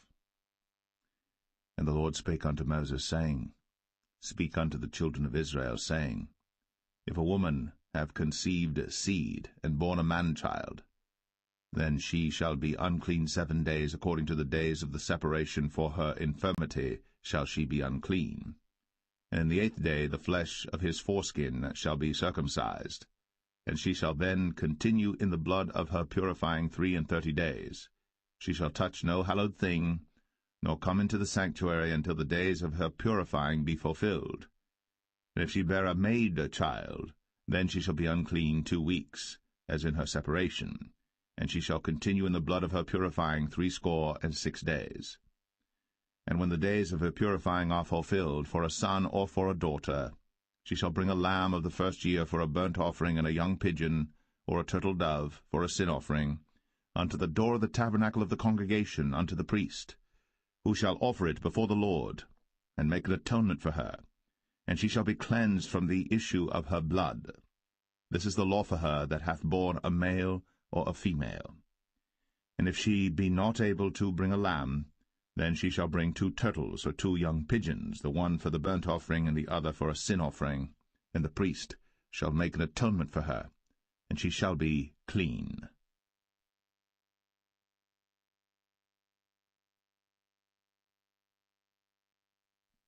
Leviticus 13. And the Lord spake unto Moses and Aaron, saying, When a man shall have in the skin of his flesh a rising, a scab, or bright spot, and it be in the skin of his flesh like the plague of leprosy, then he shall be brought unto Aaron the priest, or unto one of his sons the priests. And the priest shall look on the plague in the skin of the flesh. And when the hair in the plague is turned white, and the plague in sight be deeper than the skin of his flesh, it is a plague of leprosy. And the priest shall look on him, and pronounce him unclean. If the bright spot be white in the skin of his flesh, and in sight be not deeper than the skin, and the hair thereof be not turned white, then the priest shall shut up him that hath the plague 7 days. And the priest shall look on him the 7th day, and behold, if the plague in his sight be at a stay, and the plague spread not in the skin, then the priest shall shut him up 7 days more. And the priest shall look on him again the 7th day, and behold, if the plague be somewhat dark, and the plague spread not in the skin, the priest shall pronounce him clean. It is but a scab, and he shall wash his clothes, and be clean. But if the scab spread much abroad in the skin, after that he hath been seen of the priest for his cleansing, he shall be seen of the priest again. And if the priest see that, behold, the scab spreadeth in the skin, then the priest shall pronounce him unclean. It is a leprosy. When the plague of leprosy is in a man, then he shall be brought unto the priest. And the priest shall see him, and behold, if the rising be white in the skin, and it have turned the hair white, and there be quick raw flesh in the rising, it is an old leprosy in the skin of his flesh. And the priest shall pronounce him unclean, and shall not shut him up, for he is unclean. And if a leprosy break out abroad in the skin, and the leprosy cover all the skin of him that hath the plague from his head even to his foot, wheresoever the priest looketh, then the priest shall consider, and behold, if the leprosy have covered all his flesh, he shall pronounce him clean that hath the plague. It is all turned white, he is clean. But when raw flesh appeareth in him, he shall be unclean. And the priest shall see the raw flesh, and pronounce him to be unclean. For the raw flesh is unclean, it is a leprosy. Or if the raw flesh turn again, and be changed unto white, he shall come unto the priest. And the priest shall see him, and behold, if the plague be turned into white, then the priest shall pronounce him clean that hath the plague. He is clean. The flesh also, in which even in the skin thereof was a boil, and is healed, and in the place of the boil there be a white rising, or a bright spot, white and somewhat reddish, and it be shown to the priest. And if, when the priest seeth it, behold, it be in sight lower than the skin, and the hair thereof be turned white, the priest shall pronounce him unclean. It is a plague of leprosy broken out of the boil. But if the priest look on it, and behold, there be no white hairs therein, and if it be not lower than the skin, but be somewhat dark, then the priest shall shut him up 7 days. And if it spread much abroad in the skin, then the priest shall pronounce him unclean. It is a plague. But if the bright spot stay in his place, and spread not, it is a burning boil, and the priest shall pronounce him clean. Or if there be any flesh in the skin whereof there is a hot burning, and the quick flesh that burneth have a white bright spot, somewhat reddish or white, then the priest shall look upon it, and behold, if the hair in the bright spot be turned white, and it be in sight deeper than the skin, it is a leprosy broken out of the burning. Wherefore the priest shall pronounce him unclean. It is the plague of leprosy. But if the priest look on it, and behold, there be no white hair in the bright spot, and it be no lower than the other skin, but be somewhat dark, then the priest shall shut him up 7 days. And the priest shall look upon him the 7th day, and if it be spread much abroad in the skin, then the priest shall pronounce him unclean. It is the plague of leprosy. And if the bright spot stay in his place, and spread not in the skin, but it be somewhat dark, it is a rising of the burning, and the priest shall pronounce him clean. For it is an inflammation of the burning. If a man or woman have a plague upon the head or the beard, then the priest shall see the plague, and behold, if it be in sight deeper than the skin, and there be in it a yellow thin hair, then the priest shall pronounce him unclean. It is a dry scall, even a leprosy upon the head or beard. And if the priest look on the plague of the scall, and behold, it be not in sight deeper than the skin, and that there is no black hair in it, then the priest shall shut up him that hath the plague of the scall 7 days. And in the 7th day the priest shall look on the plague, and behold, if the scall spread not, and there be in it no yellow hair, and the scall be not in sight deeper than the skin, he shall be shaven, but the scall shall he not shave, and the priest shall shut up him that hath the scall 7 days more. And in the 7th day the priest shall look on the scall, and behold, if the scall be not spread in the skin, nor be in sight deeper than the skin, then the priest shall pronounce him clean, and he shall wash his clothes, and be clean. But if the scall spread much in the skin after his cleansing, then the priest shall look on him, and behold, if the scall be spread in the skin, the priest shall not seek for yellow hair, he is unclean. But if the scall be in his sight at a stay, and that there is black hair grown up therein, the scall is healed, he is clean, and the priest shall pronounce him clean. If a man also or a woman have in the skin of their flesh bright spots, even white bright spots, then the priest shall look, and behold, if the bright spots in the skin of their flesh be darkish white, it is a freckled spot that groweth in the skin, he is clean. And the man whose hair is fallen off his head, he is bald, yet is he clean. And he that hath his hair fallen off from the part of his head toward his face, he is forehead bald, yet is he clean. And if there be in the bald head or bald forehead a white reddish sore, it is a leprosy sprung up in his bald head, or his bald forehead. Then the priest shall look upon it, and behold, if the rising of the sore be white, reddish in his bald head, or in his bald forehead, as the leprosy appeareth in the skin of the flesh, he is a leprous man. He is unclean. The priest shall pronounce him utterly unclean. His plague is in his head. And the leper in whom the plague is, his clothes shall be rent, and his head bare. And he shall put a covering upon his upper lip, and shall cry, Unclean, unclean. All the days wherein the plague shall be in him, he shall be defiled. He is unclean. He shall dwell alone. Without the camp shall his habitation be. The garment also that the plague of leprosy is in, whether it be a woolen garment or a linen garment, whether it be in the warp or woof of linen or of woolen, whether in a skin or in anything made of skin, and if the plague be greenish or reddish in the garment or in the skin, either in the warp or in the woof or in anything of skin, it is a plague of leprosy, and shall be shown unto the priest. And the priest shall look upon the plague, and shut up it that hath the plague 7 days. And he shall look on the plague on the 7th day, if the plague be spread in the garment, either in the warp, or in the woof, or in a skin, or in any work that is made of skin, the plague is a fretting leprosy, it is unclean. He shall therefore burn the garment, whether warp or woof, in woolen or in linen, or anything of skin, wherein the plague is, for it is a fretting leprosy, it shall be burnt in the fire. And if the priest shall look, and behold, the plague be not spread in the garment, either in the warp or in the woof, or in anything of skin, then the priest shall command that they wash the thing wherein the plague is, and he shall shut it up 7 days more. And the priest shall look on the plague, after that it is washed, and behold, if the plague have not changed his colour, and the plague be not spread, it is unclean. Thou shalt burn it in the fire. It is fret inward, whether it be bare within or without. And if the priest look, and behold, the plague be somewhat dark after the washing of it, then he shall rend it out of the garment, or out of the skin, or out of the warp, or out of the woof.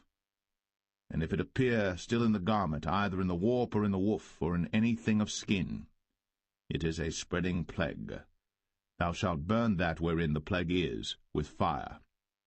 And the garment, either warp or woof, or whatsoever thing of skin it be, which thou shalt wash, if the plague be departed from them, then it shall be washed the 2nd time, and shall be clean. This is the law of the plague of leprosy in a garment of woolen or linen, either in the warp or woof, or anything of skins, to pronounce it clean, or to pronounce it unclean.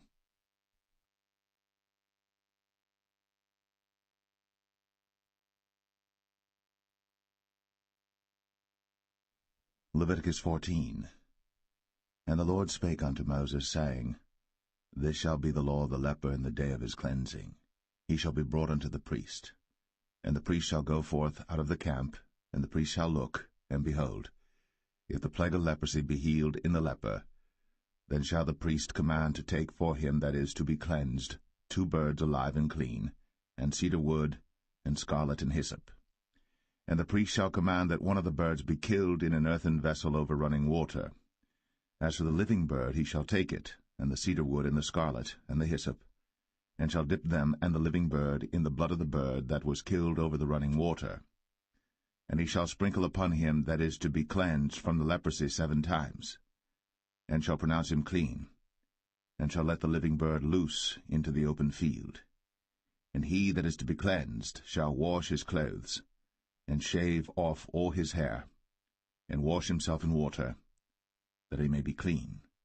And after that he shall come into the camp, and shall tarry abroad out of his tent 7 days. But it shall be on the 7th day that he shall shave all his hair off his head, and his beard, and his eyebrows. Even all his hair he shall shave off. And he shall wash his clothes. Also he shall wash his flesh in water, and he shall be clean. And on the 8th day he shall take 2 he-lambs without blemish, and 1 ewe-lamb of the 1st year without blemish, and 3/10 deals of fine flour for a meat offering, mingled with oil, and 1 log of oil. And the priest that maketh him clean shall present the man that is to be made clean, and those things before the Lord, at the door of the tabernacle of the congregation.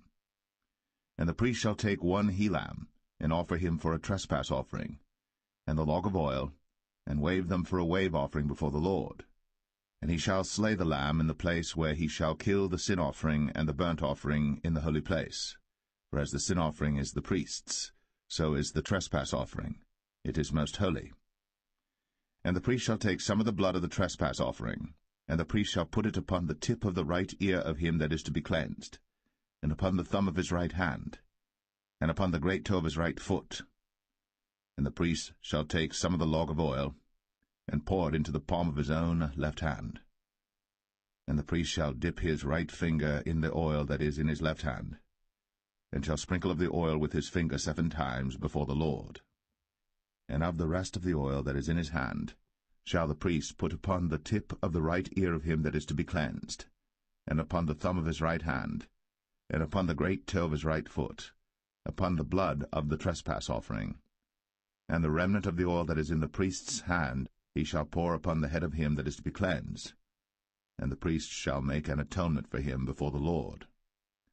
And the priest shall offer the sin offering, and make an atonement for him that is to be cleansed from his uncleanness. And afterward he shall kill the burnt offering. And the priest shall offer the burnt offering and the meat offering upon the altar. And the priest shall make an atonement for him, and he shall be clean. And if he be poor, and cannot get so much, then he shall take 1 lamb for a trespass offering to be waved, to make an atonement for him, and 1/10 deal of fine flour mingled with oil for a meat offering, and a log of oil, and 2 turtle doves, or 2 young pigeons, such as he is able to get, and the one shall be a sin offering, and the other a burnt offering. And he shall bring them on the 8th day for his cleansing unto the priest, unto the door of the tabernacle of the congregation before the Lord. And the priest shall take the lamb of the trespass offering, and the log of oil, and the priest shall wave them for a wave offering before the Lord. And he shall kill the lamb of the trespass offering, and the priest shall take some of the blood of the trespass offering, and put it upon the tip of the right ear of him that is to be cleansed, and upon the thumb of his right hand, and upon the great toe of his right foot. And the priest shall pour of the oil into the palm of his own left hand. And the priest shall sprinkle with his right finger some of the oil that is in his left hand 7 times before the Lord. And the priest shall put of the oil that is in his hand upon the tip of the right ear of him that is to be cleansed, and upon the thumb of his right hand, and upon the great toe of his right foot, upon the place of the blood of the trespass offering. And the rest of the oil that is in the priest's hand he shall put upon the head of him that is to be cleansed, to make an atonement for him before the Lord. And he shall offer the one of the turtle doves, or of the young pigeons, such as he can get, even such as he is able to get, the one for a sin offering, and the other for a burnt offering with the meat offering. And the priest shall make an atonement for him that is to be cleansed before the Lord. This is the law of him in whom is the plague of leprosy, whose hand is not able to get that which pertaineth to his cleansing. And the Lord spake unto Moses and unto Aaron, saying, When ye be come into the land of Canaan, which I give to you for a possession, and I put the plague of leprosy in a house of the land of your possession, and he that owneth the house shall come and tell the priest, saying, It seemeth to me there is as it were a plague in the house. Then the priest shall command that they empty the house before the priests go into it to see the plague, that all that is in the house be not made unclean, and afterward the priest shall go in to see the house. And he shall look on the plague, and behold, if the plague be in the walls of the house with hollow strakes, greenish or reddish, which in sight are lower than the wall, then the priest shall go out of the house to the door of the house, and shut up the house 7 days. And the priest shall come again the 7th day, and shall look, and behold, if the plague be spread in the walls of the house, then the priest shall command that they take away the stones in which the plague is, and they shall cast them into an unclean place without the city. And he shall cause the house to be scraped within round about, and they shall pour out the dust that they scrape off without the city into an unclean place. And they shall take other stones, and put them in the place of those stones. And he shall take other mortar, and shall plaster the house. And if the plague come again, and break out in the house, after that he hath taken away the stones, and after he hath scraped the house, and after it is plastered, then the priest shall come and look. And behold, if the plague be spread in the house, it is a fretting leprosy in the house, it is unclean. And he shall break down the house, the stones of it, and the timber thereof, and all the mortar of the house, and he shall carry them forth out of the city into an unclean place. Moreover, he that goeth into the house all the while that it is shut up shall be unclean until the even. And he that lieth in the house shall wash his clothes, and he that eateth in the house shall wash his clothes. And if the priest shall come in and look upon it, and behold, the plague hath not spread in the house, after the house was plastered, then the priest shall pronounce the house clean, because the plague is healed. And he shall take to cleanse the house 2 birds, and cedar wood, and scarlet, and hyssop. And he shall kill the one of the birds in an earthen vessel over running water. And he shall take the cedar wood, and the hyssop, and the scarlet, and the living bird, and dip them in the blood of the slain bird, and in the running water, and sprinkle the house 7 times. And he shall cleanse the house with the blood of the bird, and with the running water, and with the living bird, and with the cedar wood, and with the hyssop, and with the scarlet. But he shall let go the living bird out of the city into the open fields, and make an atonement for the house, and it shall be clean. This is the law for all manner of plague of leprosy and scall, and for the leprosy of a garment and of a house, and for a rising and for a scab, and for a bright spot, to teach when it is unclean, and when it is clean. This is the law of leprosy.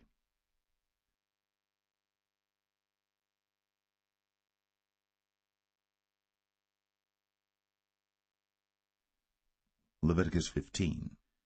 And the Lord spake unto Moses and to Aaron, saying, Speak unto the children of Israel, and say unto them, When any man hath a running issue out of his flesh, because of his issue he is unclean.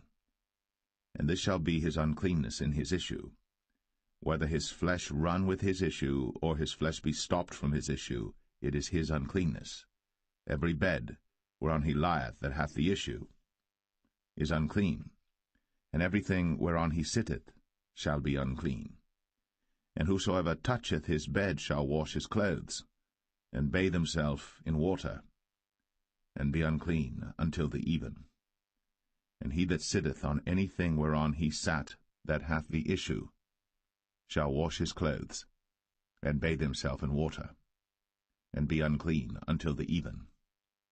And he that toucheth the flesh of him that hath the issue shall wash his clothes, and bathe himself in water, and be unclean until the even.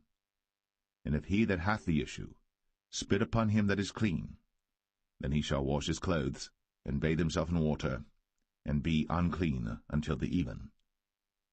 And what saddle soever he rideth upon that hath the issue shall be unclean. And whosoever toucheth anything that was under him shall be unclean until the even. And he that beareth any of those things shall wash his clothes, and bathe himself in water, and be unclean until the even. And whomsoever he toucheth that hath the issue, and hath not rinsed his hands in water, he shall wash his clothes, and bathe himself in water, and be unclean until the even. And the vessel of earth that he toucheth, which hath the issue, shall be broken, and every vessel of wood shall be rinsed in water. And when he that hath an issue is cleansed of his issue, then he shall number to himself 7 days for his cleansing, and wash his clothes, and bathe his flesh in running water, and shall be clean. And on the 8th day he shall take to him 2 turtle doves, or 2 young pigeons, and come before the Lord unto the door of the tabernacle of the congregation, and give them unto the priest. And the priest shall offer them, the one for a sin offering, and the other for a burnt offering. And the priest shall make an atonement for him before the Lord for his issue. And if any man's seed of copulation go out from him, then he shall wash all his flesh in water, and be unclean until the even. And every garment and every skin whereon is the seed of copulation shall be washed with water, and be unclean until the even. The woman also with whom man shall lie with seed of copulation, they shall both bathe themselves in water, and be unclean until the even. And if a woman have an issue, and her issue in her flesh be blood, she shall be put apart 7 days, and whosoever toucheth her shall be unclean until the even. And everything that she lieth upon in her separation shall be unclean. Everything also that she sitteth upon shall be unclean. And whosoever toucheth her bed shall wash his clothes, and bathe himself in water, and be unclean until the even. And whosoever toucheth anything that she sat upon shall wash his clothes, and bathe himself in water, and be unclean until the even. And if it be on her bed, or on any thing whereon she sitteth, when he toucheth it, he shall be unclean until the even. And if any man lie with her at all, and her flowers be upon him, he shall be unclean 7 days, and all the bed whereon he lieth shall be unclean. And if a woman have an issue of her blood many days out of the time of her separation, or if it run beyond the time of her separation, all the days of the issue of her uncleanness shall be as the days of her separation. She shall be unclean. Every bed whereon she lieth all the days of her issue shall be unto her as the bed of her separation. And whatsoever she sitteth upon shall be unclean, as the uncleanness of her separation. And whosoever toucheth those things shall be unclean, and shall wash his clothes, and bathe himself in water, and be unclean until the even. But if she be cleansed of her issue, then she shall number to herself 7 days, and after that she shall be clean. And on the 8th day she shall take unto her 2 turtles, or 2 young pigeons, and bring them unto the priest, to the door of the tabernacle of the congregation. And the priest shall offer the one for a sin offering, and the other for a burnt offering, and the priest shall make an atonement for her before the Lord for the issue of her uncleanness. Thus shall ye separate the children of Israel from their uncleanness, that they die not in their uncleanness, when they defile my tabernacle that is among them. This is the law of him that hath an issue, and of him whose seed goeth from him, and is defiled therewith, and of her that is sick of her flowers, and of him that hath an issue, of the man, and of the woman, and of him that lieth with her, that is unclean.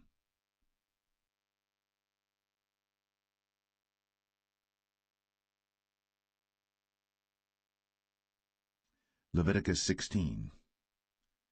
And the Lord spake unto Moses after the death of the 2 sons of Aaron, when they offered before the Lord and died. And the Lord said unto Moses, Speak unto Aaron thy brother, that he come not at all times into the holy place within the veil before the mercy seat, which is upon the ark, that he die not. For I will appear in the cloud upon the mercy seat. Thus shall Aaron come into the holy place, with a young bullock for a sin offering, and a ram for a burnt offering. He shall put on the holy linen coat, and he shall have the linen breeches upon his flesh, and shall be girded with a linen girdle, and with the linen mitre shall he be attired. These are holy garments. Therefore shall he wash his flesh in water, and so put them on.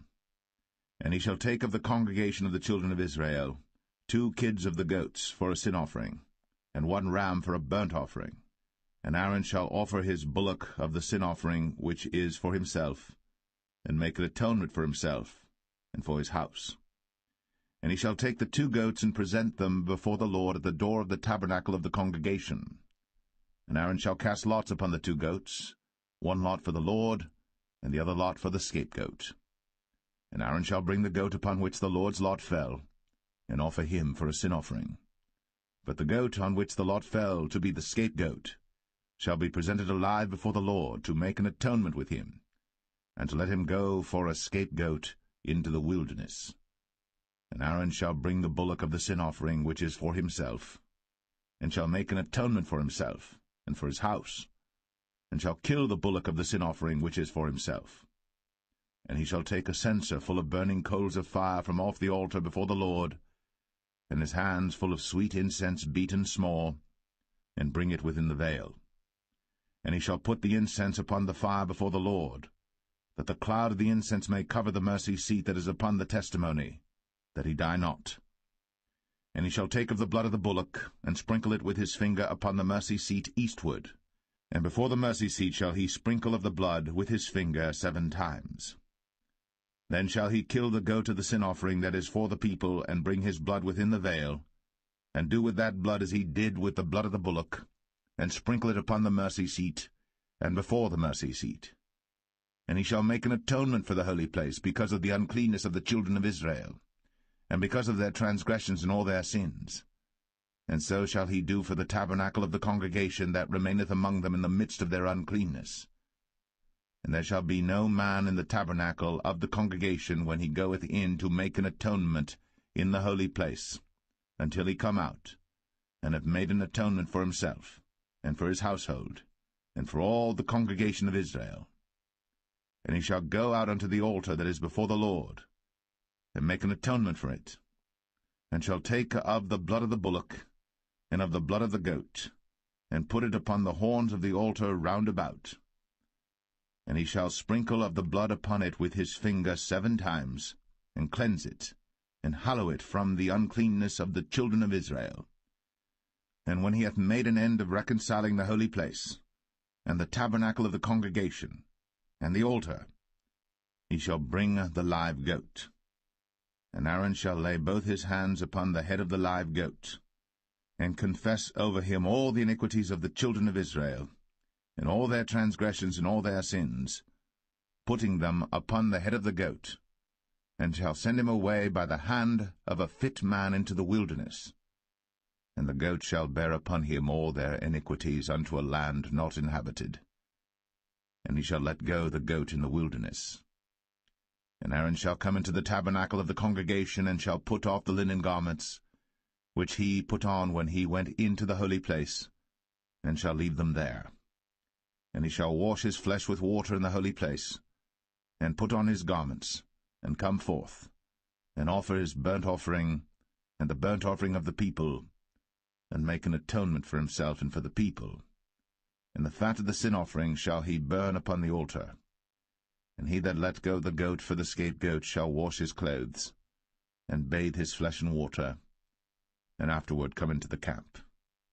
And the bullock for the sin offering, and the goat for the sin offering, whose blood was brought in to make atonement in the holy place, shall one carry forth without the camp, and they shall burn in the fire their skins, and their flesh, and their dung. And he that burneth them shall wash his clothes, and bathe his flesh in water, and afterward he shall come into the camp.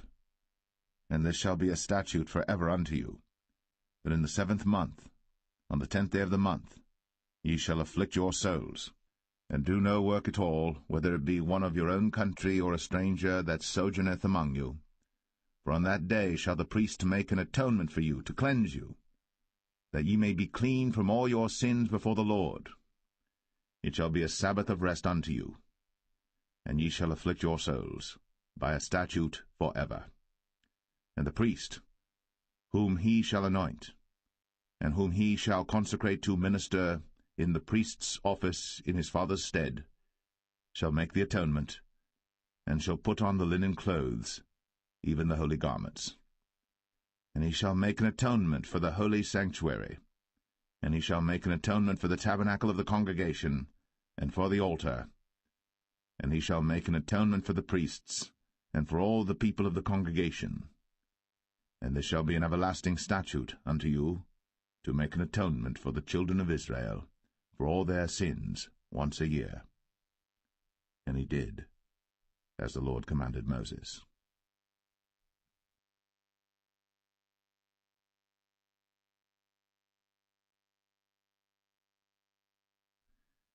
Leviticus 17.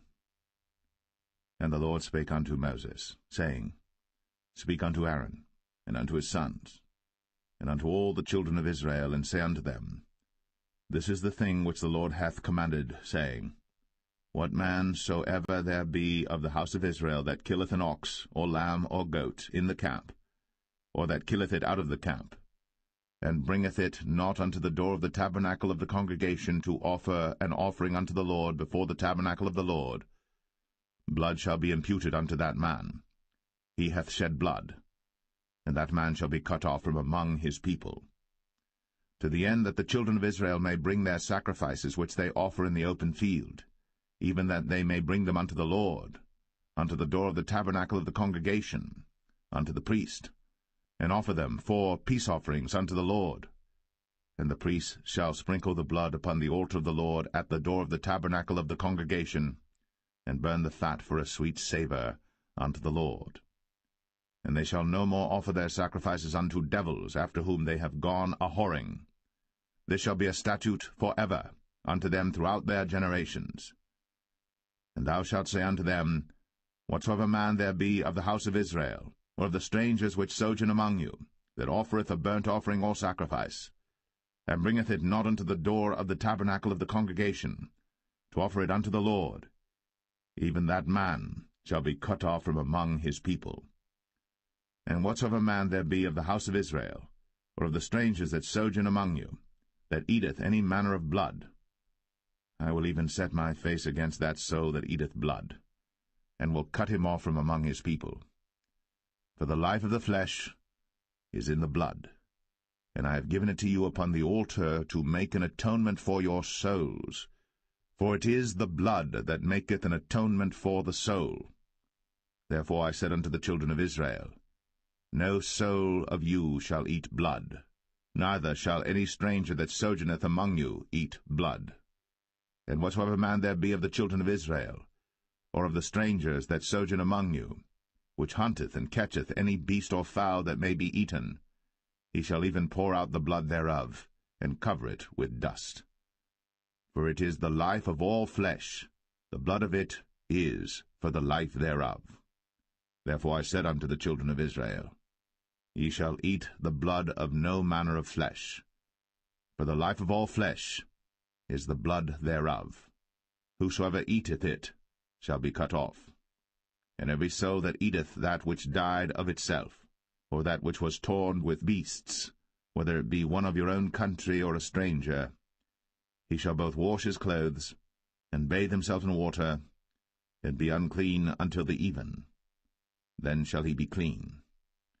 But if he wash them not, nor bathe his flesh, then he shall bear his iniquity.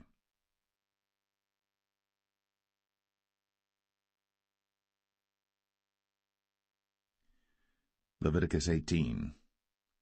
And the Lord spake unto Moses, saying, Speak unto the children of Israel, and say unto them, I am the Lord your God.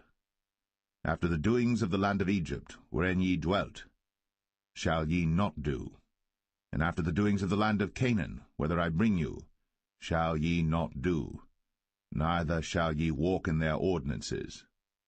Ye shall do my judgments, and keep mine ordinances, to walk therein. I am the Lord your God. Ye shall therefore keep my statutes and my judgments, which if a man do, he shall live in them. I am the Lord. None of you shall approach to any that is near of kin to him, to uncover their nakedness. I am the Lord. The nakedness of thy father, or the nakedness of thy mother, shalt thou not uncover. She is thy mother, thou shalt not uncover her nakedness. The nakedness of thy father's wife shalt thou not uncover. It is thy father's nakedness.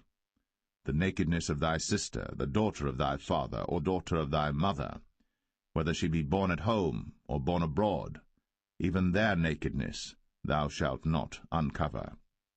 The nakedness of thy son's daughter, or of thy daughter's daughter, even their nakedness thou shalt not uncover, for theirs is thine own nakedness.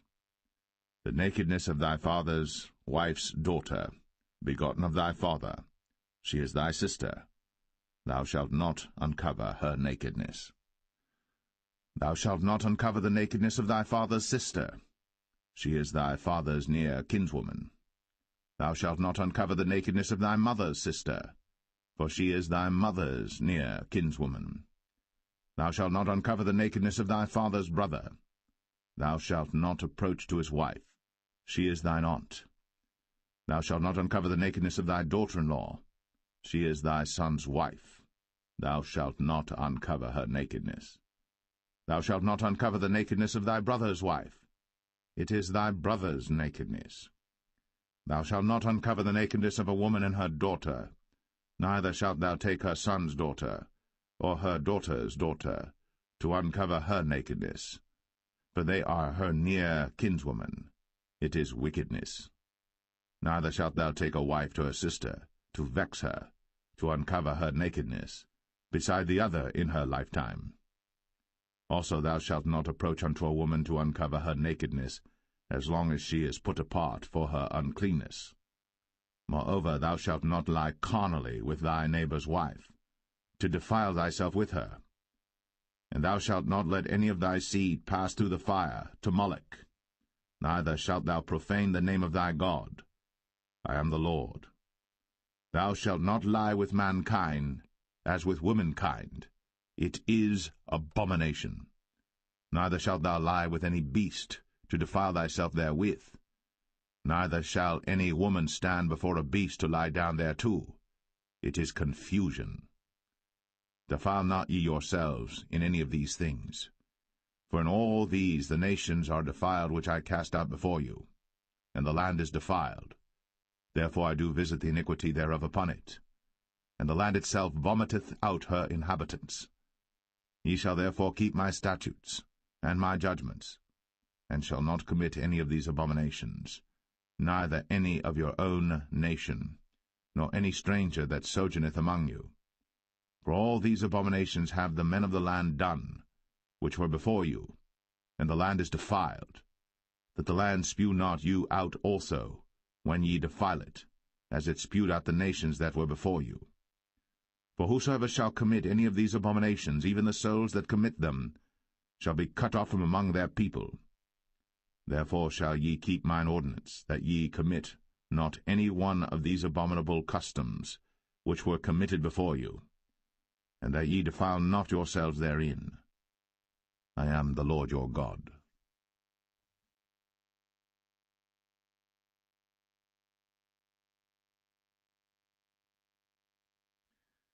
Leviticus 19. And the Lord spake unto Moses, saying, Speak unto all the congregation of the children of Israel, and say unto them, Ye shall be holy, for I, the Lord your God, am holy. Ye shall fear every man his mother, and his father, and keep my Sabbaths. I am the Lord your God. Turn ye not unto idols, nor make to yourselves molten gods. I am the Lord your God. And if ye offer a sacrifice of peace offerings unto the Lord, ye shall offer it at your own will. It shall be eaten the same day ye offer it, and on the morrow. And if aught remain until the third day, it shall be burnt in the fire. And if it be eaten at all on the third day, it is abominable, it shall not be accepted. Therefore every one that eateth it shall bear his iniquity, because he hath profaned the hallowed thing of the Lord, and that so shall be cut off from among his people. And when ye reap the harvest of your land, thou shalt not wholly reap the corners of thy field, neither shalt thou gather the gleanings of thy harvest. And thou shalt not glean thy vineyard, neither shalt thou gather every grape of thy vineyard.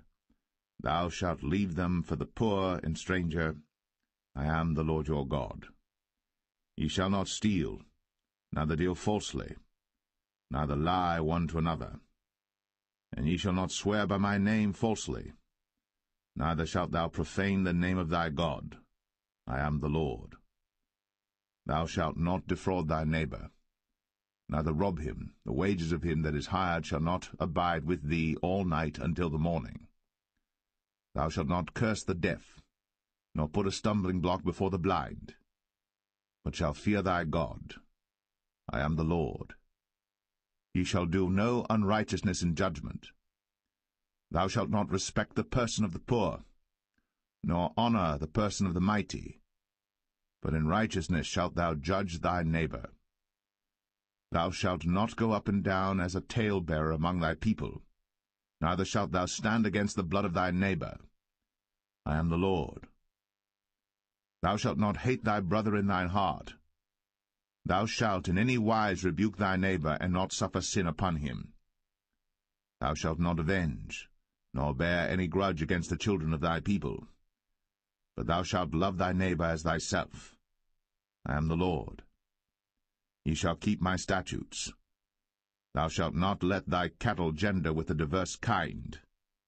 Thou shalt not sow thy field with mingled seed, neither shall a garment mingled of linen and woolen come upon thee.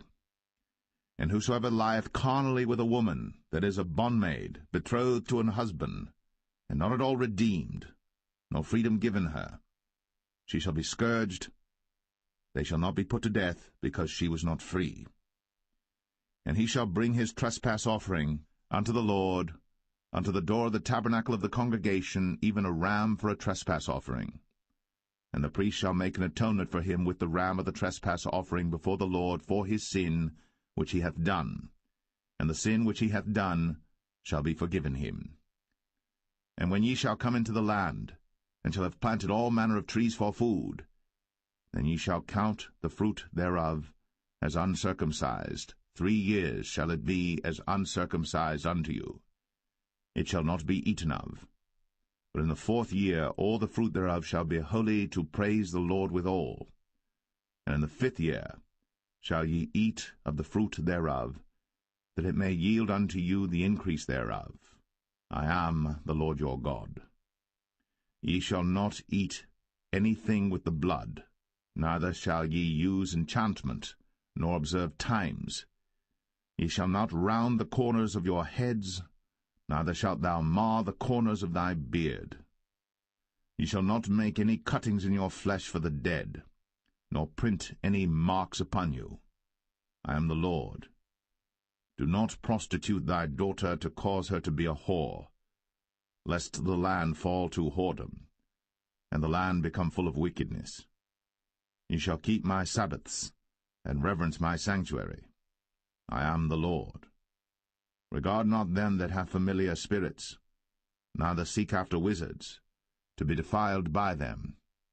I am the Lord your God. Thou shalt rise up before the hoary head, and honor the face of the old man, and fear thy God. I am the Lord. And if a stranger sojourn with thee in your land, ye shall not vex him.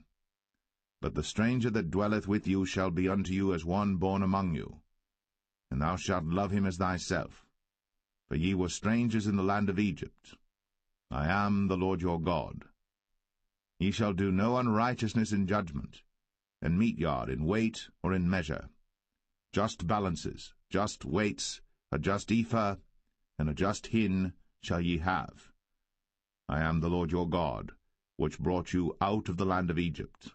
Therefore shall ye observe all my statutes, and all my judgments, and do them. I am the Lord.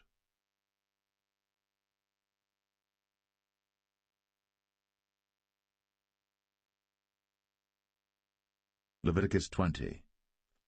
And the Lord spake unto Moses, saying, Again, thou shalt say to the children of Israel, Whosoever he be of the children of Israel, or of the strangers that sojourn in Israel, that giveth any of his seed unto Moloch, he shall surely be put to death.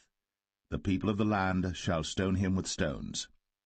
And I will set my face against that man, and will cut him off from among his people, because he hath given of his seed unto Moloch, to defile my sanctuary, and to profane my holy name. And if the people of the land do any ways hide their eyes from the man, when he giveth of his seed unto Moloch, and kill him not, then I will set my face against that man, and against his family, and will cut him off, and all that go a-whoring after him, to commit whoredom with Moloch from among their people.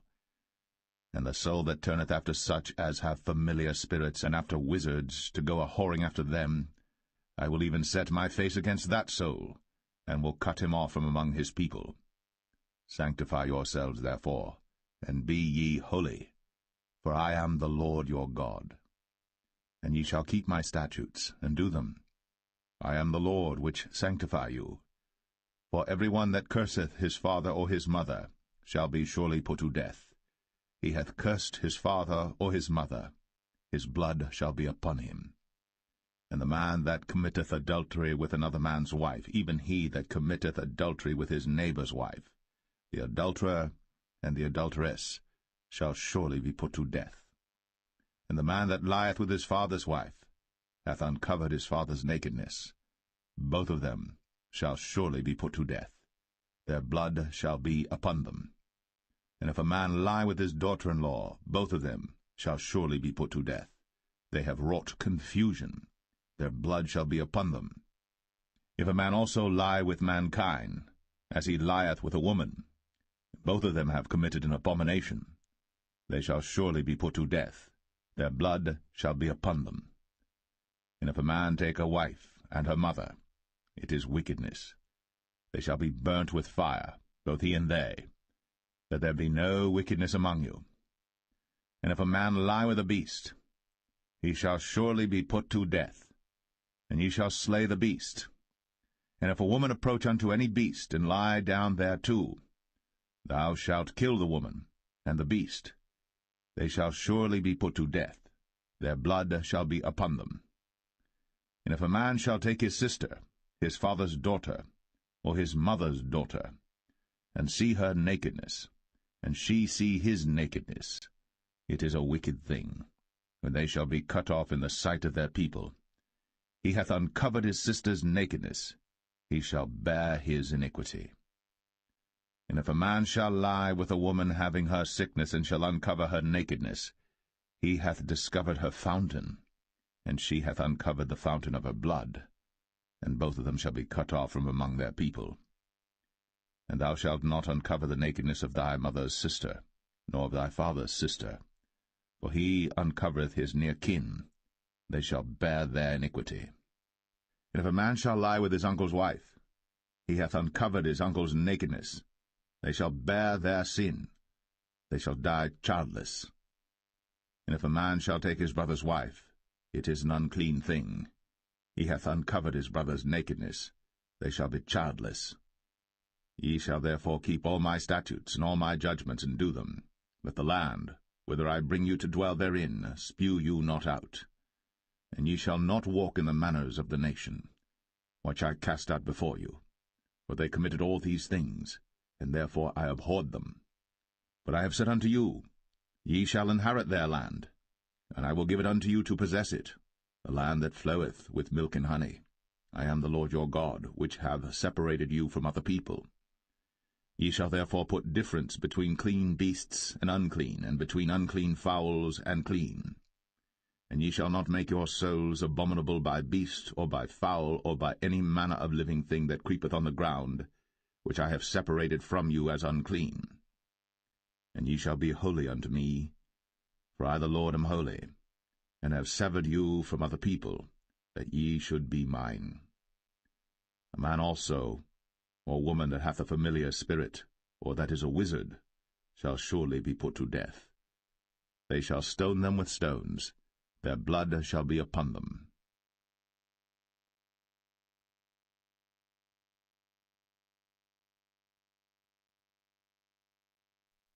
Leviticus 21. And the Lord said unto Moses, Speak unto the priests, the sons of Aaron, and say unto them, There shall none be defiled for the dead among his people. But for his kin that is near unto him, that is, for his mother, and for his father, and for his son, and for his daughter, and for his brother, and for his sister a virgin, that is nigh unto him, which hath had no husband, for her may he be defiled. But he shall not defile himself, being a chief man among his people, to profane himself. They shall not make baldness upon their head, neither shall they shave off the corner of their beard, nor make any cuttings in their flesh. They shall be holy unto their God, and not profane the name of their God, for the offerings of the Lord made by fire, and the bread of their God they do offer, therefore they shall be holy. They shall not take a wife that is a whore, or profane, neither shall they take a woman put away from her husband, for he is holy unto his God. Thou shalt sanctify him therefore, for he offereth the bread of thy God. He shall be holy unto thee. For I, the Lord, which sanctify you, am holy. And the daughter of any priest, if she profane herself by playing the whore, she profaneth her father. She shall be burnt with fire. And he that is the high priest among his brethren, upon whose head the anointing oil was poured, and that is consecrated to put on the garments, shall not uncover his head nor rend his clothes. Neither shall he go into any dead body, nor defile himself for his father, or for his mother. Neither shall he go out of the sanctuary, nor profane the sanctuary of his God. For the crown of the anointing oil of his God is upon him. I am the Lord. And he shall take a wife in her virginity, a widow, or a divorced woman, or profane, or an harlot. These shall he not take, but he shall take a virgin of his own people to wife. Neither shall he profane his seed among his people, for I the Lord do sanctify him. And the Lord spake unto Moses, saying, Speak unto Aaron, saying, Whosoever he be of thy seed in their generations that hath any blemish, let him not approach to offer the bread of his God. For whatsoever man he be that hath a blemish, he shall not approach, a blind man, or a lame, or he that hath a flat nose, or anything superfluous, or a man that is broken-footed, or broken-handed, or crook-backed, or a dwarf, or that hath a blemish in his eye, or be scurvy, or scabbed, or hath his stones broken. No man that hath a blemish of the seed of Aaron the priest shall come nigh to offer the offerings of the Lord made by fire. He hath a blemish. He shall not come nigh to offer the bread of his God. He shall eat the bread of his God, both of the most holy and of the holy. Only he shall not go in unto the veil, nor come nigh unto the altar, because he hath a blemish, that he profane not my sanctuaries. For I the Lord do sanctify them. And Moses told it unto Aaron and to his sons, and unto all the children of Israel.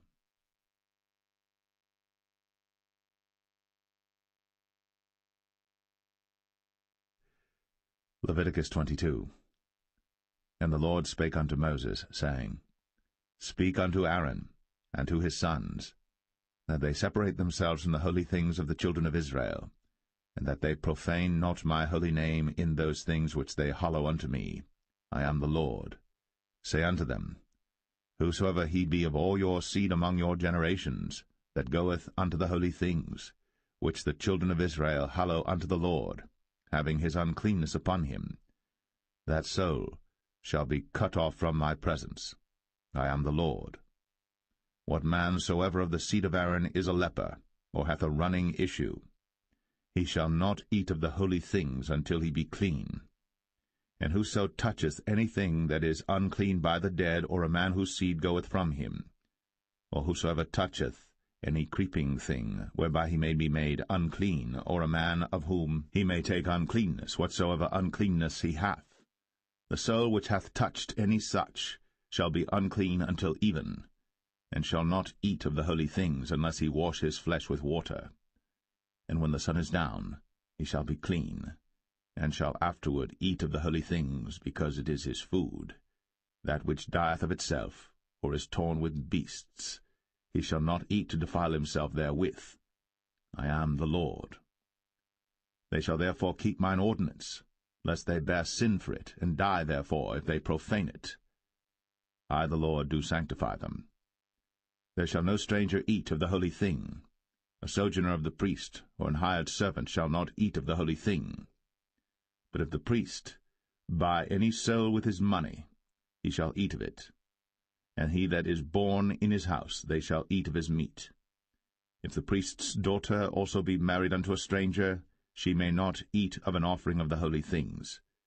But if the priest's daughter be a widow or divorced, and have no child, and is returned unto her father's house, as in her youth, she shall eat of her father's meat. But there shall no stranger eat thereof. And if a man eat of the holy thing unwittingly, then he shall put the fifth part thereof unto it, and shall give it unto the priest with the holy thing. And they shall not profane the holy things of the children of Israel, which they offer unto the Lord, or suffer them to bear the iniquity of trespass, when they eat their holy things. For I the Lord do sanctify them. And the Lord spake unto Moses, saying, Speak unto Aaron, and to his sons, and unto all the children of Israel, and say unto them, Whatsoever he be of the house of Israel, or of the strangers in Israel, that will offer his oblation for all his vows, and for all his freewill offerings, which they will offer unto the Lord for a burnt offering, ye shall offer at your own will a male without blemish, of the beeves, of the sheep, or of the goats. But whatsoever hath a blemish, that shall ye not offer, for it shall not be acceptable for you. And whosoever offereth a sacrifice of peace offerings unto the Lord to accomplish his vow, or a freewill offering in beeves or sheep, it shall be perfect to be accepted. There shall be no blemish therein. Blind, or broken, or maimed, or having a wen, or scurvy, or scabbed, ye shall not offer these unto the Lord, nor make an offering by fire of them upon the altar unto the Lord, either a bullock, or a lamb that hath anything superfluous or lacking in his parts, that mayest thou offer for a freewill offering, but for a vow it shall not be accepted. Ye shall not offer unto the Lord that which is bruised, or crushed, or broken, or cut. Neither shall ye make any offering thereof in your land. Neither from a stranger's hand shall ye offer the bread of your God of any of these, because their corruption is in them, and blemishes be in them. They shall not be accepted for you. And the Lord spake unto Moses, saying, When a bullock or a sheep or a goat is brought forth, then it shall be 7 days under the dam, and from the 8th day and thenceforth it shall be accepted for an offering made by fire unto the Lord. And whether it be cow or ewe, ye shall not kill it and her young both in 1 day. And when ye will offer a sacrifice of thanksgiving unto the Lord, offer it at your own will. On the same day it shall be eaten up. Ye shall leave none of it until the morrow. I am the Lord. Therefore shall ye keep my commandments, and do them. I am the Lord. Neither shall ye profane my holy name, but I will be hallowed among the children of Israel. I am the Lord which hallow you, that brought you out of the land of Egypt, to be your God. I am the Lord.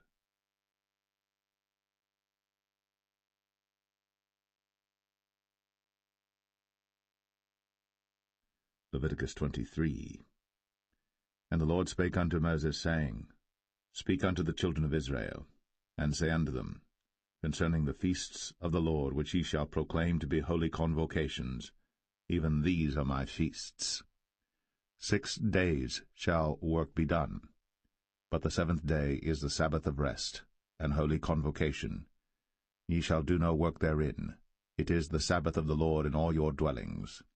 These are the feasts of the Lord, even holy convocations, which ye shall proclaim in their seasons. In the 14th day of the 1st month at even is the Lord's Passover, and on the 15th day of the same month is the feast of unleavened bread unto the Lord. 7 days ye must eat unleavened bread. In the 1st day ye shall have an holy convocation. Ye shall do no servile work therein. But ye shall offer an offering made by fire unto the Lord 7 days. In the 7th day is an holy convocation. Ye shall do no servile work therein. And the Lord spake unto Moses, saying, Speak unto the children of Israel, and say unto them, When ye be come into the land which I give unto you, and shall reap the harvest thereof, then ye shall bring a sheaf of the firstfruits of your harvest unto the priest. And he shall wave the sheaf before the Lord, to be accepted for you. On the morrow after the Sabbath the priest shall wave it. And ye shall offer that day, when ye wave the sheaf, an he-lamb without blemish of the first year for a burnt offering unto the Lord. And the meat offering thereof shall be 2/10 deals of fine flour mingled with oil, an offering made by fire unto the Lord for a sweet savour. And the drink offering thereof shall be of wine, the 4th part of an hin.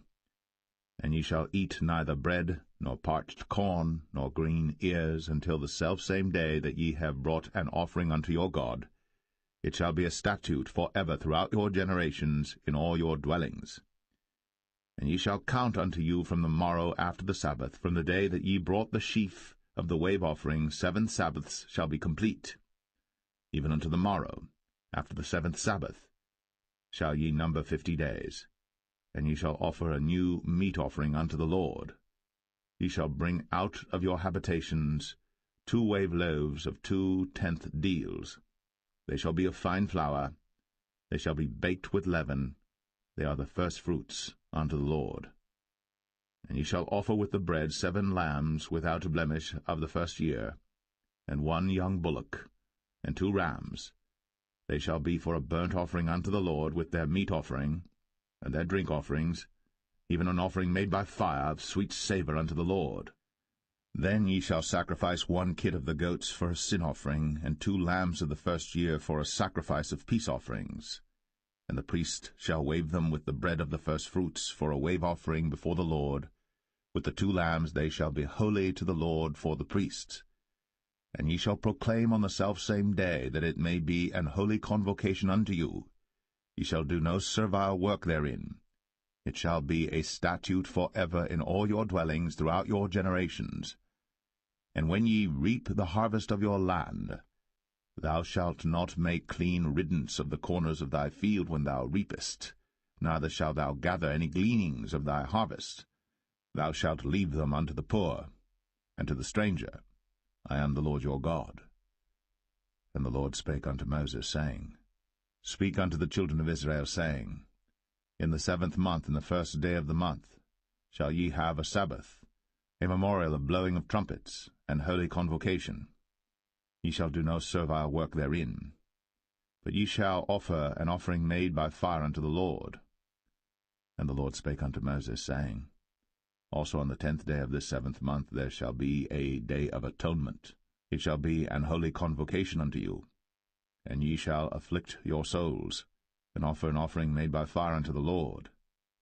And ye shall do no work in that same day. For it is a day of atonement, to make an atonement for you before the Lord your God. For whatsoever soul it be that shall not be afflicted in that same day, he shall be cut off from among his people. And whatsoever soul it be that doeth any work in that same day, the same soul will I destroy from among his people. Ye shall do no manner of work. It shall be a statute for ever throughout your generations in all your dwellings. It shall be unto you a Sabbath of rest. And ye shall afflict your souls. In the 9th day of the month at even, from even unto even shall ye celebrate your Sabbath.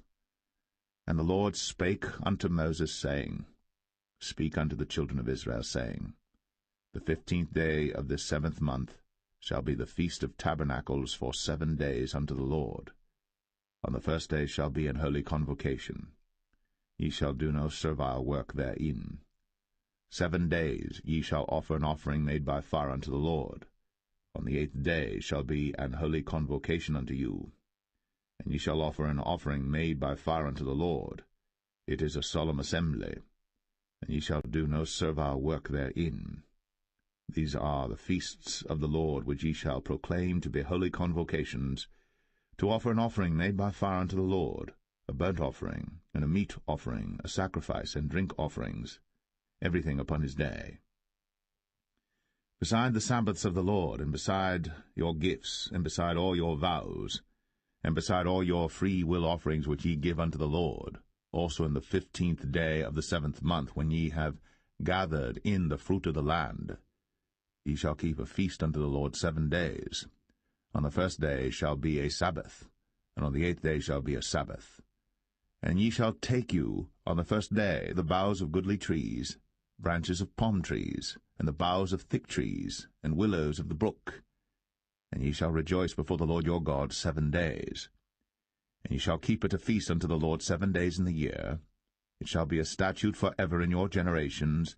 Ye shall celebrate it in the 7th month. Ye shall dwell in booths 7 days. All that are Israelites born shall dwell in booths. That your generations may know that I made the children of Israel to dwell in booths, when I brought them out of the land of Egypt. I am the Lord your God. And Moses declared unto the children of Israel the feasts of the Lord.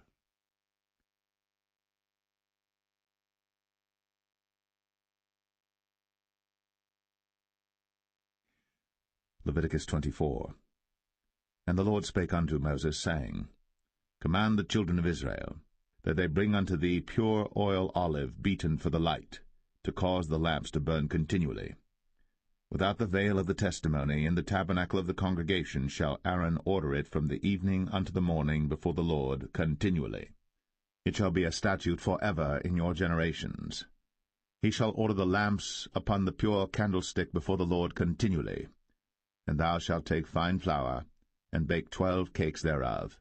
2 tenth deals shall be in 1 cake. And thou shalt set them in 2 rows, 6 in a row, upon the pure table before the Lord.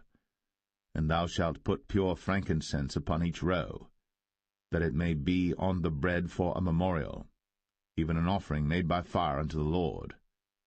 Every Sabbath he shall set it in order before the Lord continually, being taken from the children of Israel by an everlasting covenant. And it shall be Aaron's and his sons, and they shall eat it in the holy place. For it is most holy unto him of the offerings of the Lord made by fire, by a perpetual statute. And the son of an Israelitish woman, whose father was an Egyptian, went out among the children of Israel. And this son of the Israelitish woman and a man of Israel strove together in the camp. And the Israelitish woman's son blasphemed the name of the Lord, and cursed. And they brought him unto Moses. And his mother's name was Shilemeth, the daughter of Dibri of the tribe of Dan. And they put him in ward, that the mind of the Lord might be shown them. And the Lord spake unto Moses, saying, Bring forth him that hath cursed without the camp, and let all that heard him lay their hands upon his head, and let all the congregation stone him. And thou shalt speak unto the children of Israel, saying, Whosoever curseth his God shall bear his sin. And he that blasphemeth the name of the Lord, he shall surely be put to death. And all the congregation shall certainly stone him, as well the stranger, as he that is born in the land, when he blasphemeth the name of the Lord, shall be put to death. And he that killeth any man shall surely be put to death. And he that killeth a beast shall make it good, beast for beast. And if a man cause a blemish in his neighbor, as he hath done, so shall it be done to him. Breach for breach, eye for eye, tooth for tooth. As he hath caused a blemish in a man, so shall it be done to him again. And he that killeth a beast, he shall restore it. And he that killeth a man, he shall be put to death. Ye shall have one manner of law, as well for the stranger as for one of your own country, for I am the Lord your God. And Moses spake to the children of Israel, that they should bring forth him that had cursed out of the camp, and stone him with stones. And the children of Israel did as the Lord commanded Moses.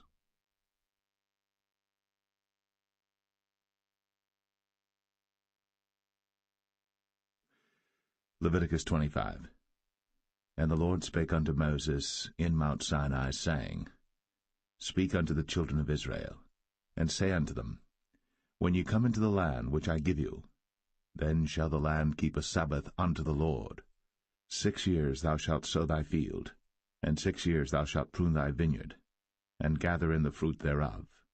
But in the 7th year shall be a Sabbath of rest unto the land, a Sabbath for the Lord. Thou shalt neither sow thy field, nor prune thy vineyard.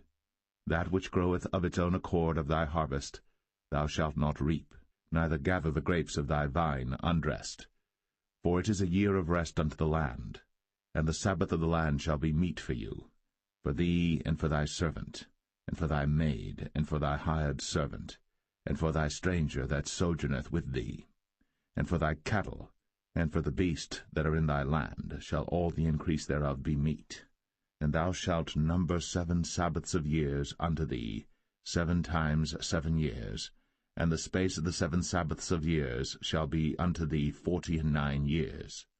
Then shalt thou cause the trumpet of the Jubilee to sound on the 10th day of the 7th month. In the day of atonement shall ye make the trumpet sound throughout all your land. And ye shall hallow the 50th year, and proclaim liberty throughout all the land unto all the inhabitants thereof. It shall be a jubilee unto you, and ye shall return every man unto his possession, and ye shall return every man unto his family. A jubilee shall that 50th year be unto you. Ye shall not sow, neither reap that which groweth of itself in it, nor gather the grapes in it of thy vine undressed. For it is the jubilee. It shall be holy unto you. Ye shall eat the increase thereof out of the field. In the year of this jubilee ye shall return every man unto his possession. And if thou sell aught unto thy neighbor, or buyest aught of thy neighbor's hand, ye shall not oppress one another. According to the number of years after the jubilee thou shalt buy of thy neighbor, and according unto the number of years of the fruits he shall sell unto thee. According to the multitude of years thou shalt increase the price thereof, and according to the fewness of years thou shalt diminish the price of it, for according to the number of the years of the fruits doth he sell unto thee. Ye shall not therefore oppress one another, but thou shalt fear thy God, for I am the Lord your God. Wherefore ye shall do my statutes, and keep my judgments, and do them. And ye shall dwell in the land in safety, and the land shall yield her fruit, and ye shall eat your fill, and dwell therein in safety. And if ye shall say, What shall we eat the 7th year? Behold, we shall not sow, nor gather in our increase. Then I will command my blessing upon you in the 6th year, and it shall bring forth fruit for 3 years. And ye shall sow the 8th year, and eat yet of old fruit until the 9th year. Until her fruits come in, ye shall eat of the old store. The land shall not be sold forever, for the land is mine, for ye are strangers and sojourners with me. And in all the land of your possession ye shall grant a redemption for the land. If thy brother be waxen poor, and hath sold away some of his possession, and if any of his kin come to redeem it, then shall he redeem that which his brother sold. And if the man have none to redeem it, and himself be able to redeem it, then let him count the years of the sale thereof, and restore the overplus unto the man to whom he sold it, that he may return unto his possession. But if he be not able to restore it to him, then that which is sold shall remain in the hand of him that hath bought it until the year of Jubilee, and in the Jubilee it shall go out, and he shall return unto his possession. And if a man sell a dwelling house in a walled city, then he may redeem it within a whole year after it is sold. Within a full year may he redeem it. And if it be not redeemed within the space of a full year, then the house that is in the walled city shall be established for ever to him that bought it throughout his generations. It shall not go out in the Jubilee. But the houses of the villages which have no wall round about them shall be counted as the fields of the country. They may be redeemed, and they shall go out in the Jubilee. Notwithstanding the cities of the Levites, and the houses of the cities of their possession, may the Levites redeem at any time. And if a man purchase of the Levites, then the house that was sold, and the city of his possession, shall go out in the year of Jubilee, for the houses of the cities of the Levites are their possession among the children of Israel. But the field of the suburbs of their cities may not be sold, for it is their perpetual possession.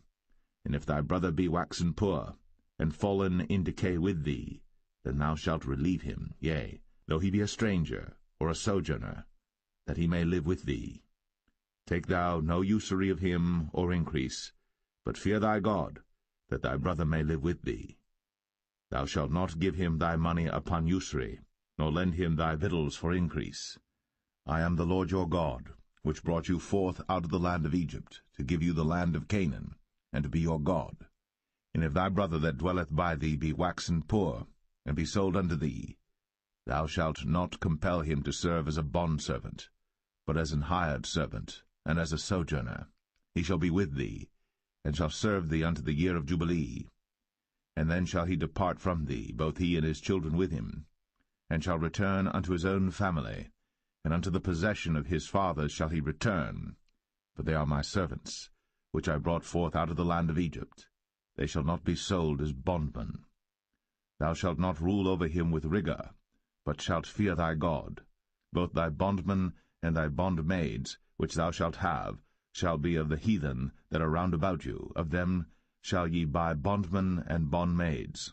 Moreover, of the children of the strangers that do sojourn among you, of them shall ye buy, and of their families that are with you, which they begat in your land, and they shall be your possession. And ye shall take them as an inheritance for your children after you, to inherit them for a possession. They shall be your bondmen for ever. But over your brethren, the children of Israel, ye shall not rule one over another with rigor.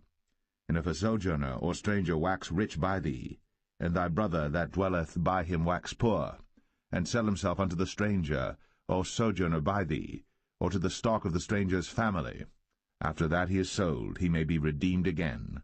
One of his brethren may redeem him. Either his uncle or his uncle's son may redeem him, or any that is nigh of kin unto him of his family may redeem him, or if he be able, he may redeem himself. And he shall reckon with him that bought him from the year that he was sold to him unto the year of Jubilee. And the price of his sale shall be according unto the number of years, according to the time of an hired servant shall it be with him. If there be yet many years behind, according unto them, he shall give again the price of his redemption out of the money that he was bought for.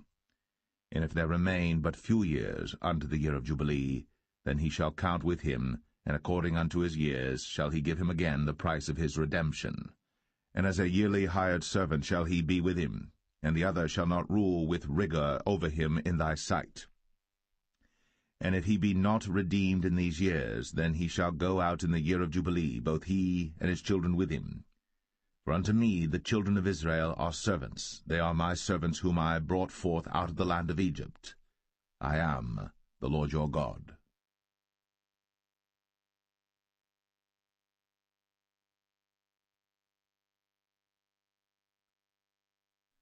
Leviticus 26. Ye shall make you no idols nor graven image, neither rear you up a standing image, neither shall ye set up any image of stone in your land, to bow down unto it, for I am the Lord your God. Ye shall keep my Sabbaths, and reverence my sanctuary. I am the Lord.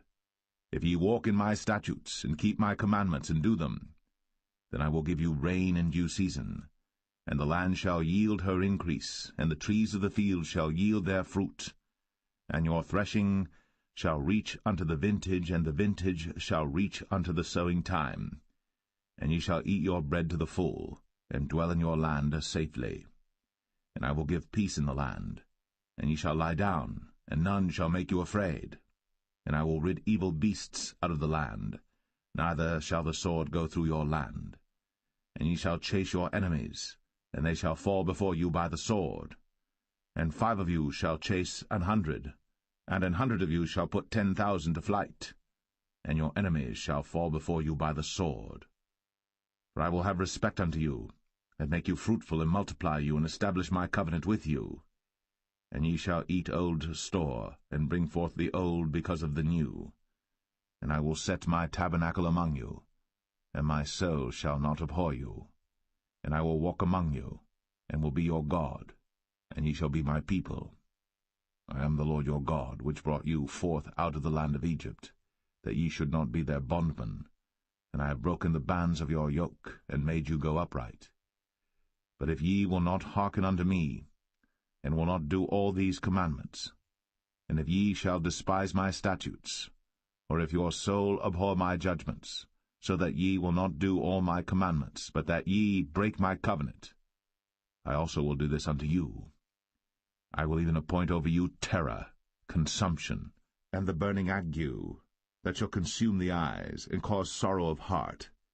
And ye shall sow your seed in vain, for your enemies shall eat it.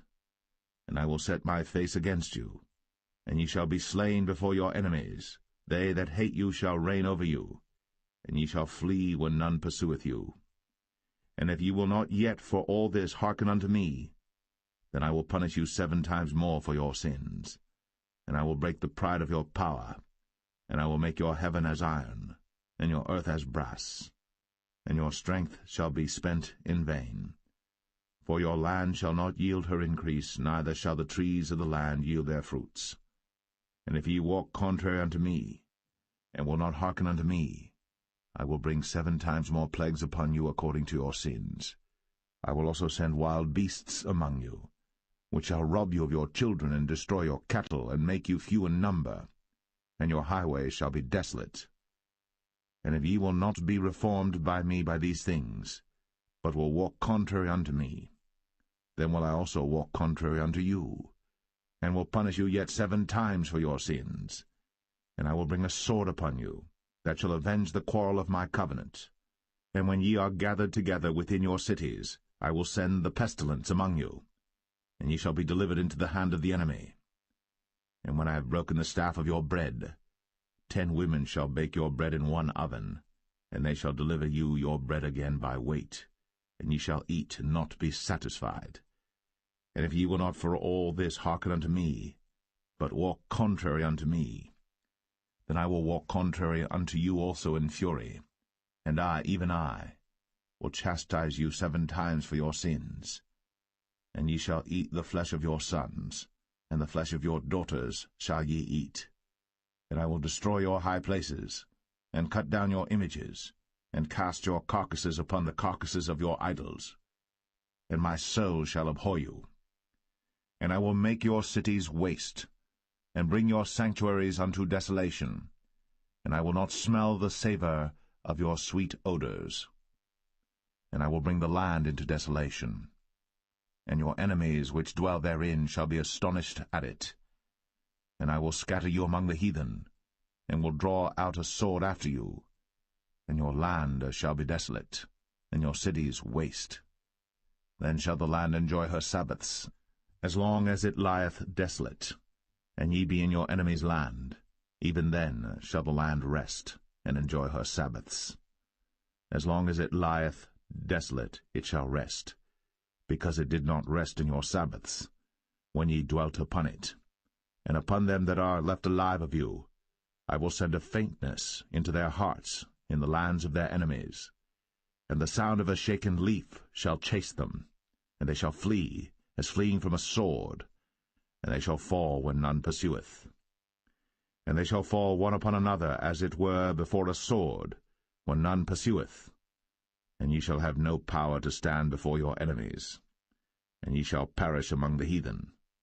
And the land of your enemies shall eat you up, and they that are left of you shall pine away in their iniquity in your enemies' lands, and also in the iniquities of their fathers shall they pine away with them, if they shall confess their iniquity, and the iniquity of their fathers, with their trespass which they trespassed against me, and that also they have walked contrary unto me, and that I also have walked contrary unto them, and have brought them into the land of their enemies.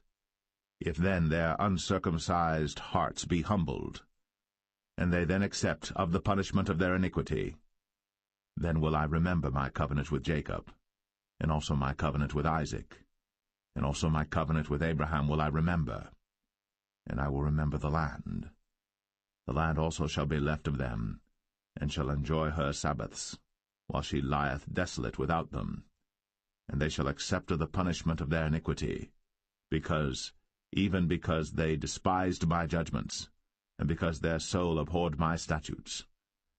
And yet for all that, when they be in the land of their enemies, I will not cast them away, neither will I abhor them to destroy them utterly, and to break my covenant with them, for I am the Lord their God.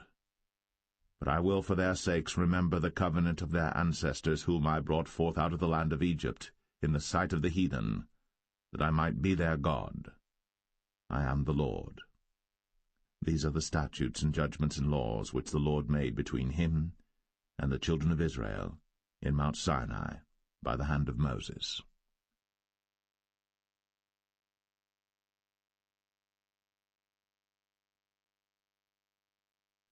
Leviticus 27. And the Lord spake unto Moses, saying, Speak unto the children of Israel, and say unto them, When a man shall make a singular vow, the person shall be for the Lord by thy estimation. And thy estimation shall be of the male from 20 years old even unto 60 years old. Even thy estimation shall be 50 shekels of silver after the shekel of the sanctuary. And if it be a female, then thy estimation shall be 30 shekels. And if it be from 5 years old even unto 20 years old, then thy estimation shall be of the male 20 shekels, and for the female 10 shekels. And if it be from a month old even unto 5 years old, then thy estimation shall be of the male 5 shekels of silver, and for the female thy estimation shall be 3 shekels of silver. And if it be from 60 years old and above, if it be a male, then thy estimation shall be 15 shekels, and for the female 10 shekels. But if he be poorer than thy estimation, then he shall present himself before the priest, and the priest shall value him, according to his ability that vowed shall the priest value him. And if it be a beast, whereof men bring an offering unto the Lord, all that any man giveth of such unto the Lord shall be holy. He shall not alter it, nor change it, a good for a bad, or a bad for a good. And if he shall at all change beast for beast, then it and the exchange thereof shall be holy. And if it be any unclean beast, of which they do not offer a sacrifice unto the Lord, then he shall present the beast before the priest. And the priest shall value it, whether it be good or bad, as thou valuest it, who art the priest, so shall it be. But if he will at all redeem it, then he shall add a 5th part thereof unto thy estimation. And when a man shall sanctify his house to be holy unto the Lord, then the priest shall estimate it, whether it be good or bad, as the priest shall estimate it, so shall it stand. And if he that sanctified it will redeem his house, then he shall add the 5th part of the money of thy estimation unto it, and it shall be his. And if a man shall sanctify unto the Lord some part of a field of his possession, then thy estimation shall be according to the seed thereof, and homer of barley seed shall be valued at 50 shekels of silver. If he sanctify his field from the year of Jubilee according to thy estimation, it shall stand. But if he sanctify his field after the Jubilee, then the priest shall reckon unto him the money according to the years that remain, even unto the year of the Jubilee, and it shall be abated from thy estimation. And if he that sanctified the field will in any wise redeem it, then he shall add the 5th part of the money of thy estimation unto it, and it shall be assured to him. And if he will not redeem the field, or if he have sold the field to another man, it shall not be redeemed any more. But the field, when it goeth out in the Jubilee, shall be holy unto the Lord, as a field devoted. The possession thereof shall be the priest's. And if a man sanctify unto the Lord a field which he hath bought, which is not of the fields of his possession, then the priest shall reckon unto him the worth of thy estimation, even unto the year of the Jubilee, and he shall give thine estimation in that day as a holy thing unto the Lord. In the year of the Jubilee the field shall return unto him of whom it was bought, even to him to whom the possession of the land did belong. And all thy estimation shall be according to the shekel of the sanctuary. 20 gerahs shall be the shekel. Only the firstling of the beasts, which should be the Lord's firstling, no man shall sanctify it, whether it be ox or sheep, it is the Lord's. And if it be of an unclean beast, then he shall redeem it according to thine estimation, and shall add a 5th part of it thereto. Or if it be not redeemed, then it shall be sold according to thy estimation. Notwithstanding no devoted thing, that a man shall devote unto the Lord of all that he hath, both of man and beast, and of the field of his possession, shall be sold or redeemed. Every devoted thing, is most holy unto the Lord. None devoted, which shall be devoted of men, shall be redeemed, but shall surely be put to death. And all the tithe of the land, whether of the seed of the land or of the fruit of the tree, is the Lord's. It is holy unto the Lord. And if a man will at all redeem aught of his tithes, he shall add thereto the fifth part thereof. And concerning the tithe of the herd or of the flock, even of whatsoever passeth under the rod, the 10th shall be holy unto the Lord. He shall not search whether it be good or bad, neither shall he change it. And if he change it at all, then both it and the change thereof shall be holy. It shall not be redeemed. These are the commandments which the Lord commanded Moses for the children of Israel in Mount Sinai.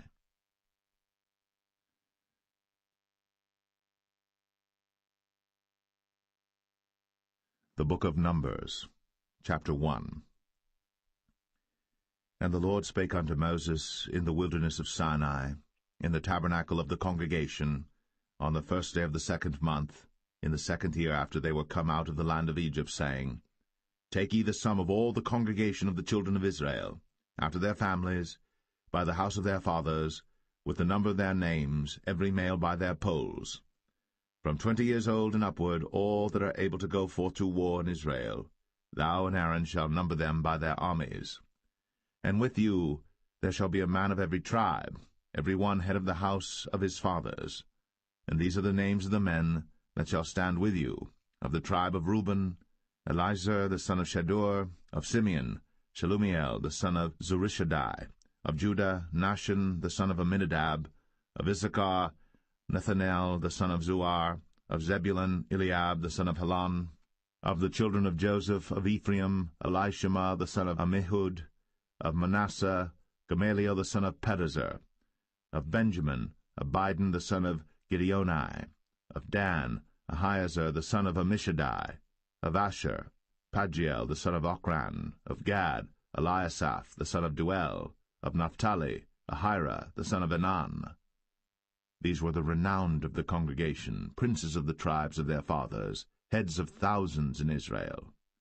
And Moses and Aaron took these men, which are expressed by their names, and they assembled all the congregation together on the 1st day of the 2nd month, and they declared their pedigrees after their families, by the house of their fathers, according to the number of the names, from 20 years old and upward, by their polls. As the Lord commanded Moses, so he numbered them in the wilderness of Sinai. And the children of Reuben, Israel's eldest son, by their generations, after their families, by the house of their fathers, according to the number of the names, by their polls, every male from 20 years old and upward, all that were able to go forth to war. Those that were numbered of them, even of the tribe of Reuben, were 46,500. Of the children of Simeon by their generations, after their families, by the house of their fathers, those that were numbered of them, according to the number of the names, by their polls, every male from 20 years old and upward, all that were able to go forth to war.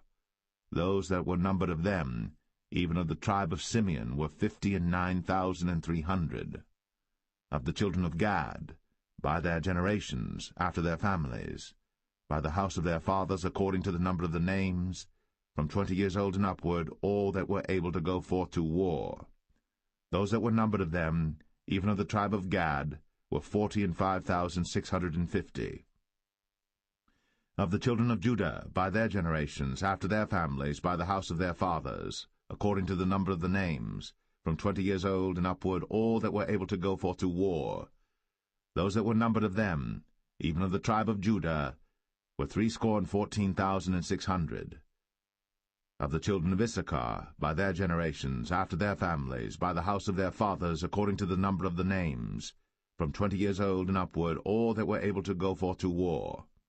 Those that were numbered of them, even of the tribe of Issachar, were 54,400.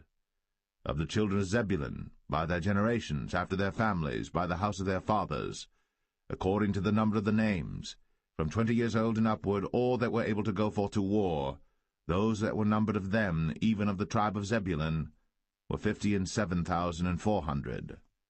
Of the children of Joseph, namely of the children of Ephraim, by their generations, after their families, by the house of their fathers, according to the number of the names, from 20 years old and upward, all that were able to go forth to war. Those that were numbered of them, even of the tribe of Ephraim, were 40,500. Of the children of Manasseh, by their generations, after their families, by the house of their fathers, according to the number of the names, from 20 years old and upward, all that were able to go forth to war. Those that were numbered of them, even of the tribe of Manasseh, were 32,200. Of the children of Benjamin, by their generations, after their families, by the house of their fathers, according to the number of the names, from 20 years old and upward, all that were able to go forth to war, those that were numbered of them, even of the tribe of Benjamin, were 35,400. Of the children of Dan, by their generations after their families, by the house of their fathers, according to the number of the names, from 20 years old and upward, all that were able to go forth to war, those that were numbered of them, even of the tribe of Dan, were 62,700. Of the children of Asher, by their generations after their families, by the house of their fathers, according to the number of the names, from 20 years old and upward, all that were able to go forth to war, those that were numbered of them, even of the tribe of Asher, were 41,500. Of the children of Naphtali, throughout their generations, after their families, by the house of their fathers, according to the number of the names, from 20 years old and upward, all that were able to go forth to war, those that were numbered of them, even of the tribe of Naphtali, were 53,400. These are those that were numbered, which Moses and Aaron numbered. And the princes of Israel, being 12 men, each one was for the house of his fathers. So were all those that were numbered of the children of Israel, by the house of their fathers, from 20 years old and upward, all that were able to go forth to war in Israel. Even all they that were numbered were 600,000 and 3,550. But the Levites after the tribe of their fathers were not numbered among them. For the Lord had spoken unto Moses, saying, Only thou shalt not number the tribe of Levi, neither take the sum of them among the children of Israel. But thou shalt appoint the Levites over the tabernacle of testimony, and over all the vessels thereof, and over all things that belong to it. They shall bear the tabernacle, and all the vessels thereof, and they shall minister unto it, and shall encamp round about the tabernacle. And when the tabernacle setteth forward, the Levites shall take it down. And when the tabernacle is to be pitched, the Levites shall set it up, and the stranger that cometh nigh shall be put to death. And the children of Israel shall pitch their tents, every man by his own camp, and every man by his own standard throughout their hosts. But the Levites shall pitch round about the tabernacle of testimony, that there be no wrath upon the congregation of the children of Israel. And the Levites shall keep the charge of the tabernacle of testimony. And the children of Israel did, according to all that the Lord commanded Moses. So did they.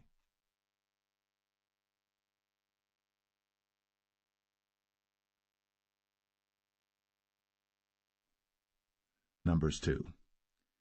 And the Lord spake unto Moses and unto Aaron, saying, Every man of the children of Israel shall pitch by his own standard, with the ensign of their father's house. Far off about the tabernacle of the congregation shall they pitch. And on the east side toward the rising of the sun shall they of the standard of the camp of Judah pitch throughout their armies. And Nahshon the son of Amminadab shall be captain of the children of Judah. And his host, and those that were numbered of them, were 314,600. And those that do pitch next unto him shall be the tribe of Issachar. And Nethaniel the son of Zuar shall be captain of the children of Issachar. And his host, and those that were numbered thereof, were 54,400. Then the tribe of Zebulun, and Eliab the son of Helon, shall be captain of the children of Zebulun. And his host, and those that were numbered thereof, were 57,400. All that were numbered in the camp of Judah were 100,000 and 80,000 and 6,400 throughout their armies. These shall first set forth. On the south side shall be the standard of the camp of Reuben, according to their armies, And the captain of the children of Reuben shall be Elizur, the son of Shedeur. And his host, and those that were numbered thereof, were 46,500. And those which pitched by him shall be the tribe of Simeon. And the captain of the children of Simeon shall be Shelumiel, the son of Zerushadai. And his host, and those that were numbered of them, were 59,300. Then the tribe of Gad, and the captain of the sons of Gad shall be Eliasaph, the son of Ruel. And his host, and those that were numbered of them, were 45,650. All that were numbered in the camp of Reuben were 150,000 and 1,450 throughout their armies, and they shall set forth in the second rank. Then the tabernacle of the congregation shall set forward with the camp of the Levites, in the midst of the camp, as they encamp, so shall they set forward, every man in his place by their standards. On the west side shall be the standard of the camp of Ephraim, according to their armies, and the captain of the sons of Ephraim shall be Elishama, the son of Ammihud. And his host, and those that were numbered of them, were 40,500. And by him shall be the tribe of Manasseh, and the captain of the children of Manasseh shall be Gamaliel, the son of Pedazur. And his host, and those that were numbered of them, were 32,200. Then the tribe of Benjamin, and the captain of the sons of Benjamin shall be Abidan, the son of Gideoni. And his host, and those that were numbered of them, were 35,400. All that were numbered of the camp of Ephraim were 100,000 and 8,000 and 100 throughout their armies, and they shall go forward in the third rank. The standard of the camp of Dan shall be on the north side by their armies, and the captain of the children of Dan shall be Ahiezer, the son of Ammishaddai. And his host, and those that were numbered of them, were 62,700.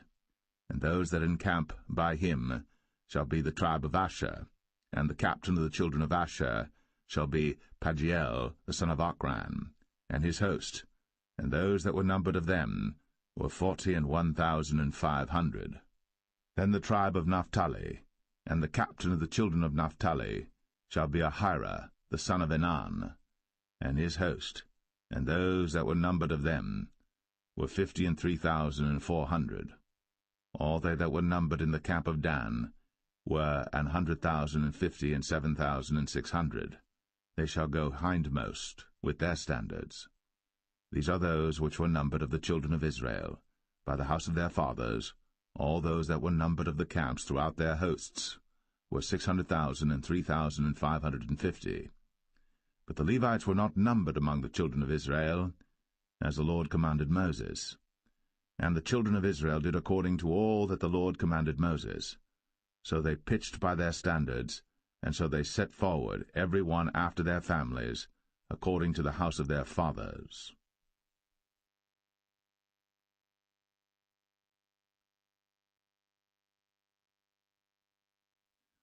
Numbers 3. These also are the generations of Aaron and Moses in the day that the Lord spake with Moses in Mount Sinai. And these are the names of the sons of Aaron: Nadab the firstborn, and Abihu, Eleazar, and Ithamar. These are the names of the sons of Aaron, the priests which were anointed, whom he consecrated to minister in the priest's office. And Nadab and Abihu died before the Lord, when they offered strange fire before the Lord in the wilderness of Sinai, and they had no children. And Eleazar and Ithamar ministered in the priest's office in the sight of Aaron their father. And the Lord spake unto Moses, saying, Bring the tribe of Levi near, and present them before Aaron the priest, that they may minister unto him. And they shall keep his charge, and the charge of the whole congregation before the tabernacle of the congregation, to do the service of the tabernacle. And they shall keep all the instruments of the tabernacle of the congregation, and the charge of the children of Israel, to do the service of the tabernacle. And thou shalt give the Levites unto Aaron, and to his sons. They are wholly given unto him out of the children of Israel. And thou shalt appoint Aaron and his sons, and they shall wait on their priest's office, and the stranger that cometh nigh shall be put to death. And the Lord spake unto Moses, saying, And I, behold, I have taken the Levites from among the children of Israel, instead of all the firstborn that openeth the matrix among the children of Israel. Therefore the Levites shall be mine. because all the firstborn are mine. For on the day that I smote all the firstborn in the land of Egypt, I hallowed unto me all the firstborn in Israel, both man and beast. Mine shall they be. I am the Lord. And the Lord spake unto Moses in the wilderness of Sinai, saying, Number the children of Levi after the house of their fathers by their families. Every male from a month old and upward shalt thou number them. And Moses numbered them according to the word of the Lord, as he was commanded. And these were the sons of Levi by their names, Gershon and Kohath and Merari. And these are the names of the sons of Gershon by their families, Libni and Shimei. And the sons of Kohath by their families, Amram, and Izahar, Hebron, and Uzziel. And the sons of Merari by their families, Malai and Mushai. These are the families of the Levites according to the house of their fathers. Of Gershon was the family of the Libnites, and the family of the Shimites. These are the families of the Gershonites. Those that were numbered of them, according to the number of all the males, from a month old and upward, even those that were numbered of them, were 7,500.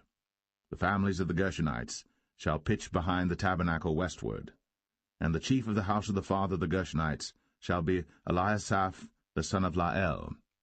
And the charge of the sons of Gershon in the tabernacle of the congregation shall be the tabernacle, and the tent, the covering thereof, and the hanging for the door of the tabernacle of the congregation, and the hangings of the court, and the curtain for the door of the court which is by the tabernacle, and by the altar round about, and the cords of it for all the service thereof.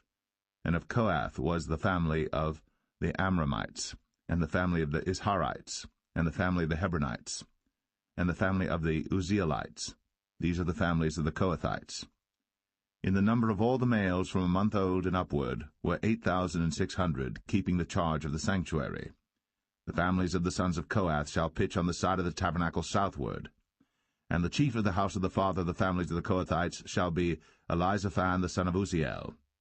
And their charge shall be the ark, and the table, and the candlestick, and the altars, and the vessels of the sanctuary wherewith they minister, and the hanging, and all the service thereof. And Eleazar the son of Aaron the priest shall be chief over the chief of the Levites, and have the oversight of them that keep the charge of the sanctuary. Of Merari was the family of the Mahlites, and the family of the Mushites. These are the families of Merari.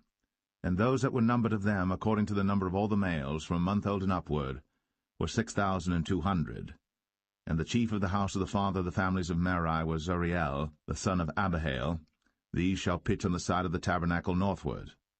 And under the custody and charge of the sons of Merari shall be the boards of the tabernacle, and the bars thereof, and the pillars thereof, and the sockets thereof, and all the vessels thereof, and all that serveth thereto, and the pillars of the court round about, and their sockets, and their pins, and their cords.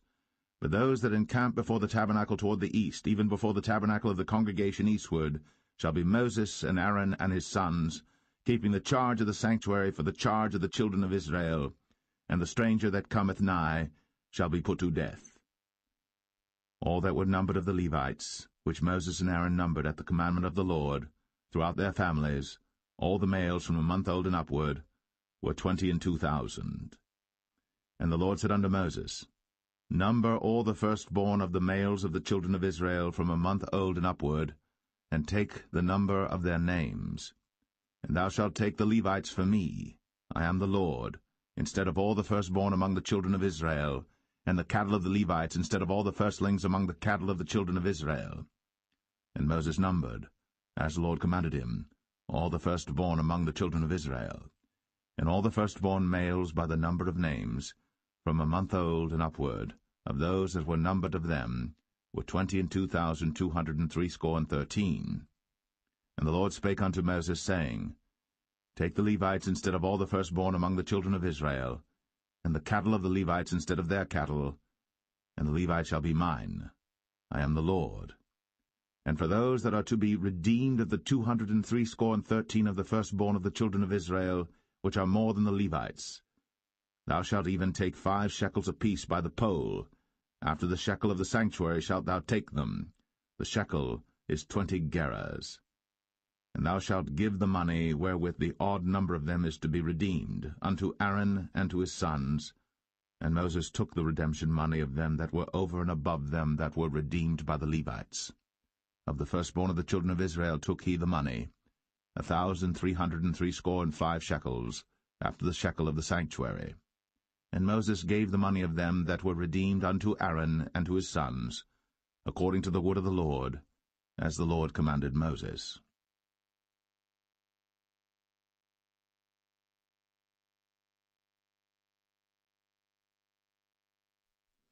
Numbers 4. And the Lord spake unto Moses and unto Aaron, saying, Take the sum of the sons of Kohath, from among the sons of Levi, after their families, by the house of their fathers, from 30 years old and upward, even until 50 years old, all that enter into the host, to do the work in the tabernacle of the congregation. This shall be the service of the sons of Kohath, in the tabernacle of the congregation, about the most holy things. And when the camp setteth forward, Aaron shall come, and his sons, and they shall take down the covering veil, and cover the ark of the testimony with it, and shall put thereon the covering of badgers' skins, and shall spread over it a cloth wholly of blue, and shall put in the staves thereof. And upon the table of showbread they shall spread a cloth of blue, and put thereon the dishes, and the spoons, and the bowls, and covers to cover withal, and the continual bread shall be thereon. And they shall spread upon them a cloth of scarlet, and cover the same with the covering of badgers' skins, and shall put in the staves thereof. And they shall take a cloth of blue, and cover the candlestick of the light, and his lamps, and his tongs, and his snuff dishes, and all the oil vessels thereof, wherewith they minister unto it. And they shall put it and all the vessels thereof within a covering of badgers' skins, and shall put it upon a bar. And upon the golden altar they shall spread a cloth of blue, and cover it with a covering of badgers' skins, and shall put to the staves thereof. And they shall take all the instruments of ministry, wherewith they minister in the sanctuary, and put them in a cloth of blue, and cover them with a covering of badgers' skins, and shall put them on a bar. And they shall take away the ashes from the altar, and spread a purple cloth thereon. And they shall put upon it all the vessels thereof, wherewith they minister about it, even the censers, the flesh hooks, and the shovels, and the basins, all the vessels of the altar, and they shall spread upon it a covering of badgers' skins, and put to the staves of it. And when Aaron and his sons have made an end of covering the sanctuary, and all the vessels of the sanctuary as the camp is to set forward, after that the sons of Kohath shall come to bear it. But they shall not touch any holy thing, lest they die. These things are the burden of the sons of Kohath in the tabernacle of the congregation. And to the office of Eleazar the son of Aaron the priest pertaineth the oil for the light, and the sweet incense, and the daily meat offering, and the anointing oil, and the oversight of all the tabernacle, and of all that therein is, in the sanctuary, and in the vessels thereof. And the Lord spake unto Moses and unto Aaron, saying, Cut ye not off the tribe of the families of the Kohathites from among the Levites, but thus do unto them, that they may live and not die, when they approach unto the most holy things. Aaron and his sons shall go in, and appoint them every one to his service and to his burden. But they shall not go in to see when the holy things are covered, lest they die. And the Lord spake unto Moses, saying, Take also the sum of the sons of Gershon, throughout the houses of their fathers by their families. From 30 years old and upward until 50 years old shalt thou number them, all that enter in to perform the service, to do the work in the tabernacle of the congregation.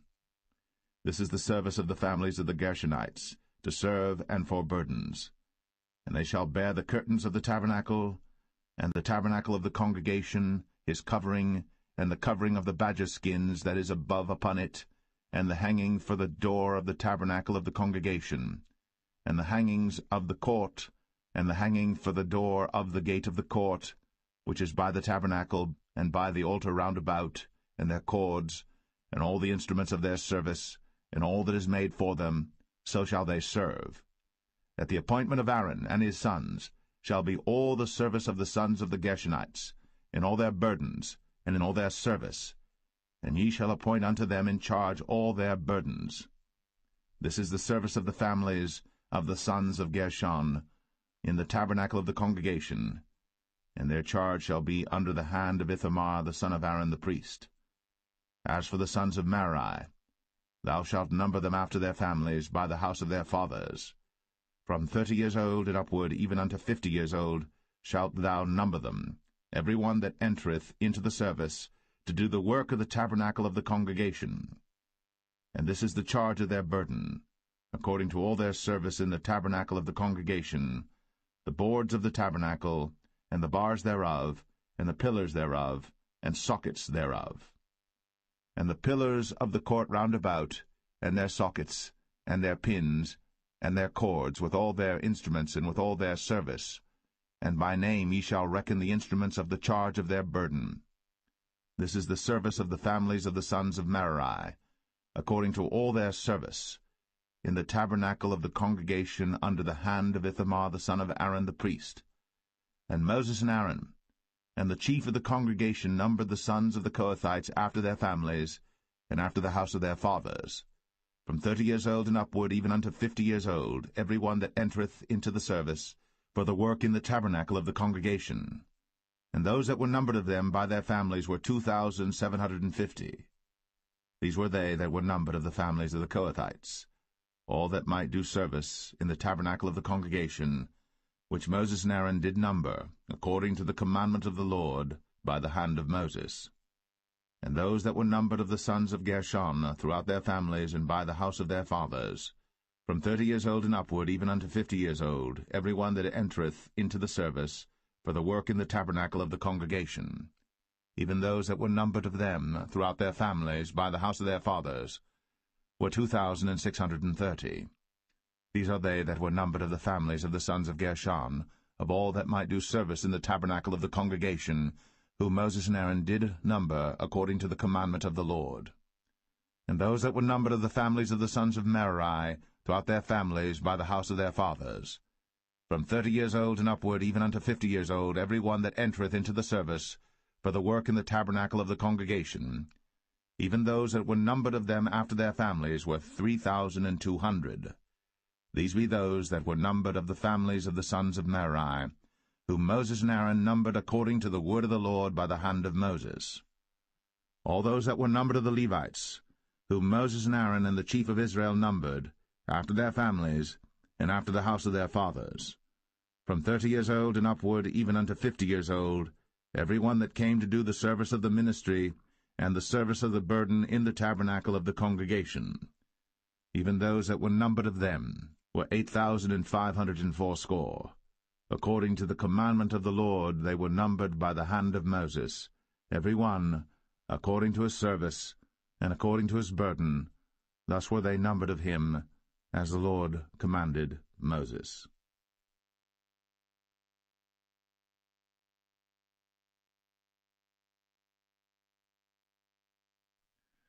Numbers 5.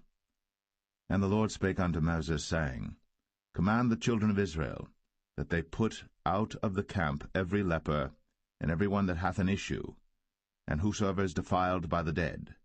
Both male and female shall ye put out, without the camp shall ye put them, that they defile not their camps, in the midst whereof I dwell. And the children of Israel did so, and put them out without the camp, as the Lord spake unto Moses. So did the children of Israel. And the Lord spake unto Moses, saying, Speak unto the children of Israel, when a man or woman shall commit any sin that men commit, to do a trespass against the Lord, and that person be guilty, then they shall confess their sin which they have done, and he shall recompense his trespass with the principal thereof, and add unto it the 5th part thereof, and give it unto him against whom he hath trespassed. But if the man have no kinsman to recompense the trespass unto, let the trespass be recompensed unto the Lord, even to the priest, beside the ram of the atonement, whereby an atonement shall be made for him.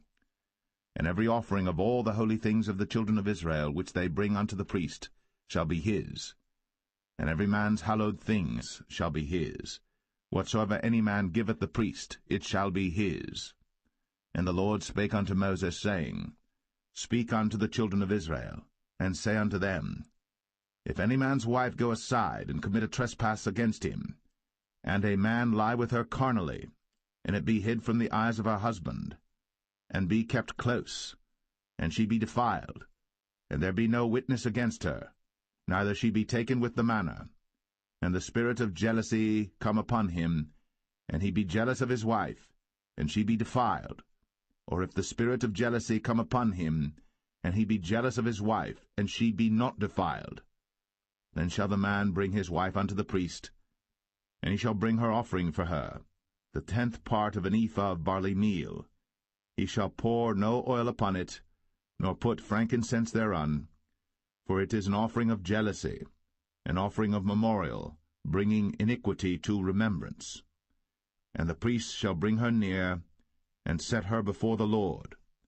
And the priest shall take holy water in an earthen vessel, and of the dust that is in the floor of the tabernacle the priest shall take, and put it into the water. And the priest shall set the woman before the Lord, and uncover the woman's head, and put the offering of memorial in her hands, which is the jealousy offering. And the priest shall have in his hand the bitter water that causeth the curse.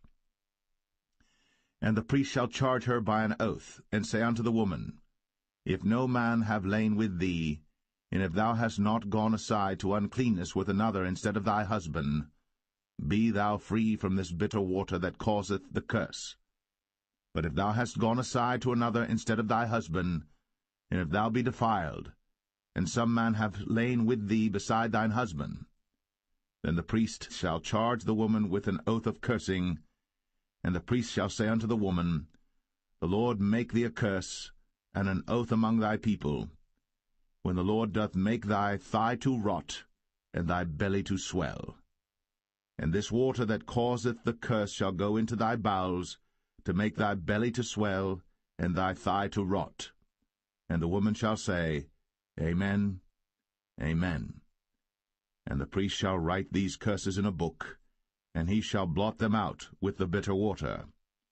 And he shall cause the woman to drink the bitter water that causeth the curse, and the water that causeth the curse shall enter into her, and become bitter. Then the priest shall take the jealousy offering out of the woman's hand, and shall wave the offering before the Lord, and offer it upon the altar.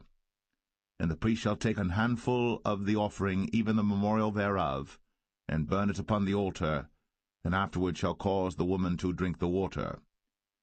And when he hath made her to drink the water, then it shall come to pass that if she be defiled, and have done trespass against her husband, that the water that causeth the curse shall enter into her, and become bitter, and her belly shall swell, and her thigh shall rot, and the woman shall be a curse among her people.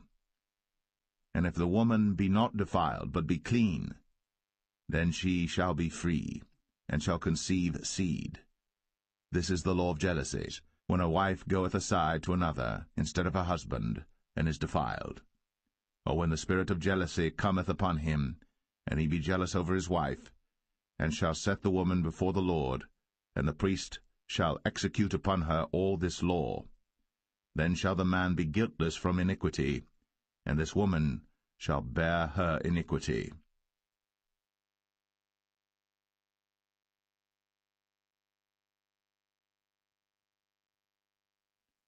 Number 6.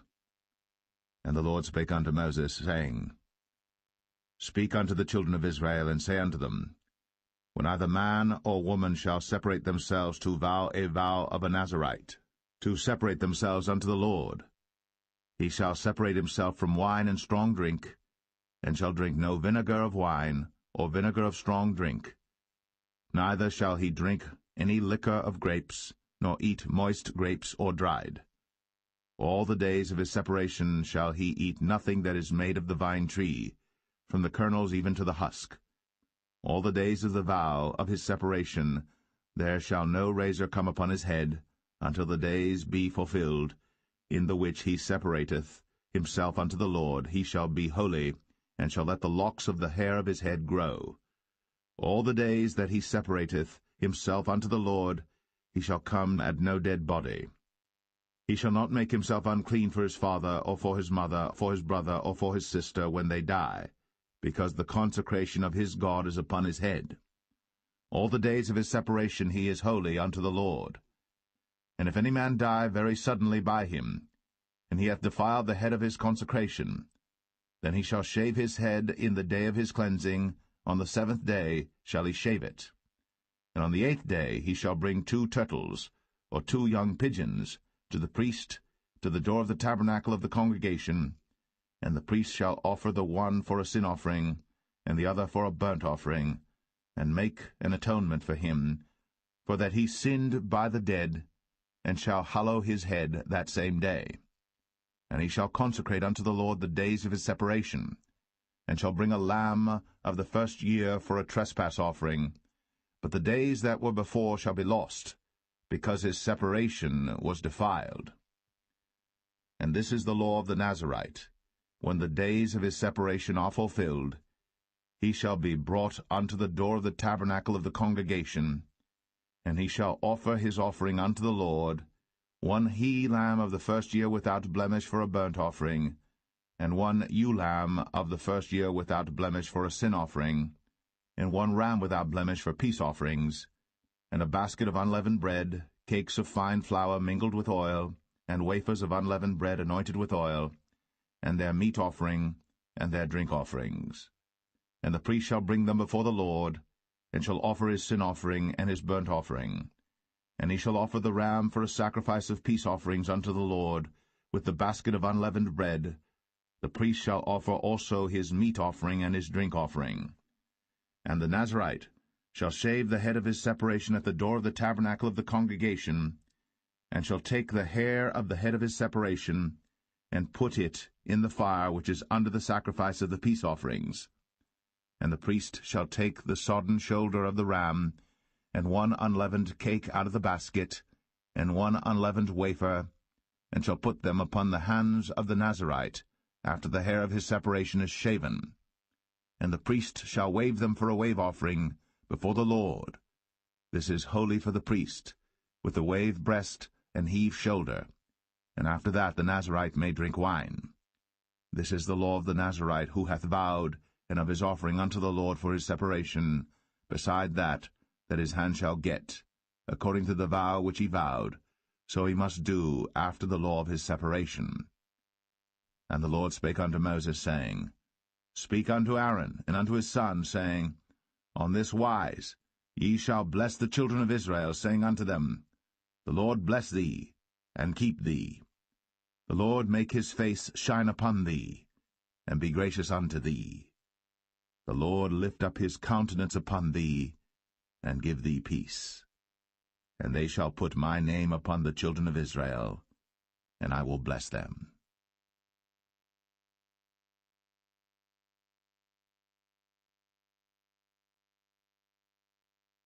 Number 7.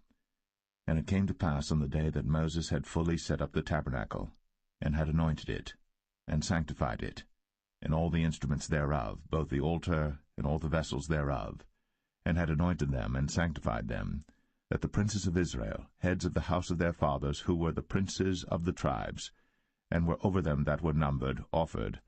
And they brought their offering before the Lord, 6 covered wagons, and 12 oxen, a wagon for 2 of the princes, and for each one an ox.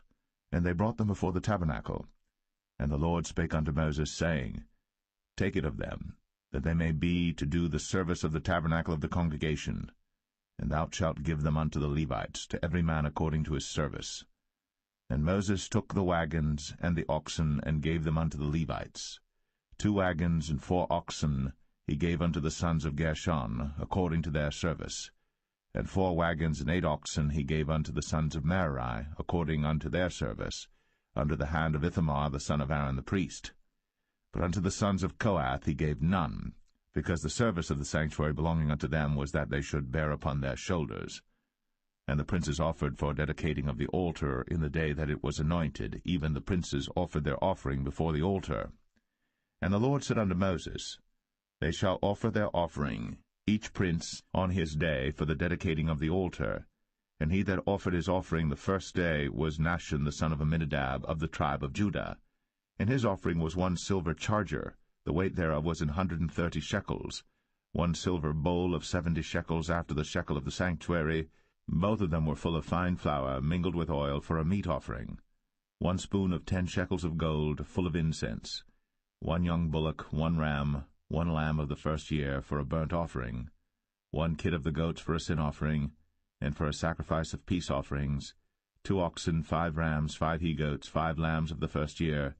This was the offering of Nahshon the son of Amminadab. On the second day Nathaniel the son of Zuar, prince of Issachar, did offer. He offered for his offering 1 silver charger, the weight whereof was 130 shekels, 1 silver bowl of 70 shekels after the shekel of the sanctuary, both of them full of fine flour mingled with oil for a meat offering, 1 spoon of gold of 10 shekels full of incense, 1 young bullock, 1 ram, 1 lamb of the first year for a burnt offering, 1 kid of the goats for a sin offering, and for a sacrifice of peace offerings 2 oxen, 5 rams, 5 he-goats, 5 lambs of the first year.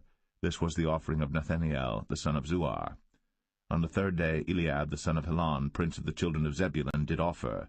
His offering was 1 silver charger, the weight whereof was 130 shekels, 1 silver bowl of 70 shekels after the shekel of the sanctuary, both of them full of fine flour mingled with oil for a meat offering, 1 golden spoon of 10 shekels full of incense, 1 young bullock, 1 ram, 1 lamb of the first year for a burnt offering, 1 kid of the goats for a sin offering, and for a sacrifice of peace offerings 2 oxen, 5 rams, 5 he-goats, 5 lambs of the first year.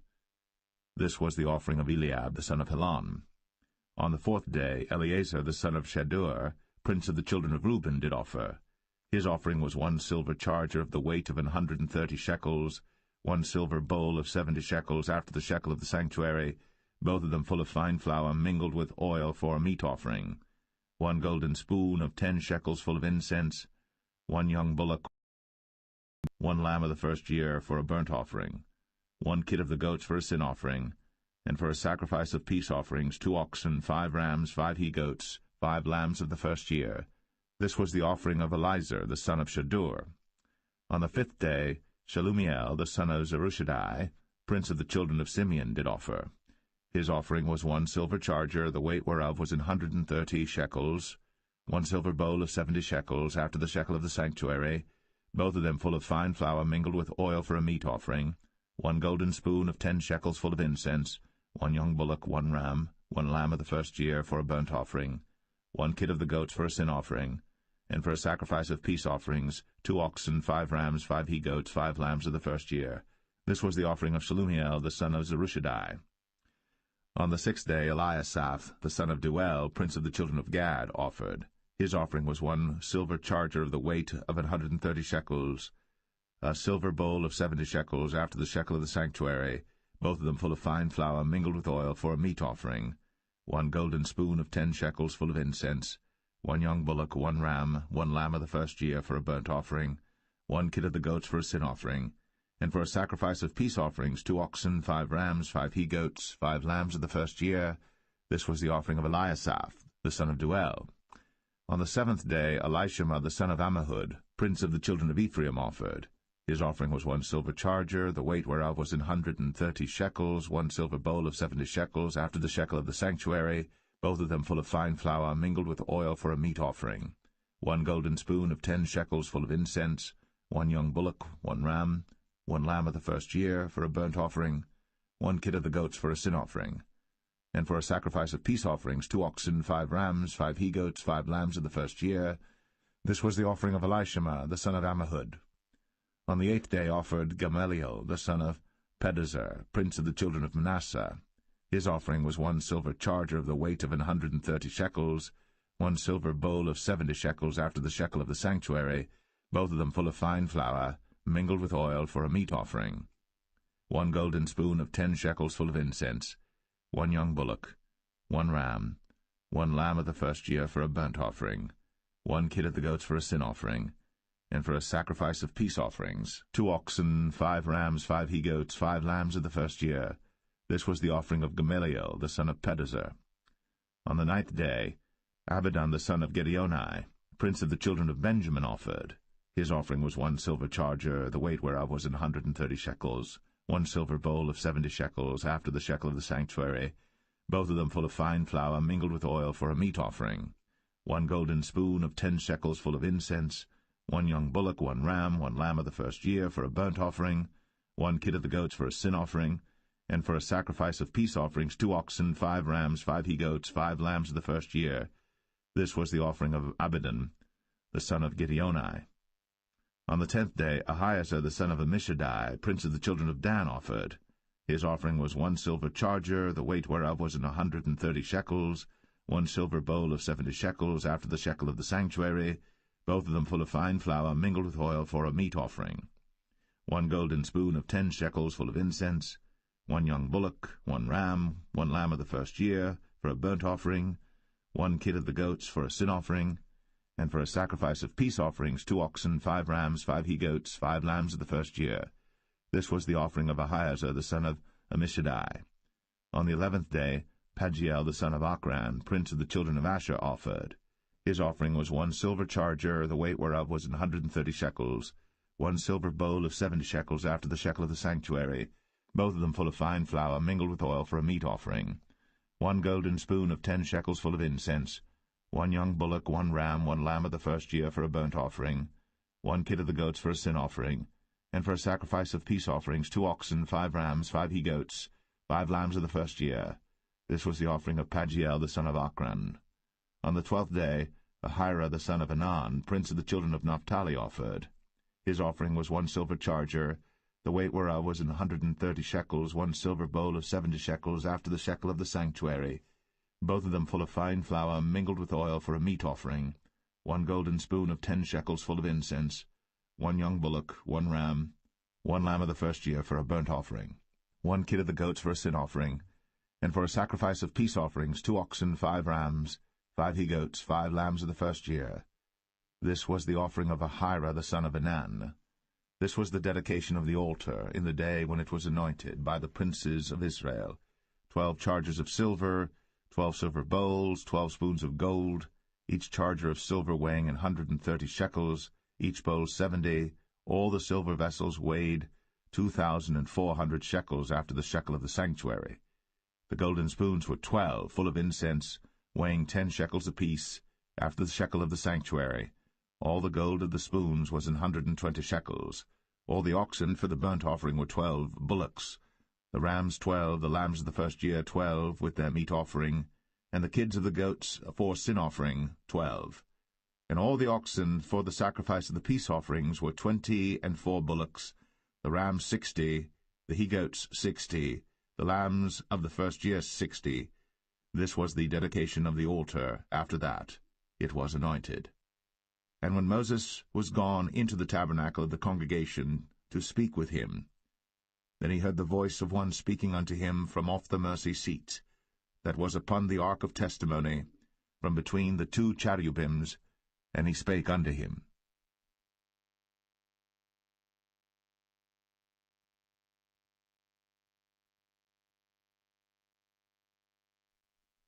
Numbers 8.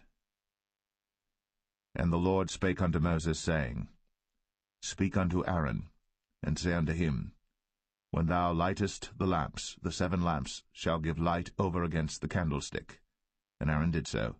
He lighted the lamps thereof over against the candlestick, as the Lord commanded Moses. And this work of the candlestick was of beaten gold, unto the shaft thereof, unto the flowers thereof was beaten work, according unto the pattern which the Lord had shown Moses. So he made the candlestick. And the Lord spake unto Moses, saying, Take the Levites from among the children of Israel, and cleanse them.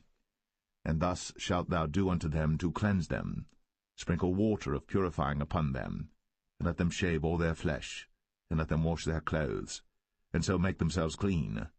Then let them take a young bullock with his meat offering, even fine flour mingled with oil, and another young bullock shalt thou take for a sin offering. And thou shalt bring the Levites before the tabernacle of the congregation, and thou shalt gather the whole assembly of the children of Israel together. And thou shalt bring the Levites before the Lord, and the children of Israel shall put their hands upon the Levites. And Aaron shall offer the Levites before the Lord for an offering of the children of Israel, that they may execute the service of the Lord. And the Levites shall lay their hands upon the heads of the bullocks. And thou shalt offer the one for a sin offering, and the other for a burnt offering unto the Lord, to make an atonement for the Levites. And thou shalt set the Levites before Aaron, and before his sons, and offer them for an offering unto the Lord. Thus shalt thou separate the Levites from among the children of Israel, and the Levites shall be mine. And after that shall the Levites go in to do the service of the tabernacle of the congregation. And thou shalt cleanse them, and offer them for an offering. For they are wholly given unto me from among the children of Israel, instead of such as open every womb, even instead of the firstborn of all the children of Israel, have I taken them unto me. For all the firstborn of the children of Israel are mine, both man and beast. On the day that I smote every firstborn in the land of Egypt, I sanctified them for myself. And I have taken the Levites for all the firstborn of the children of Israel. And I have given the Levites as a gift to Aaron and to his sons from among the children of Israel, to do the service of the children of Israel in the tabernacle of the congregation, and to make an atonement for the children of Israel, that there be no plague among the children of Israel, when the children of Israel come nigh unto the sanctuary. And Moses and Aaron and all the congregation of the children of Israel did to the Levites according unto all that the Lord commanded Moses concerning the Levites. So did the children of Israel unto them. And the Levites were purified, and they washed their clothes, and Aaron offered them as an offering before the Lord. And Aaron made an atonement for them to cleanse them. And after that went the Levites in to do their service in the tabernacle of the congregation before Aaron and before his sons, as the Lord had commanded Moses concerning the Levites, so did they unto them. And the Lord spake unto Moses, saying, This is it that belongeth unto the Levites. From 20 and 5 years old and upward they shall go in to wait upon the service of the tabernacle of the congregation. And from the age of 50 years they shall cease waiting upon the service thereof, and shall serve no more, but shall minister with their brethren in the tabernacle of the congregation, to keep the charge, and shall do no service.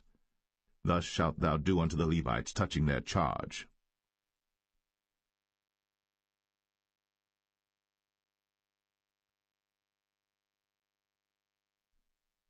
Numbers 9. And the Lord spake unto Moses in the wilderness of Sinai, in the first month of the 2nd year, after they were come out of the land of Egypt, saying, Let the children of Israel also keep the Passover at his appointed season. In the 14th day of this month, at even, ye shall keep it in his appointed season, according to all the rites of it, and according to all the ceremonies thereof shall ye keep it. And Moses spake unto the children of Israel, that they should keep the Passover. And they kept the Passover on the 14th day of the first month, at even, in the wilderness of Sinai, according to all that the Lord commanded Moses, so did the children of Israel. And there were certain men who were defiled by the dead body of a man, that they could not keep the Passover on that day. And they came before Moses and before Aaron on that day. And those men said unto him, We are defiled by the dead body of a man. Wherefore are we kept back, that we may not offer an offering of the Lord in his appointed season among the children of Israel? And Moses said unto them, Stand still, and I will hear what the Lord will command concerning you. And the Lord spake unto Moses, saying, Speak unto the children of Israel, saying, If any man of you or of your posterity shall be unclean by reason of a dead body, or be in a journey afar off, yet he shall keep the Passover unto the Lord. The 14th day of the 2nd month at even they shall keep it, and eat it with unleavened bread and bitter herbs. They shall leave none of it unto the morning, nor break any bone of it. According to all the ordinances of the Passover they shall keep it. But the man that is clean, and is not in a journey, and forbeareth to keep the Passover, even the same soul shall be cut off from among his people, because he brought not the offering of the Lord in his appointed season. That man shall bear his sin. And if a stranger shall sojourn among you, and will keep the Passover unto the Lord, according to the ordinance of the Passover, and according to the manner thereof, so shall he do. Ye shall have one ordinance, both for the stranger and for him that was born in the land. And on the day that the tabernacle was reared up, the cloud covered the tabernacle, namely, the tent of the testimony. And at even there was upon the tabernacle as it were the appearance of fire until the morning. So it was always. The cloud covered it by day, and the appearance of fire by night. And when the cloud was taken up from the tabernacle, then after that the children of Israel journeyed. In the place where the cloud abode, there the children of Israel pitched their tents. At the commandment of the Lord the children of Israel journeyed, and at the commandment of the Lord they pitched. As long as the cloud abode upon the tabernacle, they rested in their tents. And when the cloud tarried long upon the tabernacle many days, then the children of Israel kept the charge of the Lord, and journeyed not. And so it was, when the cloud was a few days upon the tabernacle, according to the commandment of the Lord, they abode in their tents, and according to the commandment of the Lord they journeyed. And so it was, when the cloud abode from even unto the morning, and that the cloud was taken up in the morning, then they journeyed, whether it was by day or by night, that the cloud was taken up, they journeyed, or whether it were 2 days, or a month, or a year, that the cloud tarried upon the tabernacle, remaining thereon. The children of Israel abode in their tents, and journeyed not, but when it was taken up, they journeyed. At the commandment of the Lord they rested in the tents, and at the commandment of the Lord they journeyed. They kept the charge of the Lord, at the commandment of the Lord, by the hand of Moses.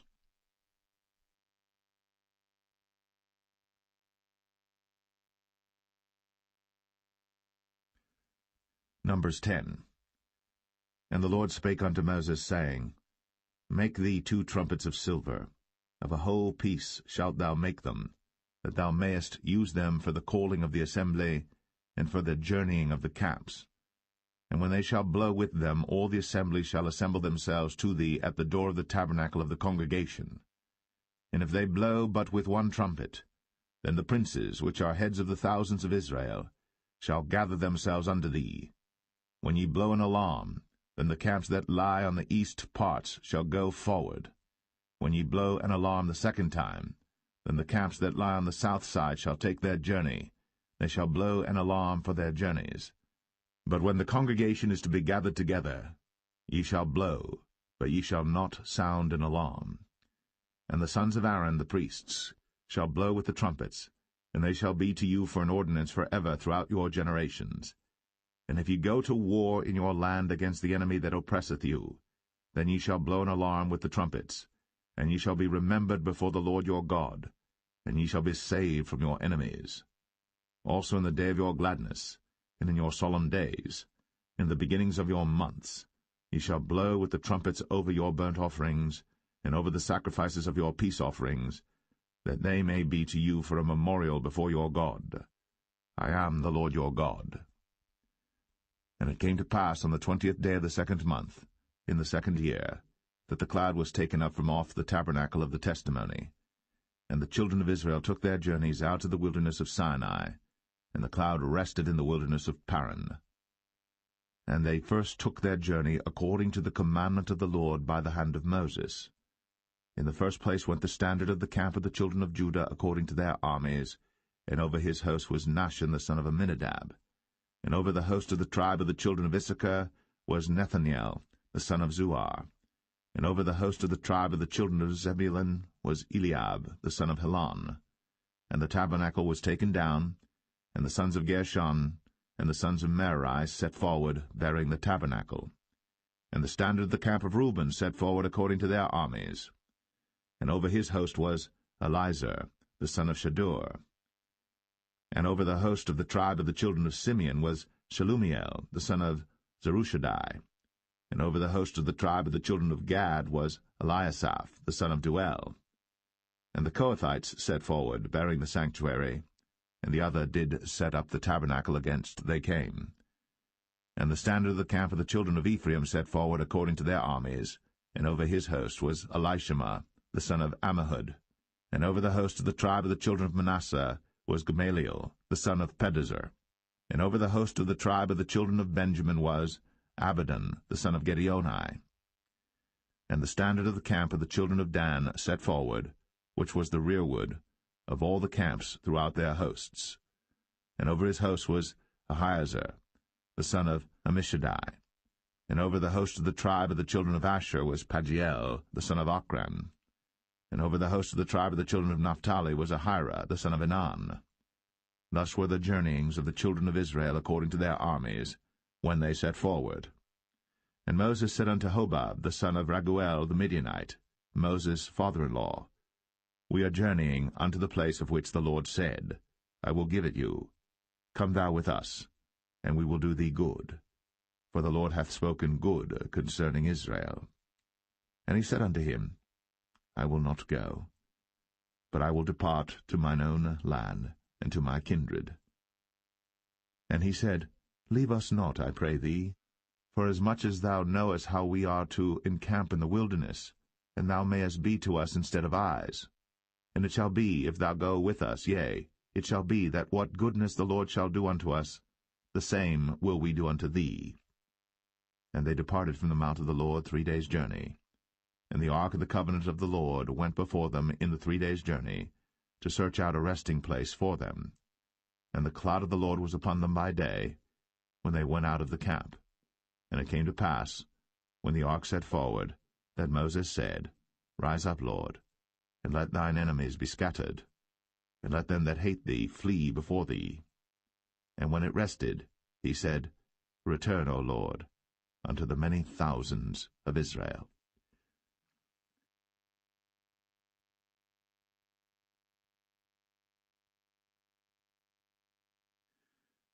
Numbers 11. And when the people complained, it displeased the Lord. And the Lord heard it, and his anger was kindled. And the fire of the Lord burnt among them, and consumed them that were in the uttermost parts of the camp. And the people cried unto Moses. And when Moses prayed unto the Lord, the fire was quenched. And he called the name of the place Taberah, because the fire of the Lord burnt among them. And the mixed multitude that was among them fell a-lusting. And the children of Israel also wept again, and said, Who shall give us flesh to eat?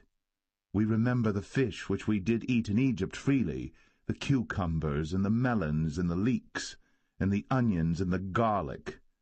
But now our soul is dried away. There is nothing at all beside this manna before our eyes.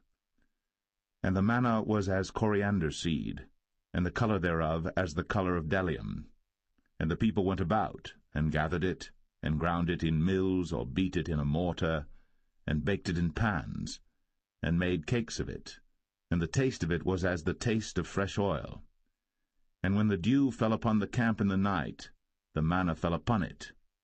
Then Moses heard the people weep throughout their families, every man in the door of his tent. And the anger of the Lord was kindled greatly. Moses also was displeased. And Moses said unto the Lord, Wherefore hast thou afflicted thy servant? And wherefore have I not found favor in thy sight, that thou layest the burden of all this people upon me? Have I conceived all this people? Have I begotten them, that thou shouldst say unto me, Carry them in thy bosom, as a nursing father beareth the sucking child, unto the land which thou swarest unto their fathers? Whence should I have flesh to give unto all this people? For they weep unto me, saying, Give us flesh, that we may eat. I am not able to bear all this people alone, because it is too heavy for me. And if thou deal thus with me, kill me, I pray thee, out of hand, if I have found favor in thy sight, and let me not see my wretchedness.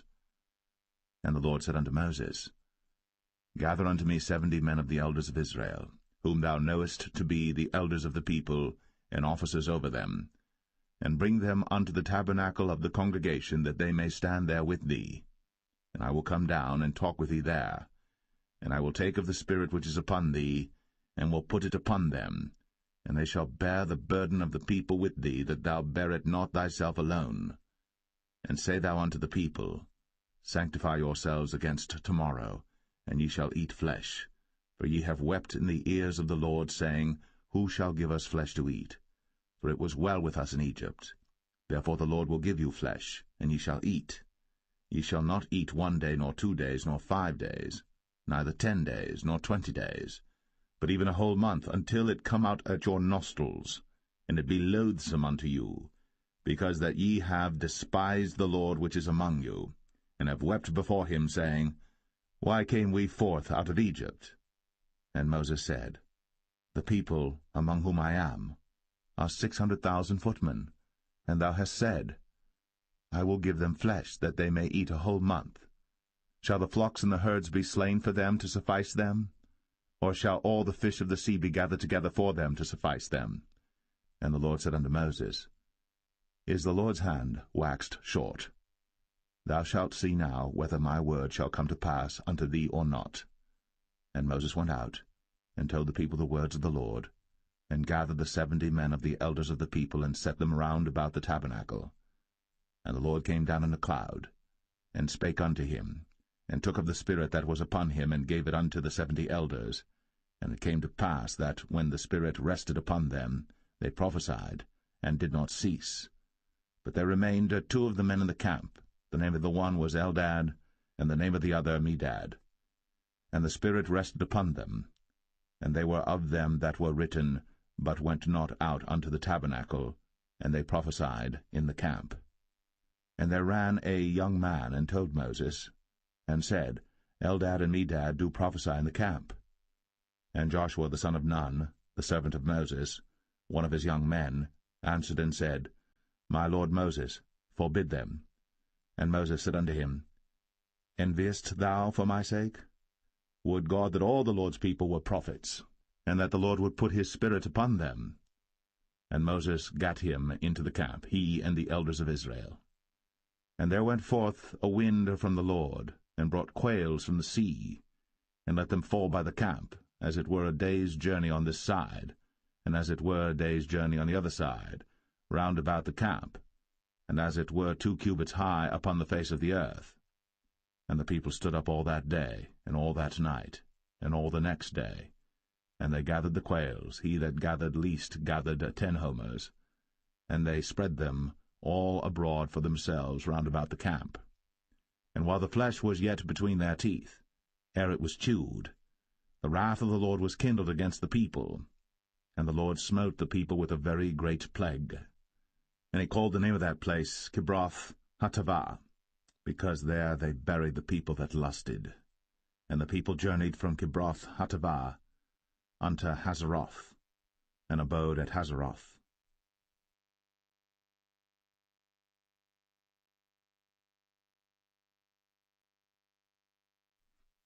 Numbers 12. And Miriam and Aaron spake against Moses because of the Ethiopian woman whom he had married, for he had married an Ethiopian woman.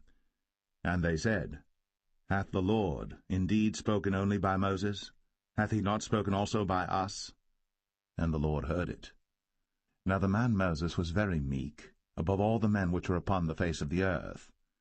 And the Lord spake suddenly unto Moses, and unto Aaron, and unto Miriam, Come out ye 3 unto the tabernacle of the congregation. And they 3 came out. And the Lord came down in the pillar of the cloud, and stood in the door of the tabernacle, and called Aaron and Miriam. And they both came forth. And he said, Hear now my words. If there be a prophet among you, I the Lord will make myself known unto him in a vision, and will speak unto him in a dream. My servant Moses is not so, who is faithful in all mine house. With him will I speak mouth to mouth, even apparently, and not in dark speeches.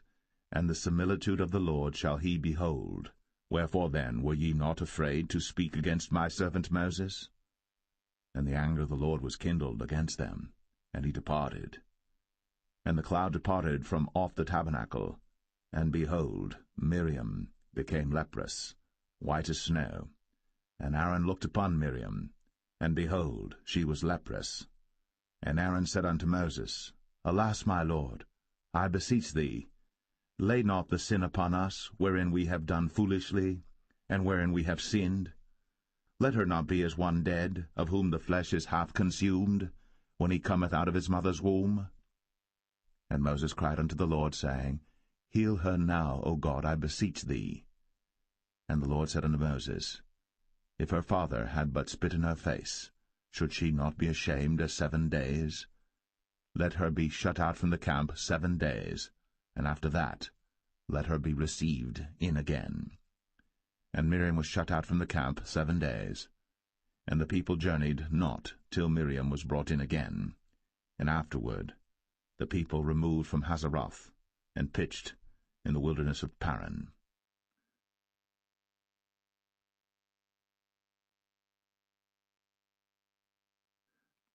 Numbers 13. And the Lord spake unto Moses, saying, Send thou men, that they may search the land of Canaan, which I give unto the children of Israel. Of every tribe of their fathers shall ye send a man, every one a ruler among them. And Moses, by the commandment of the Lord, sent them from the wilderness of Paran. All those men were heads of the children of Israel. And these were their names: of the tribe of Reuben, Shammua the son of Zakur; of the tribe of Simeon, Shaphat the son of Ori; of the tribe of Judah, Caleb the son of Jephunneh; of the tribe of Issachar, Igal the son of Joseph; of the tribe of Ephraim, Hoshea the son of Nun; of the tribe of Benjamin, Paltai the son of Raphu; of the tribe of Zebulun, Gadiel the son of Sodai; of the tribe of Joseph, namely of the tribe of Manasseh, Gadai the son of Susai; of the tribe of Dan, Amiel the son of Gamaliel; of the tribe of Asher, Sethur the son of Michael; of the tribe of Naphtali, Nabai the son of Vosai; of the tribe of Gad, Geuel the son of Machi. These are the names of the men which Moses sent to spy out the land. And Moses called Hoshea the son of Nun, Jehoshua. And Moses sent them to spy out the land of Canaan, and said unto them, Get you up this way southward, and go up into the mountain, and see the land what it is, and the people that dwelleth therein, whether they be strong or weak, few or many, and what the land is that they dwell in, whether it be good or bad, and what cities they be that they dwell in, whether in tents or in strongholds, and what the land is, whether it be fat or lean, whether there be wood therein or not. And be ye of good courage, and bring of the fruit of the land. Now the time was the time of the first ripe grapes. So they went up and searched the land from the wilderness of Zin unto Rehob, as men come to Hamath. And they ascended by the south, and came unto Hebron, where Ahiman, Sheshai, and Talmai, the children of Anak, were. Now Hebron was built 7 years before Zoan in Egypt. And they came unto the brook of Eshcol, and cut down from thence a branch, with one cluster of grapes, and they bare it between two upon a staff. And they brought of the pomegranates and of the figs.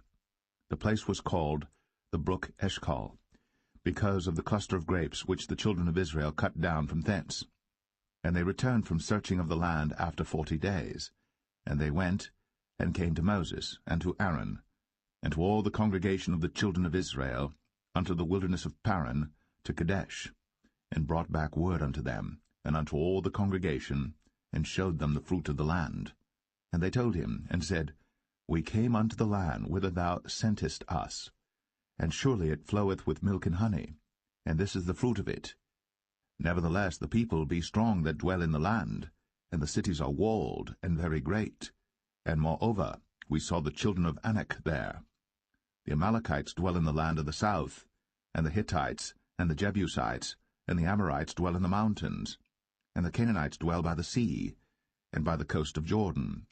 And Caleb stilled the people before Moses, and said, Let us go up at once, and possess it, for we are well able to overcome it. But the men that went up with him said, We be not able to go up against the people, for they are stronger than we. And they brought up an evil report of the land, which they had searched unto the children of Israel, saying, The land, through which we have gone to search it, is a land that eateth up the inhabitants thereof, and all the people that we saw in it are men of a great stature. And there we saw the giants, the sons of Anak, which come of the giants. And we were in our own sight as grasshoppers, and so we were in their sight.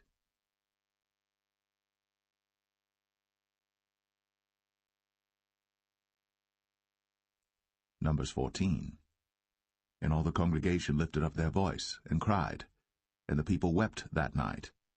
And all the children of Israel murmured against Moses, and against Aaron. And the whole congregation said unto them, Would God that we had died in the land of Egypt, or would God we had died in this wilderness? And wherefore hath the Lord brought us unto this land, to fall by the sword, that our wives and our children should be a prey? Were it not better for us to return into Egypt? And they said one to another, Let us make a captain, and let us return into Egypt. Then Moses and Aaron fell on their faces before all the assembly of the congregation of the children of Israel. And Joshua, the son of Nun, and Caleb, the son of Jephunneh, which were of them that searched the land, rent their clothes.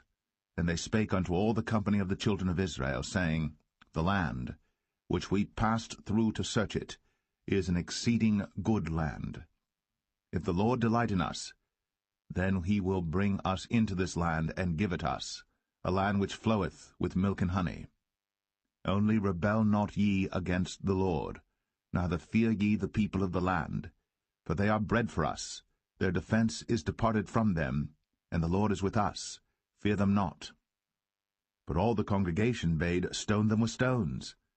And the glory of the Lord appeared in the tabernacle of the congregation before all the children of Israel. And the Lord said unto Moses, How long will this people provoke me?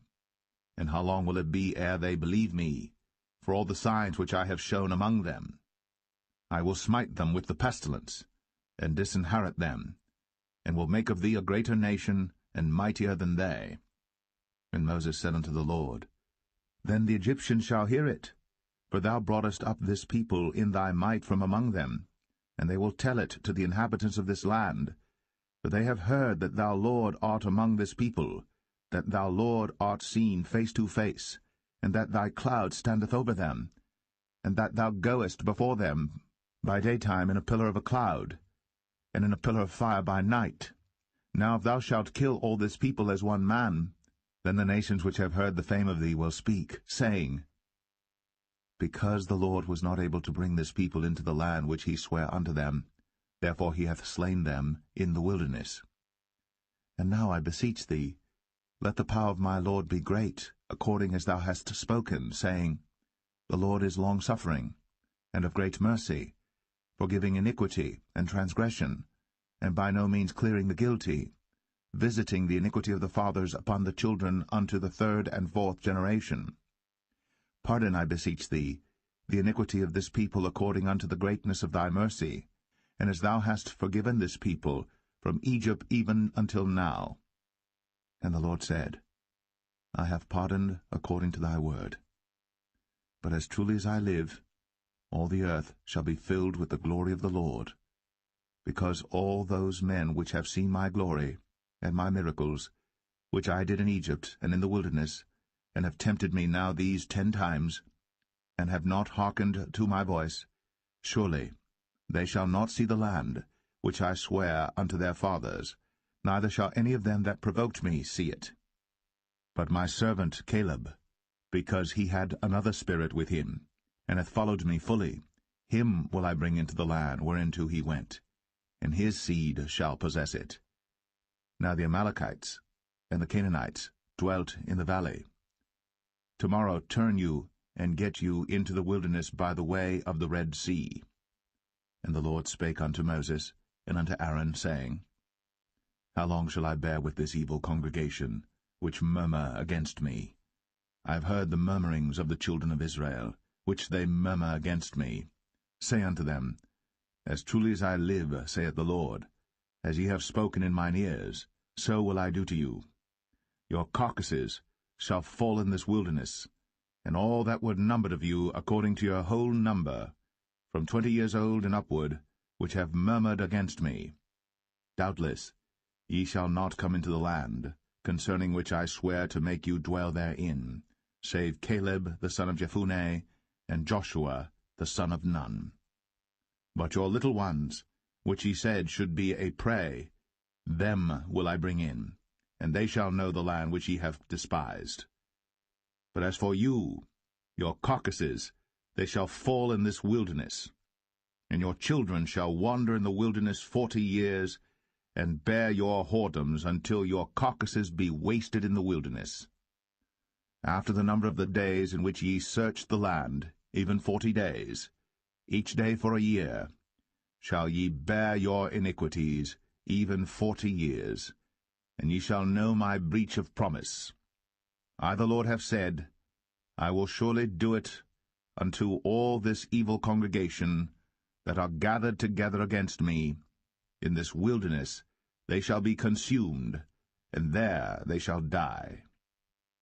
And the men which Moses sent to search the land, who returned, and made all the congregation to murmur against him by bringing up a slander upon the land, even those men that did bring up the evil report upon the land, died by the plague before the Lord. But Joshua the son of Nun, and Caleb the son of Jephunneh, which were of the men that went to search the land, lived still. And Moses told these sayings unto all the children of Israel. And the people mourned greatly. And they rose up early in the morning, and gat them up into the top of the mountain, saying, Lo, we be here, and will go up unto the place which the Lord hath promised, for we have sinned. And Moses said, Wherefore now do ye transgress the commandment of the Lord? But it shall not prosper. Go not up, for the Lord is not among you, that ye be not smitten before your enemies. For the Amalekites and the Canaanites are there before you, and ye shall fall by the sword, because ye are turned away from the Lord. Therefore the Lord will not be with you. But they presumed to go up unto the hilltop. Nevertheless the ark of the covenant of the Lord and Moses departed not out of the camp. Then the Amalekites came down, and the Canaanites which dwelt in that hill, and smote them, and discomfited them, even unto Hormah.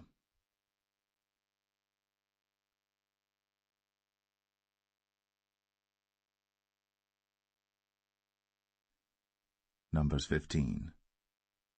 And the Lord spake unto Moses, saying, Speak unto the children of Israel, and say unto them, When ye be come into the land of your habitations, which I give unto you, and will make an offering by fire unto the Lord, a burnt offering, or a sacrifice in performing a vow, or in a freewill offering, or in your solemn feasts, to make a sweet savour unto the Lord, of the herd or of the flock. Then shall he that offereth his offering unto the Lord bring a meat offering of 1/10 deal of flour mingled with the 4th part of an hin of oil, and the 4th part of an hin of wine for a drink offering shalt thou prepare with the burnt offering or sacrifice for 1 lamb. Or for a ram thou shalt prepare for a meat offering 2/10 deals of flour mingled with the 3rd part of an hin of oil. And for a drink offering thou shalt offer the 3rd part of an hin of wine for a sweet savour unto the Lord.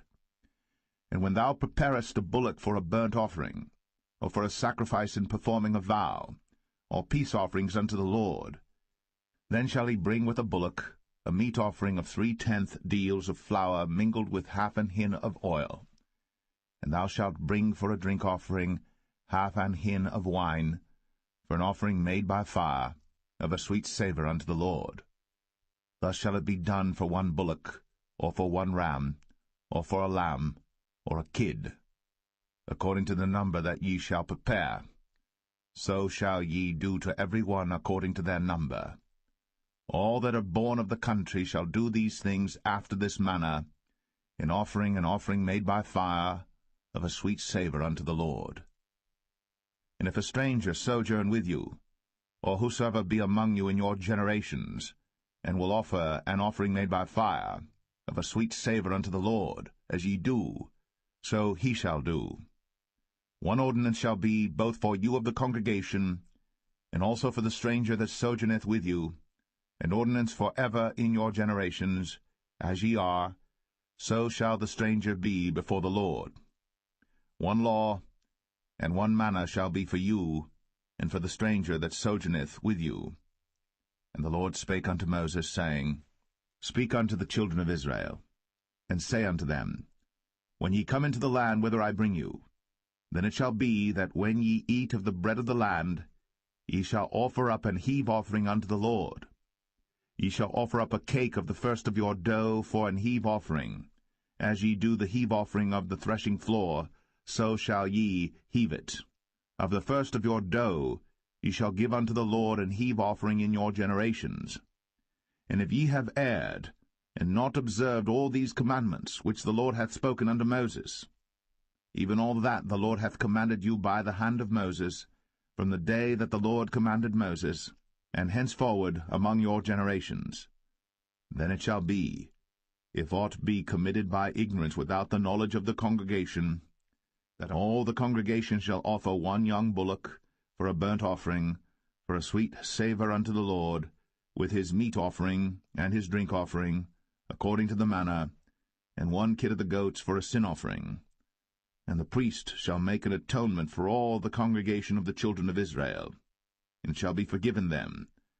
For it is ignorance, and they shall bring their offering, a sacrifice made by fire unto the Lord, and their sin offering before the Lord, for their ignorance. And it shall be forgiven all the congregation of the children of Israel, and the stranger that sojourneth among them, seeing all the people were in ignorance. And if any soul sin through ignorance, then he shall bring a she-goat of the first year for sin offering, and the priest shall make an atonement for the soul that sinneth ignorantly. When he sinneth by ignorance before the Lord, to make an atonement for him, and it shall be forgiven him. Ye shall have one law for him that sinneth through ignorance, both for him that is born among the children of Israel, and for the stranger that sojourneth among them. But the soul that doeth aught presumptuously, whether he be born in the land or a stranger, the same reproacheth the Lord, and that soul shall be cut off from among his people, because he hath despised the word of the Lord, and hath broken his commandment. That soul shall utterly be cut off. His iniquity shall be upon him. And while the children of Israel were in the wilderness, they found a man that gathered sticks upon the Sabbath day. And they that found him gathering sticks brought him unto Moses and Aaron, and unto all the congregation. And they put him in ward, because it was not declared what should be done to him. And the Lord said unto Moses, The man shall be surely put to death. All the congregation shall stone him with stones without the camp. And all the congregation brought him without the camp, and stoned him with stones, and he died, as the Lord commanded Moses. And the Lord spake unto Moses, saying, Speak unto the children of Israel, and bid them that they make them fringes in the borders of their garments throughout their generations, and that they put upon the fringe of the borders a ribbon of blue. And it shall be unto you for a fringe, that ye may look upon it, and remember all the commandments of the Lord, and do them, and that ye seek not after your own heart, and your own eyes, after which ye used to go a-whoring, that ye may remember, and do all my commandments, and be holy unto your God. I am the Lord your God, which brought you out of the land of Egypt, to be your God. I am the Lord your God.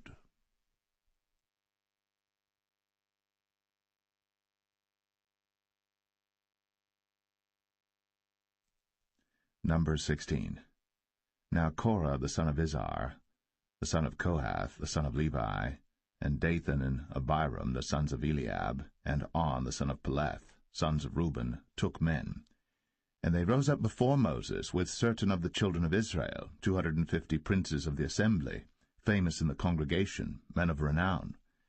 And they gathered themselves together against Moses and against Aaron, and said unto them, Ye take too much upon you, seeing all the congregation are holy, every one of them, and the Lord is among them. Wherefore then lift ye up yourselves above the congregation of the Lord. And when Moses heard it, he fell upon his face.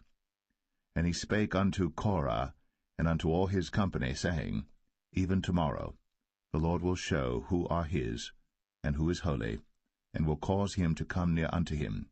Even him whom he hath chosen will he cause to come near unto him. This do, take your censers, Korah, and all his company, and put fire therein, and put incense in them before the Lord tomorrow. And it shall be, that the man whom the Lord doth choose, he shall be holy. Ye take too much upon you, ye sons of Levi. And Moses said unto Korah, Hear, I pray you, ye sons of Levi. Seemeth it but a small thing unto you, that the God of Israel hath separated you from the congregation of Israel, to bring you near to himself, to do the service of the tabernacle of the Lord, and to stand before the congregation to minister unto them? And he hath brought thee near to him, and all thy brethren, the sons of Levi, with thee. And seek ye the priesthood also? For which cause both thou and all thy company are gathered together against the Lord? And what is Aaron, that ye murmur against him? And Moses sent to call Dathan and Abiram, the sons of Eliab, which said, We will not come up. Is it a small thing that thou hast brought us up out of a land that floweth with milk and honey, to kill us in the wilderness, except thou make thyself altogether a prince over us? Moreover, thou hast not brought us into a land that floweth with milk and honey, or given us inheritance of fields and vineyards. Wilt thou put out the eyes of these men? We will not come up. And Moses was very wroth, and said unto the Lord, Respect not thou their offering. I have not taken one ass from them, neither have I hurt one of them. And Moses said unto Korah, Be thou and all thy company before the Lord, thou and they, and Aaron, tomorrow. And take every man his censer, and put incense in them, and bring ye before the Lord every man his censer, 250 censers, thou also, and Aaron, each of you, his censer. And they took every man his censer, and put fire in them, and laid incense thereon, and stood in the door of the tabernacle of the congregation with Moses and Aaron. And Korah gathered all the congregation against them unto the door of the tabernacle of the congregation. And the glory of the Lord appeared unto all the congregation. And the Lord spake unto Moses and unto Aaron, saying, Separate yourselves from among this congregation, that I may consume them in a moment. And they fell upon their faces, and said, O God, the God of the spirits of all flesh, shall one man sin, and wilt thou be wroth with all the congregation? And the Lord spake unto Moses, saying, Speak unto the congregation, saying, Get you up from about the tabernacle of Korah, Dathan, and Abiram. And Moses rose up, and went unto Dathan and Abiram, and the elders of Israel followed him.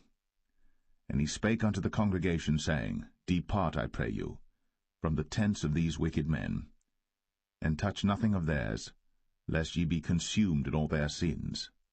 So they gat up from the tabernacle of Korah, Dathan and Abiram, on every side. And Dathan and Abiram came out, and stood in the door of their tents, and their wives and their sons, and their little children. And Moses said, Hereby ye shall know that the Lord hath sent me to do all these works, for I have not done them of mine own mind. If these men die the common death of all men, or if they be visited after the visitation of all men, then the Lord hath not sent me. But if the Lord make a new thing, and the earth open her mouth, and swallow them up with all that appertain unto them, and they go down quick into the pit, then ye shall understand that these men have provoked the Lord. And it came to pass, as he had made an end of speaking all these words, that the ground clave asunder that was under them, and the earth opened her mouth, and swallowed them up, and their houses, and all the men that appertained unto Korah, and all their goods. They and all that appertained to them went down alive into the pit, and the earth closed upon them, and they perished from among the congregation. And all Israel that were round about them fled at the cry of them, for they said, Lest the earth swallow us up also.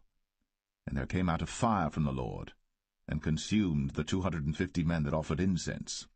And the Lord spake unto Moses, saying, Speak unto Eleazar, the son of Aaron the priest, that he take up the censers out of the burning, and scatter thou the fire yonder, for they are hallowed. The censers of these sinners against their own souls, let them make them broad plates for a covering of the altar, for they offered them before the Lord. Therefore they are hallowed, and they shall be a sign unto the children of Israel. And Eleazar the priest took the brazen censers wherewith they that were burnt had offered, and they were made broad plates for a covering of the altar, to be a memorial unto the children of Israel, that no stranger which is not of the seed of Aaron come near to offer incense before the Lord, that he be not as Korah, and as his company, as the Lord said to him by the hand of Moses. But on the morrow all the congregation of the children of Israel murmured against Moses and against Aaron, saying, Ye have killed the people of the Lord. And it came to pass, when the congregation was gathered against Moses and against Aaron, that they looked toward the tabernacle of the congregation, and behold, the cloud covered it, and the glory of the Lord appeared. And Moses and Aaron came before the tabernacle of the congregation. And the Lord spake unto Moses, saying, Get you up from among this congregation, that I may consume them as in a moment. And they fell upon their faces. And Moses said unto Aaron, Take a censer, and put fire therein from off the altar, and put on incense, and go quickly unto the congregation, and make an atonement for them. For there is wrath gone out from the Lord, the plague is begun. And Aaron took as Moses commanded, and ran into the midst of the congregation, and behold, the plague was begun among the people. And he put on incense, and made an atonement for the people. And he stood between the dead and the living, and the plague was stayed. Now they that died in the plague were 14,700, beside them that died about the matter of Korah. And Aaron returned unto Moses, unto the door of the tabernacle of the congregation, and the plague was stayed.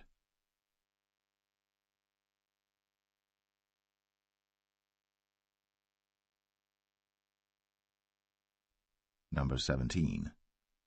And the Lord spake unto Moses, saying, Speak unto the children of Israel, and take of every one of them a rod according to the house of their fathers, of all their princes according to the house of their fathers 12 rods. Write thou every man's name upon his rod. And thou shalt write Aaron's name upon the rod of Levi. For 1 rod shall be for the head of the house of their fathers. And thou shalt lay them up in the tabernacle of the congregation before the testimony, where I will meet with you. And it shall come to pass that the man's rod, whom I shall choose, shall blossom, and I will make to cease from me the murmurings of the children of Israel, whereby they murmur against you. And Moses spake unto the children of Israel, and every one of their princes gave him a rod apiece, for each prince 1 according to their fathers' houses, even 12 rods, and the rod of Aaron was among their rods. And Moses laid up the rods before the Lord in the tabernacle of witness. And it came to pass that on the morrow Moses went into the tabernacle of witness, and behold, the rod of Aaron for the house of Levi was budded, and brought forth buds, and bloomed blossoms, and yielded almonds. And Moses brought out all the rods from before the Lord unto all the children of Israel. And they looked, and took every man his rod. And the Lord said unto Moses, Bring Aaron's rod again before the testimony to be kept for a token against the rebels. And thou shalt quite take away their murmurings from me, that they die not. And Moses did so. As the Lord commanded him, so did he. And the children of Israel spake unto Moses, saying, Behold, we die, we perish, we all perish. Whosoever cometh anything near unto the tabernacle of the Lord shall die. Shall we be consumed with dying?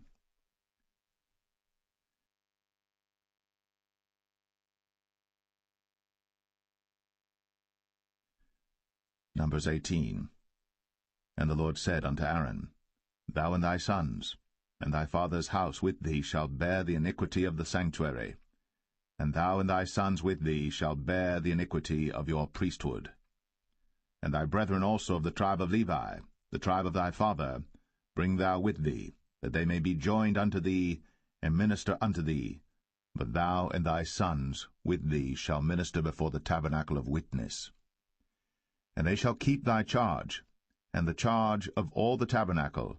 Only they shall not come nigh the vessels of the sanctuary and the altar, that neither they nor ye also die.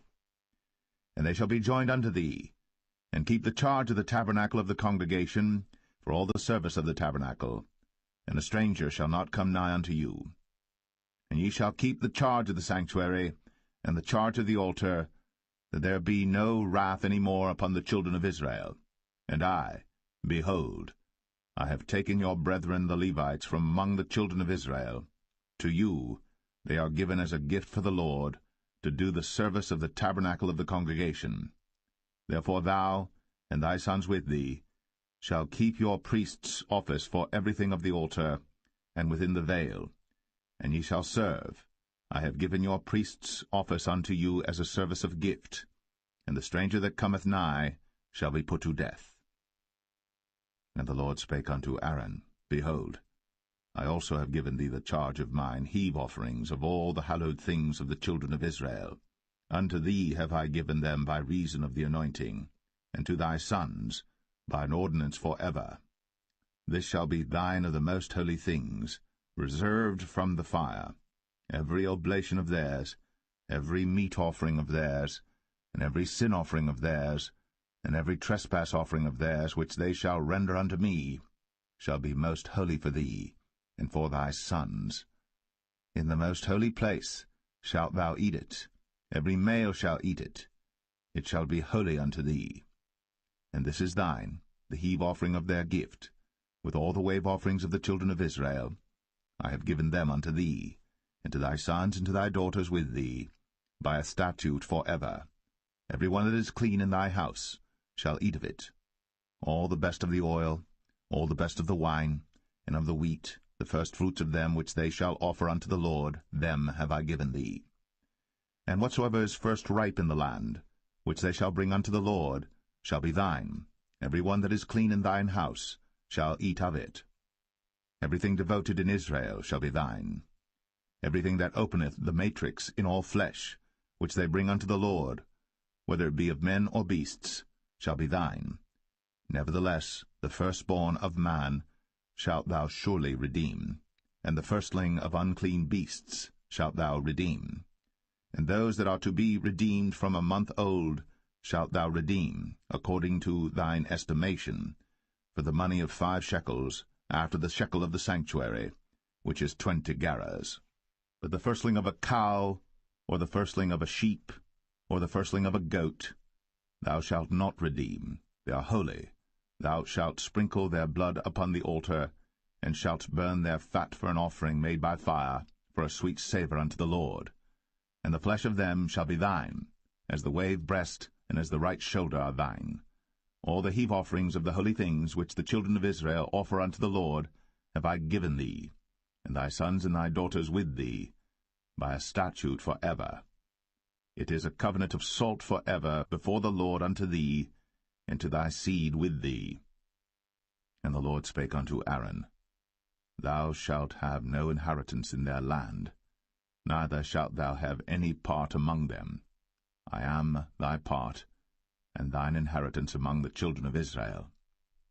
And behold, I have given the children of Levi all the tenth in Israel for an inheritance, for their service which they serve, even the service of the tabernacle of the congregation.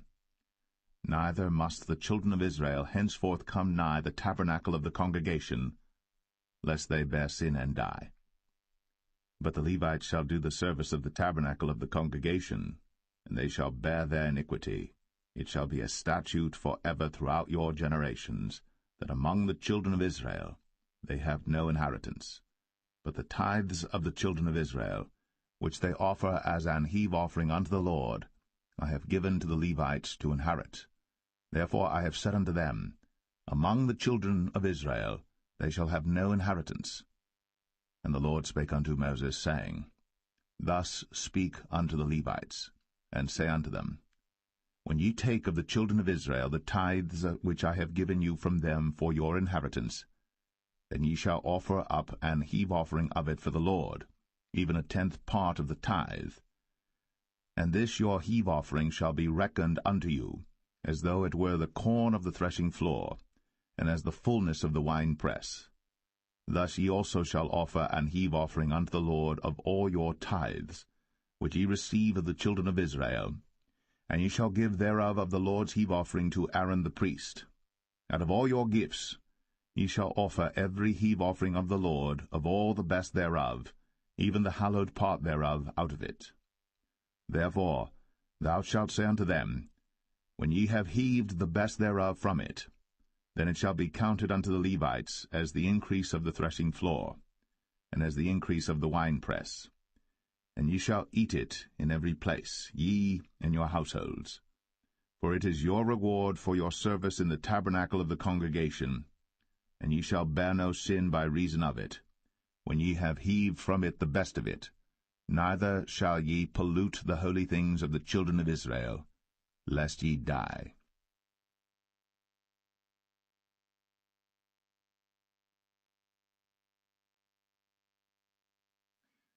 Numbers 19. And the Lord spake unto Moses and unto Aaron, saying, This is the ordinance of the law which the Lord hath commanded, saying, Speak unto the children of Israel, that they bring thee a red heifer without spot, wherein is no blemish, and upon which never came yoke. And ye shall give her unto Eleazar the priest, that he may bring her forth without the camp, and one shall slay her before his face. And Eleazar the priest shall take of her blood with his finger, and sprinkle of her blood directly before the tabernacle of the congregation 7 times. And one shall burn the heifer in his sight, her skin and her flesh, and her blood, with her dung shall he burn. And the priest shall take cedar wood and hyssop, and scarlet, and cast it into the midst of the burning of the heifer. Then the priest shall wash his clothes, and he shall bathe his flesh in water, and afterward he shall come into the camp, and the priest shall be unclean until the even. And he that burneth her shall wash his clothes in water, and bathe his flesh in water, and shall be unclean until the even.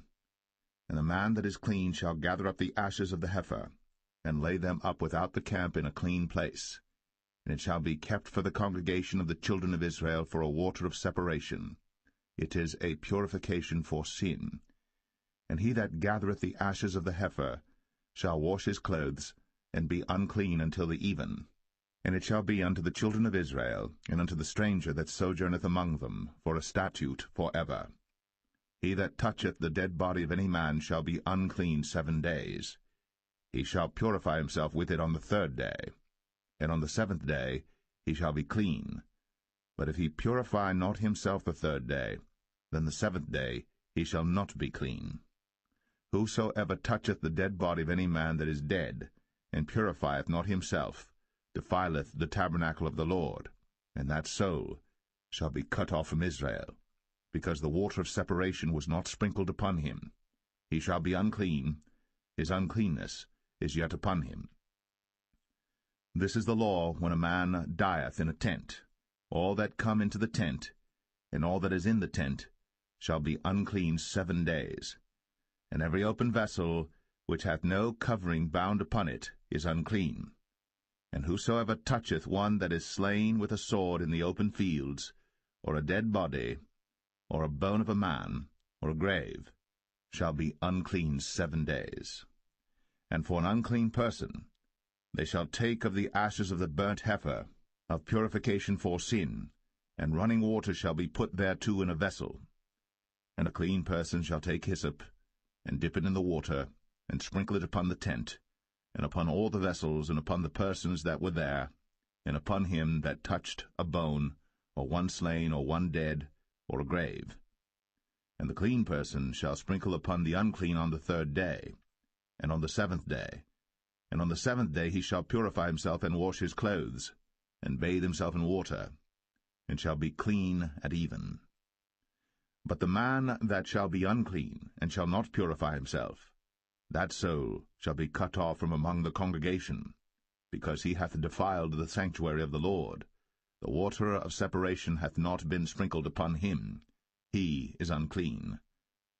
And it shall be a perpetual statute unto them, that he that sprinkleth the water of separation shall wash his clothes, and he that toucheth the water of separation shall be unclean until even. And whatsoever the unclean person toucheth shall be unclean, and the soul that toucheth it shall be unclean until even.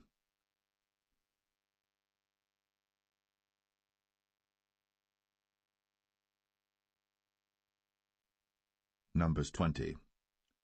Then came the children of Israel, even the whole congregation, into the desert of Zin, in the 1st month, and the people abode in Kadesh. And Miriam died there, and was buried there. And there was no water for the congregation, and they gathered themselves together against Moses and against Aaron. And the people chode with Moses, and spake, saying, Would God that we had died when our brethren died before the Lord! And why have ye brought up the congregation of the Lord into this wilderness, that we and our cattle should die there? And wherefore have ye made us to come up out of Egypt, to bring us in unto this evil place? It is no place of seed, or of figs, or of vines, or of pomegranates, neither is there any water to drink. Then Moses and Aaron went from the presence of the assembly unto the door of the tabernacle of the congregation, and they fell upon their faces, and the glory of the Lord appeared unto them. And the Lord spake unto Moses, saying, Take the rod, and gather thou the assembly together, thou and Aaron thy brother, and speak ye unto the rock before their eyes. and it shall give forth his water. And thou shalt bring forth to them water out of the rock. So thou shalt give the congregation and their beasts drink. And Moses took the rod from before the Lord, as he commanded him. And Moses and Aaron gathered the congregation together before the rock. And he said unto them, Hear now, ye rebels, must we fetch you water out of this rock?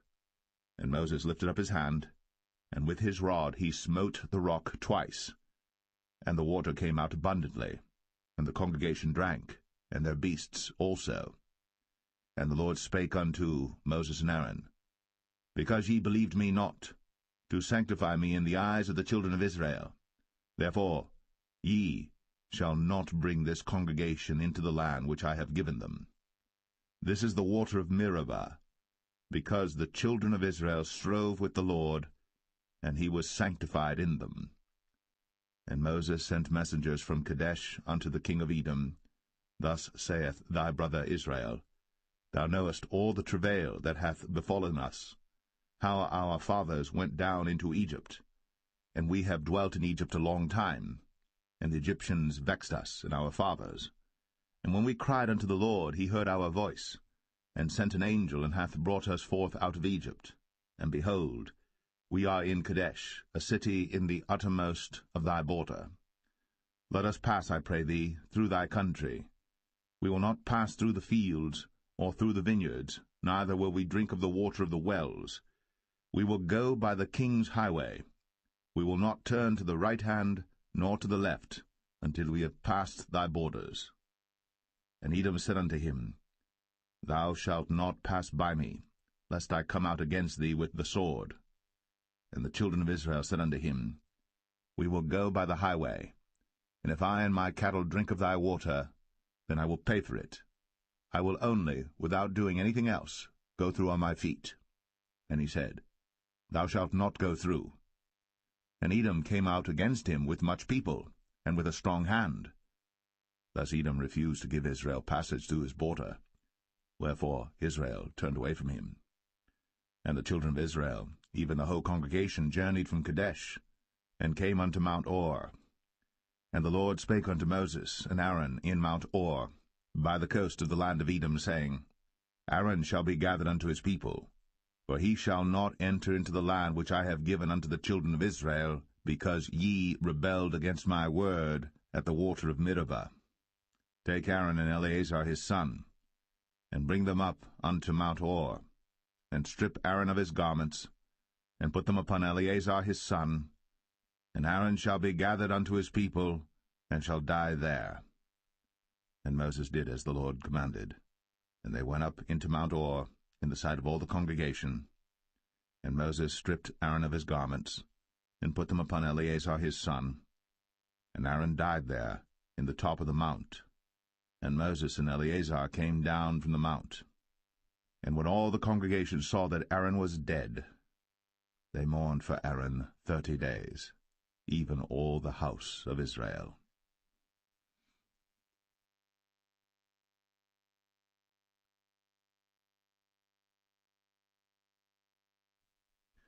Numbers 21. And when King Arad, the Canaanite, which dwelt in the south, heard tell that Israel came by the way of the spies, then he fought against Israel, and took some of them prisoners. And Israel vowed a vow unto the Lord, and said, If thou wilt indeed deliver this people into my hand, then I will utterly destroy their cities. And the Lord hearkened to the voice of Israel, and delivered up the Canaanites, and they utterly destroyed them in their cities. And he called the name of the place Ormah. And they journeyed from Mount Or by the way of the Red Sea to compass the land of Edom.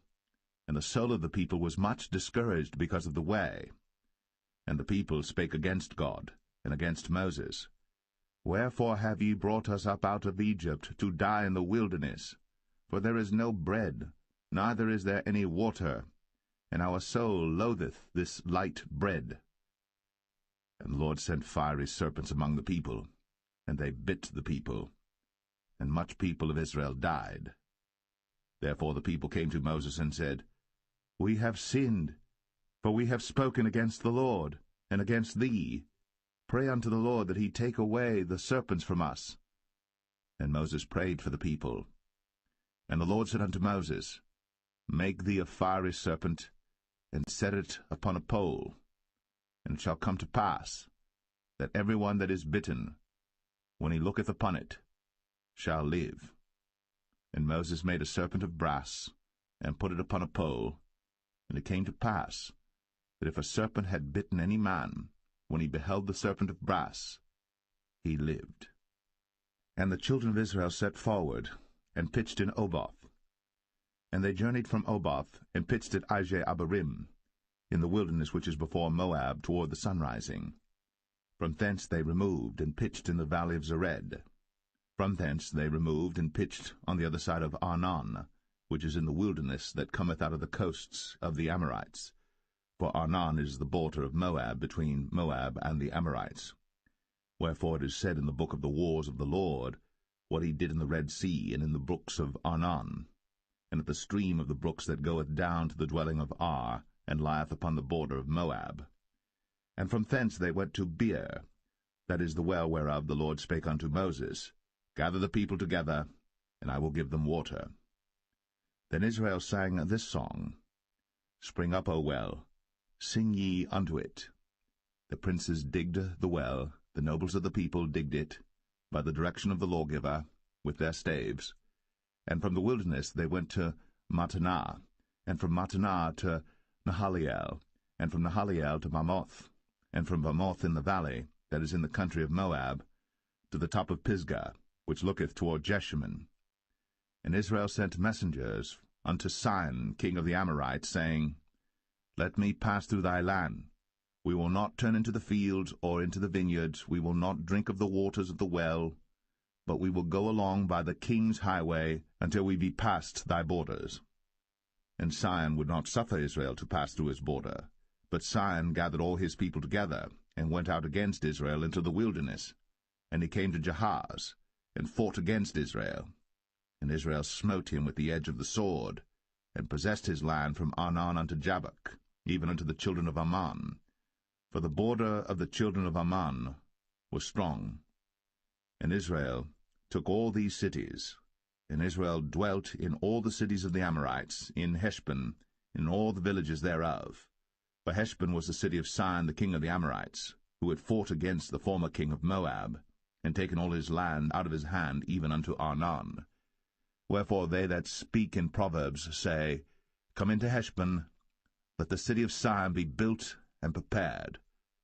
For there is a fire gone out of Heshbon, a flame from the city of Sihon. It hath consumed Ar of Moab, and the lords of the high places of Arnon. Woe to thee, Moab! Thou art undone, O people of Chemosh! He hath given his sons that escaped, and his daughters, into captivity unto Sihon king of the Amorites. We have shot at them. Heshbon is perished even unto Dibon, and we have laid them waste even unto Nephah, which reacheth unto Medeba. Thus Israel dwelt in the land of the Amorites. And Moses sent to spy out Jazer, and they took the villages thereof, and drove out the Amorites that were there. And they turned, and went up by the way of Bashan, and Og the king of Bashan went out against them, he and all his people, to the battle at Edrei.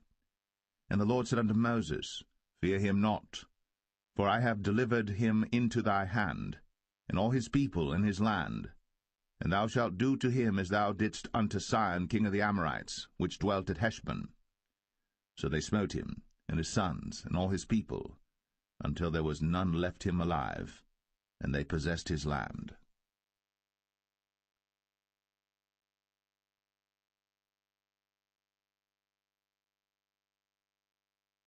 Numbers 22. And the children of Israel set forward, and pitched in the plains of Moab, on this side Jordan, by Jericho. And Balak the son of Zippor saw all that Israel had done to the Amorites. And Moab was sore afraid of the people, because they were many. And Moab was distressed because of the children of Israel. And Moab said unto the elders of Midian, Now shall this company lick up all that are round about us, as the ox licketh up the grass of the field. And Balak the son of Zippor was king of the Moabites at that time. He sent messengers, therefore, unto Balaam the son of Beor to Pethor, which is by the river of the land of the children of his people, to call him, saying, Behold, there is a people come out from Egypt. Behold, they cover the face of the earth, and they abide over against me. Come now, therefore, I pray thee, curse me this people, for they are too mighty for me. Peradventure I shall prevail, that we may smite them, and that I may drive them out of the land. For I wot that he whom thou blessest is blessed, and he whom thou cursest is cursed. And the elders of Moab and the elders of Midian departed with the rewards of divination in their hand. And they came unto Balaam, and spake unto him the words of Balak. And he said unto them, Lodge here this night, and I will bring you word again, as the Lord shall speak unto me. And the princes of Moab abode with Balaam. And God came unto Balaam, and said, What men are these with thee? And Balaam said unto God, Balak the son of Zippor, king of Moab, hath sent unto me, saying, Behold, there is a people come out of Egypt, which covereth the face of the earth. Come now, curse me them. Peradventure I shall be able to overcome them, and drive them out. And God said unto Balaam, Thou shalt not go with them. Thou shalt not curse the people, for they are blessed. And Balaam rose up in the morning, and said unto the princes of Balak, Get you into your land, for the Lord refuseth to give me leave to go with you. And the princes of Moab rose up, and they went unto Balak, and said, Balaam refuseth to come with us. And Balak sent yet again princes, more and more honorable than they. And they came to Balaam, and said to him, Thus saith Balak the son of Zippor, Let nothing, I pray thee, hinder thee from coming unto me. For I will promote thee unto very great honor, and I will do whatsoever thou sayest unto me. Come therefore, I pray thee, curse me this people. And Balaam answered and said unto the servants of Balak, If Balak would give me his house full of silver and gold, I cannot go beyond the word of the Lord my God, to do less or more. Now therefore I pray you, tarry ye also here this night, that I may know what the Lord will say unto me more. And God came unto Balaam at night, and said unto him, If the men come to call thee, rise up and go with them. But yet the word which I shall say unto thee, that shalt thou do. And Balaam rose up in the morning, and saddled his ass, and went with the princes of Moab. And God's anger was kindled because he went. And the angel of the Lord stood in the way for an adversary against him. Now he was riding upon his ass, and his 2 servants were with him. And the ass saw the angel of the Lord standing in the way, and his sword drawn in his hand. And the ass turned aside out of the way, and went into the field. And Balaam smote the ass, to turn her into the way. But the angel of the Lord stood in a path of the vineyards, a wall being on this side, and a wall on that side. And when the ass saw the angel of the Lord, she thrust herself unto the wall, and crushed Balaam's foot against the wall. And he smote her again. And the angel of the Lord went further, and stood in a narrow place, where was no way to turn either to the right hand or to the left. And when the ass saw the angel of the Lord, she fell down under Balaam, and Balaam's anger was kindled, and he smote the ass with a staff. And the Lord opened the mouth of the ass, and she said unto Balaam, What have I done unto thee, that thou hast smitten me these 3 times? And Balaam said unto the ass, Because thou hast mocked me. I would there were a sword in mine hand, for now would I kill thee. And the ass said unto Balaam, Am not I thine ass, upon which thou hast ridden ever since I was thine unto this day? Was I ever wont to do so unto thee? And he said, Nay. Then the Lord opened the eyes of Balaam, and he saw the angel of the Lord standing in the way, and his sword drawn in his hand. And he bowed down his head, and fell flat on his face. And the angel of the Lord said unto him, Wherefore hast thou smitten thine ass these 3 times? Behold, I went out to withstand thee, because thy way is perverse before me. And the ass saw me, and turned from me these 3 times. Unless she had turned from me, surely now also I had slain thee, and saved her alive. And Balaam said unto the angel of the Lord, I have sinned, for I knew not that thou stoodest in the way against me. Now therefore, if it displease thee, I will get me back again. And the angel of the Lord said unto Balaam, Go with the men, but only the word that I shall speak unto thee, that thou shalt speak. So Balaam went with the princes of Balak.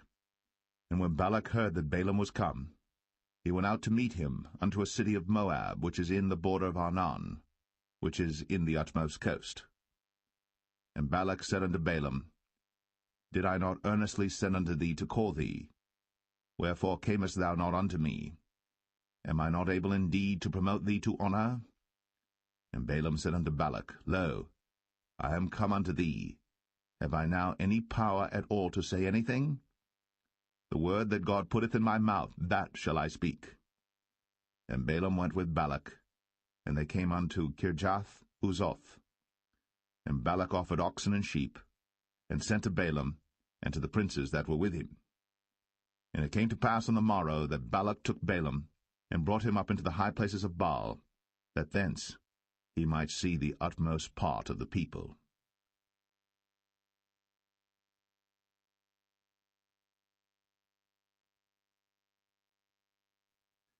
Numbers 23.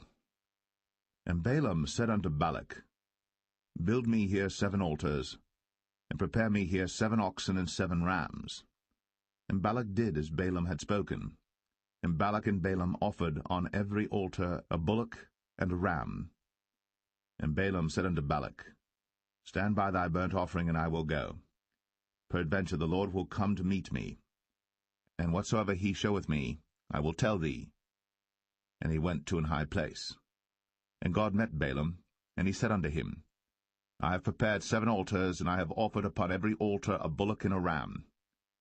And the Lord put a word in Balaam's mouth, and said, Return unto Balak, and thus thou shalt speak. And he returned unto him, and lo, he stood by his burnt sacrifice, he and all the princes of Moab. And he took up his parable, and said, Balak the king of Moab hath brought me from Aram out of the mountains of the east, saying, Come, curse me, Jacob, and come, defy Israel. How shall I curse whom God hath not cursed? Or how shall I defy whom the Lord hath not defied? For from the top of the rocks I see him, and from the hills I behold him. Lo, the people shall dwell alone, and shall not be reckoned among the nations. Who can count the dust of Jacob, and the number of the 4th part of Israel? Let me die the death of the righteous, and let my last end be like his.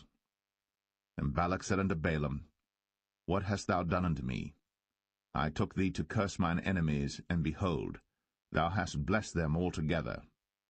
And he answered and said, Must I not take heed to speak that which the Lord hath put in my mouth?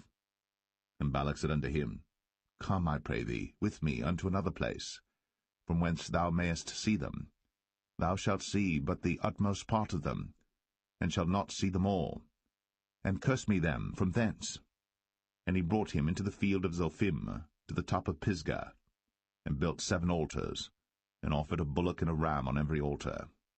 And he said unto Balak, Stand here by thy burnt offering, while I meet the Lord yonder. And the Lord met Balaam, and put a word in his mouth, and said, Go again unto Balak, and say thus. And when he came to him, behold, he stood by his burnt offering, and the princes of Moab with him. And Balak said unto him, What hath the Lord spoken?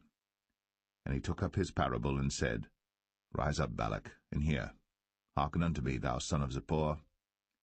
God is not a man, that he should lie, neither the Son of Man, that he should repent. Hath he said, and shall he not do it? Or hath he spoken, and shall he not make it good? Behold, I have received commandment to bless, and he hath blessed, and I cannot reverse it. He hath not beheld iniquity in Jacob, neither hath he seen perverseness in Israel. The Lord his God is with him, and the shout of a king is among them. God brought them out of Egypt. He hath, as it were, the strength of an unicorn. Surely there is no enchantment against Jacob, neither is there any divination against Israel. According to this time it shall be said of Jacob and of Israel, What hath God wrought? Behold, the people shall rise up as a great lion, and lift up himself as a young lion. He shall not lie down until he eat of the prey, and drink the blood of the slain. And Balak said unto Balaam, Neither curse them at all, nor bless them at all. But Balaam answered, and said unto Balak, Told not I thee, saying, All that the Lord speaketh, that I must do? And Balak said unto Balaam, Come, I pray thee, I will bring thee unto another place. Peradventure it will please God that thou mayest curse me them from thence.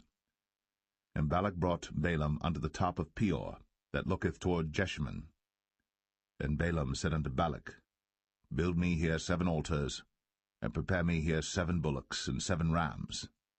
And Balak did as Balaam had said, and offered a bullock and a ram on every altar.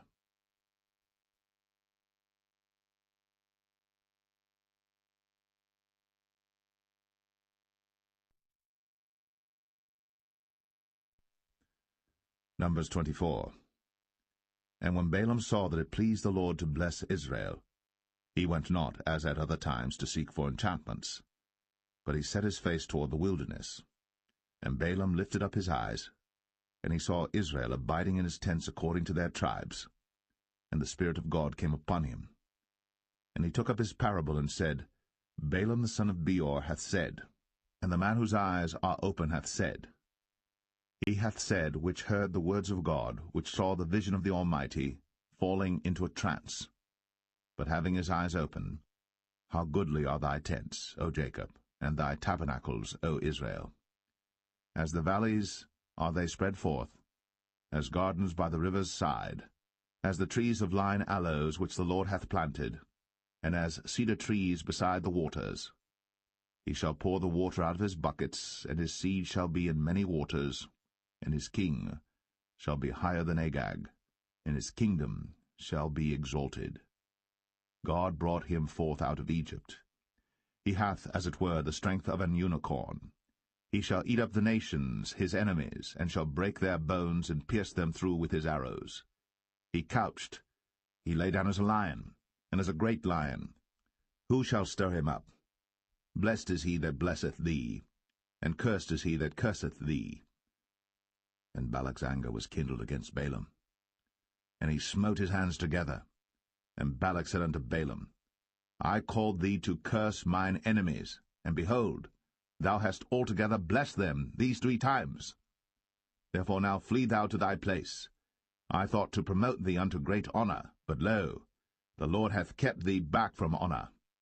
And Balaam said unto Balak, Spake I not also to thy messengers which thou sentest unto me, saying, If Balak would give me his house full of silver and gold, I cannot go beyond the commandment of the Lord, to do either good or bad of mine own mind.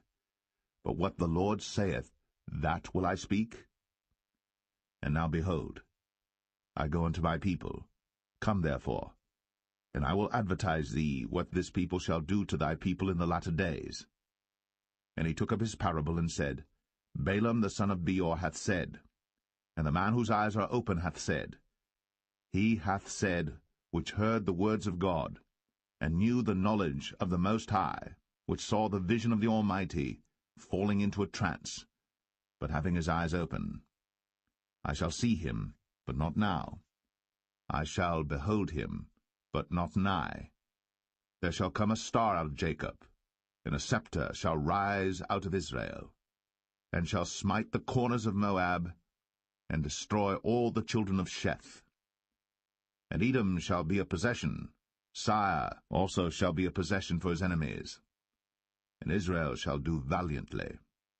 Out of Jacob shall come he that shall have dominion, and shall destroy him that remaineth of the city. And when he looked on Amalek, he took up his parable, and said, Amalek was the first of the nations, but his latter end shall be that he perish for ever. And he looked on the Kenites, and took up his parable, and said, strong is thy dwelling place, and thou puttest thy nest in a rock. Nevertheless, the Kenites shall be wasted, until Asshur shall carry thee away captive. And he took up his parable and said, Alas, who shall live when God doeth this? And ships shall come from the coast of Chittim, and shall afflict Asshur, and shall afflict Eber, and he also shall perish for ever. And Balaam rose up, and went, and returned to his place, and Balak also went his way.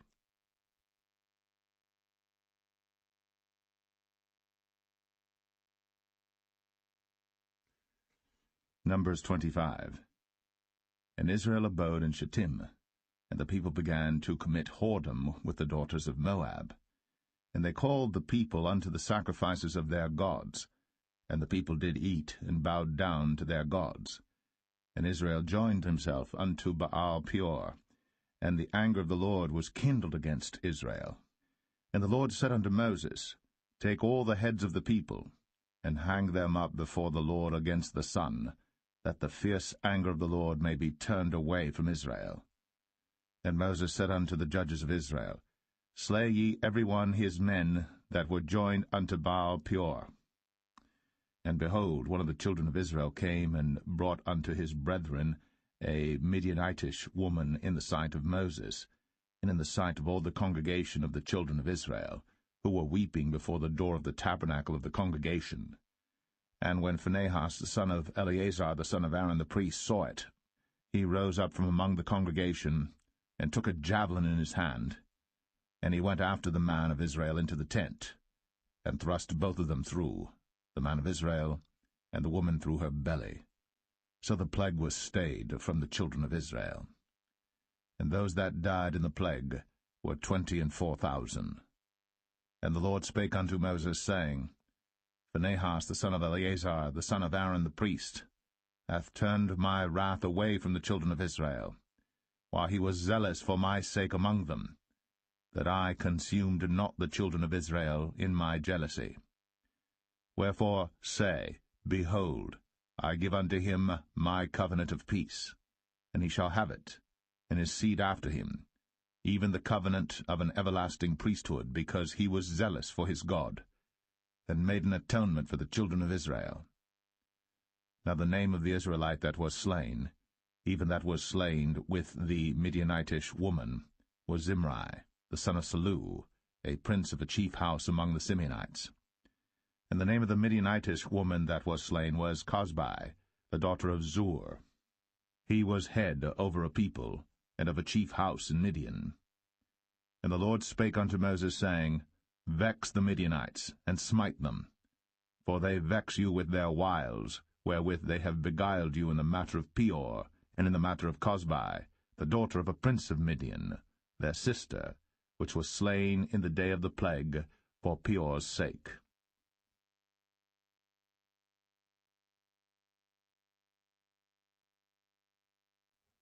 Numbers 26. And it came to pass after the plague, that the Lord spake unto Moses and unto Eleazar the son of Aaron the priest, saying, Take the sum of all the congregation of the children of Israel, from 20 years old and upward, throughout their father's house, all that are able to go to war in Israel. And Moses and Eleazar the priest spake with them in the plains of Moab by Jordan near Jericho, saying, Take the sum of the people from 20 years old and upward, as the Lord commanded Moses and the children of Israel, which went forth out of the land of Egypt. Reuben, the eldest son of Israel, the children of Reuben, Hanok, of whom cometh the family of the Hanokites, of Palu, the family of the Paluites, of Hezron, the family of the Hezronites, of Carmi, the family of the Carmites. These are the families of the Reubenites, and they that were numbered of them were 40,003,730. And the sons of Palu, Eliab, and the sons of Eliab, Nemuel, and Dathan, and Abiram. This is that Dathan and Abiram which were famous in the congregation, who strove against Moses and against Aaron in the company of Korah, when they strove against the Lord.